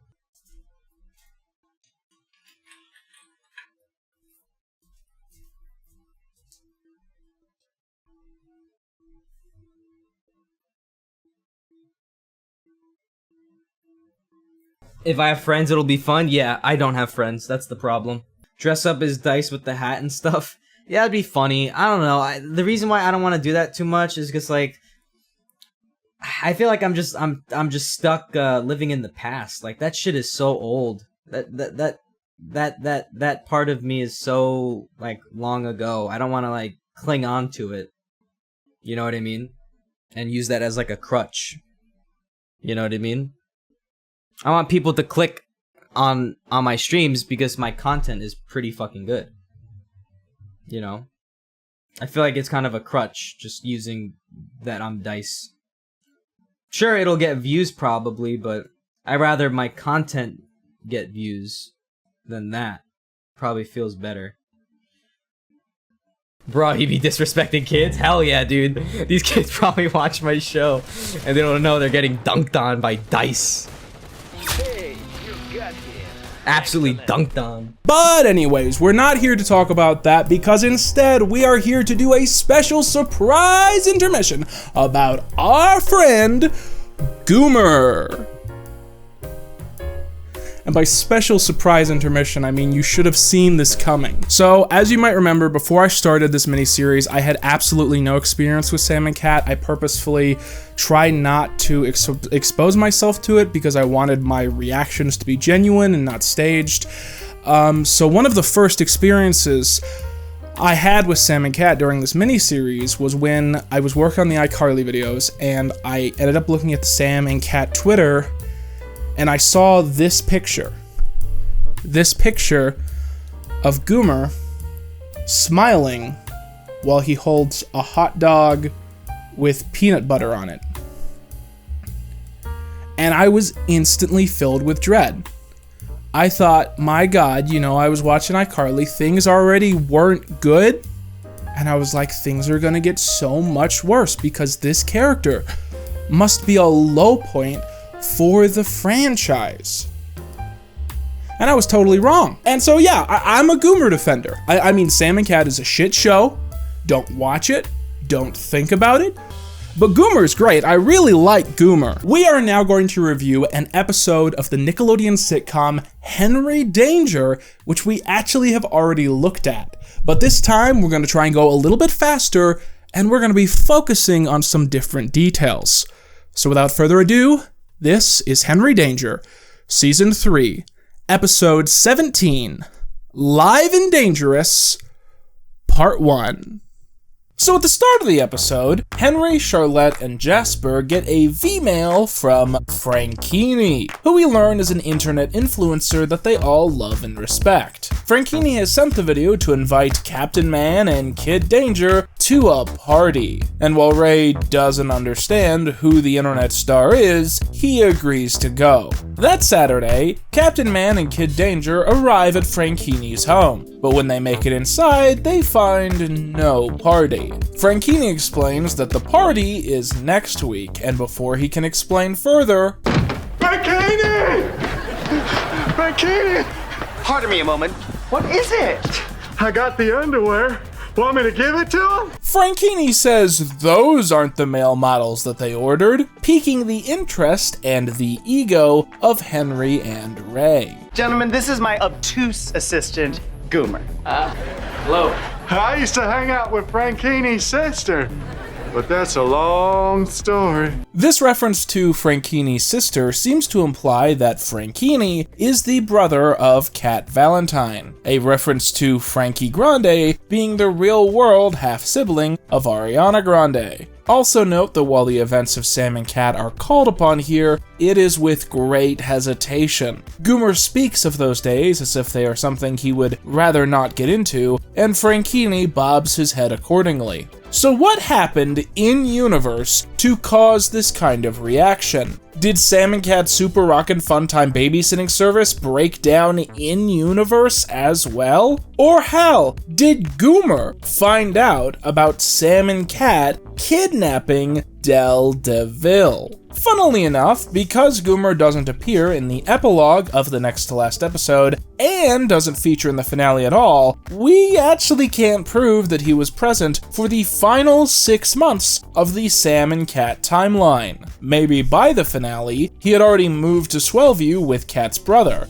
We'll try to discuss stuff like this later, as the entire point of this segment is to kind of fill in the cracks. Frankini asks Goomer what would make him think that Captain Man and Kid Danger were male models, and Goomer seems stumped until Frankini forces him to look at the writing on his hand. Goomer then recites that they're both so handsome and physically fit. The superhero duo are so self-obsessed that they can't see what's happening, and soon agree to model for the boys. Frankini tells Goomer to pinch him, and Goomer does, and Frankini complains that he pinches too hard, adding, "That's how you killed the caterpillar!"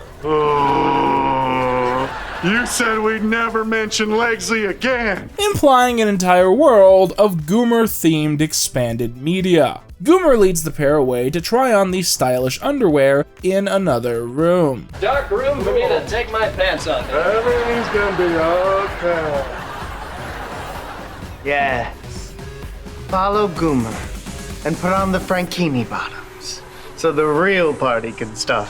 After the commercial break and a tangent about Henry's sister watching pimple videos, we see Goomer putting stage makeup on Frankini. Goomer says that he doesn't feel right about their plan. I don't know if we should be doing all this to Captain Man and Kid Danger. Frankini reminds Goomer that the world record for the most viewers on a live stream at one time is 9.8 million viewers, and the only way he can match that is by using the two heroes.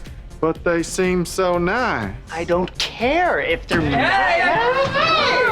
So Captain Man and Kid Danger come out in the underwear and ask why they have batteries in them. Frankini pulls out a Domatron and the boys pretend to know what that is. Suddenly, Frankini pushes a button and the pair stiffen up, finding they can no longer move. Frankini reveals that he now controls their bodies through the underwear. He then takes control of their mouths, showing that he now has full control of their autonomy. Yes, it turns out that Frankini, like any person with a Harry Potter tattoo, is secretly a raging sociopath, bent on taking total control. And now he plans to start a live stream with the pair, promising his audience a special treat if they get to 10 million consecutive viewers. Goomer asks what the special treat is, and Frankini yells in his ear that he already knows. But now, the superhero team can be told. If his live stream reaches 10 million viewers, he will force the superheroes to take off their masks, revealing their disguises live on the internet. For dinner, can we have pork and beans? Yes and yes! Aren't goals like this so tacky?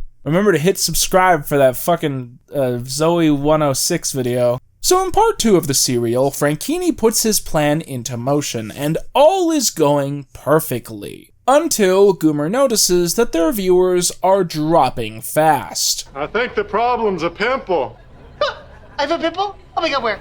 Oh my god, pop it! Oh my god, pop it! Pop it! Pop it! Oh no, look it! So of course, Henry's friends and family have started a pimple-popping livestream to compete with Frankini. And so Frankini decides he needs to step things up. Get the worms! Oh, come on, you're not serious. Get the worms! Oh, God. Frankini forces Kid Danger and Captain Man to eat ground-up worms live on the internet. This works as he manages to reach 10 million viewers. Realizing he's won, he begins a speech thanking his supporters. I mean, you stream me. You really stream me.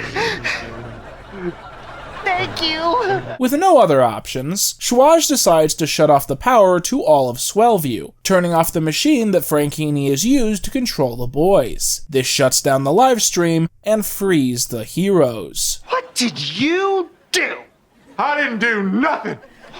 No punish. Oh, you boomer! So the pair blow a bubble and get back into their pants. The two want revenge, so they tie Frankini up and pop a gigantic pimple into his face. Okay, so I'll admit that in this watch through, I managed to figure out that it's supposed to be a fake pimple, but shockingly, that does not make the pimple bukkake easier to watch. But you can at least take solace in knowing that Goomer is not in this scene, as I fear he never would have recovered emotionally from this one. So obviously the big important twist of this episode is that Goomer, the character introduced in Sam and Cat, is now a lackey for a recurring villain in the Dangerverse. So for the next few seasons, whenever Frankini would show up, Goomer would come with him, and they both returned for the first time in Season 4, Episode 13, Captain Mankini. At the start of the episode, Jasper enters the man cave to see two strangers at the control desk. He goes on the defensive, but soon learns that this is actually Schwaz and Charlotte, both in disguise. We learn that Ray and Henry are on their way to the man cave with Frankini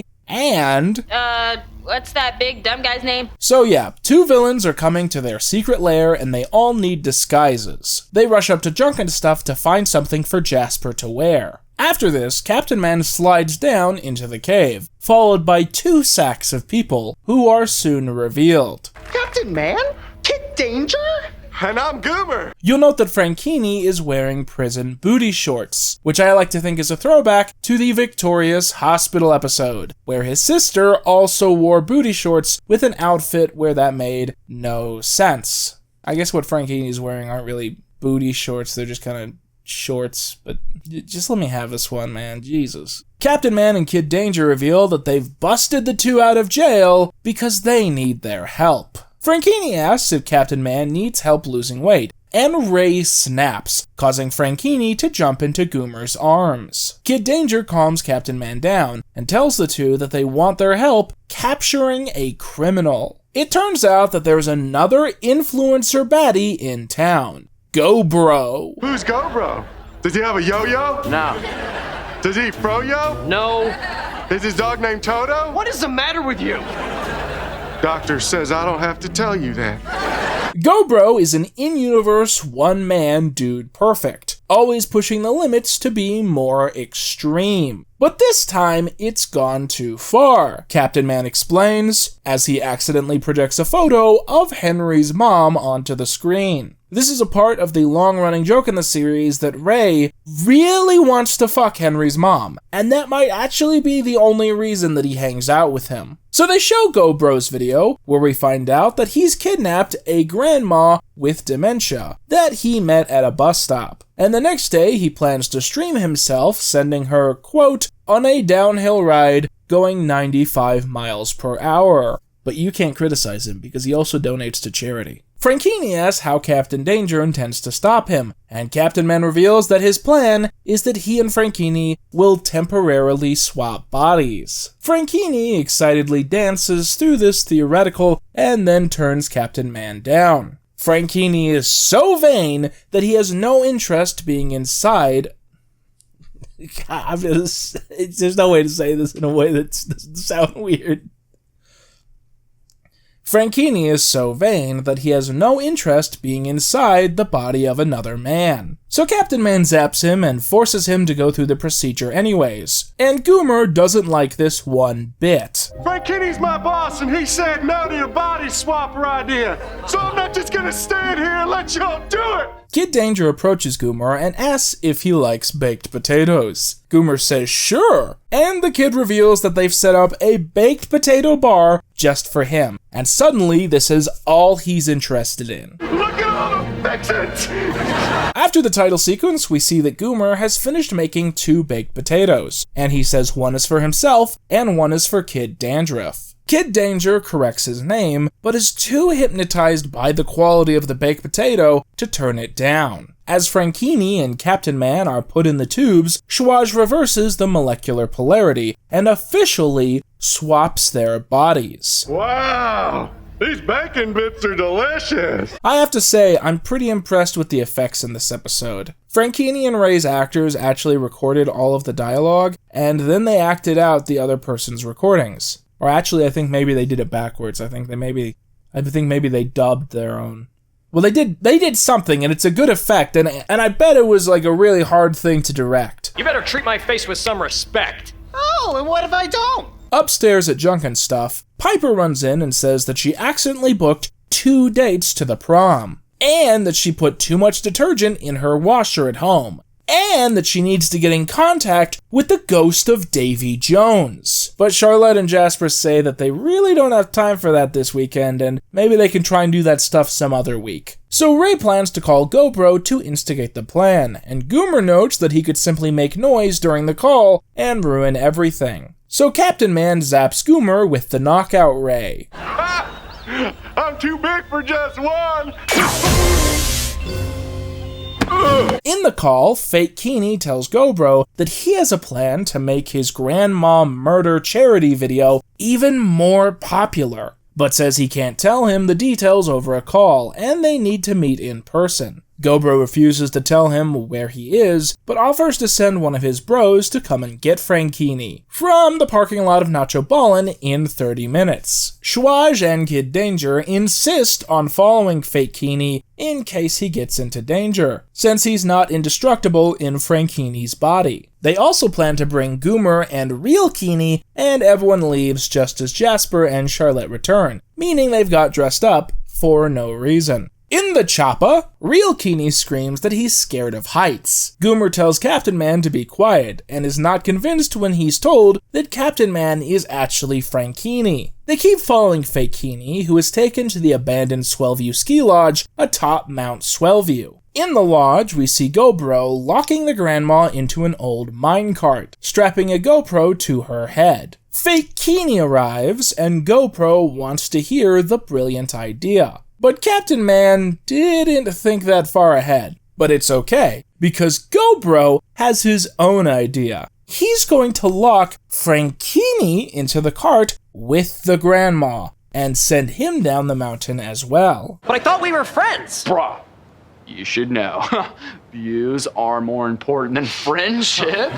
Captain Man tries to fight, but has no powers. The copter boys learn what's happening, and the weather is too bad to land. There's only one chance to save Captain Man and put things right. sending in Franchini, who is currently indestructible. Franchini refuses to jump from a helicopter just to save some grandma, but finally agrees when he's reminded that his own body is also in danger. He and Henry jump down, with Franchini breaking Henry's fall. Go Bros go ham on the pair, and Franchini fails to figure out how to fight, even with superpowers. But Henry pulls the weight, and they all win. Yay! We did it!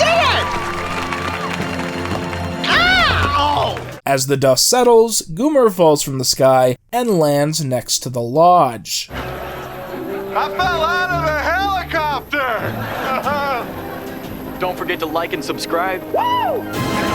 So this is easily the best episode of Henry Danger I've ever seen. So far, everything I've seen from this show has been awful and terrible and just without any charm, but this episode kind of makes me understand why a kid would sit down and watch a show like this. Like, if there are any other episodes even half as good as this one, I totally get why this franchise has lasted 9 years. Now, interestingly, this was not the only Goomer story that aired on this day. If you watch this premiere live, the very next episode was a 2-part premiere of The Adventures of Kid Danger. Now, I found out while I was working on this that the actor who plays Captain Man once said that this show isn't canon to the live-action series, citing the mild continuity problem of all the characters looking just slightly too young.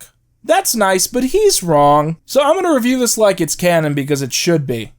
The Adventures of Kid Danger Season 1 Episode 7B is titled The Magical Beefery Tour, and we start out with Captain Man and Kid Danger visiting the fast food restaurant Beefos. Unbeknownst to them, but beknownst to us, one of the employees is actually Goomer in disguise, and he puts in a call on his radio. As the duo's food finishes being made, Goomer knocks out the real employees with a Vulcan neck pinch. It worked! Just like when Mr. Star Trek does it. Goomer carefully sneaks a golden pickle into one of the burgers and runs off after handing the food over. Kid Danger chips his tooth on the pickle and goes to complain, before Captain Man wrestles him to the ground, explaining that finding a golden pickle means that they've been invited to meet the Willy Wonka-like owner of Beefo's Burgers. The pair get to the factory where the gates open and they meet the man in the flesh. Howdy, I'm Angus T. Beefo. They enter the factory, which is like the one in the book, but all the candy is replaced by meat and fast food products, with a sturdy river of raw ground beef. Captain Man rushes out of the cart to smell the raw beef, and Angus purposefully accidentally backs the golf cart up to knock him into the river. Mr. Beefo, quick! We gotta help Captain Man. Nah. I think we'll just whip off these disguises. Now! Look, it's me, Goomer, without my pants. I will literally give you $20 to put your pants back on. Kid Danger asks what Franchini's plan is, and Franchini reveals the truth. He once again is seeking to top his streaming record, and to accomplish this, he needs to do something truly outrageous. By letting the whole world watch me eat a hamburger made out of danger meat. Kid Danger meat. Yeah, Franchini's a cannibal. I mentioned this, right? Kid Danger starts to fight back, but his leg is grabbed by a claw and he's left dangling from the ceiling. As he escapes from the meat river, Captain Man orders the cow to kick him towards Kid Danger. And as she does, Captain Man falls directly into the meat grinder. So the meat grinder has exploded, meaning Captain Man and Kid Danger are safe. As for the others, we gotta put like a content warning here. This next bit is a little bit graphic, and frankly in a kind of almost not cartoony way. Where'd the meat grinder go? Part of it's in my shoulder. And look, here's another part of it in my gut. The superhero team wonder what happened to the real Angus T. Beefo, and a creepy old woman comes out to tell them that he died over 100 years ago. They ask if he's dead, then who runs the factory? And she responds, What factory? As she laughs, everything in the room fades away. It was all an illusion. I changed my mind. Maybe this show does suck. So next up, it's time for us to review a very important episode. The final appearance made by Goomer in the Henry Danger TV series. So let's go ahead and talk about Season 5, Episode 21 and 22. Henry Danger the Musical, which premiered on July the 27th, 2019 to 1.2 million viewers. We start our double episode in a seedy corner of Swellview, where we see Franchini glooming over an expensive machine he has bought, which isn't working. The machine is supposed to force everyone in Swellview to sing and dance all day, and the repairman wants to know why he would want that. Franchini says it's summer, and summer is the best time to have a mind control musical because it's all about fun. The repairman says that something is blocking up the machine, and he has one way to fix it. He slams his ass into it, causing Goomer to fall out of the back. We learn that Goomer thought they were playing hide and seek, and notes with an excited tone that it took Franchini 6 full days to find him. The repairman asks to be paid, and so Franchini tasers him with 50,000 volts of electricity. So that guy's dead. I know I say that shit a lot, but he just took 5 times the lethal dose of electricity. R.I.P., man. Also, if you're wondering why I haven't been actively counting crimes during this intermission, I'll remind you that Sam and Cat uniquely existed in a specific phase of the NSU where it was technically an iCarly continuation. Without Sam Puckett being in the show, the crimes don't really matter. With the machine now functioning correctly, Franchini pulls the lever, and as everyone in town wakes up, they sing a song about how someone has put a musical curse over Swellview. Henry, you gotta get over here. Why are you singing? Why am I singing? There are some parts of this episode where the songs end up feeling extremely forced, and they can be a bit of a slog to sit through. But this being a big problem is actually pretty rare. For the most part, the songs are good, the songs are funny, and this episode generally oozes charm, and isn't really something I'm capable of being angry about. Which is a shame because I had this great joke written about going back in time to 2001 and killing Joss Whedon. Franchini takes over every broadcast in town, announcing that the musical spell over Swellview traces back to him. As Henry enters the man cave, Jasper sings a song explaining everything that's going on, despite Henry singing back that he already knows. As they finish that song, they go back to talking normal, and Henry thinks the spell is over. He then begins singing a song about how grateful he is that the spell is gone, before realizing that he's singing. The other members of the Danger team explain that sometimes musicals have asides and dialogue, but usually they don't last long before the next tune. Suddenly, the focus shifts to Ray, who begins to sing about a time when he was a young boy and he auditioned for a musical about cats, which might have been the musical Cats, but he refuses to clarify. He continues to be interrupted by dialogue asides, and Charlotte guesses that the story ends with Ray losing the part to someone else, so he begrudgingly skips to the end of the story. Ever since that day, I've had a hatred for musicals. So whoever caused this curse? You know it was Franchini. Yeah, you said on the news. Pay attention. Henry learns that Franchini is at Swellview Park as they speak, and they head off to get back at him for what he's done. Jasper says the Swellview Summer Market is happening at the park right now, and begins singing a song about the experiences he had there when he was younger. But everyone shuts this down because they say they don't have time. At the summer market, the park is filled with the noise of food vendors singing about their stock, as Franchini sings to Goomer about how everyone loves him. Goomer begins to quietly sing back about how he's hungry, so Franchini gives him money and tells him to go get some beans. Piper finds Franchini and sings him a song about how they're all sick of singing and think he's the worst. We're sick of all the singing and think you're the worst.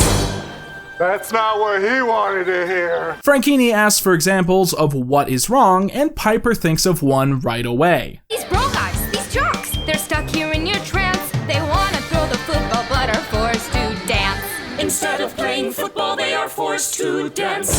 Franchini says it's not his fault that some people are boring and don't understand the concept of whimsy. just as Captain Man arrives with Kid Danger. The two try to fight Franchini, but find any attempt of physical force is exerted as dance moves. Franchini has snared the pair in a total state of temporal grace. Franchini says it's time for an intermission, and he leaps into Goomer's arms and vanishes with a flash. The next day, as the curse grows stronger, Charlotte and Schwaj work on finding a solution. Henry says they're not working fast enough, but Henry sings a song about how great the two of them are, and how complimenting them will make them work faster. This is probably the second or third best song on the whole thing. I think number one is definitely Ray's song about the musical about cats. Number two is probably like Jasper's song about what's going on. Then I'd put this song here, but you also got to keep in mind that opening song is pretty good. It honestly probably does deserve to be higher than the fourth spot, so I don't know. I think just the fact that I'm debating with myself about which of these songs are better says that I really actually kind of like this episode. Charlotte and Schwaj find out that the musical signal is being sent from an abandoned karaoke place on Alpine Street. Jasper reveals he has a long history with this place and begins to sing a song about it, but is shut down as they don't have time. Schwaj plans to hack into the club, but finds his own system has been hacked into by Franchini. They get a V-mail from Franchini, and after Henry and Ray bubble morph into their outfits, they see the message is a recording of Goomer reading a note introducing Franchini,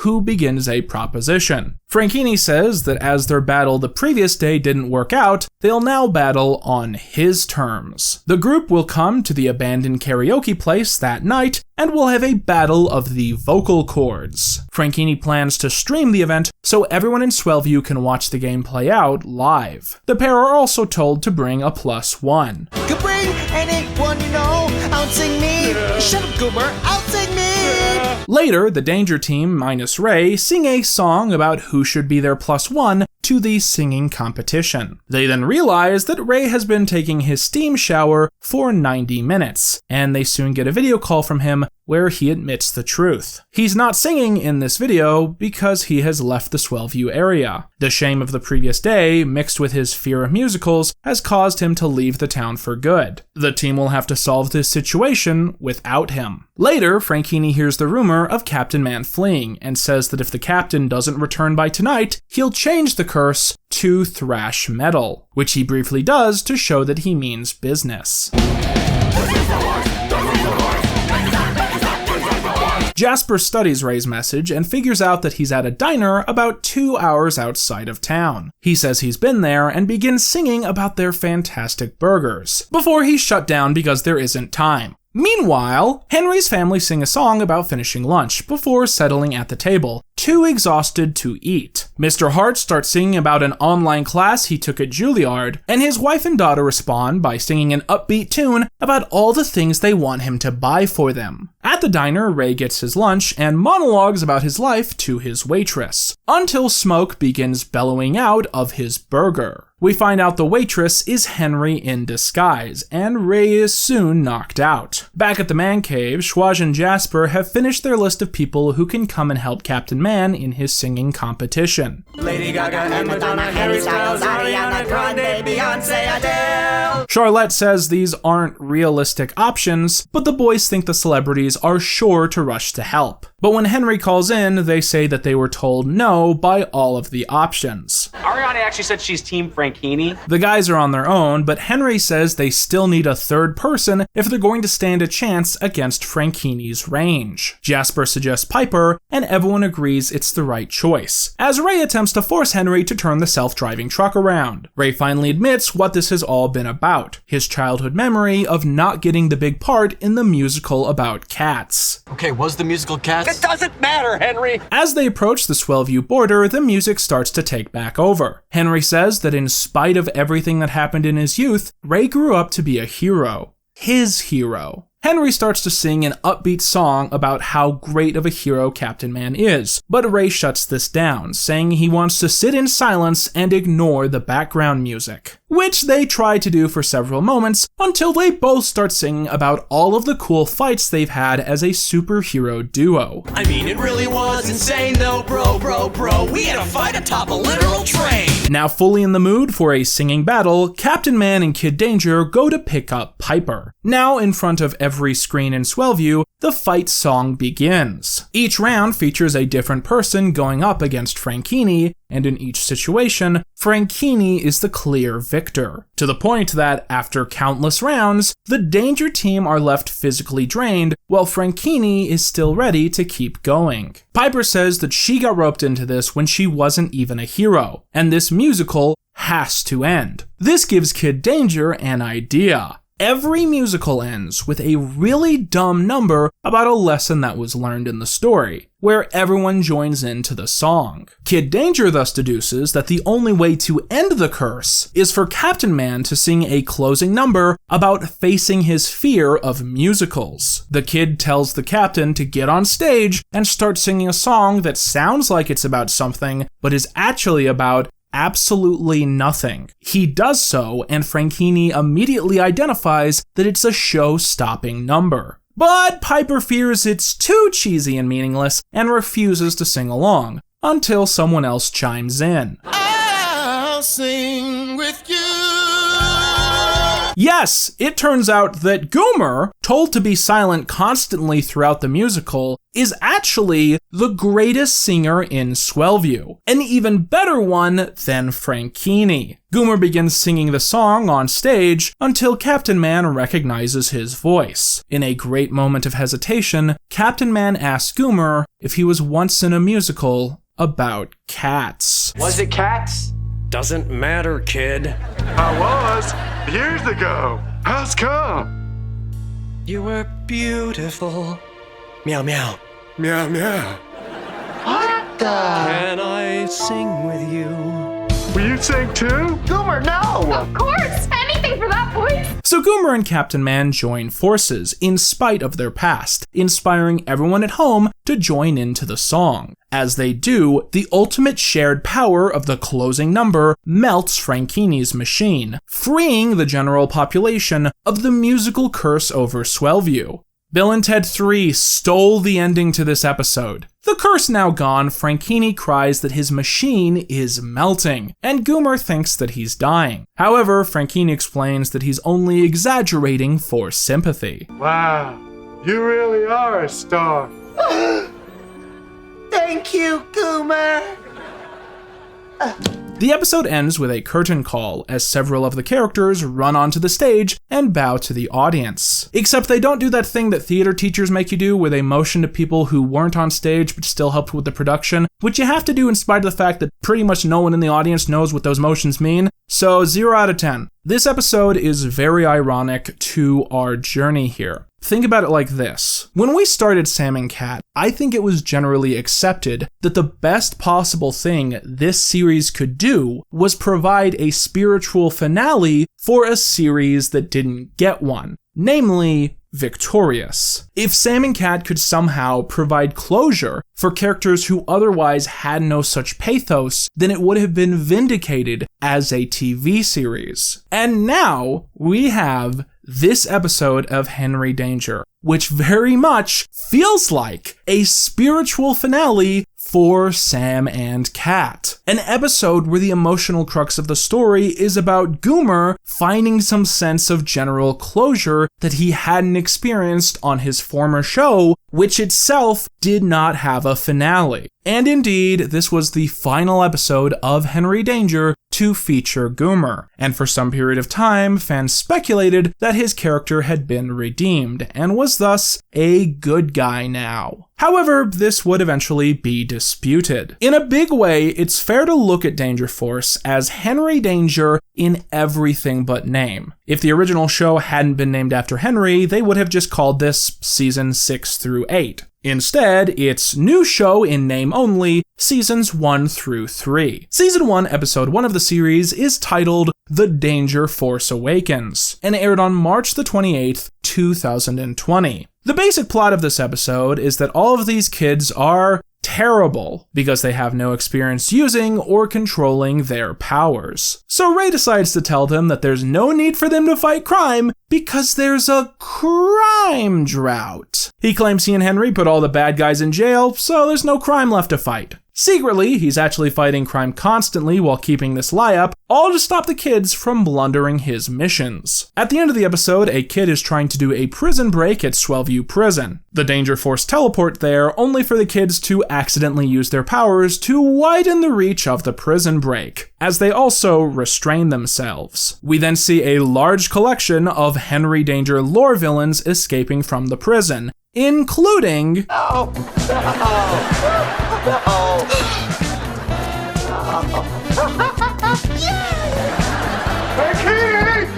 Wait for me! As the fleeing criminals get more and more obscure, the kids say that they've ended the crime drought. Captain Man says that at this rate, it'll take at least 100 exciting adventures to get everybody back in prison. The kids point out that Franchini seems to have escaped more than once, and he explains, I smuggled 75 outfits into this prison, and you're gonna see every last one of them! Despite what we see in this opening episode, in Franchini's following 5 appearances in the Dangerverse, Goomer would not be seen or mentioned. This detail would be ultimately explained in the show's 5th episode, Mime Games, which premiered on April the 25th, 2020 to 740,000 viewers. We start off our episode with a shot of the Swellview Academy for the Gifted, a real building that actually exists. I didn't mention this before, but in the Henry Danger finale, the man cave and Junkin stuff are both destroyed. So this is the replacement for Junkin stuff. In the show, it is typically initialized as Swag. I'm just going to call it the Academy. Above the Academy is a gigantic superhero lair atop the mountain, known as the Man's Nest. The Man's Nest is known to exist in-universe by the general public, but its connection to the Academy is a well-kept secret. So all of the kids at the Academy are packing because the French Captain Man is on strike, and they have to go and fight crime overseas in his place. Chouage attempts to join along, disguised as Bose. He explains that France is the city of love, and he wants to find true love. The real Bose appears and pitches a new weapon, a pinwheel with his face on it. This is just one of the numerous bad weapons that Bose has invented and packed. Someone name drops a teddy bear he has invented named Bew Bew Pew Pew, and he rushes up to the Man's Nest to get it. Ray is then informed that their goober ride is outside, and as they rush off, Chouage arms the Academy's defense system, shooting a laser through Bew Bew Pew Pew. 4 hours later, Bose asks the security system to turn the lasers off, as he needs to pee. The computer states that to do this, it will need the magic word. Bose says he wishes Chouage was here, because Chouage is smart and he'd know the magic word. The computer states that Chouage is smart is the magic word, and the security system turns off. Realizing he's a superhero with no supervision, Bose begins playing around the Man's Nest during a montage, doing such hilarious things as eating ice cream topped with hair gel. He then decides to watch a show that's only for adults. Welcome to C-SPAN.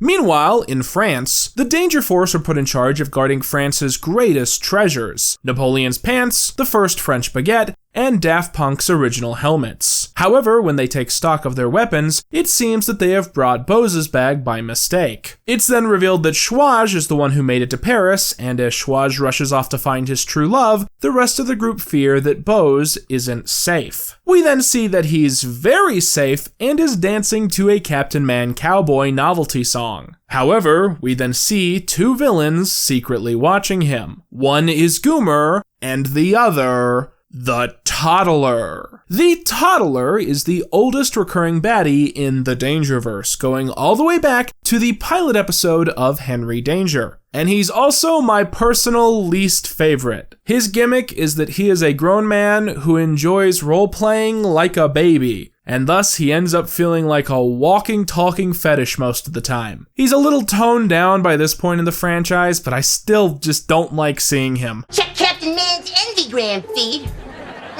He's definitely in Paris. Want to give up and go down to the pickle barn? No! But why is Goomer spending time with another bad guy? Well, we soon find out. Hey, Frankini, look at me.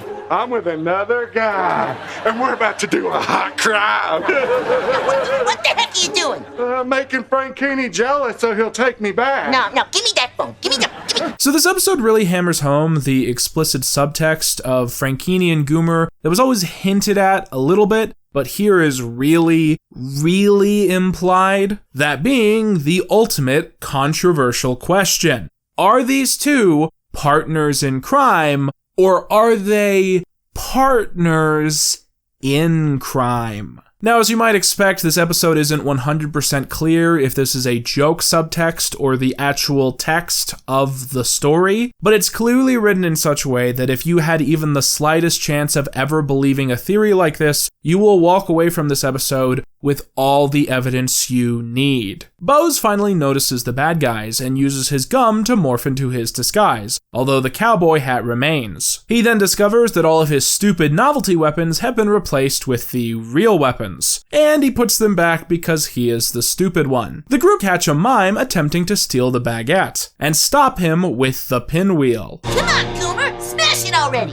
You gotta film me. I want to make a goomerang and send it to Frankini. Bose attempts to use his telekinesis to throw a boulder at Goomer, but accidentally opens the doors instead, causing Goomer to fall into the room. As Goomer flails on the ground, Bose escapes into the lower levels of the academy in his gaming chair. I got that on video.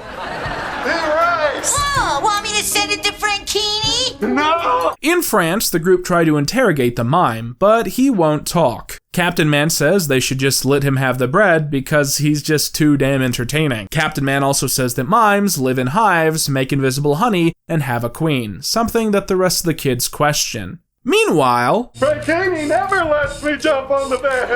Hey, shut up, will you? I'm trying to call the news. Frankini always said I'd break the bed, but he's wrong.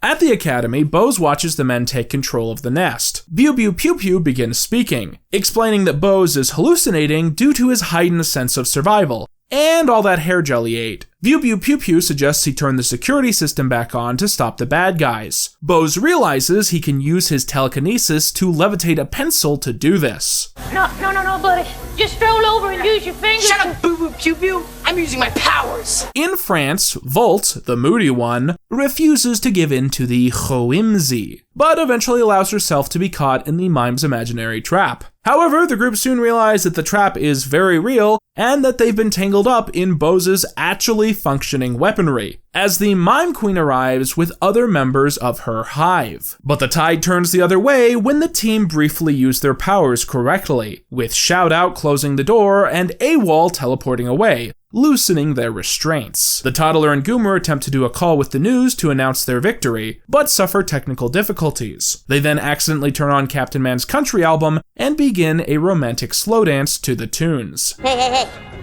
One more song, and then we gotta call the news back. Yeehaw. Back in France, the Daft Punk helmets are shattered during the fight, and the French baguette suffers the same fate when it is used to knock out the Mime Queen. Monsieur Man announces that the strike is over as the French government have agreed to give him what he asked for, a little pink motorcycle for him to drive around in so he doesn't have to use public transportation. Back in Swellview, the Toddler and Goomer finally get the news to report that they have taken control of the man's nest. That's right.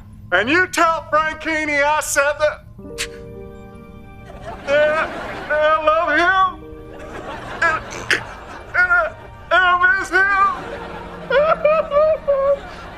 How are you a bigger baby than me? So there we go, he said it out loud. Goomer, a recurring character from Sam and Cat, is in love with Frankini, a character who technically originates in the show Victorious as a runner gag who is constantly spoken of but never seen. Canon, established, in, text. We can all go home now. At this exact moment, Bose finally gets the code in, and the lasers begin zapping the pair in the butt. The reporters note that this is what happens when villains break into the man's nest. They dance for 20 minutes and then get zapped. Back in France, the Danger Force are caught by the French official, with all of the artifacts they were trusted with being destroyed. You came here, made a lot of dust up, and destroyed all of our stuff. Well, you know, America. So let's go ahead and pull back out that list of things that exist in this universe as we write down Evil Bee Mimes. So that was the final Nickelodeon TV show to feature Goomer, and I'm hoping now that you've seen an episode like this, you understand the complaints I've had about Sam and Cat. This was an episode that feels like it was well thought out. All of the elements ended up working together to create a story that did not feel like a lazy first draft. Shows like this, even if they're not your thing, are well made and do represent a considerable amount of effort. Now, since that was the last TV story to feature Goomer, you might think that we're done here, but you'd be wrong. You see, in recent years, Henry Danger and Danger Force have enjoyed doing a lot of weird, fringe, spin-off things that most people never think about. And it is in one of these that Goomer has made his most recent appearance. So let's briefly talk about the internet-exclusive series, Danger Goes Digital. So this whole thing starts out with this live-action intro where Bose, Micah, and Miles are playing a mobile game on their phones. Chappa has lost her phone, so she isn't playing. A bug of some kind bites all of those who do have their phones, and they all vanish into binary. Soon, we see a 3D world that all of the characters have been sucked into. There, they are forced through several levels of the mobile game. In episode 2, Chappa also gets sucked in. Based on the horrible Zoom-level audio quality in these animations, and the general dates that these came out on, I think that this was clearly some kind of pandemic passion project, with the segments on set probably being filmed at the very, very end. As the characters go on through the game, they encounter this green fly guy who has this Code Lyoko-ass backstory, where he wants to enter the real world and become corporeal to take over the world. So the team wants to defeat this guy and use his crystals to get back to the real world. Every episode is a parody of some specific video game, including a very dated parody of Flappy Bird. At some point, real bad guys from the Dangerverse start showing up in the game itself. This leads us to episode 5, where the bad guy the team face inside of the digital world is none other than Frankini, with the entire level being narrated by Goomer. Frankini is the best dancer. His moves are wet. Thank you, Goomer. So to get out, they have to beat Frankini at a DDR dance battle. And the team do ultimately end up beating him. There, Mr. Frankini. You're still the best dancer in my world. In the end, there's a parody of Smash Brothers where they defeat the Green Fly and they make it back to the real world, where everyone but Chappa calls off mobile games. Har har. So obviously there's a great debate to be had here, not only about the canonicity of these webisodes, but additionally what the plot is supposed to be. Like, when we see the bad guys from the TV show digitized here, have those bad guys also traveled to the digital world? Or are they merely digital imitations of the real-world characters? So is it Digimon or Scooby-Doo in the Cyber Chase? At the end of the day, I don't think it matters. The only reason this is of any interest is that this is the only piece of media to depict Frankini and Goomer being back together after the events of that last episode. But if you put that detail aside, I guess the plot isn't really what matters here. What actually matters, despite the dubious quality of these shorts, is that the Frankini Goomer episode premiered on April the 30th, 2021. This means that despite Sam and Cat ending production 9 years ago, the most memorable character from the show appeared in the NSU within 46 days of the start to this miniseries. And this ultimately cements that Goomer is an especially important and iconic character, being one of the sole pieces of ongoing legacy at Nickelodeon that connects the programming currently on TV all the way back to the days of all that. Okay, I think I'm just about ready to go now. So many of the details about Goomer's origin story are vague and confusing, most likely because those are also words I would use to describe the scripts of Sam and Cat episodes. So there's some fuzzy details, which is a good thing because it allows us to kind of make things work. We do know that Goomer was born in January 1986, meaning he was 27 years old by the events of the Sam and Cat pilot. And I'll be honest, that's a lot older than I thought Goomer was going to be, but this is a very convenient detail later on. One thing we know for sure is that almost directly after being born, Goomer was placed into foster care in Louisiana.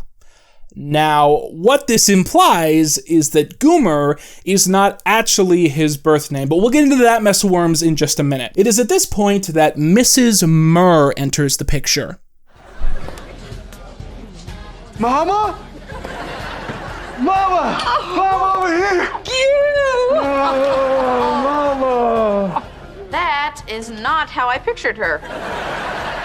Yeah, I thought she'd be taller. Mrs. Murr had always wanted to adopt a big baby, so she decided to go to Louisiana's Big and Tall Adoption Agency. It was there that she fell in love with the most beautiful child she had ever seen, one that she instantly knew she was ready to nurture and love as her own.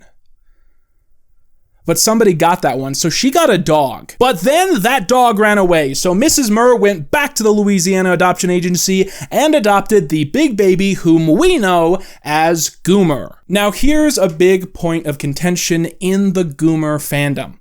Earlier in this same episode, Goomer speaks about his father in the past tense, but with some confidence. My daddy was French, so my first name is Guy. And my last name is Murr. Now, the big discrepancy is that that bit of dialogue happens earlier in the episode than the ultimate reveal that Goomer was adopted. So it is never revealed or clarified if the father Goomer is speaking about there is his biological father or the partner of Mrs. Murr. I've always leaned towards this being his adopted father, with the idea being that Mr. and Mrs. Murr kind of changed the baby's name after they adopted it. But regardless, Goomer's legal name is in fact Guy Murr. That's Gieux Murr. I spelled Murr wrong here. Murr has 2 R's. But yeah, his name is Guy Murr. And the excuse given is that his father was French. Now, the interesting side note about this is that Guy is not a real French name, and not even a real French word. So when Sam and Cat was translated into French, they actually changed the joke of Goomer's name. Here his name became Goomer. Gueux means to eat, I think, and the joke that they say in the episode is that Goomer's father was a chef. So if we briefly decide that localizations are canon, then we know that Goomer's father was a French chef. Also, if we're accepting unfilmed material as theoretical canon, Goomer also has a sister. Now, I'm willing to go out on a limb and say that if they had filmed this episode, they would not have clarified if this sister was biological or adopted. Call me Walt Disney, because I'm choosing the latter. Okay, so here's the part of the story where, assuming that Goomer's father was his adoptive father and was thus present in his life, actually makes telling the story of his life easier. In Sam and Cat, Goomer's father is spoken about in the past tense, so we can presume that he's no longer with us, but I actually have a fan theory about Goomer's father that I would now like to posit. And here it is. My fan theory is that in between when they adopted Goomer and when Mr. Murr died, Mr. and Mrs. Murr had an amicable split. Mr. and Mrs. Murr decide to see other people, they go their opposite ways, they eventually move apart, and maybe, just maybe, Goomer ends up spending part of his childhood in split households and potentially split atmospheres entirely. So the theory is that while Goomer's mother stayed in Louisiana and effectively raised Goomer herself for most of the year, Goomer's father moved to Swellview and only saw his son occasionally. Let's say during the summer. And it's during one of these summers in Swellview that Goomer decides to try out for a musical.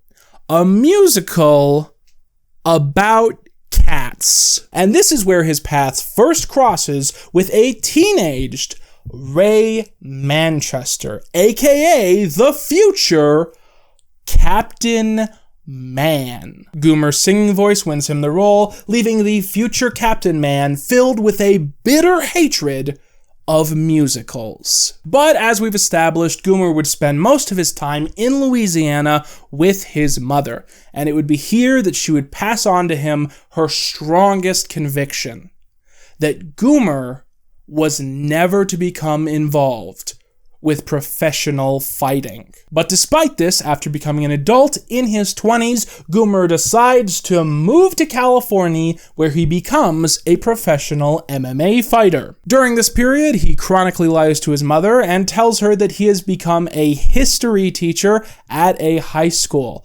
Also during this point, he has a trainer who eventually abandons him. My last manager quit on account of he said I'm too stupid to manage. Goomer's first chronological appearance is in Sam & Cat Season 1, Episode 4, #New Goat. Here we learn that Dice has taken over as Goomer's manager. He's extremely proficient at fighting, and Dice thinks he can win some real money if Goomer can win some battles. This storyline is continued in #Goomer Sitting, where we see that Goomer already is extremely protective of Dice. When Dice leaves for a hair modeling gig, this exchange takes place. I'll be back tomorrow to watch you win the biggest fight of your life. Yay. Be good. Love you, man. I love you. Oh, Goomer, are you feeling emotional? Why?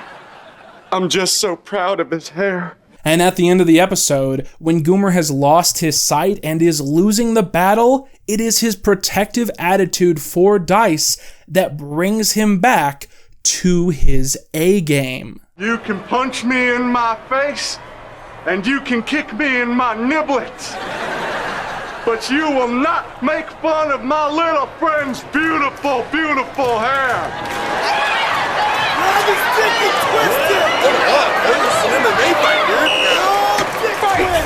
During his third appearance, Goomer is reunited with his mother for the first time in years. However, Dice and Goomer fear that if Goomer's mother figures out that he's not a teacher at a high school and is instead an MMA boxer, she will force him to move back to Louisiana and work in a crawdad factory. I'm gonna zoom that in just so you can see that shit. It's really... Look, I found a relevant image. It's really a crawdad factory. Isn't that funny?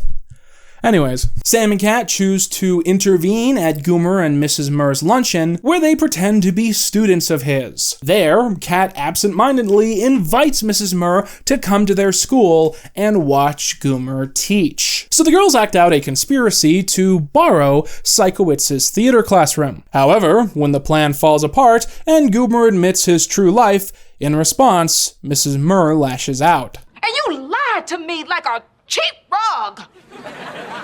That burns my beezy. When I adopted you, I should have kept the receipt. Goomer is left in a tragic state over this, left crying, as he believes that he has lost the love of his mother. Eventually, Mrs. Murr does say that Goomer has to move back to Louisiana to work in a crawdad factory. However, when a group of thugs confront them in an alley, Goomer whoops the lot of them, and as the police arrive, Mrs. Murr is detained by a new man. Does this mean I can stay in LA and still be a fighter? Whatever! So this episode establishes a lot of the Goomer lore that we've already discussed, but it also introduces my two least favorite character details, which you see constantly throughout these shows. And the first one is the direct, undeniable implication that Goomer is not only a goofy guy, he's not only stupid, but he is mentally disabled. Despite Goomer being 27 in this episode, throughout the entire thing, there is the constant looming implication that Goomer has no personal or even legal autonomy over his personal choices. Basically, the implication is that perhaps literally in a legal sense, Goomer is not allowed to make his own choices, and everything about his life is actually up to his mother. The reason this bothers me a lot is that it makes the character feel a lot more mean-spirited than when you don't consider it. Because I usually don't think of Goomer like this. Usually, the way I think about Goomer is Goomer's a goofy guy, he's a funny guy, and the reason Goomer exists is he stands in the room and he says the funny stuff. He says the stuff that makes you smile, makes you chuckle, make you laugh. When you look at him as making fun of people with disabilities, I think that just kind of robs the character of the joy that he brings. It makes him feel kind of gross. And furthermore, my absolute favorite Goomer running joke is that every once in a while he just stops and he's the smartest person in the room for like 30 seconds. That always makes me laugh. Maybe it was those two British girls. Nah, they're the ones who gave Kat the bibble. Yeah, why would they give her a can of bibble and then steal it? To make Kat get mad at Sam. And then maybe they painted your motorbike pink so you'd get mad at Kat. See? That way, they wreck your whole friendship as revenge for what you did to them when you got your $500 back at the bingo game. And the second thing introduced by #MamaGoomer that I hate is the ongoing trope in Sam and Cat that someone will inevitably betray or hurt Goomer, and then the resolution is undercut somehow. When Goomer's mother practically says that she doesn't love him, it's shrugged off at the end like it's just a joke. When Dice abandons Goomer to train Sam, who you can tell by watching is a worse MMA fighter, it's never even brought up again in the rest of the episode. When Rita Rooney breaks Goomer's heart over something that wasn't even his fault, they don't even have dialogue for the rest of the episode. Goomer is one of the only characters in Sam and Cat who has any sense of empathy and kindness. And the universe punishes him for that over and over and over again. Early on in the series, Dice and Goomer are depicted as being very close. In #MamaGoomer, they're even described as best friends.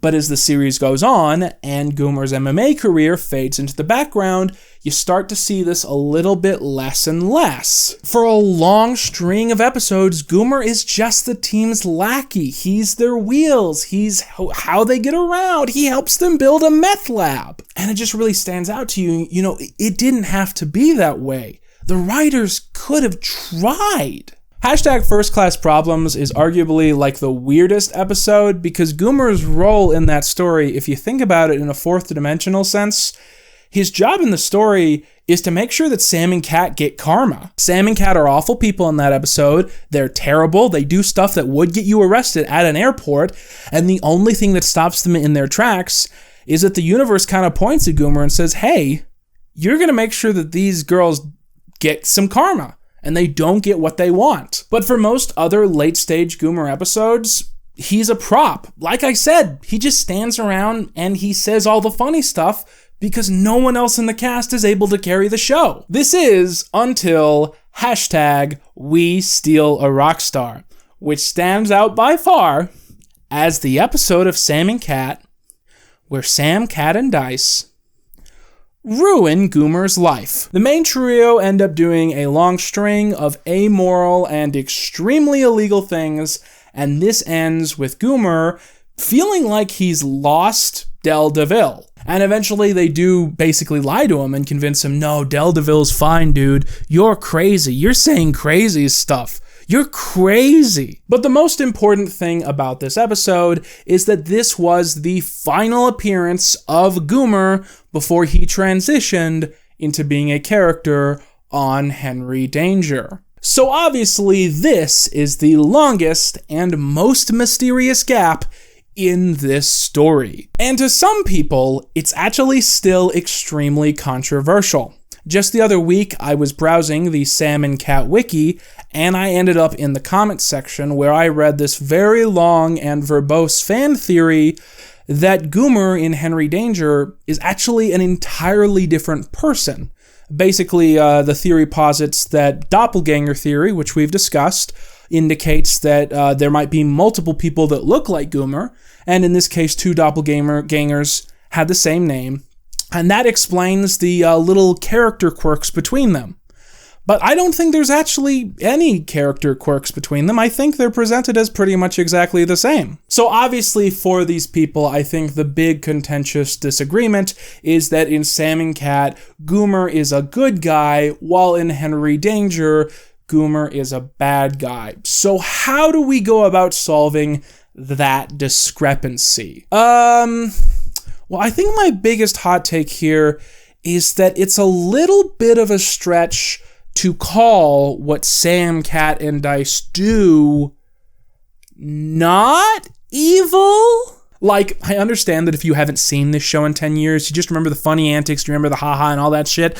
But Sam and Cat, at the end of the day, they're not good people. And in this show, we constantly see them use Goomer to act out their personal vendettas. Vendettas, which are often self-centered, selfish, and hurtful to other people.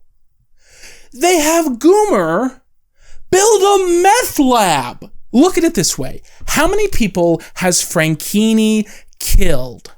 One guy. How many people has Cat killed? 3 people. Just by this metric alone, Cat is the more evil person to be around because she's killed 2 more people. Although I should go ahead and say, for the objective record, that there is an episode of Henry Danger where they imply that Franchini caused the 2020 international pandemic. Now, I know that sounds bad. The point is that Goomer spending time around evil people and being easily manipulated into doing evil things is not inherently a plot hole because I just described the plot to Sam and Cat. And besides from this, we do see hesitation from Goomer. He's a lackey, but he's an easily swayed lackey, but he's not evil. He just doesn't have willpower around people that are so controlling, like Franchini. And furthermore, it is obvious that Goomer holds a deep emotional allegiance to Franchini. Personally, my headcanon is that at some point, Sam and Cat crossed Goomer in some way that he just couldn't justify. And maybe that's what we saw in that next to last episode. Maybe it's not. But at some point, that happened. And around that exact same point, Franchini just happened to re-enter Cat's life, and Goomer kind of got caught in his orbit, you know what I mean? And the obvious implication of a considerable amount of their on-screen material is that Franchini and Goomer are not just allies, but lovers. And if you believe this, it's very easy to see why Goomer follows Franchini and does everything he asks without question. And also this character detail totally recontextualizes one of the last episodes we watched of Sam and Cat. She likes you. You know, the way girls like boys. Oh.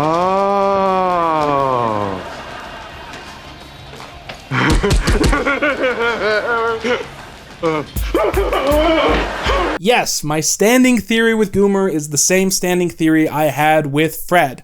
I think that Goomer is queer, but I think, at least in his first television series, he was not self-aware enough to understand his internal emotions. And so here we have it, the whole tsunami that brings him into Franchini's life. In fact, you know, if we believe that fan theory we pitched earlier, we can presume that the reason Franchini and Goomer end up in Swellview is because of Goomer's connections to the city, because they'd want to be somewhere, you know, with friends, with family, and Goomer doesn't want to go back to Louisiana, and Franchini doesn't want to go back to that mental facility in Idaho, and he's probably pissed off at his family, so yeah, let's go to Swellview. Sounds like a a cool place to look at stuff. Inspired by his sister's posts on theslap.com, Franchini soon starts a life as an internet influencer. And this brings us to where we started with the characters in Henry Danger Season 3. In the episode where the two kidnap Captain Man and Kid Danger and plan to reveal their secret identities to the world. And then later the two are brought out of prison to help save an elderly grandma. And incidentally, when I watched that episode for this segment, I was absolutely shocked that Goomer Franchini seemingly got cheated out of a go-bro quid pro quo. Because Captain Man and Kid Danger are literally helping these two for their help, and they get that help, and at no point are they ever promised, I don't know, like a pardon or something? And then literally right after this, we of course have the Willy Wonka episode, which is a dream, but I think it's canon to their personalities. Like it's an illusion Goomer. It's not really, it's a fake Goomer. But if Goomer really did do a Willy Wonka kind of like shenanigans bullshit, like I think this would, do you know what I'm saying? But ultimately, the next time we see these two characters fleshed out is in the fantastic Henry Danger the Musical. Here, we see that Franchini has taken to treating Goomer exactly how Sam and Cat did. Like a stooge who barely has a name and only exists to help them through schemes. The primary way we see this is Franchini constantly telling Goomer to shut up right before he's about to start singing. But unlike Sam and Cat, Henry Danger has a point to make here, because it's through Franchini's underestimation of Goomer that the supervillain faces his ultimate defeat. To be Franchini as you are upstaged is to be Achilles as you are sliced at the heel. Goomer proves himself more than Franchini. He proves himself to be a better man. And perhaps this is the reason that their relationship falls apart. Is losing to Goomer such a source of ignominy that Franchini can no longer bear to be reminded of him? And does Goomer still not understand that it was only when Franchini thought he was nothing that he wanted to be with him? I hope that someday we get to find out. Goomer, last name Gu, last name Mur, has appeared in 26 episodes of television history, spanning from 2013 to 2021. He started out as someone who desperately wanted to make something of himself, despite everyone believing that he couldn't do it, and now he ends his story desperately wanting the man he loves to take him back. And I hope that one day, we see his story continued on our screens. Now, there's only one general Goomer topic that I haven't gotten into at this point in the video, which is what he sounds like in real life. How excited are you to be here watching Rio 2? Oh, it's great. Did you see the first one? I did not, so I have to go and catch up. If you could play any animated animal, what would it be? Probably an elephant. Why an elephant? I don't know, they seem fun. Any new projects coming up for you? What's next? A boxing movie's in the works, but we'll see. We'll see with that. Are you a big boxing fan? Yeah, I like it. I'm not an avid fan, but I enjoy doing things more than watching them. So the guy that plays Goomer is named Zoran Korak. And that's not a real name. If somebody walks up to you at a public event and they say, "Hi, my name is Zoran Korak," that's a cop. Don't talk to that guy. Goomer is this beautiful mythological creature. He's like a unicorn out grazing in the forest. Zoran Korak is a fucking cryptid. I'm not convinced he exists. With that out of the way, we have now completed all of the NSU analysis that I really had prepared up to this point in the video, which means that we have also finished the final intermission of this mini-series. And that also means that it's time for us to get kind of serious.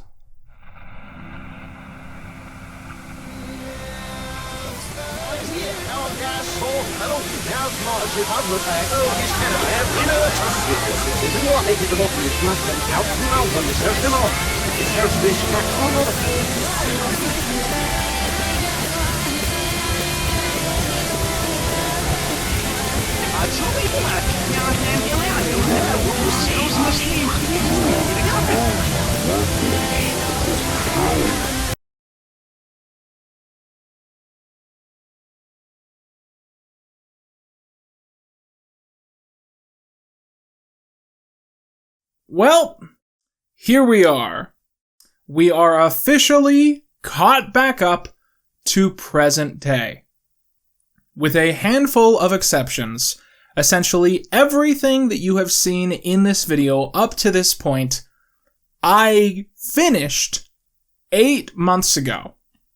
And ever since then, I have pretty much just full-time been struggling internally with how the hell I am going to pull off the following segment. Because there are a handful of ways to do this right, and what feels like an infinite amount of ways to do this wrong. And finding a way to transition into this more heavy-handed content, that has been one of my main priorities throughout this entire series so far. This is where we're going to be talking about the true legacy of iCarly and Sam and Cat. But it's also the segment where I'm going to be presenting a significant amount of the thoughts and analysis that I have held back up to this point. And everything else that I will still be holding back will be featured in my next video. So to start things off, I just want to go ahead and give a big content warning. This segment is going to feature pretty extensive discussions of cancer, child abuse, physical abuse, emotional manipulation, sexual assault, underage drinking, eating disorders, and a whole lot of other stuff that's just really, really rough material. So if any of you out there think that you won't be able to personally stomach, these topics, I encourage you to close the video right now. And I'm saying this because I know a lot of people make a habit out of watching these videos and making sure they get to the very, very end so they can have that screen grab of the thumbnail with the red cursor all the way through, and then they can send that to their friends to get a little jokey reaction. And so a lot of people pride themselves in being able to finish every single second of every video I put out. But what I just want to say is, I will not judge you if you stop here. And no one else in the world will either. And even if you are going to finish the video, I encourage everyone to think carefully about how they're watching this and when they're watching this, Don't watch this right before you have to go into work. Don't watch this right before you're going to try to go to sleep. Because everything we're about to talk about is very rough, and I just want to be sensitive about this, and I want to make sure everyone's in the right headspace if they're going to watch the rest of this video. Another thing I want to talk about is that I've always been kind of anxious and unsure about if I should even make this part of the video. And the reason is that sometimes I worry that by taking this biography and treating it like another silly episode of some stupid sitcom, what I'm actually doing is stealing Jeanette's story from her and making it my story, which obviously would be selfish and a really, really bad thing to do. And that's why I will not be, recapping every single thing that happens in this book. I will not be going through every detail on every single page because I want you to get this book. I've really been trying to hammer this in.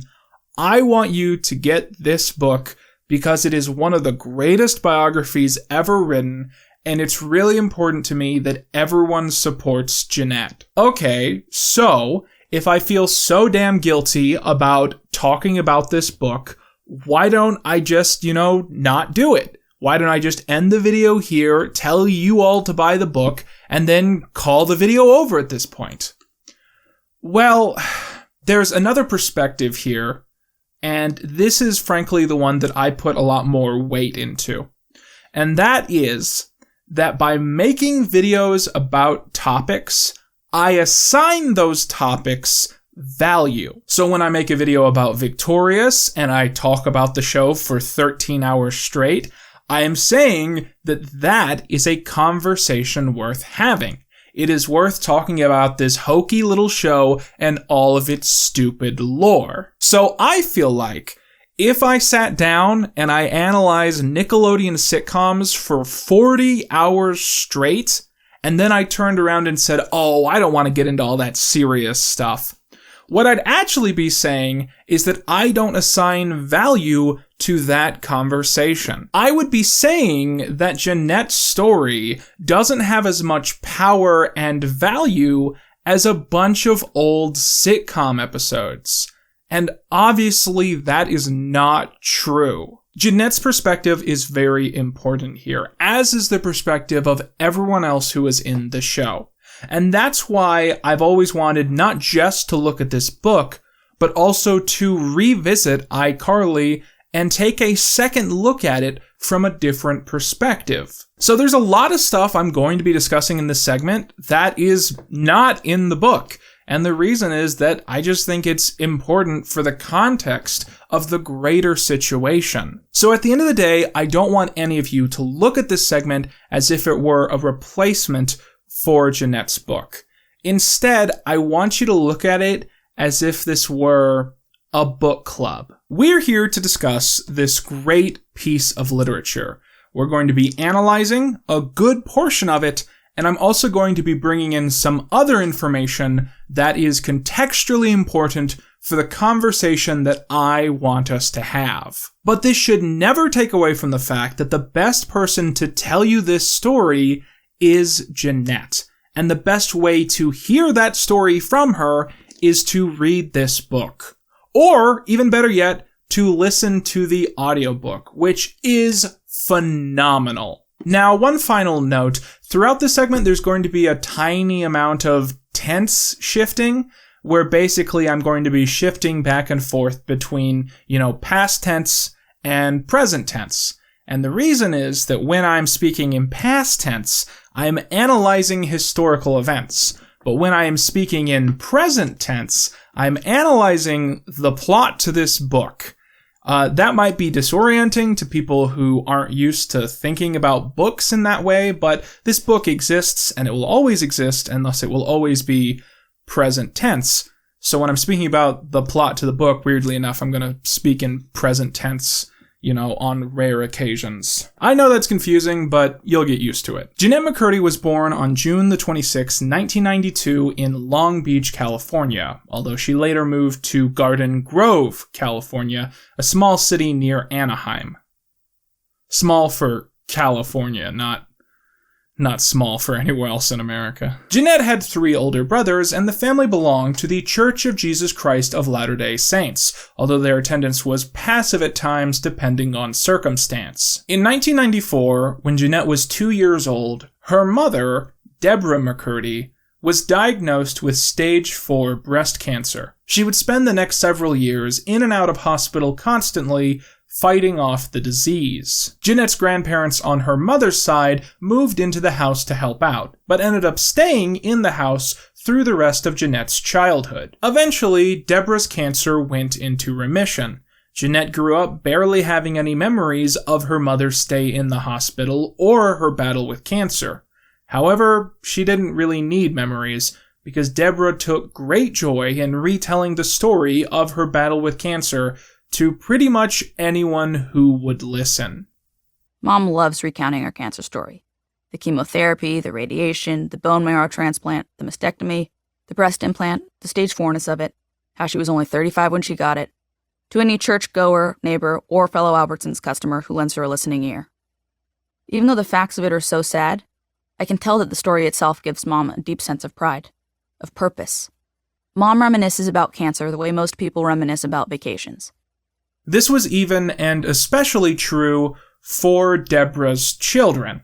Every single Sunday after church, Deborah would force them to watch a VHS tape containing footage of her battle with cancer. Every week she'd have the same commentary, the same notes, and the same weight applied to the situation, and she would always emphasize how important it was that the family rewatch this tape to remember how bad it was when their mother was sick, and how lucky they were that she was now healthy.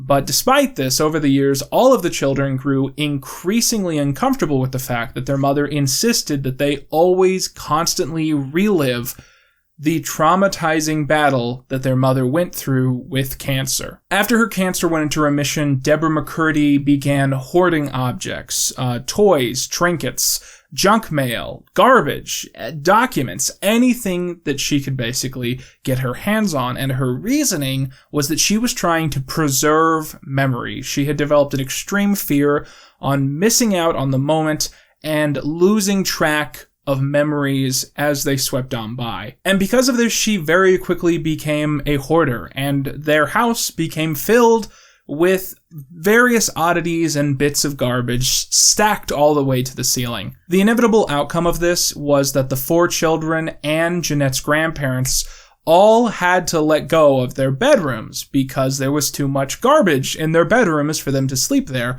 And so instead they began sleeping in the living room, on the couch, and on gym mats. It's also important to point out that Jeanette and her brothers were all homeschooled by Deborah. Sure, at church, their mother's cancer was bound to come up quite often, so they didn't have an escape in that regard. But at the very least, going to church meant being in an atmosphere 1 time per week that was a lot less chaotic and claustrophobic than the home that all of these children grew up in. In short, Jeanette's earliest memories are of extreme anxiety and tension in the McCurdy household, inspired by the fact that it was almost certain that Deborah's cancer would return, and no one was certain if bad news would come in 10 years or 10 days. Because of this, Jeanette naturally became very protective and attached to her mother, alongside becoming convinced that making her mother happy was her only purpose in life, and that she had to sacrifice everything else to do whatever her mother requested. For the first 5 years of her life, Deborah told her daughter many, many times that when she was a child, when Deborah was a child, she had wanted to be an actress, but that her parents, Jeanette's grandparents, had forbade this and had stopped her from entering the entertainment industry. And so, after her 6th birthday, Jeanette's mother asked her if she would like to start an acting career in order to fulfill her own childhood dreams. Jeanette would later reflect that there was only one correct answer.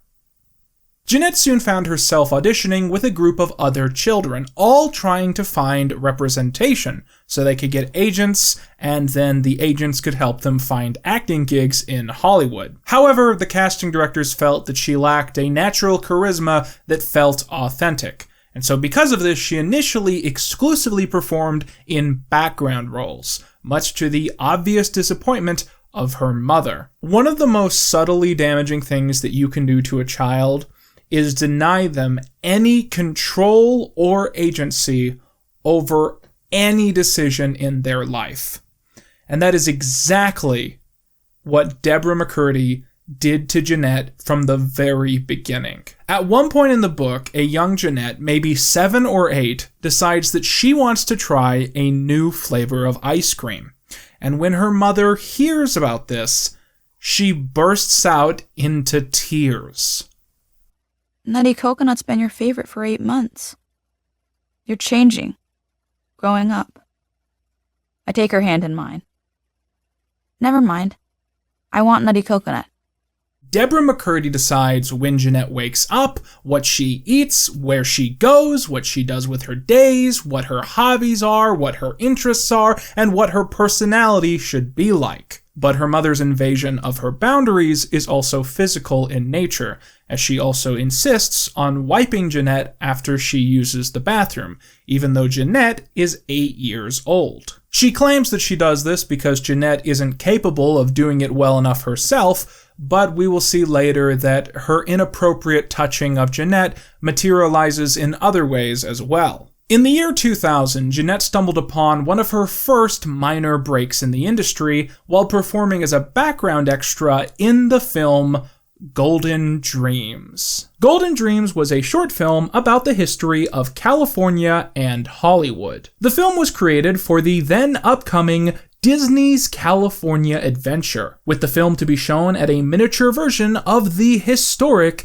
Palace of the Fine Arts. In the following decade, as California Adventure started to swiftly lose most of its California theming, this film would eventually go away and would be replaced by The Little Mermaid, Ariel's Undersea Adventure. But that's a conversation for probably never. So the story of Jeanette's role in this film is extremely important to start out on, because it is almost prophetic of what her experience will be like in the industry moving forward. As I said, originally, Jeanette was only supposed to be a background extra in this film. But while she was on set, hanging out with her mother, the cinematographer happened to pass by and saw her and took personal note of the fact that Jeanette looked extremely sad.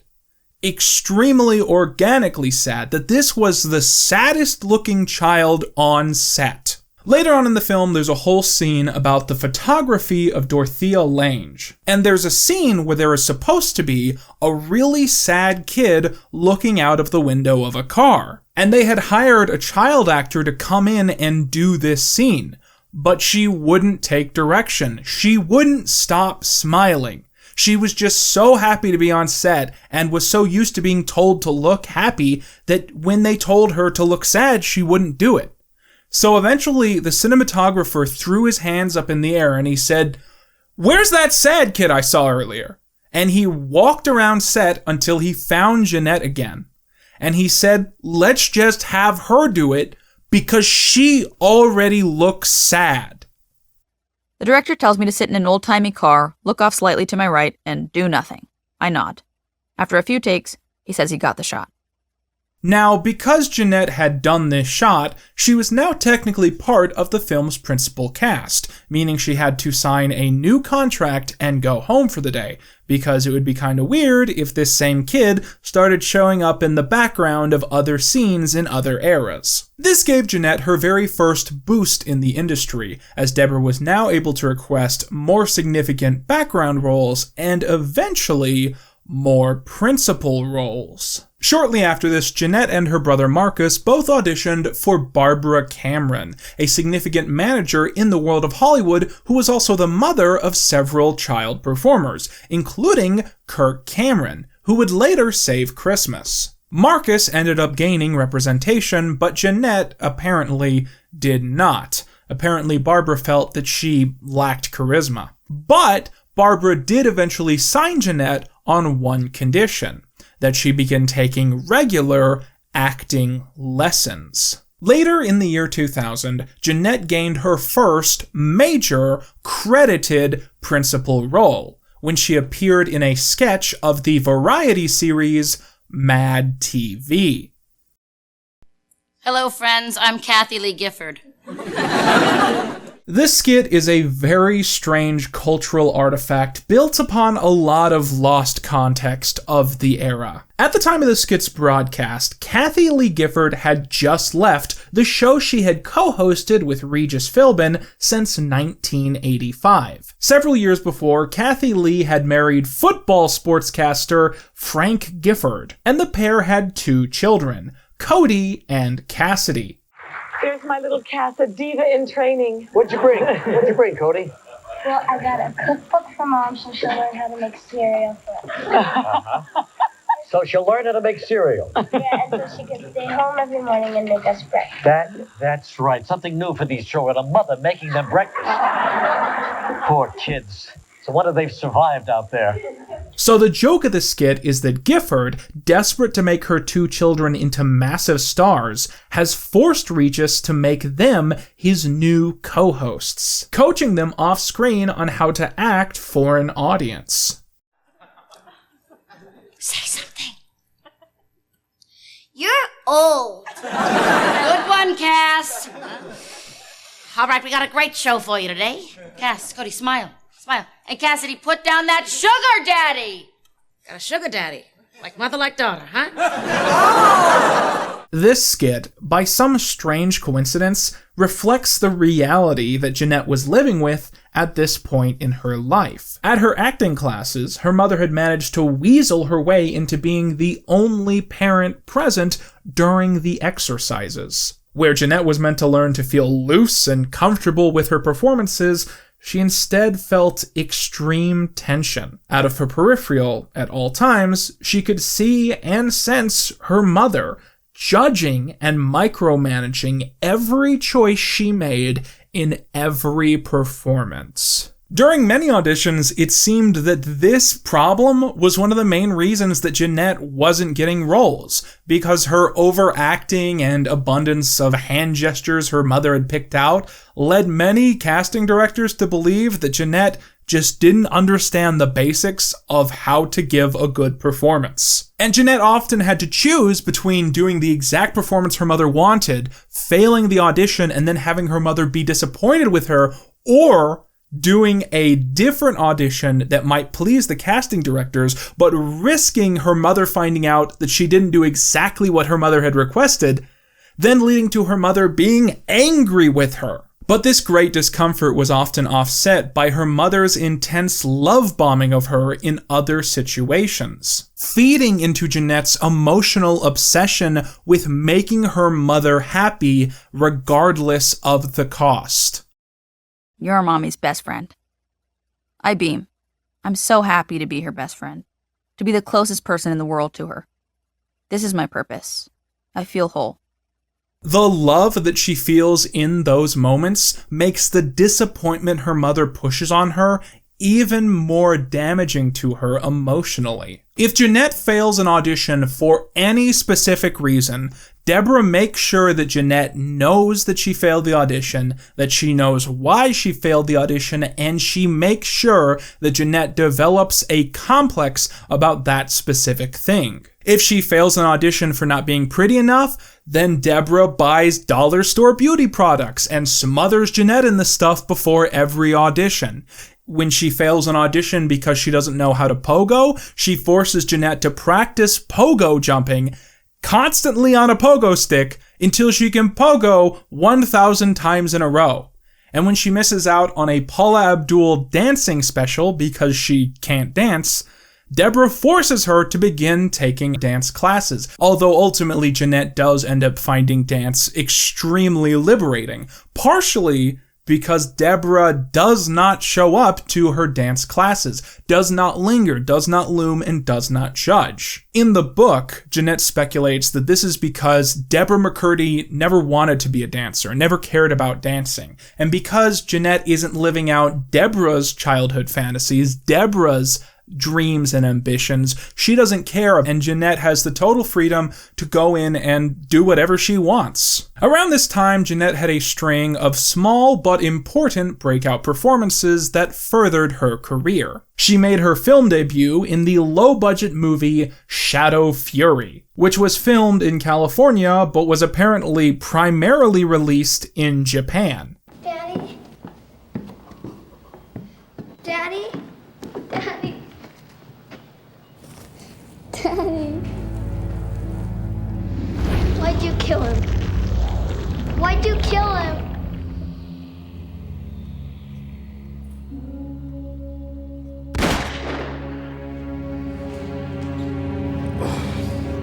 Please, Daddy, please wake up. This movie was also the very first film appearance of another child actor named Taylor Lautner. This has no significance to this story at all. Jeanette then appeared in a special episode of Malcolm in the Middle, Season 4, Episode 10's If the Boys Were Girls. The story features the mother of the series having a vivid dream of what it would be like if she had 3 girls instead of 3 boys. Jeanette portrayed Daisy, the alternate universe Dewey, and had wax put behind her ears so they would poke out in an imitation of the original actor. I thought Frankie Muniz was nice to look at, and I liked when he said hi to me in the hallways. I felt like I was being pretty discreet about my feelings until Mom snapped at me. Don't even think about it. He's way too old for you. And more important, not Mormon. Alongside those two roles, Jeanette also appeared in a commercial for Sprint PCS. Cheryl acts like she doesn't even know that Alan likes her, but Veronica said Cheryl was flirting with him, and I completely understand and know where Veronica's coming from. Well, her night minutes don't start until 9, so she talks to us for another... Kissing and hugging and stuff? Guess what? A few weeks ago, rumor was going around that Timmy... This was one of the first major acting gigs where Jeanette received residuals after the fact. With the money she made from the commercial, she bought herself a bunk bed, but was dismayed when the top bunk soon became covered in more of her mother's collection of paperwork, toys, and garbage. One thing Jeanette began to struggle with around this time was her connection with her faith. As a member of the Mormon Church, Jeanette was told that after she was baptized, she would begin hearing messages from the Holy Ghost. Because she was a child, she took this very literally and was extremely dismayed when no voice began appearing in her head. This was until one very specific audition, when Jeanette did hear the voice of the Holy Ghost, who instructed her to do a series of completely random, strange tasks, and in return, she would get the role. These tasks included going to the bathroom and touching the strap of her underwear 5 times, locking the door to the bathroom and unlocking it 6 times, and a bunch of stuff like that in repetition. While Jeanette fully believed that she was acting out the will of God, her grandfather had a different theory. He believed that Jeanette had OCD, something she overheard one night while pretending to be asleep. Throughout the book, Jeanette's grandfather becomes increasingly worried about her upbringing. The McCurdy household is constantly behind on their mortgage and all their bills, and Deborah is constantly calling around trying to beg for more time on everything, and the only months where they are able to pay all of their bills and their mortgage are essentially the months where Jeanette lands a big role. And this bears down the stress of the family on Jeanette because they are relying on her to survive. A little girl shouldn't have to worry about her entire family, Grandpa says to me one afternoon. He steps closer to me. I just think you deserve to be a kid. Something that's more complex is Jeanette's relationship with her father. From the time Jeanette was a toddler, Deborah was always venting about her husband to Jeanette, calling him a washed-up loser and a joke and the biggest mistake of her life. They didn't sleep in the same room, they rarely spoke to each other, and Jeanette's father was constantly away working to try and help pay the bills. Deborah would also have violent episodes, usually in response to anyone criticizing her or suggesting that she needed psychiatric help. At one point in the book, Deborah pulls out a kitchen knife on her husband over an extremely minor disagreement, something that she's apparently done before. Jeanette attempts to intervene to stop the family from having a big meltdown and stop Deborah from killing her husband, which is obviously not something that a child should be tasked with. At one point, Deborah tasked her husband with taking Jeanette to her acting classes, but instead, he took her bike riding in a park and took her to get smoothies. In the narrative, Jeanette is unsure of what to make of this day, as it's unclear to her if her father is as absent-minded as her mother would lead her to believe, or if this is some kind of rebellious act of love, where her father knows that her doing these acting classes isn't natural, and so instead, he's asking her to have a day of freedom, to actually get to act like a kid and do things that a kid would want to do. The pair returning to the house after skipping Jeanette's acting classes causes her mother to have another episode. Now, an important thing to note at this point is that it seems obvious to me that this atmosphere was definitely impacting Jeanette's performances. Because at this point, a very obvious trend begins to emerge. Whenever Jeanette is up for a project where she needs to be happy, she needs to be euphoric, she needs to seem like the perfect American child, she misses out on it. She doesn't get the part because they say she's not charismatic, she doesn't seem happy, and she doesn't seem good at acting happy. You know, she auditions for Because of Winn-Dixie, she doesn't get the part. She auditions for a princess franchise, she doesn't get the part. But when Jeanette auditions for a character who needs to naturally come across as unhappy and traumatized, there is no competition. The phone is ringing off the hook. Jeanette is perfect for these roles. For instance, Jeanette begins a long string of appearances on various forensic crime shows, like CSI, where she plays children who are homeless, children who are having psychotic episodes, children who have witnessed murder, children who are being abused by their parents, children who have been raped, and children who have murdered other children, and many, many, many others. When Jeanette needs to play a character who is happy, euphoric, and childlike, everyone says that she can't act and she needs to quit. But when Jeanette needs to play a character who is sad and traumatized in a way that comes across in every frame of the presentation, the industry says she is the greatest child actress of her generation. Hey, Lisa, she's in her room playing. Come on. Do you want some tea, Mr. Winkles? You sure you don't want some before I kill you? Not even one sip? Haley, what in the world? It's okay, Mommy. I got to them all before they could get to me because I knew they were coming to get me. Haley, they're just stuffed animals. I mean, they can't hurt you, honey. Yes, they can! Mr. Winkles told me they were gonna come get me while I was sleeping, and they were gonna put a plastic bag over my head and suffocate me. So I stayed up all night and I pretended like I didn't know what they were planning, and then I had this tea party so I could tie them all up and cut their heads off. Hey, honey, you need to calm down. No, Mommy, I can't! Because I saw Mr. Winkles' wiggy have his poly pants, so I know he's on it too, and he was just trying to trick me, so now I have to kill him! Haley, hey, I want you to put that down before you hurt yourself. No! Get away from me, Lou! Haley, stop it! I have to do this! Mr. Winkles has to die! He has to die! Stop looking at me! Stop looking at me! Stop it! And one way this materializes is through Jeanette's special skill. The special skill that her mother emboldens on her resume. Jeanette McCurdy can cry on cue. Just a little longer. No! Holly, please tell me what's wrong. Don't make me say it! I'm scared! I know, but you gotta trust me. No, please! Tell me your secret, Holly, tell me.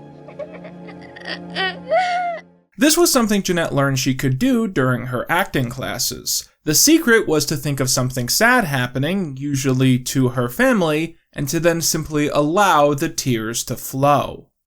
No. No, sweetie, it's okay. You go ahead. No! No! Sweetie, it's okay, okay? No! No! No, no, no! I know that you're scared. It's okay, baby. But Mommy promises No, it's gonna no, Mommy! No, I need you to go with them. No! I don't want to go! Haley, these people are not gonna hurt you. They're here to help. No! They're not! They're not! Come on, sweetie, it's time to go. No! Stop it! Stop it! No! Let me go! Stop it! Let me go! Mommy! Oh my Let me go!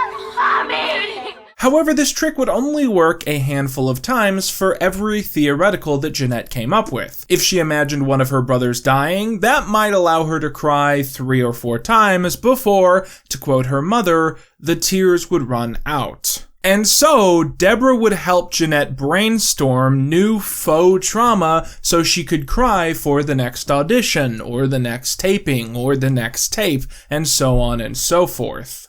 Dustin dying of meningitis became Marcus dying of appendicitis, and then Scott dying of pneumonia, and then Grandpa dying of old age. Imagine he's in the hospital bed clutching the sock doll you made him when you were 6. The time I brought the most tears was for an audition for a bit part in Hollywood Homicide, a feature film starring Harrison Ford and Josh Hartnett. The part was for a little girl sitting in the back of a van with her tourist family, driving down Hollywood Boulevard when Josh Hartnett hijacks the car and starts driving it, causing the family to fly into hysterics. We're gonna die. I know we're going to die. Yes, actually, we will die. No, we're not going I don't mean right now. This is Mrs. Fratsky, and you're going to go with her. No! Granted, crying on cue was not fun for me. It was one of the more miserable experiences of my life, sitting in a cold casting office imagining tragic events that harm my beloved family. But I want to stay with you! Soon enough, Jeanette was booking endless roles, with her agent often being called constantly with endless requests for the crying kid. After one audition, Jeanette had the following exchange with those watching her performance. Wow, the casting director said as soon as I was finished. I mean, you have the part, but I kind of want to see you do it again just to see it again. And so I did it again. I had become the Cirque du Soleil performer of crying on cue. All this continued until one fateful day when Jeanette was set to audition for the series Without a Trace. While waiting in the hallway to be called in, Jeanette came to a swift realization. She would not be able to cry that day. Jeanette attempted to pass this information on to her mother, who swiftly entered pep talk mode, trying to prompt her with more theoretical descriptions of the death and trauma of her family. Jeanette went forward with the audition, but did very badly.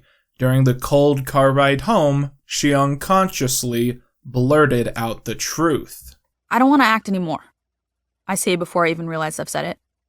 In response to this, Jeanette's mother began crying. Jeanette, still believing that making her mother happy was her one and only priority in life, backed down, saying that she didn't mean it and she would keep acting. Her crying stops immediately, except for one leftover sniffle, but as soon as that sniffle is over, it's complete silence. I'm not the only one who can cry on cue. It's important to note two side things real quick. First of all, even when Jeanette did well at an audition, her mother still found a way to make her feel bad. I booked the role. Mom said I didn't do as good on set as I did in the callback. Yes, baby, yes! Mom screams, so excited. Even with an underperformance, you still impressed. Imagine how impressed she'd have been if she'd seen your callback.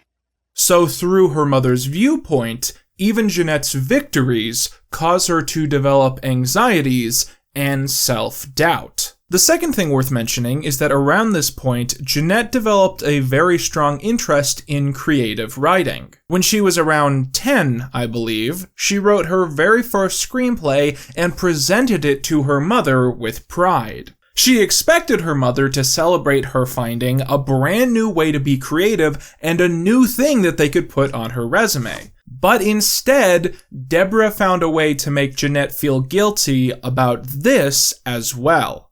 I hope you don't like writing more than you like acting. You're so good at acting. So good at it.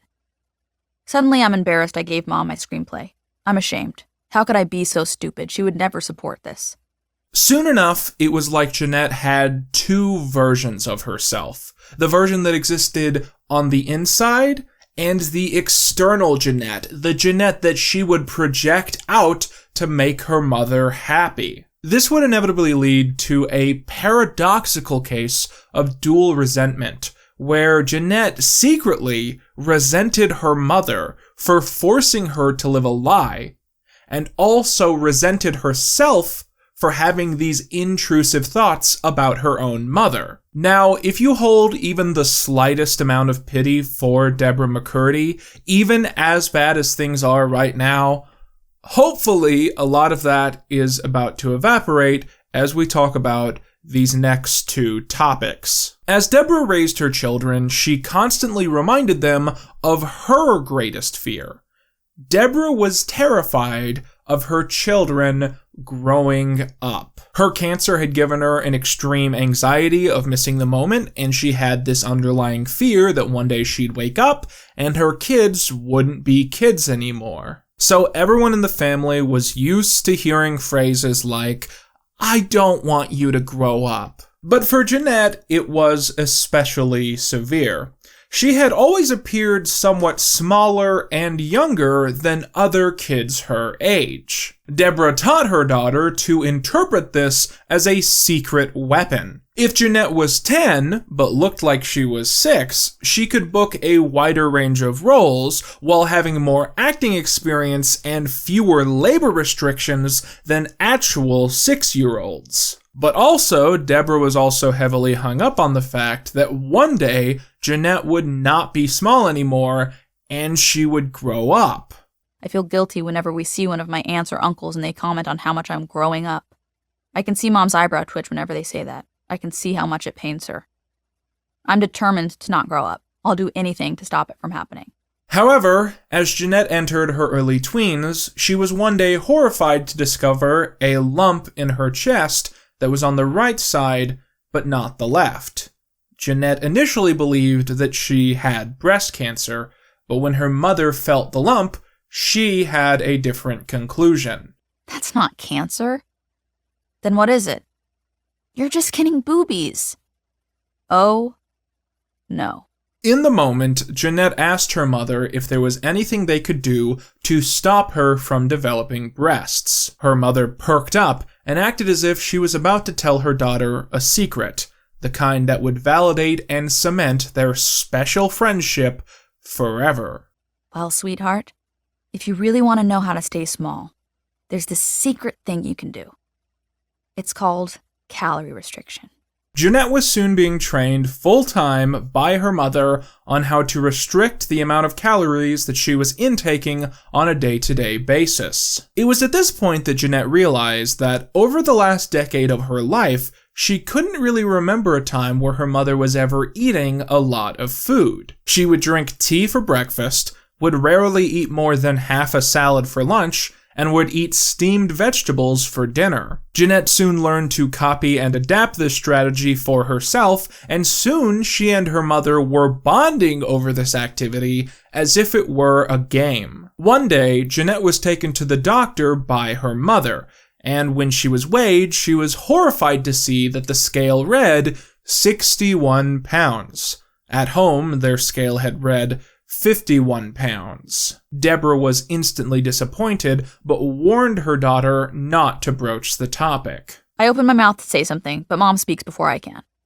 We'll talk about it later. After this, Jeanette's mother was approached by the doctor, who asked to speak to her in the next room. Despite this, Jeanette could still very clearly hear the conversation through the thin walls. The doctor told Deborah that Jeanette's weight was worrying him, and that he feared that she might have anorexia. He asked Deborah to watch Jeanette carefully to make sure that she was actually eating food on a daily basis. Deborah said she knew absolutely nothing about this, but promised to watch Jeanette and make sure that she was eating on a daily basis. Jeanette heard the phrase anorexia again just a short while later, because one day, when Deborah arrived to pick up Jeanette from dance classes, one of the other mothers confronted her. I noticed she's losing a lot of weight. It seems like she might have anorexia. I wanted to see if you're working on getting her help. Another girl in class struggled with it, and her mom gave me the name of a specialist. Let's talk about this some other time.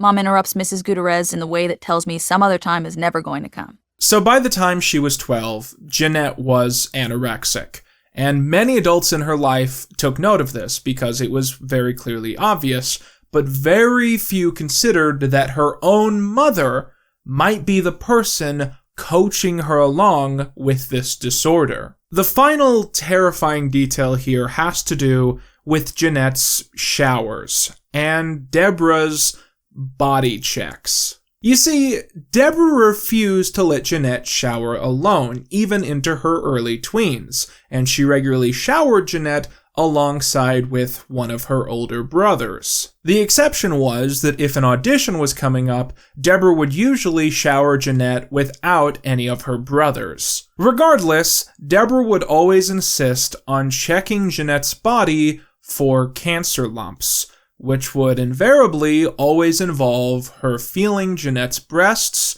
and private parts. So basically, Deborah molested Jeanette every single time they took a shower together, and she found a clever way to keep getting away with it. Jeanette quickly learned to disassociate during these moments and moved her mind to other things. An important thing to say about this book is that most of the details of Jeanette's life are laid out piece by piece as we go through the chapters, and because of that, we end up analyzing all of these things separately. But it is extremely important for us all to be reminded that all of these things were all happening at once for most of Jeanette's childhood. The weekly rewatching of the cancer tape, the constant reminder of Deborah's mortality and her insistence upon sympathy, the violent outbursts that result from any criticism of her whatsoever, the coaching of Jeanette's eating disorder, the inappropriate touching, the coexistence of infantilizing Jeanette while also expecting her to not think or act like a child, alongside Jeanette's total isolation because this entire time, Deborah was homeschooling Jeanette, meaning she barely had any other friends her own age. all of that was all happening at once alongside these negative experiences that she was having in the entertainment industry. And for Jeanette, all of that was deeply traumatizing, and she had no healthy way to deal with the emotions that she was feeling. It was finally in 2006 that Jeanette McCurdy would audition for a children's sitcom.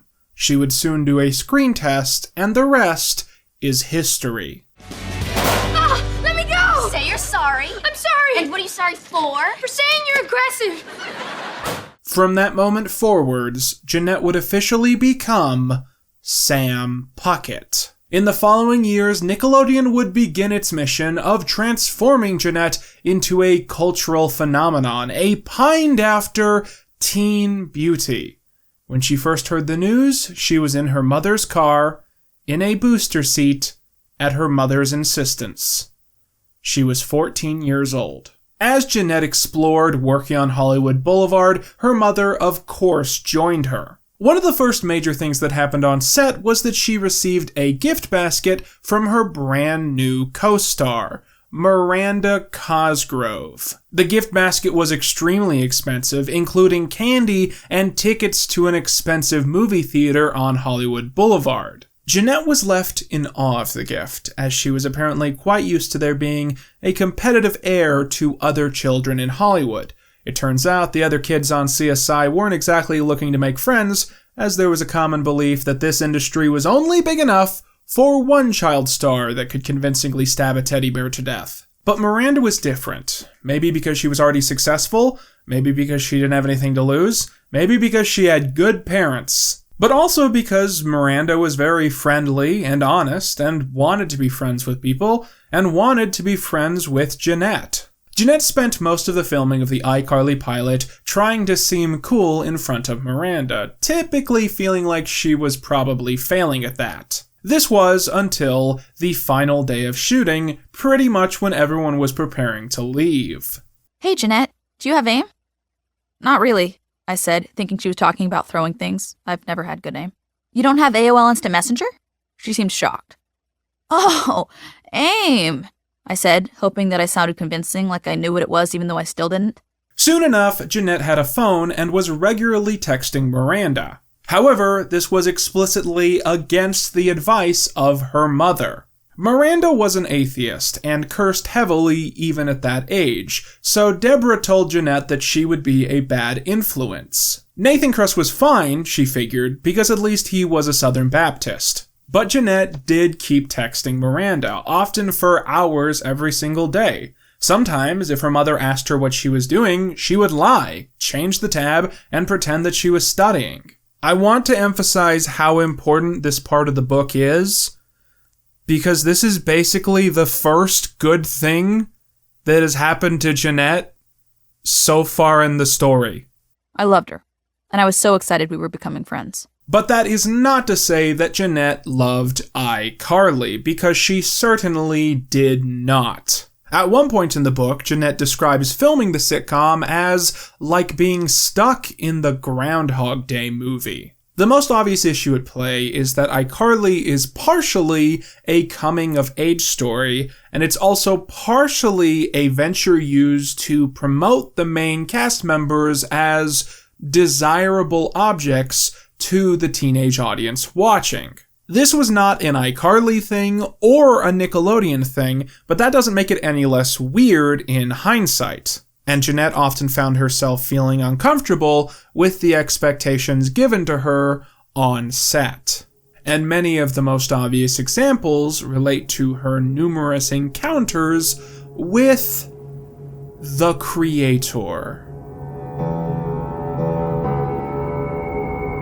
The creator of iCarly was an outwardly jolly man who Jeanette soon learned to be very careful around. He would often hang around set and was known to swing between two different moods. He could be so generous and kind towards you that it would make you cry, or he could be so vicious and hateful and instantly angry that it would make you cry. The creator was bossy, shrewd, and controlling. and seemed to become almost a different person for every important conversation that he needed to have. When he spoke to Jeanette one-on-one, she often found that he would insult the other cast members, telling her that they were incompetent and she was truly the talented one.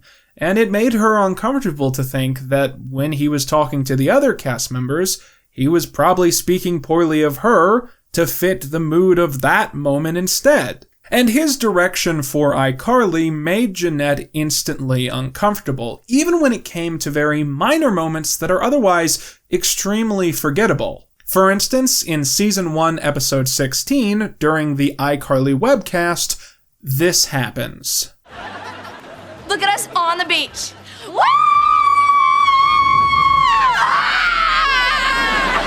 Carly, we're in outer space! But it's dangerous to be in outer space wearing only swimsuits! Originally, when that skit was written, the intention was that both Carly and Sam would be wearing two-piece bikinis. Jeanette had insisted that she did not want to wear a two-piece bikini, but because of the way the show worked, the costume department had to take several photos of her wearing different options for the scene. And this photo shoot left Jeanette feeling objectified and embarrassed, and of course her mother was watching the entire time. You look great, the wardrobe assistant who's always sewing Yell says from across the room without looking up from her sewing machine. I worry that great means sexual. I fold my arms across my body to try and cover it up more. Now, eventually, Jeanette was allowed to wear the exact thing that she wanted to wear, a single-piece bikini and a pair of shorts to hide her body. But her internal monologue during this section highlights two important things. First of all, a natural instinct as a child to not want to be sexualized, and second of all, extreme body dysmorphia, which jumps out of the page. I'm small. I know I'm small. But I worry that my body is fighting the smallness, that it's trying to develop. I'm terrified of being looked at like a sexual being.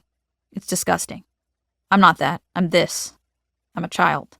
Then there comes the uncomfortable discussion of the intersection between Jeanette's life and Sam's life. Now, we're going to get into this a lot in just a moment, but for now, let's talk about one of the most important examples. Season 1, Episode 8, I Kiss, where we learn that Sam has never kissed anyone before. Wait, you've seriously never kissed anyone? You shocked? Well, yeah, but just 'cause you always seemed so willing.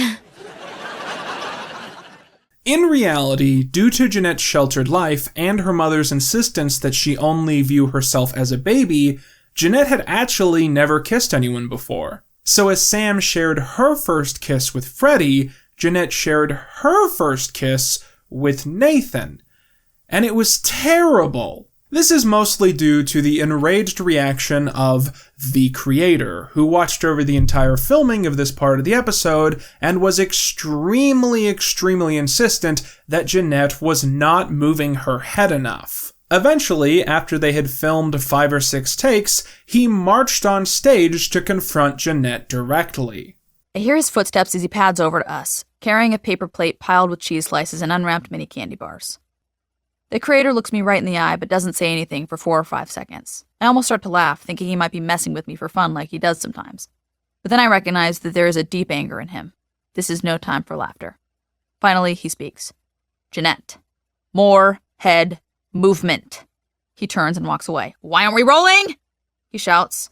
Eventually, they stopped filming for that specific sequence only because they had run out of time and had to move on to the next filming block. After iCarly began airing, many things changed in Jeanette's life. Although her mother often complained about her salary and the fact that as a lead she did not get residuals, the McCurdy household was no longer in financial strife, and the house and bills were paid off month to month. With this, Deborah became slightly less tense, and even began allowing Jeanette to eat snacks on set and breakfast in the morning. But one sad reality for Jeanette was that the family quickly stopped going to church. At this point in the book, Jeanette realizes that for some families, faith is something you only have when things are bad. And because all of their lives are going well, she can't get anyone else in the house to want to go to church. So they eventually just stop going. Now, with iCarly becoming a smash hit, Jeanette was very quickly starting to get recognized in public. Shortly into the show's run, Jeanette attempted to visit what was previously one of her only escapes from home life, Disneyland. However, while hanging out on Main Street, a mob quickly formed, disrupting the parade and embarrassing Jeanette. The kind of fame I have now is causing me a level of stress that I did not know was possible. I know everybody wants it, and everybody tells me how lucky I am to have it, but I hate it. When going out in public for any reason, it was extremely common for complete strangers to yell out iCarly references at Jeanette. In the book, she recalls at this point a lot of people yelling out references to the butter sock joke, but this is a mild anachronism, which is historically inaccurate, but builds to the general theme of filming iCarly being like in a constant loop for 5 years, with no sense of time or chronology. Whenever someone shouts at me about chicken or socks, I'll laugh like it's a good one even though it's not a good one. I've heard this good one thousands of times, and it was a bad one from the get-go, but it only morphs into a worse one with each time I hear it. As Jeanette lingers on all of the things about fame she despises, her mother celebrates it, as finally they both have exactly what they've always wanted. She forces Jeanette to take a photo with anyone who recognizes her, to fake a smile every single time, to sign anything that is put out in front of her, and to always say, thank you. I'm tired of people approaching me like they own me, like I owe them something. Fame has put a wedge between Mom and me that I didn't think was possible. She wanted this, and I wanted her to have it. I wanted her to be happy. But now that I have it, I realize that she's happy and I'm not. Her happiness came at the cost of mine. I feel robbed and exploited. Sometimes I look at her and I just hate her. And then I hate myself for feeling that. Shortly into the production of Season 2, the creator suddenly scheduled a dinner with Jeanette and her mother. On the drive there, Deborah speculated that the creator might be interested in giving Jeanette her own show. And when they arrived, it turned out that she was correct. I want to give Jeanette her own show. I even have the name picked out. Just Bucket. Isn't that a fun name for your own show? So this is not the most important part of that anecdote. I know, we're not going to linger on this too long. But I cannot believe he thought he was going to get away with calling a children's show Just Bucket. As the creator described his vision, he explained that it would be a good long while before any of this would become a reality, as iCarly was still a very popular show, and it essentially had to end before they were going to do any of this. But there was officially no turning back, as the promise of this series was now officially on the table. Mom looks over at me and nods, urging me to smile with teeth. So I do, even though I'm concerned. The creator was very clear that his offer had a contingent. Me listening to him, taking his advice, and letting him guide me. And even though a part of me appreciates the creator, a part of me is scared of him, and the idea that I'll have to do everything he wants is intimidating to me. I feel similarly around the creator as I feel around Mom. On edge, desperate to please, terrified of stepping out of line. Put both of them together in the same room and I'm overwhelmed. So Jeanette returned to iCarly, with the promise of a potential spin-off looming past the horizon. One day, something happened on set that in any other biography would just be a really embarrassing story about growing up. But for Jeanette, this was extremely devastating. Because one day, while arriving on set and waiting to film a new episode of the show, Jeanette had her first period. Deborah immediately reacted to the news with immense pain and grief, as if she and Jeanette were mourning something together. Oh, sweetie, she says with the gravity of someone consoling a friend who's just lost their beloved pet. Oh, sweetie, I am so sorry. Deborah then left and 10 minutes later returned with the on-set teacher, who gave Jeanette a pad and, in contrast to Jeanette's mother, reacted to the news with extreme positivity. Congratulations, Jeanette, Patty says softly into my ear. Congratulations on becoming a woman. As everyone around her celebrated her suddenly becoming a woman, Jeanette was, of course, mortified. Because becoming a woman was the one thing that she had been trying to avoid desperately since she turned 6 years old. As the chapter ends, Jeanette grows extremely furious at herself and decides that there is only one way to set things right. I've been slacking, and the slacking needs to stop. I need to get back to anorexia. I need to be a kid again. Jeanette doesn't actually reflect much on the content of iCarly in this book, merely reflecting that it was kinda lowbrow and a stain on her life that she tries not to meditate on. But naturally, I have a lot of thoughts that I actually feel like I very much need to get off my chest. In my very first iCarly video, I told you guys that I was having trouble getting through the series, but I never really specified why. Sure, it's a show that can be bad and kind of mean-spirited, but there was a lot of stuff I noticed at the time that I decided to hold back on discussing because I realized it would make a lot more sense to talk about it here. Back then, Jeanette didn't have a book, obviously, but she had a podcast, and she had written some very interesting articles about her eating disorder and the relationship she had with her mother. And going into the series knowing a lot of these details, I found it very hard not to think about this stuff, because the comparisons between Sam and Jeanette are kind of on the nose. Carly, Freddie, this is Sonia, my personal chef.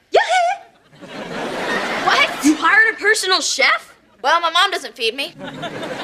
Putting the internet aside, the main recurring theme throughout all of iCarly is child abuse. So many episodes of the show are just child abuse, laugh track. Child abuse, laugh track. Child abuse, laugh track. And when you watch it all in order with no escape whatsoever, it gets kind of maddening after a while. When it comes to this topic, I think there's very naturally going to be two talking points that people have. Firstly, should the poorly aged nature of how iCarly is written reflect on the writers themselves? And secondly, how purposeful are the connections between Jeanette's life and Sam's? How much can we really indict these writers for when a whole lot of this is likely coincidence? Well, it's complex. The writers did not literally follow Jeanette home and write down everything her mother did to her and then put that into a sitcom. That's not what I'm saying at all. However, I certainly do think that there was some attempt on some level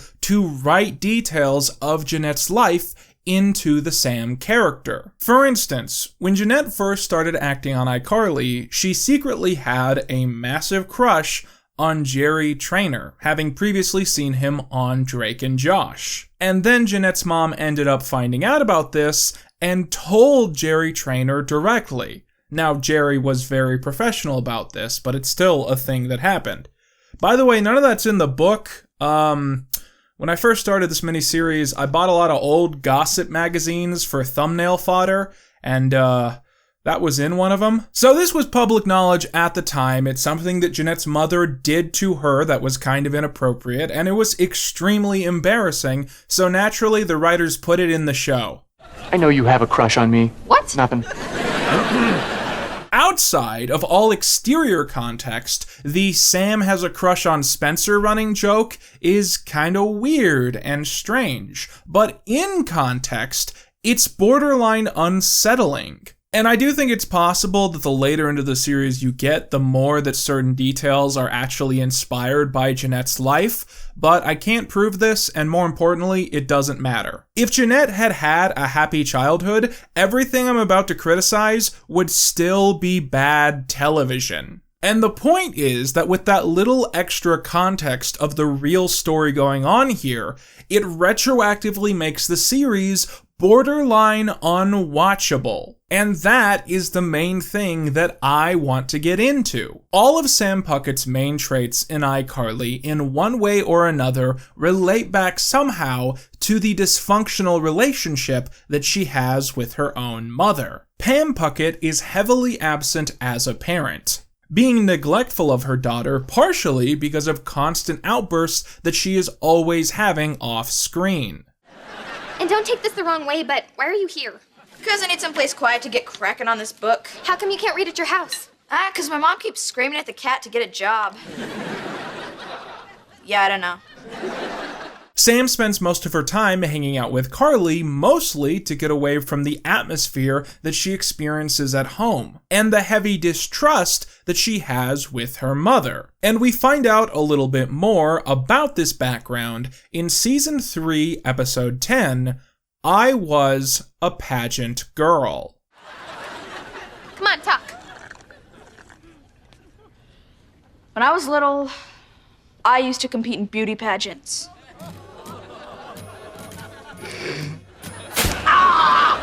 You were really a beauty pageant girl? I didn't want to be. My mom forced me. The plot revolves around the realization that when Sam was much younger, her mother forced her into beauty pageant culture. This was until her main rival fell down a flight of stairs. Everyone blamed Sam, who was then banned for 7 years. In the episode, Sam's rival is about to become the first person to win 100 pageants in a row. Sam, enraged, convinces Carly to do the pageant in her place, and Sam begins introducing Carly to the various elements of the culture.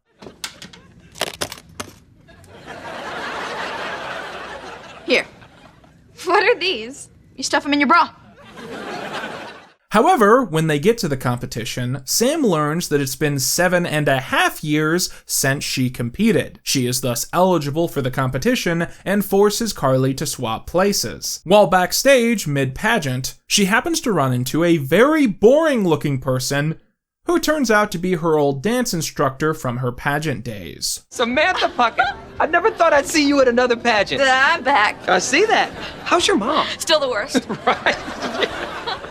Together, the two end up doing one of their old dance routines together, wowing the judges and ultimately winning the competition. Obviously, one of the most important things about this episode is the contextual canonization that Sam has a bad relationship with her mother, partially because she was forced into the child pageant world when she was a little baby, which included a culture of overemphasizing perfect youthful beauty and, of course, her eventually taking dancing lessons.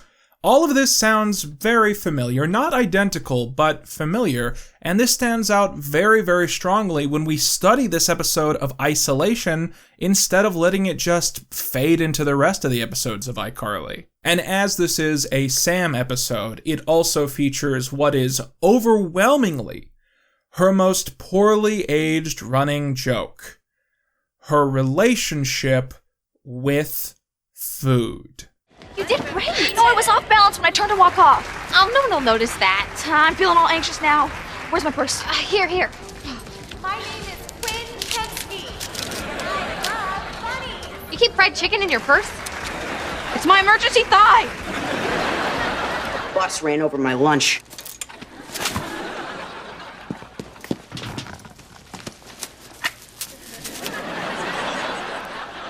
Well, flat doesn't mean inedible. Come on, we gotta study. Let me just eat one more meatball. You said that 3 meatballs ago. I have a problem. Are these ribs?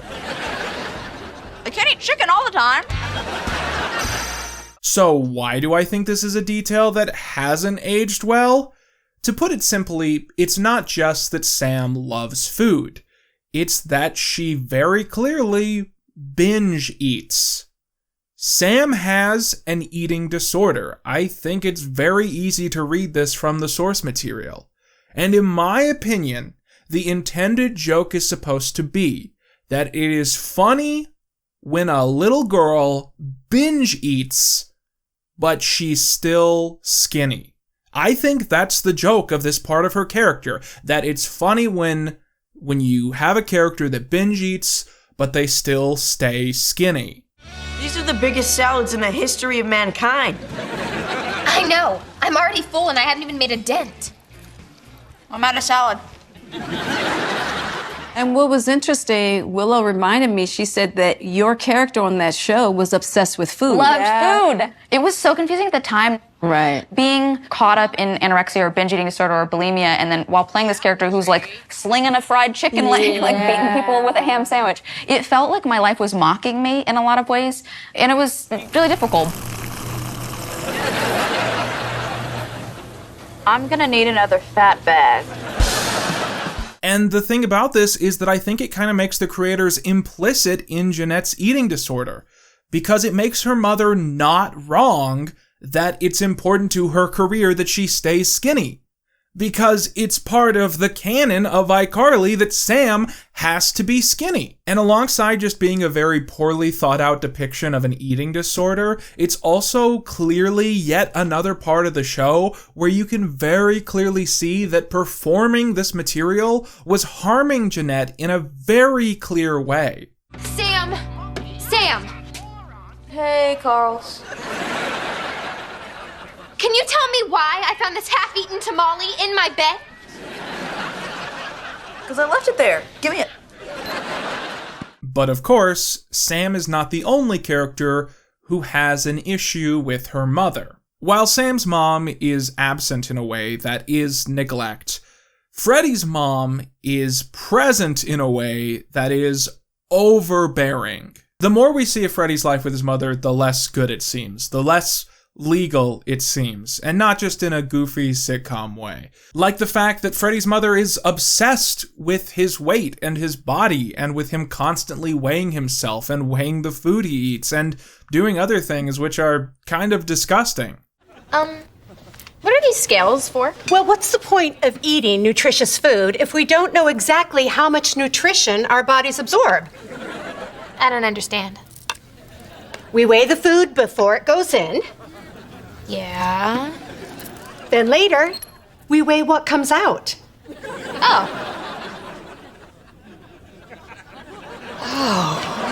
And Freddy spends most of the series just desperately seeking for any sense of independence and autonomy, because at home, all of those things are robbed from him. But to be fair, at least Freddy's mom isn't touching him inappropriately or showering with him, except for the fact that she's absolutely doing both of those things. So awful. How are you hiding that from your mom? It's not easy. Yeah, doesn't she still give you those bi-weekly body inspections? No. I told her I was too old for those a long time ago. Yesterday? Maybe. You're coming home with me right now and having a tick bath. I don't have ticks. The tick baths are working, aren't they? Freddy's mom is one of the most uncomfortable characters in sitcom history, and I say that with no hyperbole. But what annoys me most about Freddy's mom and Sam's mom is that they're both portrayed in a positive light, at least eventually. The thing that's always annoyed me about the episode with Sam's mom is that by virtue of her being a celebrity guest cameo, she's portrayed with this element of like cool, like she's a really cool person in spite of everything else. And by the end of the episode, there's this bullshit theme of like love conquering all, and because these two characters can hug each other, everything's gonna be okay. Which of course becomes a moot point when Sam becomes a runaway and her mom never cares. And the thing I always hate about Freddy's mom is that she's always constantly portrayed as saving the day eventually, you know what I mean? And I think this is a difficult trope because it's something that you very commonly see in the mentality of narcissistic and controlling people, where they're always like, well, you can say this and this and this about me right now, but when you need something done, you need somebody to save the day, it's gonna be me. You know, people who are narcissistic actually look at themselves like that, and so I think it's weird to actually write that into her character. Because for God's sakes, constantly throughout this book, Deborah is saying shit like this. She's always touting her own self-importance and how she's gonna save the day because she needs to feel important. It's part of her personality, and it's just weird to see that reflected in the damn show. But the important thing to note here is, of course, Sam and Freddy are not real people. You don't need to mourn for them. You don't need to feel sad for them. They're fiction. They don't breathe. They don't bleed. And that's why Jeanette's story is so important. Because it's not a story, it's just her life. So let's get back to Jeanette's life.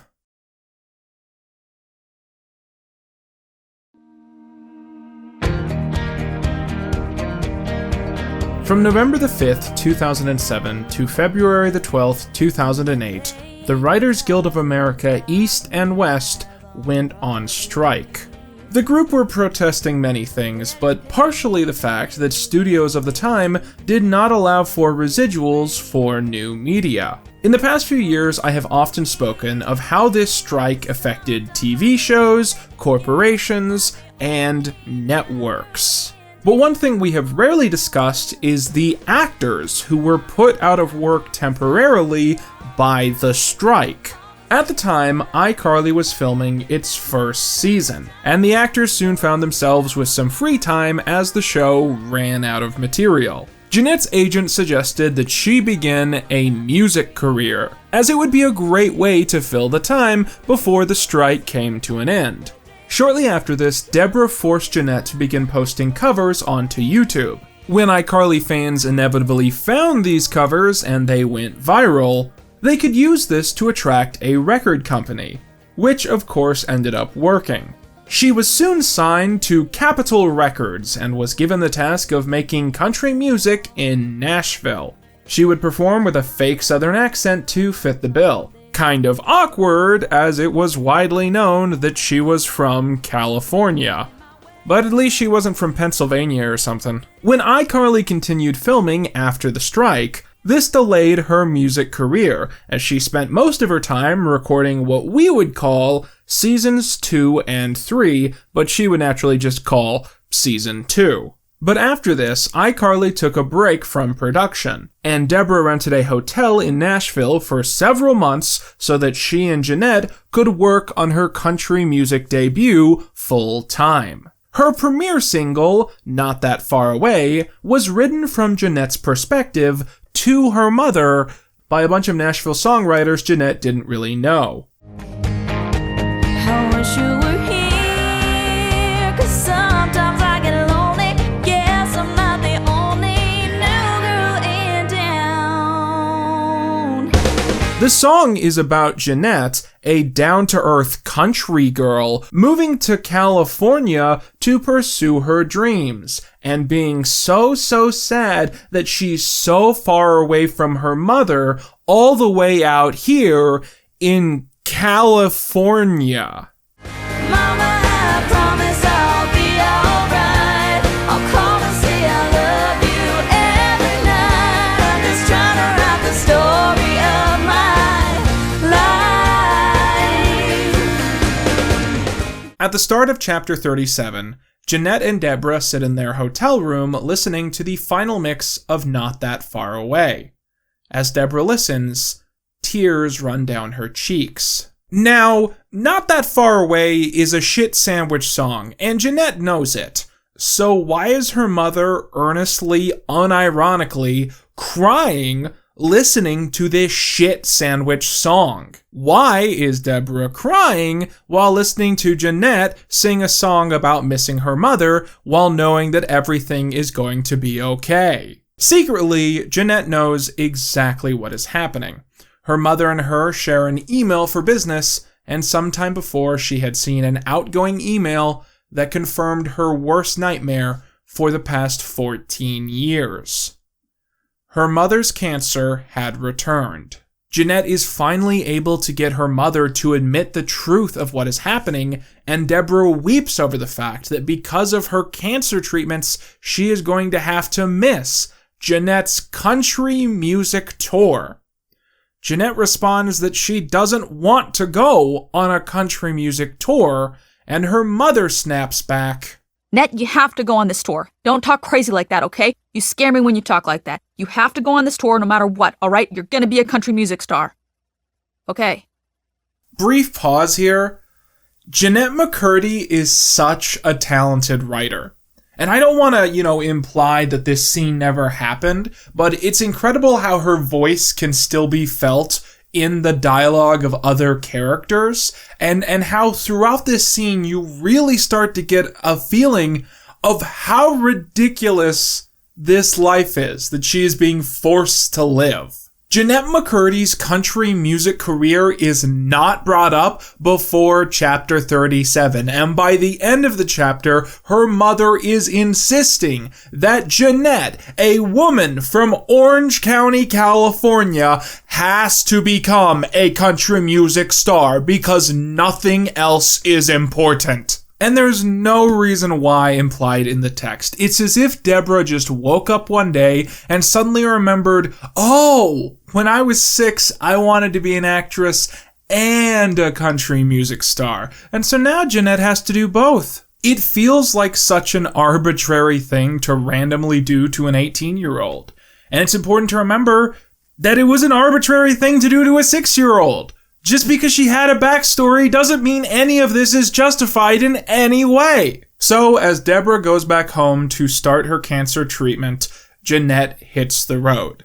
Now, the way that Jeanette is touring is very much not typical. Usually at this stage, the goal is to get the artist's music on the radio. And because of this, the artist will shop around to various regional radio reps to perform in front of a handful of people. So basically like, this is Greg. He controls what is on the radio in Urbana, Illinois. You're going to perform for him. But instead, Jeanette's record label wants her to go around and do live performances at malls. This way, the radio representatives will be able to experience her star power in real time. So she'll be doing live performances in various malls across America, a bunch of kids will show up to see Sam from iCarly, and then her reps will say, hey, look at this! Look at all these kids who came to see this girl's music, when in actuality, no one came to hear this girl's music. Jeanette has mixed experiences on the road. The days are long, filled with noise, and also the typical novelty catcalls that she's quite used to on the street. Hey, Samantha Puckett, how'd you get out of juvie?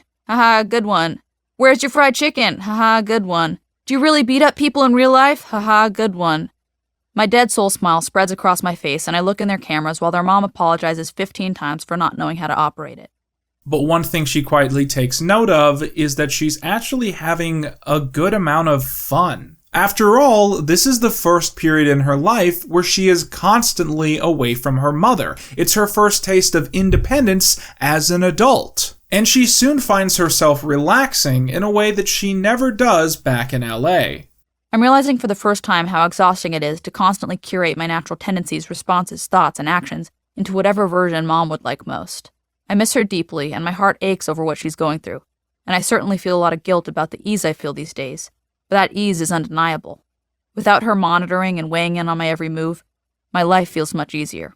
But the endorphin rush of having personal control for the first time in her life soon combines with her eating disorders. Jeanette soon finds herself binge eating, consuming as much food as she can get her hands on, and all as compensation for how guilty she feels over not following her mother's strict diet. She eats to compensate for how much she is eating. Without being monitored by Mom, each bite I take feels rebellious. I'm horrified by this reality, but simultaneously drawn to what's on my plate with an attraction that can only be described as lust.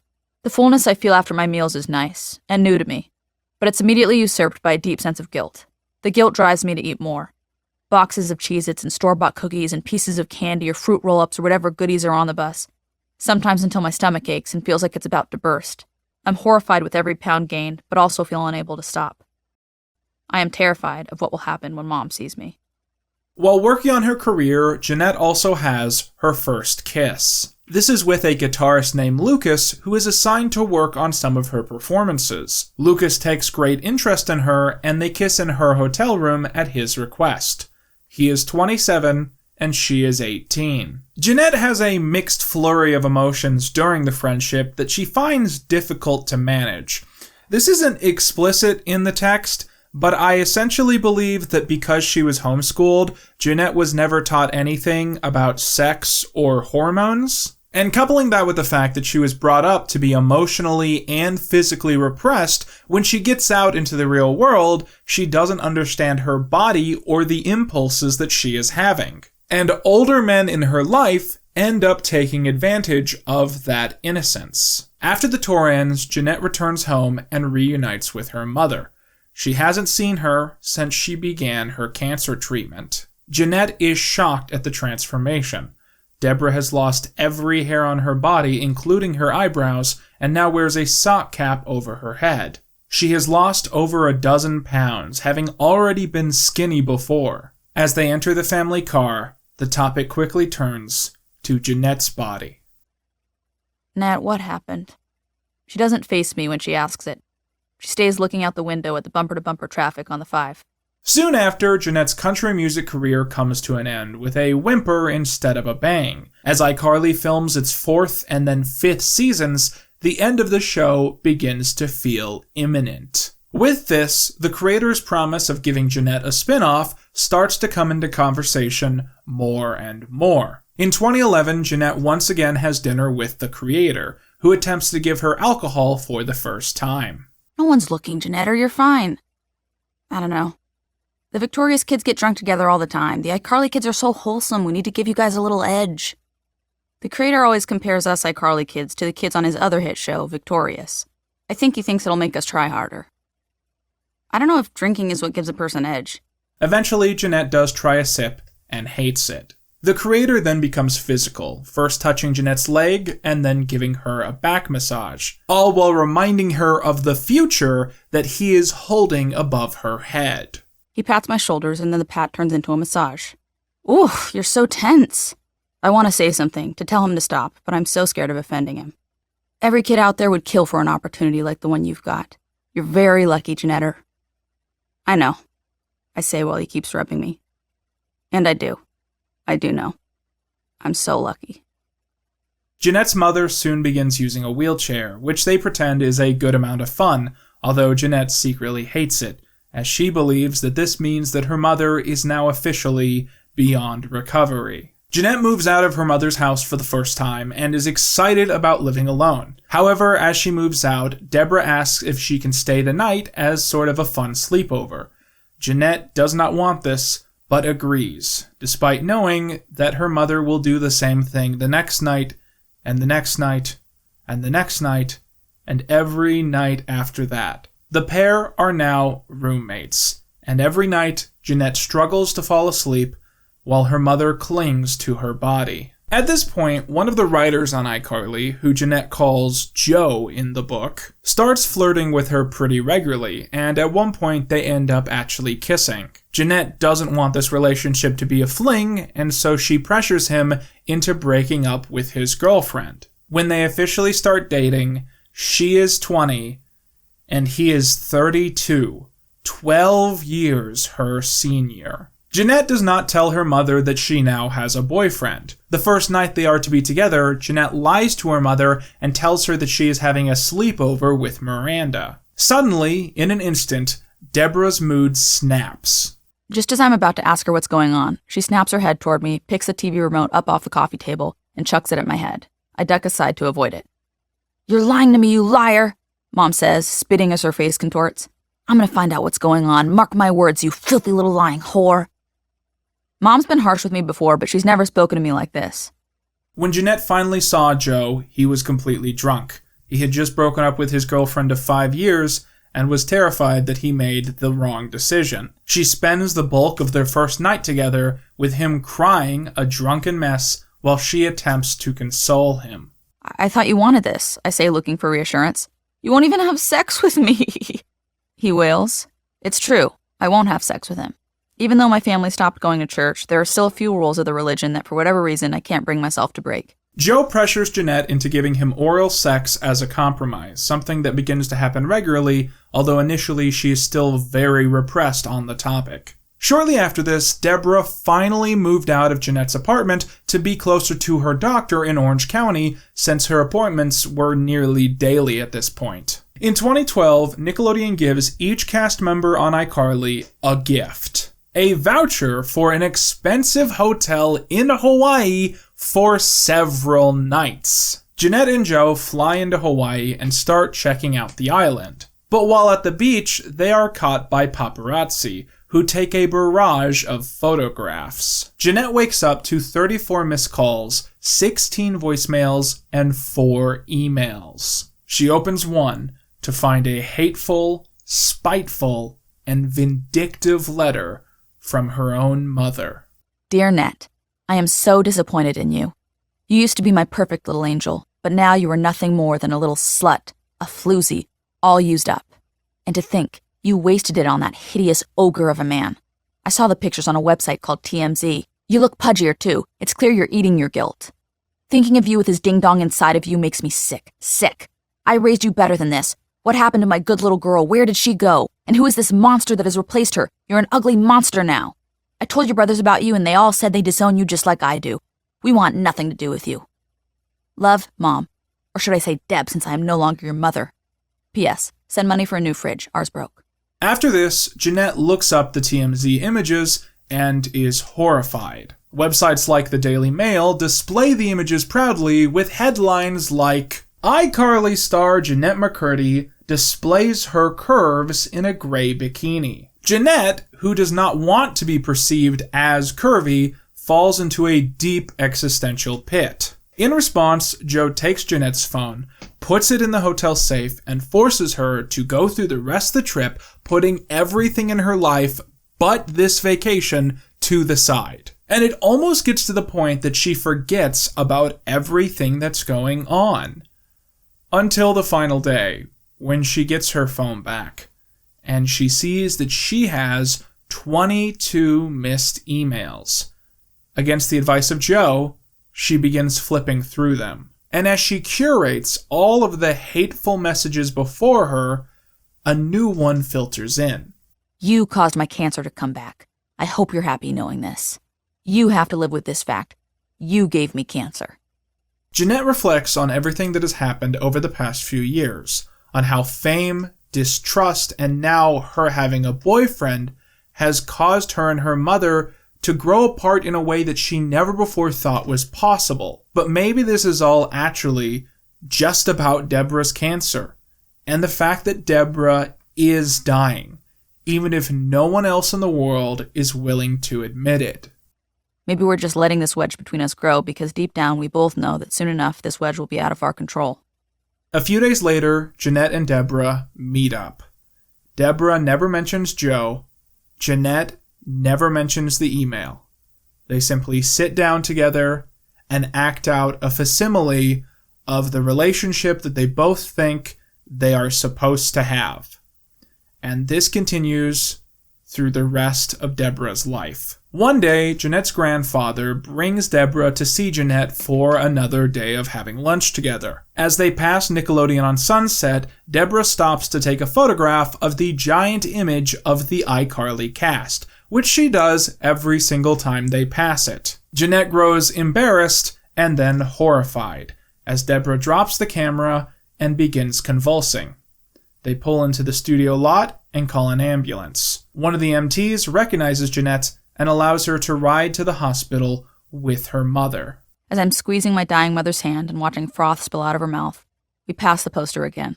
I see my dead-eyed grin and my stupid fucking outdated hairstyle. My life is mocking me. In the hospital, Jeanette sits with her brothers and her comatose mother. She offers to go and get everyone food, but everyone says that they aren't hungry. So she goes and gets Burger King by herself. She eats a Whopper and some fries, and afterwards, she sits in the guilt that she feels after eating. And she considers making herself throw up. However, as she lingers over the restaurant's toilet and shoves her fingers down her throat, she finds that she can't get this to work. I give up. I wash my hands. I'm a failure at not eating, and I'm a failure at getting rid of the food I do eat. Shortly after this, she returns to the hotel room to find that her mother has just woken up. As some of her first conscious words, her mother chastises her for eating Burger King. Shortly after this, Jeanette breaks up with Joe. She tells him that she is breaking up with him because she knows her mother is about to die, and she doesn't want him to have to bear the brunt of her displaced love. But the truth is that the honeymoon phase is over. Jeanette has grown disgusted with Joe, is not infatuated with him anymore, and finds their age gap more embarrassing than it's ever been before. She does not shed tears for the end of this relationship. But while filming the iCarly finale, she finds herself crying with Miranda. Jeanette does not weep for the end of iCarly. She weeps for the uncertainty of what will happen to her relationship with Miranda. As she's gotten older, she's grown frustrated with the commonality of friendships existing through context, of saying, this is my friend from work, or this is my friend from the gym. Because then you get fired from work, you go to a different gym, suddenly they're not your friend anymore. And Jeanette worries that outside of the context of filming a television show, her relationship with Miranda won't exist. And that scares her. But she ends up being totally wrong. In the coming months, they spend as much time together as they can, constantly having sleepovers and road trips and the like, and Jeanette becomes convinced that this relationship will outlive its context. One day, while hanging out with Miranda, Jeanette receives a dire call from her father. Her mother had gone in for a standard corrective operation, but had fallen into another coma, as her body couldn't handle the stress of surgery. The doctors estimate that she only has 48 hours to live. Eventually left alone with her comatose mother, Jeanette attempts to wake her by telling her some exciting news which she thinks will be just enough to bring her mother to. Mommy, I am so skinny right now. I'm finally down to 89 pounds. That in the days since Mom's been hospitalized, my fear and sadness have morphed into the perfect anorexia motivation cocktail, and finally, I have achieved Mom's current goal weight for me. This news does not cause Deborah to wake up, but she eventually does come to, and survives past the 48-hour mark. But she spends the rest of her life in hospital or hospice care. Around the same time, Jeanette begins filming the fabled spin-off which she was promised ages ago. However, near the last minute, the showrunners hastily change the premise when it is decided that Ariana Grande, a cast member from the show Victorious, is too popular with younger viewers to be let go from the network. Thus, Ariana Grande's character will now share the position as co-lead in the series that has been held over Jeanette's head for the past few years. This was supposed to be just Puckett, the harrowing tale of a brassy juvenile delinquent turned school counselor. Now it's some half-baked two-hander, Sam and Cat, about a brassy juvenile delinquent who, with her ditzy best friend, starts a babysitting company called Sam and Cat Super Rockin' Fun Time Babysitting Service. This is not harrowing. Every day as she gets off work, Jeanette will rush to the hospital to be with her mother, who is usually accompanied by a rotating selection of her other family members.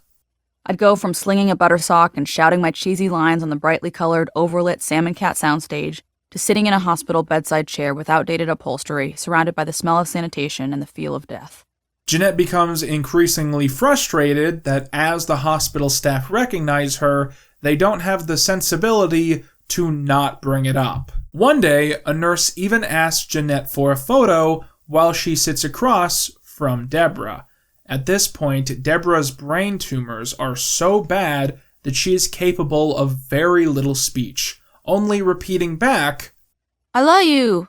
Jeanette becomes increasingly incapable of spending time in the hospital, watching her mother become a little less conscious with every passing day. One day, her best friend Quinton suggests that they should take a road trip to San Francisco to get her mind off of things. While preparing to check into the hotel, Quinton suggests they go and buy alcohol so they can do shots in the hotel bedroom. It's Jeanette's first proper time drinking, and the pair get pretty buzzed and run around the hotel all night having fun. The next morning, Jeanette decides that that was the greatest night of her life, and she can't wait to do it again the next night. Jeanette thinks that getting drunk is the greatest sensation in the world.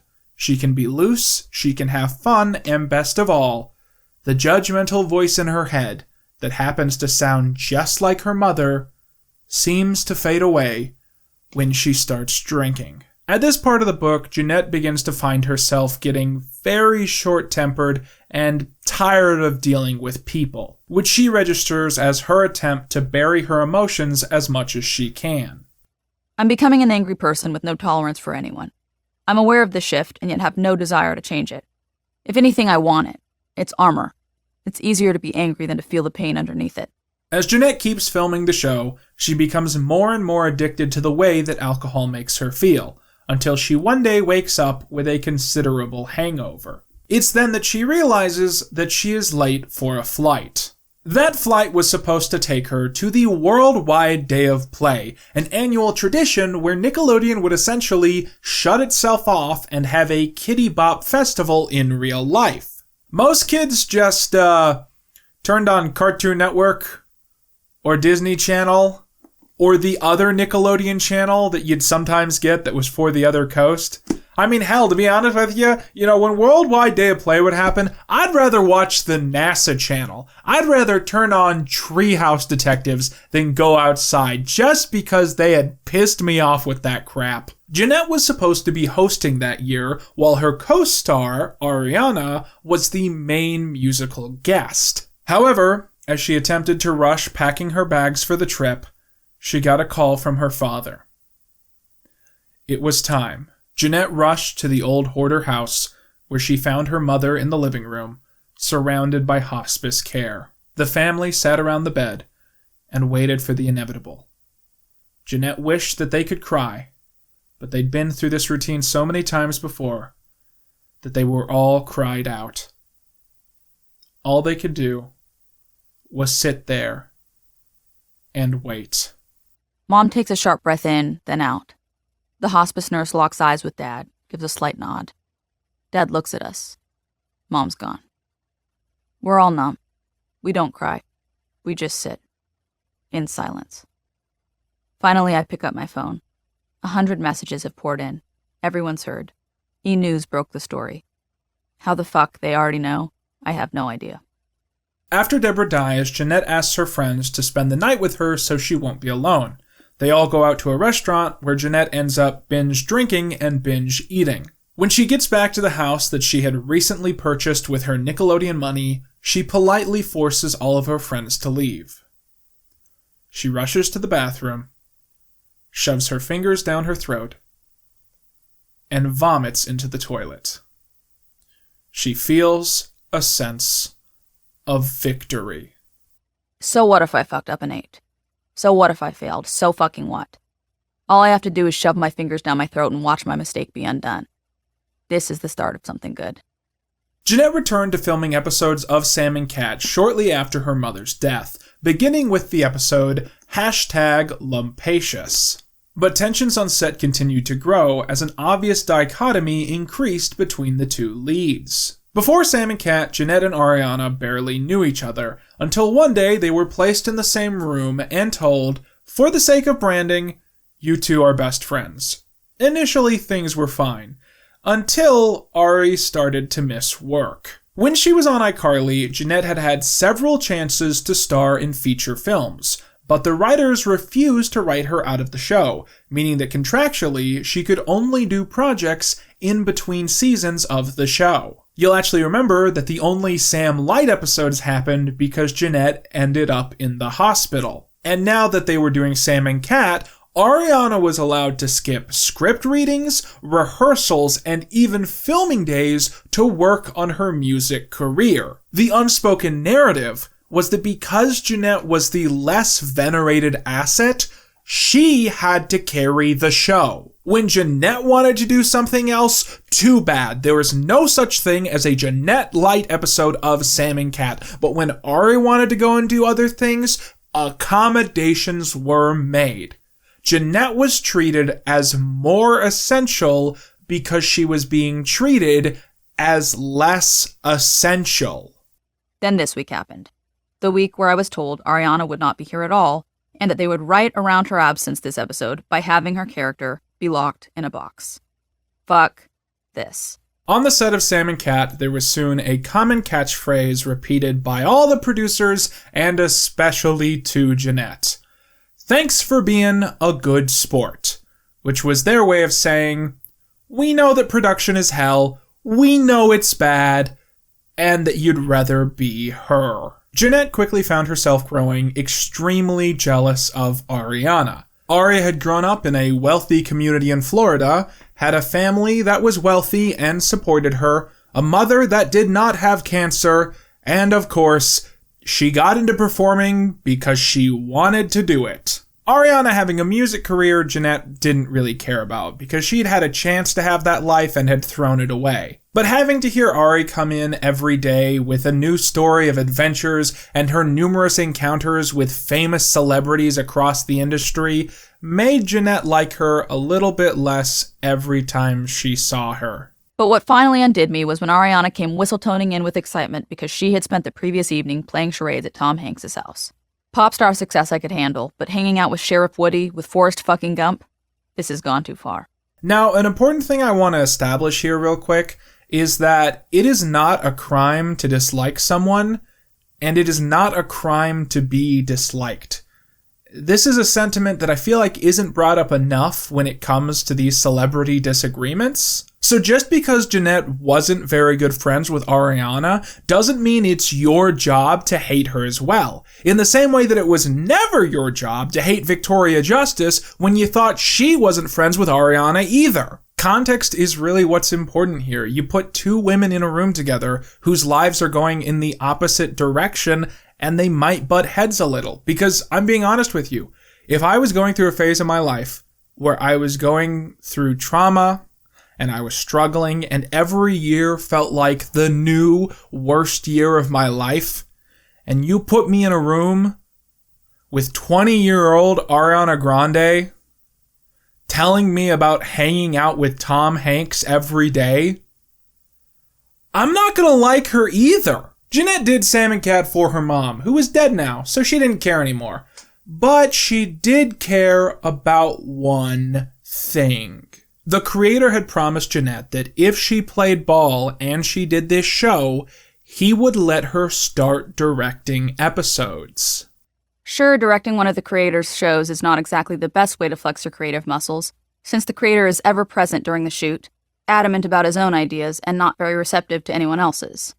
But getting to direct an episode of television is a chance to make the industry finally see me as something more than just a kid's TV actor. In the book, Jeanette happily reports that Monday has become her favorite day of the week. Every Monday, the cast and crew get an updated schedule with filming dates, episode titles, and the name of each episode's director. And every Monday, Jeanette celebrates being able to open the manila folder and see her name written across a straight week for the episode that she is going to direct. This is until one fateful Monday, when her name suddenly vanishes from the calendar. Executives and producers start filing in. I lock eyes with one of them, the one I trust most out of these people I don't trust. We'll talk about it later, he mouths. No. Now that I've shown up to work every day, been a professional, swallowed my anger, and carried a show for almost 40 episodes, now that they've gotten what they wanted out of me, they're taking away the very reason why I was doing all those things in the first place. Jeanette gets through the script reading and immediately calls her ever-entangled and complex system of agents and managers who advise her to play ball and be nice. Jeanette tells her makeup artist Patty about the situation, as Patty is one of the only people on set that Jeanette really trusts. Throughout the week, Patty takes Jeanette around to all of the producers who all refuse to speak to her. The producers shut Jeanette out. There is no consideration for her emotional state after the death of her mother. There is no one on set making sure that she is okay and that everybody is getting along. And the producers essentially say to Jeanette, shut up and keep dancing. Later, Jeanette is shooting a scene which I believe is for the episode #Knockout. During the first two takes, she begins to emotionally falter, and during the third take, she has a full-out panic attack. She falls to the floor and begins sobbing and screaming while the cast and crew stare at her. Finally, one of my co-stars, the one who plays the boxer, picks me up and carries me off set. He takes me to my dressing room and sits with me. Patty joins. They comfort me and tell me they understand. They're here for me. Eventually, a lone producer arrives at the dressing room and asks to speak to Jeanette alone. After some insistence, Zoran and Patty leave. The producer tells Jeanette the truth. Someone on the show had threatened to quit if Jeanette was allowed to direct an episode. He won't say if this was another producer or an actor or a creator, but he makes it very clear that Jeanette has done nothing wrong. Somebody didn't want me to direct, so much so that they said they'd quit the show if I did. I don't even understand how something like this is possible. I make myself throw up again and again and again. I don't know how else to deal with everything happening around me. I don't know how else to cope with so much of my life being so out of my control. prop master knocks on my door to deliver the butter sock for my next scene. At this point, Jeanette's binging and purging has gotten bad enough that it has started to take a serious negative effect on her health. Her skin worsens, she's developed cavities, and her throat bleeds every single night. But Jeanette isn't able to control her impulses and grows increasingly embarrassed about the situation, pining for the days when she had anorexia instead of bulimia. She believes that anorexia is the respectable disorder because anorexia is a disorder of control, while bulimia is a disorder of chaos. As Sam and Cat continues filming, Jeanette patiently watches as the clock winds down on the series. At one point in the book, she proudly states that there are only 20 days left until they are finished filming all of the contractually obligated 39 episodes. She prays that the show will not be renewed. On set, things have become tense. The conditions are bad, the atmosphere is even worse. Jeanette ponders if her bad mood is rubbing off on everybody else, but she happily knows that she is not the problem. The creator has gotten in trouble from the network for accusations of his emotional abuse.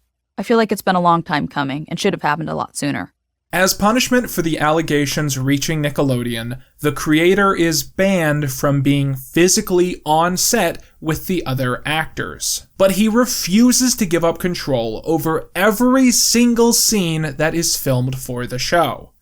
Because of this, filming becomes a nightmare. The creator sits in a small cave-like room off to the side of the soundstage, surrounded by piles of cold cuts, his favorite snack, and Kids' Choice Awards blimps, his most cherished life accomplishment. He watches our takes on 4 separate monitors, one for each camera, that are set up in his lair.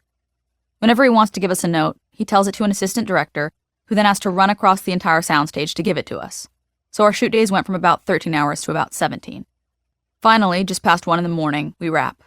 The show's long and erratic hours are incidentally the reason that Dice is written the way that he is. You'll note that despite being the driving force behind a good amount of episodes, Dice usually finds some excuse to be absent for a solid chunk of the story. This includes the episode where Cameron is murdered halfway through the runtime. Child labor regulations are much more strict than those of adult performers, so if you only write Dice into a small sliver of the episode, then you can keep filming non-stop for 16 or 17 hours without having to shut down production. These conditions are likely the reason that the mandated blooper episode doesn't have a lot of actual Sam and Cat bloopers in it, because if you're 15 hours into a shoot and somebody messes a scene up, you're probably not going to be laughing and making jokes. The end of the show came very suddenly and, as we know, ahead of schedule. Jeanette's agents called her one day to tell her that Nickelodeon had canceled the series 36 episodes in. Jeanette celebrated liberation before being told that there was other news.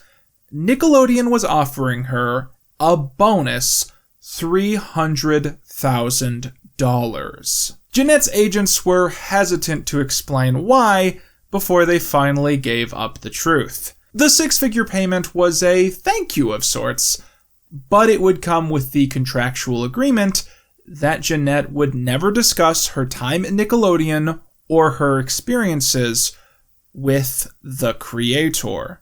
What the fuck? Nickelodeon is offering me $300,000 in hush money to not talk publicly about my experience on the show? My personal experience of the creator's abuse? This is a network with shows made for children. Shouldn't they have some sort of moral compass? Shouldn't they at least try to report to some sort of ethical standard? Jeanette turned down the payment and ended the call, but ultimately found herself reconsidering if she had made the right decision. In the following weeks, news reports would begin to spill out, reporting on the end of Sam and Cat. Most articles included rumors that the series had ended because of Jeanette McCurdy, either because she was constantly fighting with Ariana or because she had asked for a massive pay raise to match Ariana. Neither claims were true.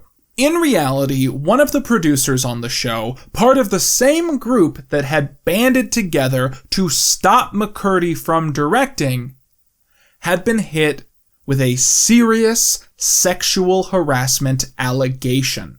Now, this is not the creator. I just want to be absolutely clear. There's no point in speculating on that. Several of the producers who worked on Sam and Cat, a handful of which had previously worked on iCarly or Victorious, did not follow through into Henry Danger and have never worked on a Nickelodeon project ever again. And basically, as far as I can tell, one of those people, although it's impossible to tell who, got hit with an allegation and everything went to hell. Nickelodeon was obviously very protective of their brand as a network for children, and they didn't want any of these allegations getting out there. So, when journalists started reporting that Jeanette McCurdy was the reason the show had ended, they just stood back and allowed those claims to float out there unchallenged. Although I have to point out, as delicately as I can, these rumors had to come from somewhere. Someone was out there telling journalists all of this false information. And it's a very, very convenient narrative for Nickelodeon that all of Hollywood, when it came to the people reporting on what was happening, all of those people were being led down the incorrect path of the story behind what was happening with this show. So if you want to know why Sam and Cat got canceled, somewhere in the Nickelodeon archives in the legal department, deep, deep, deep behind several closed doors, there is a piece of paper with a name on it. And that name is one of the producers from Sam and Cat. And that person is the reason that the show got canceled. Although I have some thoughts about this. Let me spell out very blankly what my conspiracy theory about this topic is.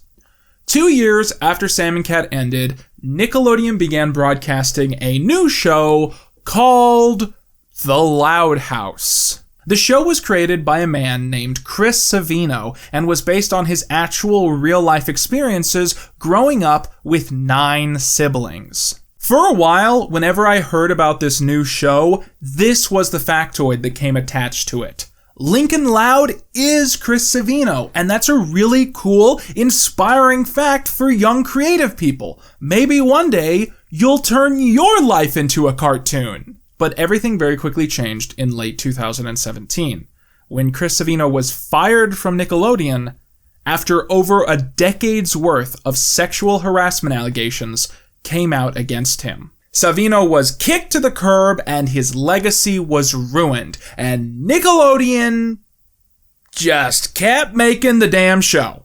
In just 2 years, this guy's name went from an inspiring story of creativity to something you can't say in the building where they're making the show. The Loud House is still being made today, and when it comes to the average online conversation about the show, this man does not exist. Cognitive dissonance has taken over. The Loud House has no creator. And a big shift in public opinion doesn't just happen by itself. It takes a PR firm and a marketing division and someone with a background in SEO. And most of all, it takes a lot of time and a lot of money. And so when you tell me that Sam and Cat was canceled because one no-name producer had an allegation made against him, I believe you. But I think the real story here is that Nickelodeon wasn't willing to put up a fight for Sam and Cat, and they took the first possible chance to end the series. And if that was because production had turned into a total hellscape waiting to be turned into an op-ed, or because Ariana Grande was about to become too famous for Nickelodeon to afford, or because Nickelodeon was constantly trying to stop the allegations against the creator from hitting the mainstream, it doesn't really matter. Maybe it was all of those things. What does matter is that Sam and Cat was not canceled before its time. Sam and Cat was put out of its misery like a dog with rabies. And then Nickelodeon offered to pay Jeanette McCurdy hush money And when she said no, they let the Hollywood press blame her for the show ending. And after that, they invited her to the Kids' Choice Awards 2014. And when she didn't show up to put on a big fake smile at the KCA and didn't watch the creator be given a Lifetime Achievement Award while being investigated for emotionally abusing children, and when she didn't step on stage with the rest of the cast of Sam and Cat so they could be given the Kids' Choice Award for Best TV Series while the show was shrouded in shame and secrecy, she tweeted out to her followers that she was boycotting the event because Nickelodeon was being unfair to her. Which sadly caused people to really believe that if she was boycotting the Kids' Choice Awards, that she had quit the show, and thus she was the reason the show was canceled. So if none of this was true, why not come out and speak truth to the public record? Well, because she was afraid that if she was the person to come clean about everything, she would forever be associated with Nickelodeon. She would always be the former Nickelodeon child star. She would always be Sam Puckett. I hate being known as Sam. I absolutely hate it. I've tried to find some peace with it, but I haven't. When people say, "You look like that girl from iCarly," I just say, "Nope, not me." I will, however, take a picture with anyone who knows my actual name because I genuinely appreciate the courtesy. But anyone else? Nope. I know I've grown bitter. I know I've grown resentful. But I don't fucking care. I feel like that show robbed me of my youth, of a normal adolescence where I could experience life without every little thing I did being critiqued, discussed, or ridiculed. And so, in the immediate time after the series ended, Jeanette reconsidered what she wanted to do with her life, all while still struggling with her alcohol intake and her daily binging and purging. Shortly after leaving the show, Jeanette produced an amateur web series titled What's Next for Sarah, about an actress in a sitcom having an identity crisis after the show ends. The show only lasted 4 episodes, and depicts Jeanette's resentment for numerous elements of Hollywood culture, including her apparent belief that therapy was a massive grift. Even then, it was very obvious that Jeanette harbored a deep resentment for acting, but she didn't have many other options in her life. So, when she was offered the chance at being a lead in a Netflix original series, she took the chance. Now, this was back when Netflix was good, as in it was back when Netflix was thought as higher television, almost like prestige TV, except everybody watched it. So going from a Nickelodeon sitcom to a Netflix original series should have been a big step up, in theory. But when she arrived in Toronto, where the series was being filmed, she started noticing some issues. The script was bad, the show was low budget, and she eventually realized she had never seen a Netflix representative anywhere on set. She called her agents and learned the hard truth. The series she was on was a co-production, distributed by Netflix, but produced by City TV. But it was too late to turn back, and Jeanette began filming Between. This is just a personal insight, but I remember back in the mid-2010s, you could always tell when a show was about to flop when they gave it just a completely ungoogleable name. Selfie, Class, Between. Terrible, terrible names for shows. You might as well named it like fucking Good Food Near Me, the show. If I look up the name of your show and it doesn't pop up, your show's about to flop. And I'm sorry, but you should have thought that one through. Anyways, I'm not going to pretend I watched this terrible, terrible show, so instead, here's a random clip out of context. Fathers, our God, we come before you today, not in sadness or despair, but in joy and in confirmation. We come affirming. Stop it. We need to pray. No, we don't, Melissa. Please, Wiley. Pray with me before it's too late. Too late for what? For your salvation. Surely you must understand the danger you're in if you don't ask for forgiveness, and eternal damnation is a possibility. I don't want forgiveness from you or God. The most important detail about Between is that this is where Jeanette meets Steven, a boy she has a crush on. The two begin seeing each other regularly and end up sleeping together. This isn't the first time Jeanette has sex, but it's the first time that she understands why someone would want to have sex. It's the first time she feels mentally present and she feels that connection. When she leaves Canada after the season is over, they officially become a couple, and they keep calling and texting while she's back in California, and eventually he calls her and says that he can't keep away. She picks him up from LAX in her car, they go back to her house, and they hook up again. But when he goes to use the bathroom and he comes back, he seems really, really tense. Steven has noticed that Jeanette has vomit stains on her toilet, the kind that you really can only get if you're constantly throwing up. Jeanette defends herself, saying it's just something she does to help her get through the day and that she can quit at any time, just like him with cigarettes. But he says this isn't a joke. He can't sit by and watch her hurt herself all the time. If she can't quit bulimia, he wants to break up. And so Jeanette begins the difficult task of trying to find help and course correct. Jeanette begins meeting regularly with a therapist she calls Laura. She attempts to feed Laura a very simplified version of her life and the situation. She's an actress, she drinks too much, she binges and purges, her boyfriend says if she doesn't fix herself, he's going to break up with her.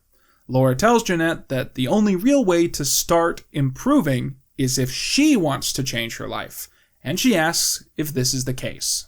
It's almost like Laura is the casting director and I'm the child actor, trying to say exactly the thing that will earn me a callback. Laura sees Jeanette up to 5 times a week, and in many cases acts more like her sponsor than her therapist. Their initial goal together is to help Jeanette gain the tools to understand and handle her impulses with food. After weeks of work, Jeanette accomplishes an important milestone.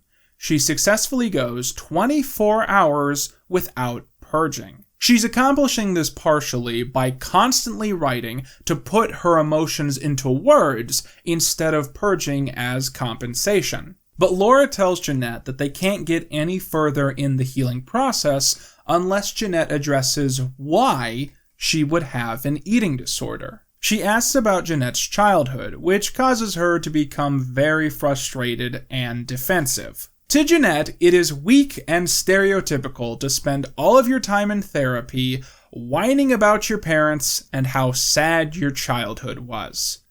But Laura pushes ahead and specifically asks about Deborah. Soon, Jeanette is making it her mission to describe the cleanest, nicest version of her childhood and to make her dead mother seem like a saint. But despite Jeanette's own self-censoring and borderline lying about her emotions as a child, Laura immediately identifies that Deborah was abusive to Jeanette. And this is one of the most impactful parts of the audiobook and one of the hardest parts to get through, because there's a moment where Jeanette, in the present day, struggles to read what she's written, and they leave that in the audiobook. Your mother essentially condoned your anorexia, encouraged it. She taught it to you. That's abuse. My mind flashes back to the first time I heard the word anorexia, when I was sitting on the paper-covered table in room 5 at Dr. Tran's office. Suddenly, I feel just like that little 11-year-old girl who was confused and scared and uncertain. Growing emotional, Jeanette flees the office and drives home with tears welling in her eyes. If her mother abused her and took advantage of her, that means her entire life is built on a foundation of lies. And really, truly confronting that would mean destroying what little identity she still has left and starting over. And she isn't willing to do that. She gets home, runs into the bathroom, and begins purging. And she continues vomiting until what is coming out is a mix of vomit and blood. Shivering and weak, she sends Laura an email saying that she no longer requires therapy, and she goes to bed. Sometime later, Steven arrives at Jeanette's house. He has found a job working in Hollywood for the next 6 months, and the pair have a plan for him to live with her while he's working. At this point, she has not told him that she gave up on therapy, and she knows that she has to break the news to him at some point. But when he arrives, he has other things on his mind. Because Steven tells Jeanette that he watched the movie God's Not Dead on Netflix, and now he's a born-again Christian and he thinks that they both need to find Christ. Jeanette goes along with all this partially because she desperately needs him in her life, but also because it comes with the added bonus of the fact that Steven now believes that you don't need therapy when Christ is in your heart. At this point, Jeanette is constantly drinking a unique mix of vodka and wine, and she goes to church with Steven 4 or 5 times a week. But one day, he breaks some news to her. He's been praying to God and has decided that they need to stop having sex because it's a sin. In just a few short years, the tables have turned. Jeanette now realizes that her life is terrible and she can't live without sex, and specifically, not the amazing sex that she and Steven are known to have. In an attempt to convince him that he also needs sex, she gives him a blowjob in spite of him protesting. But when she's done, he says that didn't feel right and that he was definitely correct and sex is a sin and they need to stop. Now, if at any point in this video so far, I have even slightly convinced you that you need to read this book, stop the video here. Go out, get the book, read the book, listen to the audiobook, whatever you're going to do. And the reason I'm saying that is that I'm about to spoil the 2 wildest twists in the book. And I know it feels weird to call it a twist when it's an autobiography. But the fact, if this was in a fiction book, they'd say it was hackneyed. It reads like bad twists. And the fact that these things keep happening to this woman and her life keeps getting worse, it is absolutely wild. And it's just written so well that I feel like I'm robbing something from your experience if you get all that from me instead of just experiencing the book. So please, if you think you're gonna read the book, stop here and then come back, okay? All right, let's do this. So shortly after Steven starts living with her, Jeanette gets a call from her father. So it turns out 1 week after Deborah died, her husband Mark immediately started dating her best friend from high school named Karen. The two had become very serious very quickly, with Mark being identifiably happier with Karen than he ever was with Deborah. And of course, this reality makes Jeanette kind of uncomfortable. But despite this, the family makes great effort for everyone to stay in contact, and that goes both ways. Mark tells Jeanette that he has some big news for her, and immediately Jeanette presumes the worst possible thing she can think of. He and Karen are about to get married, and they want her approval. As the tension in the room grows, she anticipates how she is going to react to yet another piece of bad news. Here it comes. Dustin, Scotty, and you are not my biological children. Huh? I'm shocked. I feel the color drain from my face. I'm sure I'm about to pass out. So it turns out that for most of the time that Deborah and Mark McCurdy were married, Deborah was sleeping with another man. Mark knew this was the case, but he decided to stay with his wife and help raise the children anyways. When Jeanette asks why, Mark isn't sure.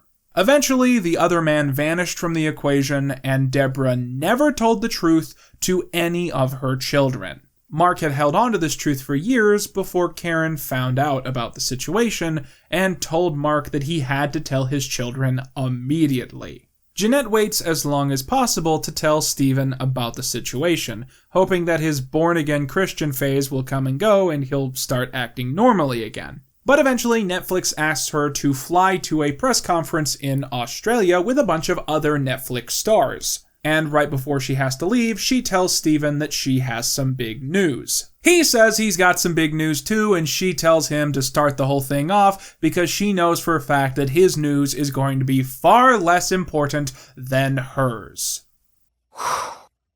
I am Jesus Christ reincarnated. Huh? Yeah, so Stephen reveals that he is Jesus Christ.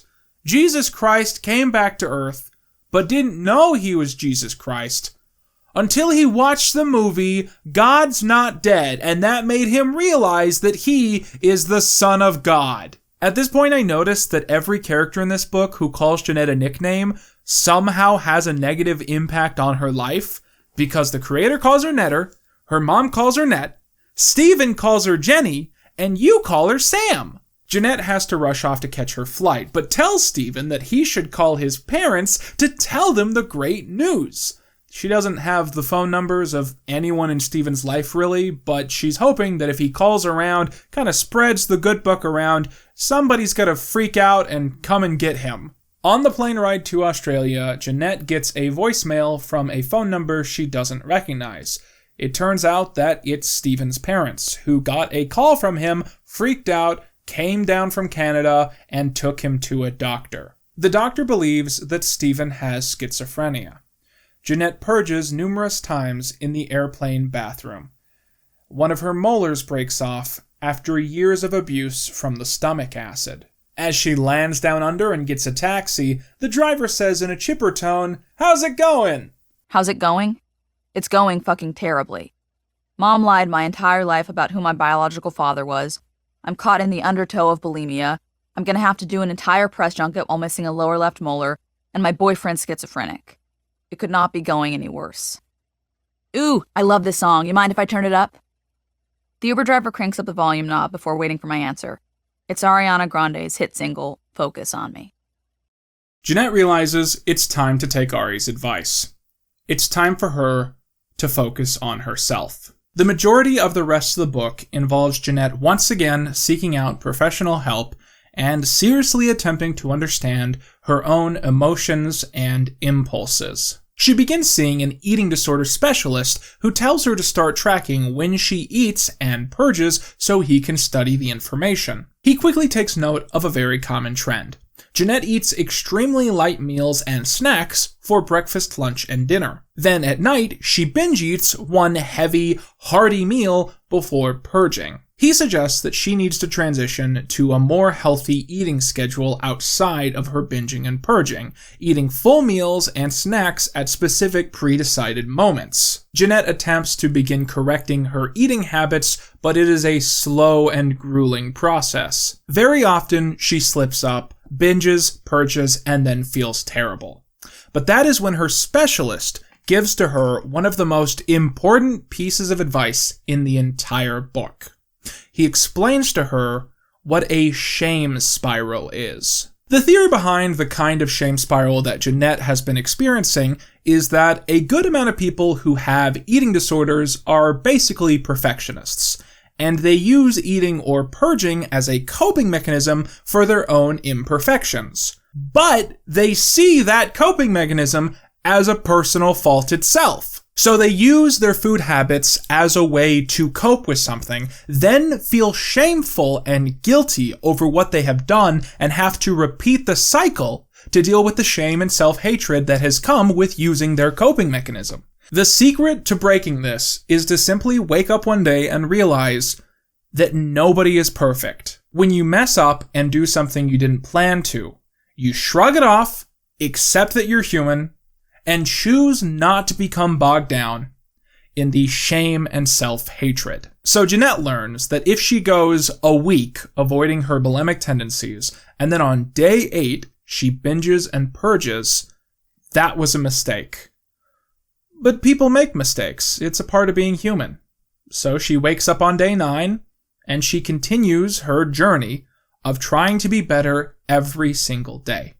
Because the cycle of betterment does not stop simply because of a kink in the hose. By this point, Stephen has long had medical treatment and therapy for his mental disorder, and his obsessions with religion, abstinence, and being the Son of God have all faded away. But as he begins to understand the strife of his mental struggles, he quits working, begins living full-time out of Jeanette's house, and begins buying excess marijuana, smoking as much marijuana as he can every single day, so he can basically become emotionally catatonic, because he simply cannot deal with existing as a person anymore. As Jeanette is getting better, Steven is getting worse, and her specialist eventually suggests that she could make even further strides even faster if she could dedicate that energy towards helping herself. And so, she and Steven break up, ending several years of codependency. Just before her birthday, Jeanette goes out with Quinton and Miranda on a special mission to find and confront her biological father. She finds out that as a hobby, he plays trombone in a jazz band, and the group go to one of their performances, and when he sees her, he instantly knows who she is. Jeanette's biological father tells her as much information as he can before he has to leave, and they exchange contact information. But in interviews, Jeanette has admitted that after a while, they lost contact because that relationship ended up being just as strange as the relationship she has with her other father. On her 24th birthday, Jeanette once again does something that she's done many times. She throws out her bathroom scale. This has been a constant goal of hers, as since she was 10, her weight has had a massive role in her identity and ability to have self-love. And she has finally decided that she needs to let go of this, that she needs to live life not knowing what she weighs because she needs to live past the scale. On that day, her 24th birthday, she successfully throws out the scale and never buys another one. Shortly after this, Jeanette gets a call from her agents again. They have great news. Her ungoogleable Netflix show has been canceled after 2 seasons. They say they are now ready to begin submitting her for other roles. But she says this will not be necessary, as she has decided to take a break from acting. They say to reach out if she wants to reconsider. Then the call ends. And with that, Jeanette's career ends after 18 years. 2 years later, Jeanette finds herself at Disneyland with Miranda, celebrating her 26th birthday. She's made significant strides in her journey, to the point that her specialist says she's not bulimic anymore. She is simply someone who occasionally, usually once or twice a month, acts out bulimic tendencies. To Jeanette, this isn't good enough. While at the park that day, she finds herself binge eating at one of the restaurants, and excuses herself as she goes to the bathroom and begins purging. As she looks in her mirror, she contemplates her future. I think of Mom. I don't want to become her. I don't want to live off chewy granola bars and steamed vegetables. I don't want to spend my life restricting and dog-earing Woman's World fad diet pages. Mom didn't get better, but I will. As the next few years pass, the inevitable happens. She and Miranda slowly drift apart. It's not because of animosity or any disagreements, it's just because life has happened. They've grown in different ways and ended up living different lives, and they rarely have an excuse to try and spend time together. But on one fateful day, Jeanette gets a call that she's been expecting. It's Miranda. She picks up the phone and leaves her apartment so she can walk around as they talk. The two reflect on the past, catch up on family drama, and exchange pleasantries. But Jeanette knows the real reason the phone call is happening. Miranda, I'm not doing the reboot. There's nothing you can say to convince me. Well, I'm still gonna try, she laughs. I laugh too. Miranda believes that the iCarly reboot will give them all a chance to have a fresh start, to have new experiences and make new connections in the industry. Jeanette disagrees. She knows that there is nothing that looks worse on a resume than an old TV show, a huge gap, and then a reboot of the old TV show. She thinks the whole thing is foolhardy. But either way, it doesn't matter. She's done with acting, and she's done with Sam Puckett. But it's really good money, Miranda tells me. I asked if they'd give you the amount I'm making, and they said yes. I know, I say to Miranda, but there are things more important than money, and my mental health and happiness fall under that category. And I think that when it comes to this specific chapter, there's this great unspoken but unavoidable tragedy that is happening. Because iCarly brought Jeanette and Miranda together. And Miranda has been one of the biggest loves of Jeanette's entire life. And now it's almost as if iCarly is pulling them apart. And once again, not because of animosity or any resentment, but just because they are now heading in completely different directions with the rest of their lives. Jeanette had finally outgrown iCarly and had found closure in that reality, while Miranda, Nathan, and Jerry were trying to turn iCarly into something worth returning to. At the end of the book, Jeanette visits her mother's grave, something that has become more and more rare as the years have gone by.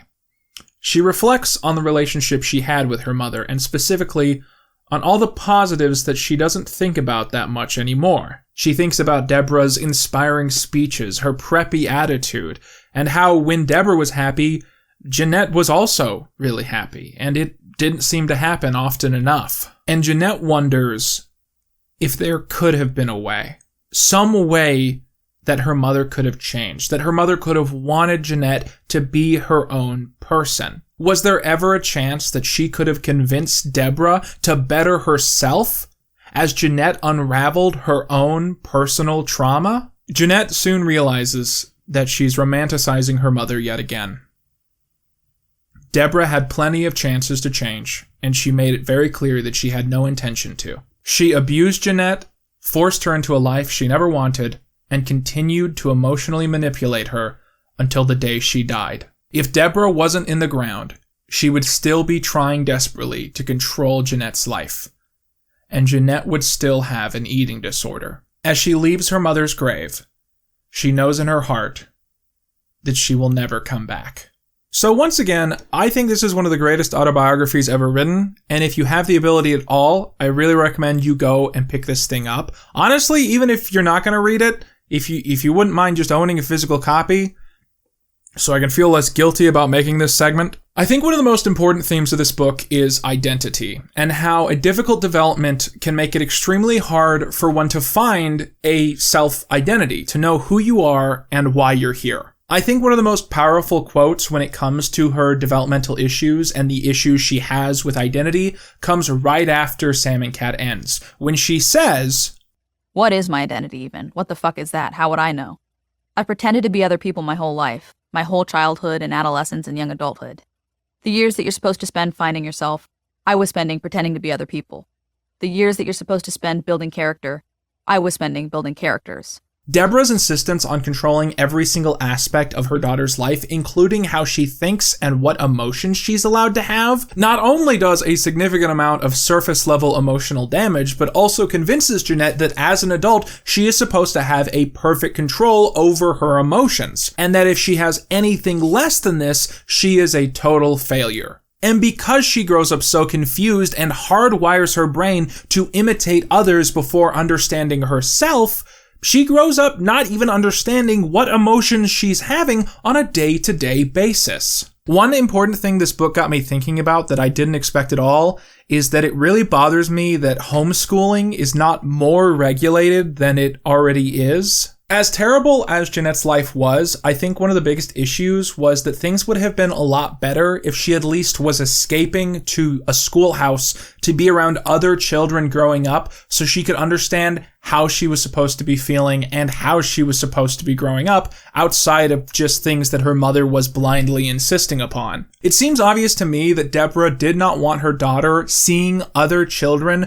growing up in a regular school setting, lest she realized that there was something very strange about their dynamic. And she furthermore certainly didn't want Jeanette being watched over by a regular school teacher who would have been required to report suspected child abuse. A big recurring theme that you're probably going to find in just about any biography is about how our identities as adults are defined by our nostalgia and memories of our past. And a big reason that people who were the victims of abuse don't want to admit it to themselves after the fact is that they don't want to have to give up those memories.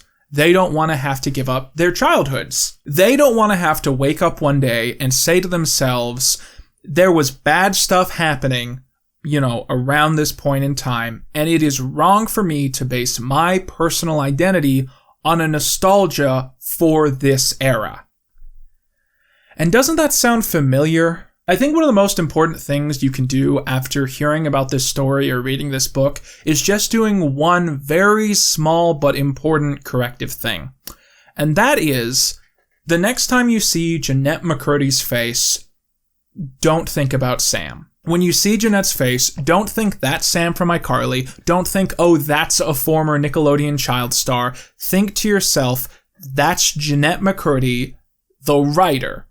A damn good writer who knows how to speak her truth to power. But in a much wider sense, the most important thing that we can all do is try not to repeat the cycle. We are not going to be able to stop teenagers from becoming famous and pageant moms from being pageant moms. But we can at least try and set a standard that obsessing over every mistake and tumble of a developing teenager is weird. It should not be a normal standard that TMZ is stalking the cast of Danger Force to a beach in Hawaii to take unsolicited photographs, or that a relative of a family member finds out they died because it was on fucking E! News. And if you're a kid out there and you've realized that your parents have done to you what Deborah did to Jeanette, that is abuse. And I know the fear of collapsing the status quo around you might have convinced you to not do anything about it. But there are ways to get help,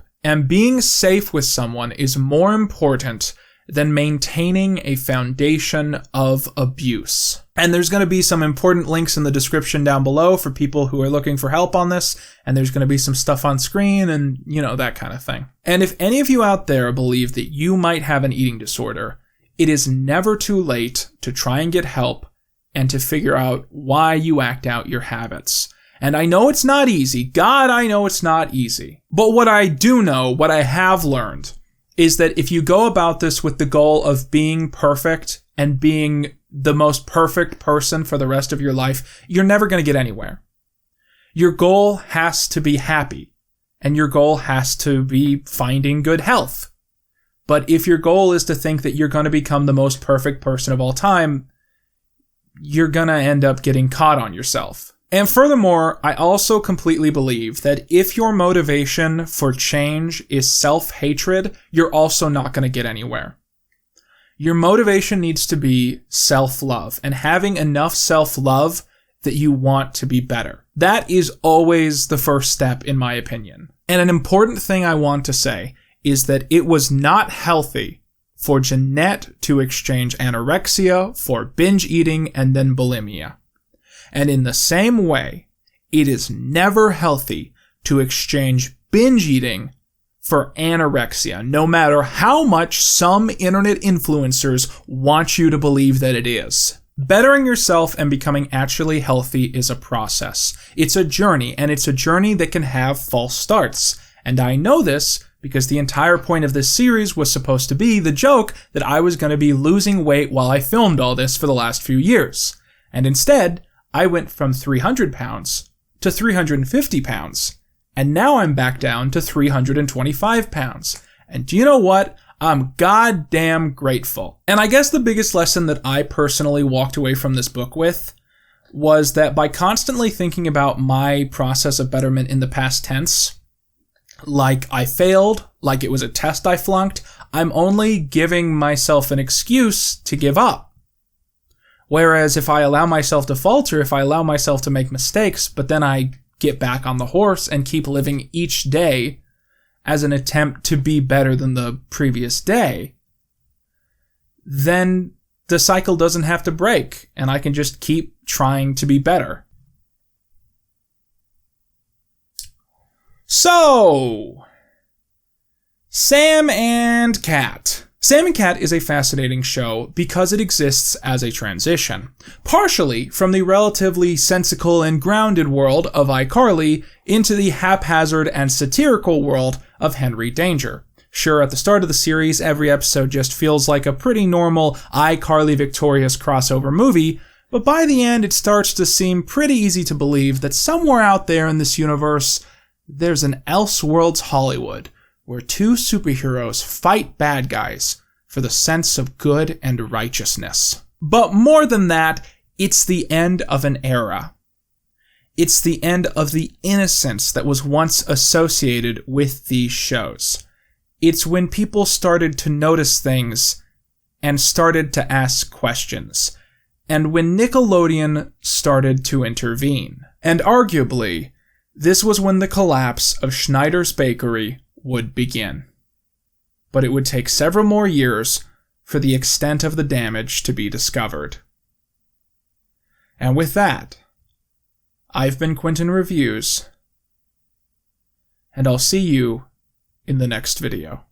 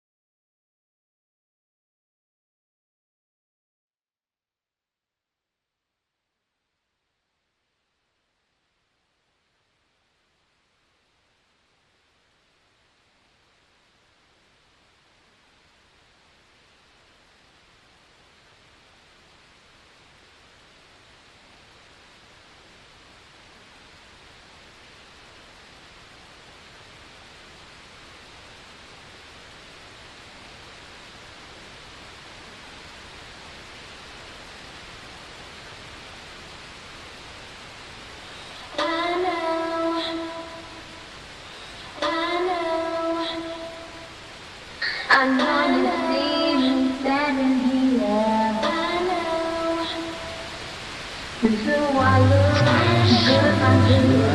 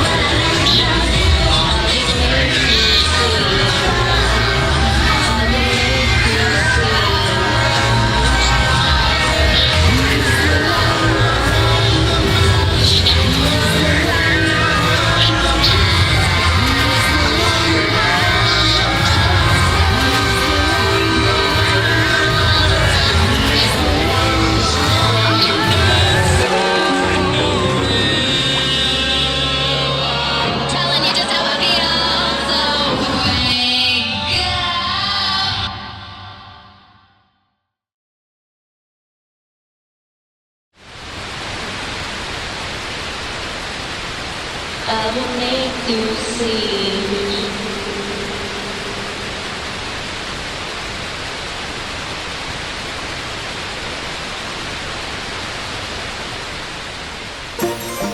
Head of the class will continue in a moment.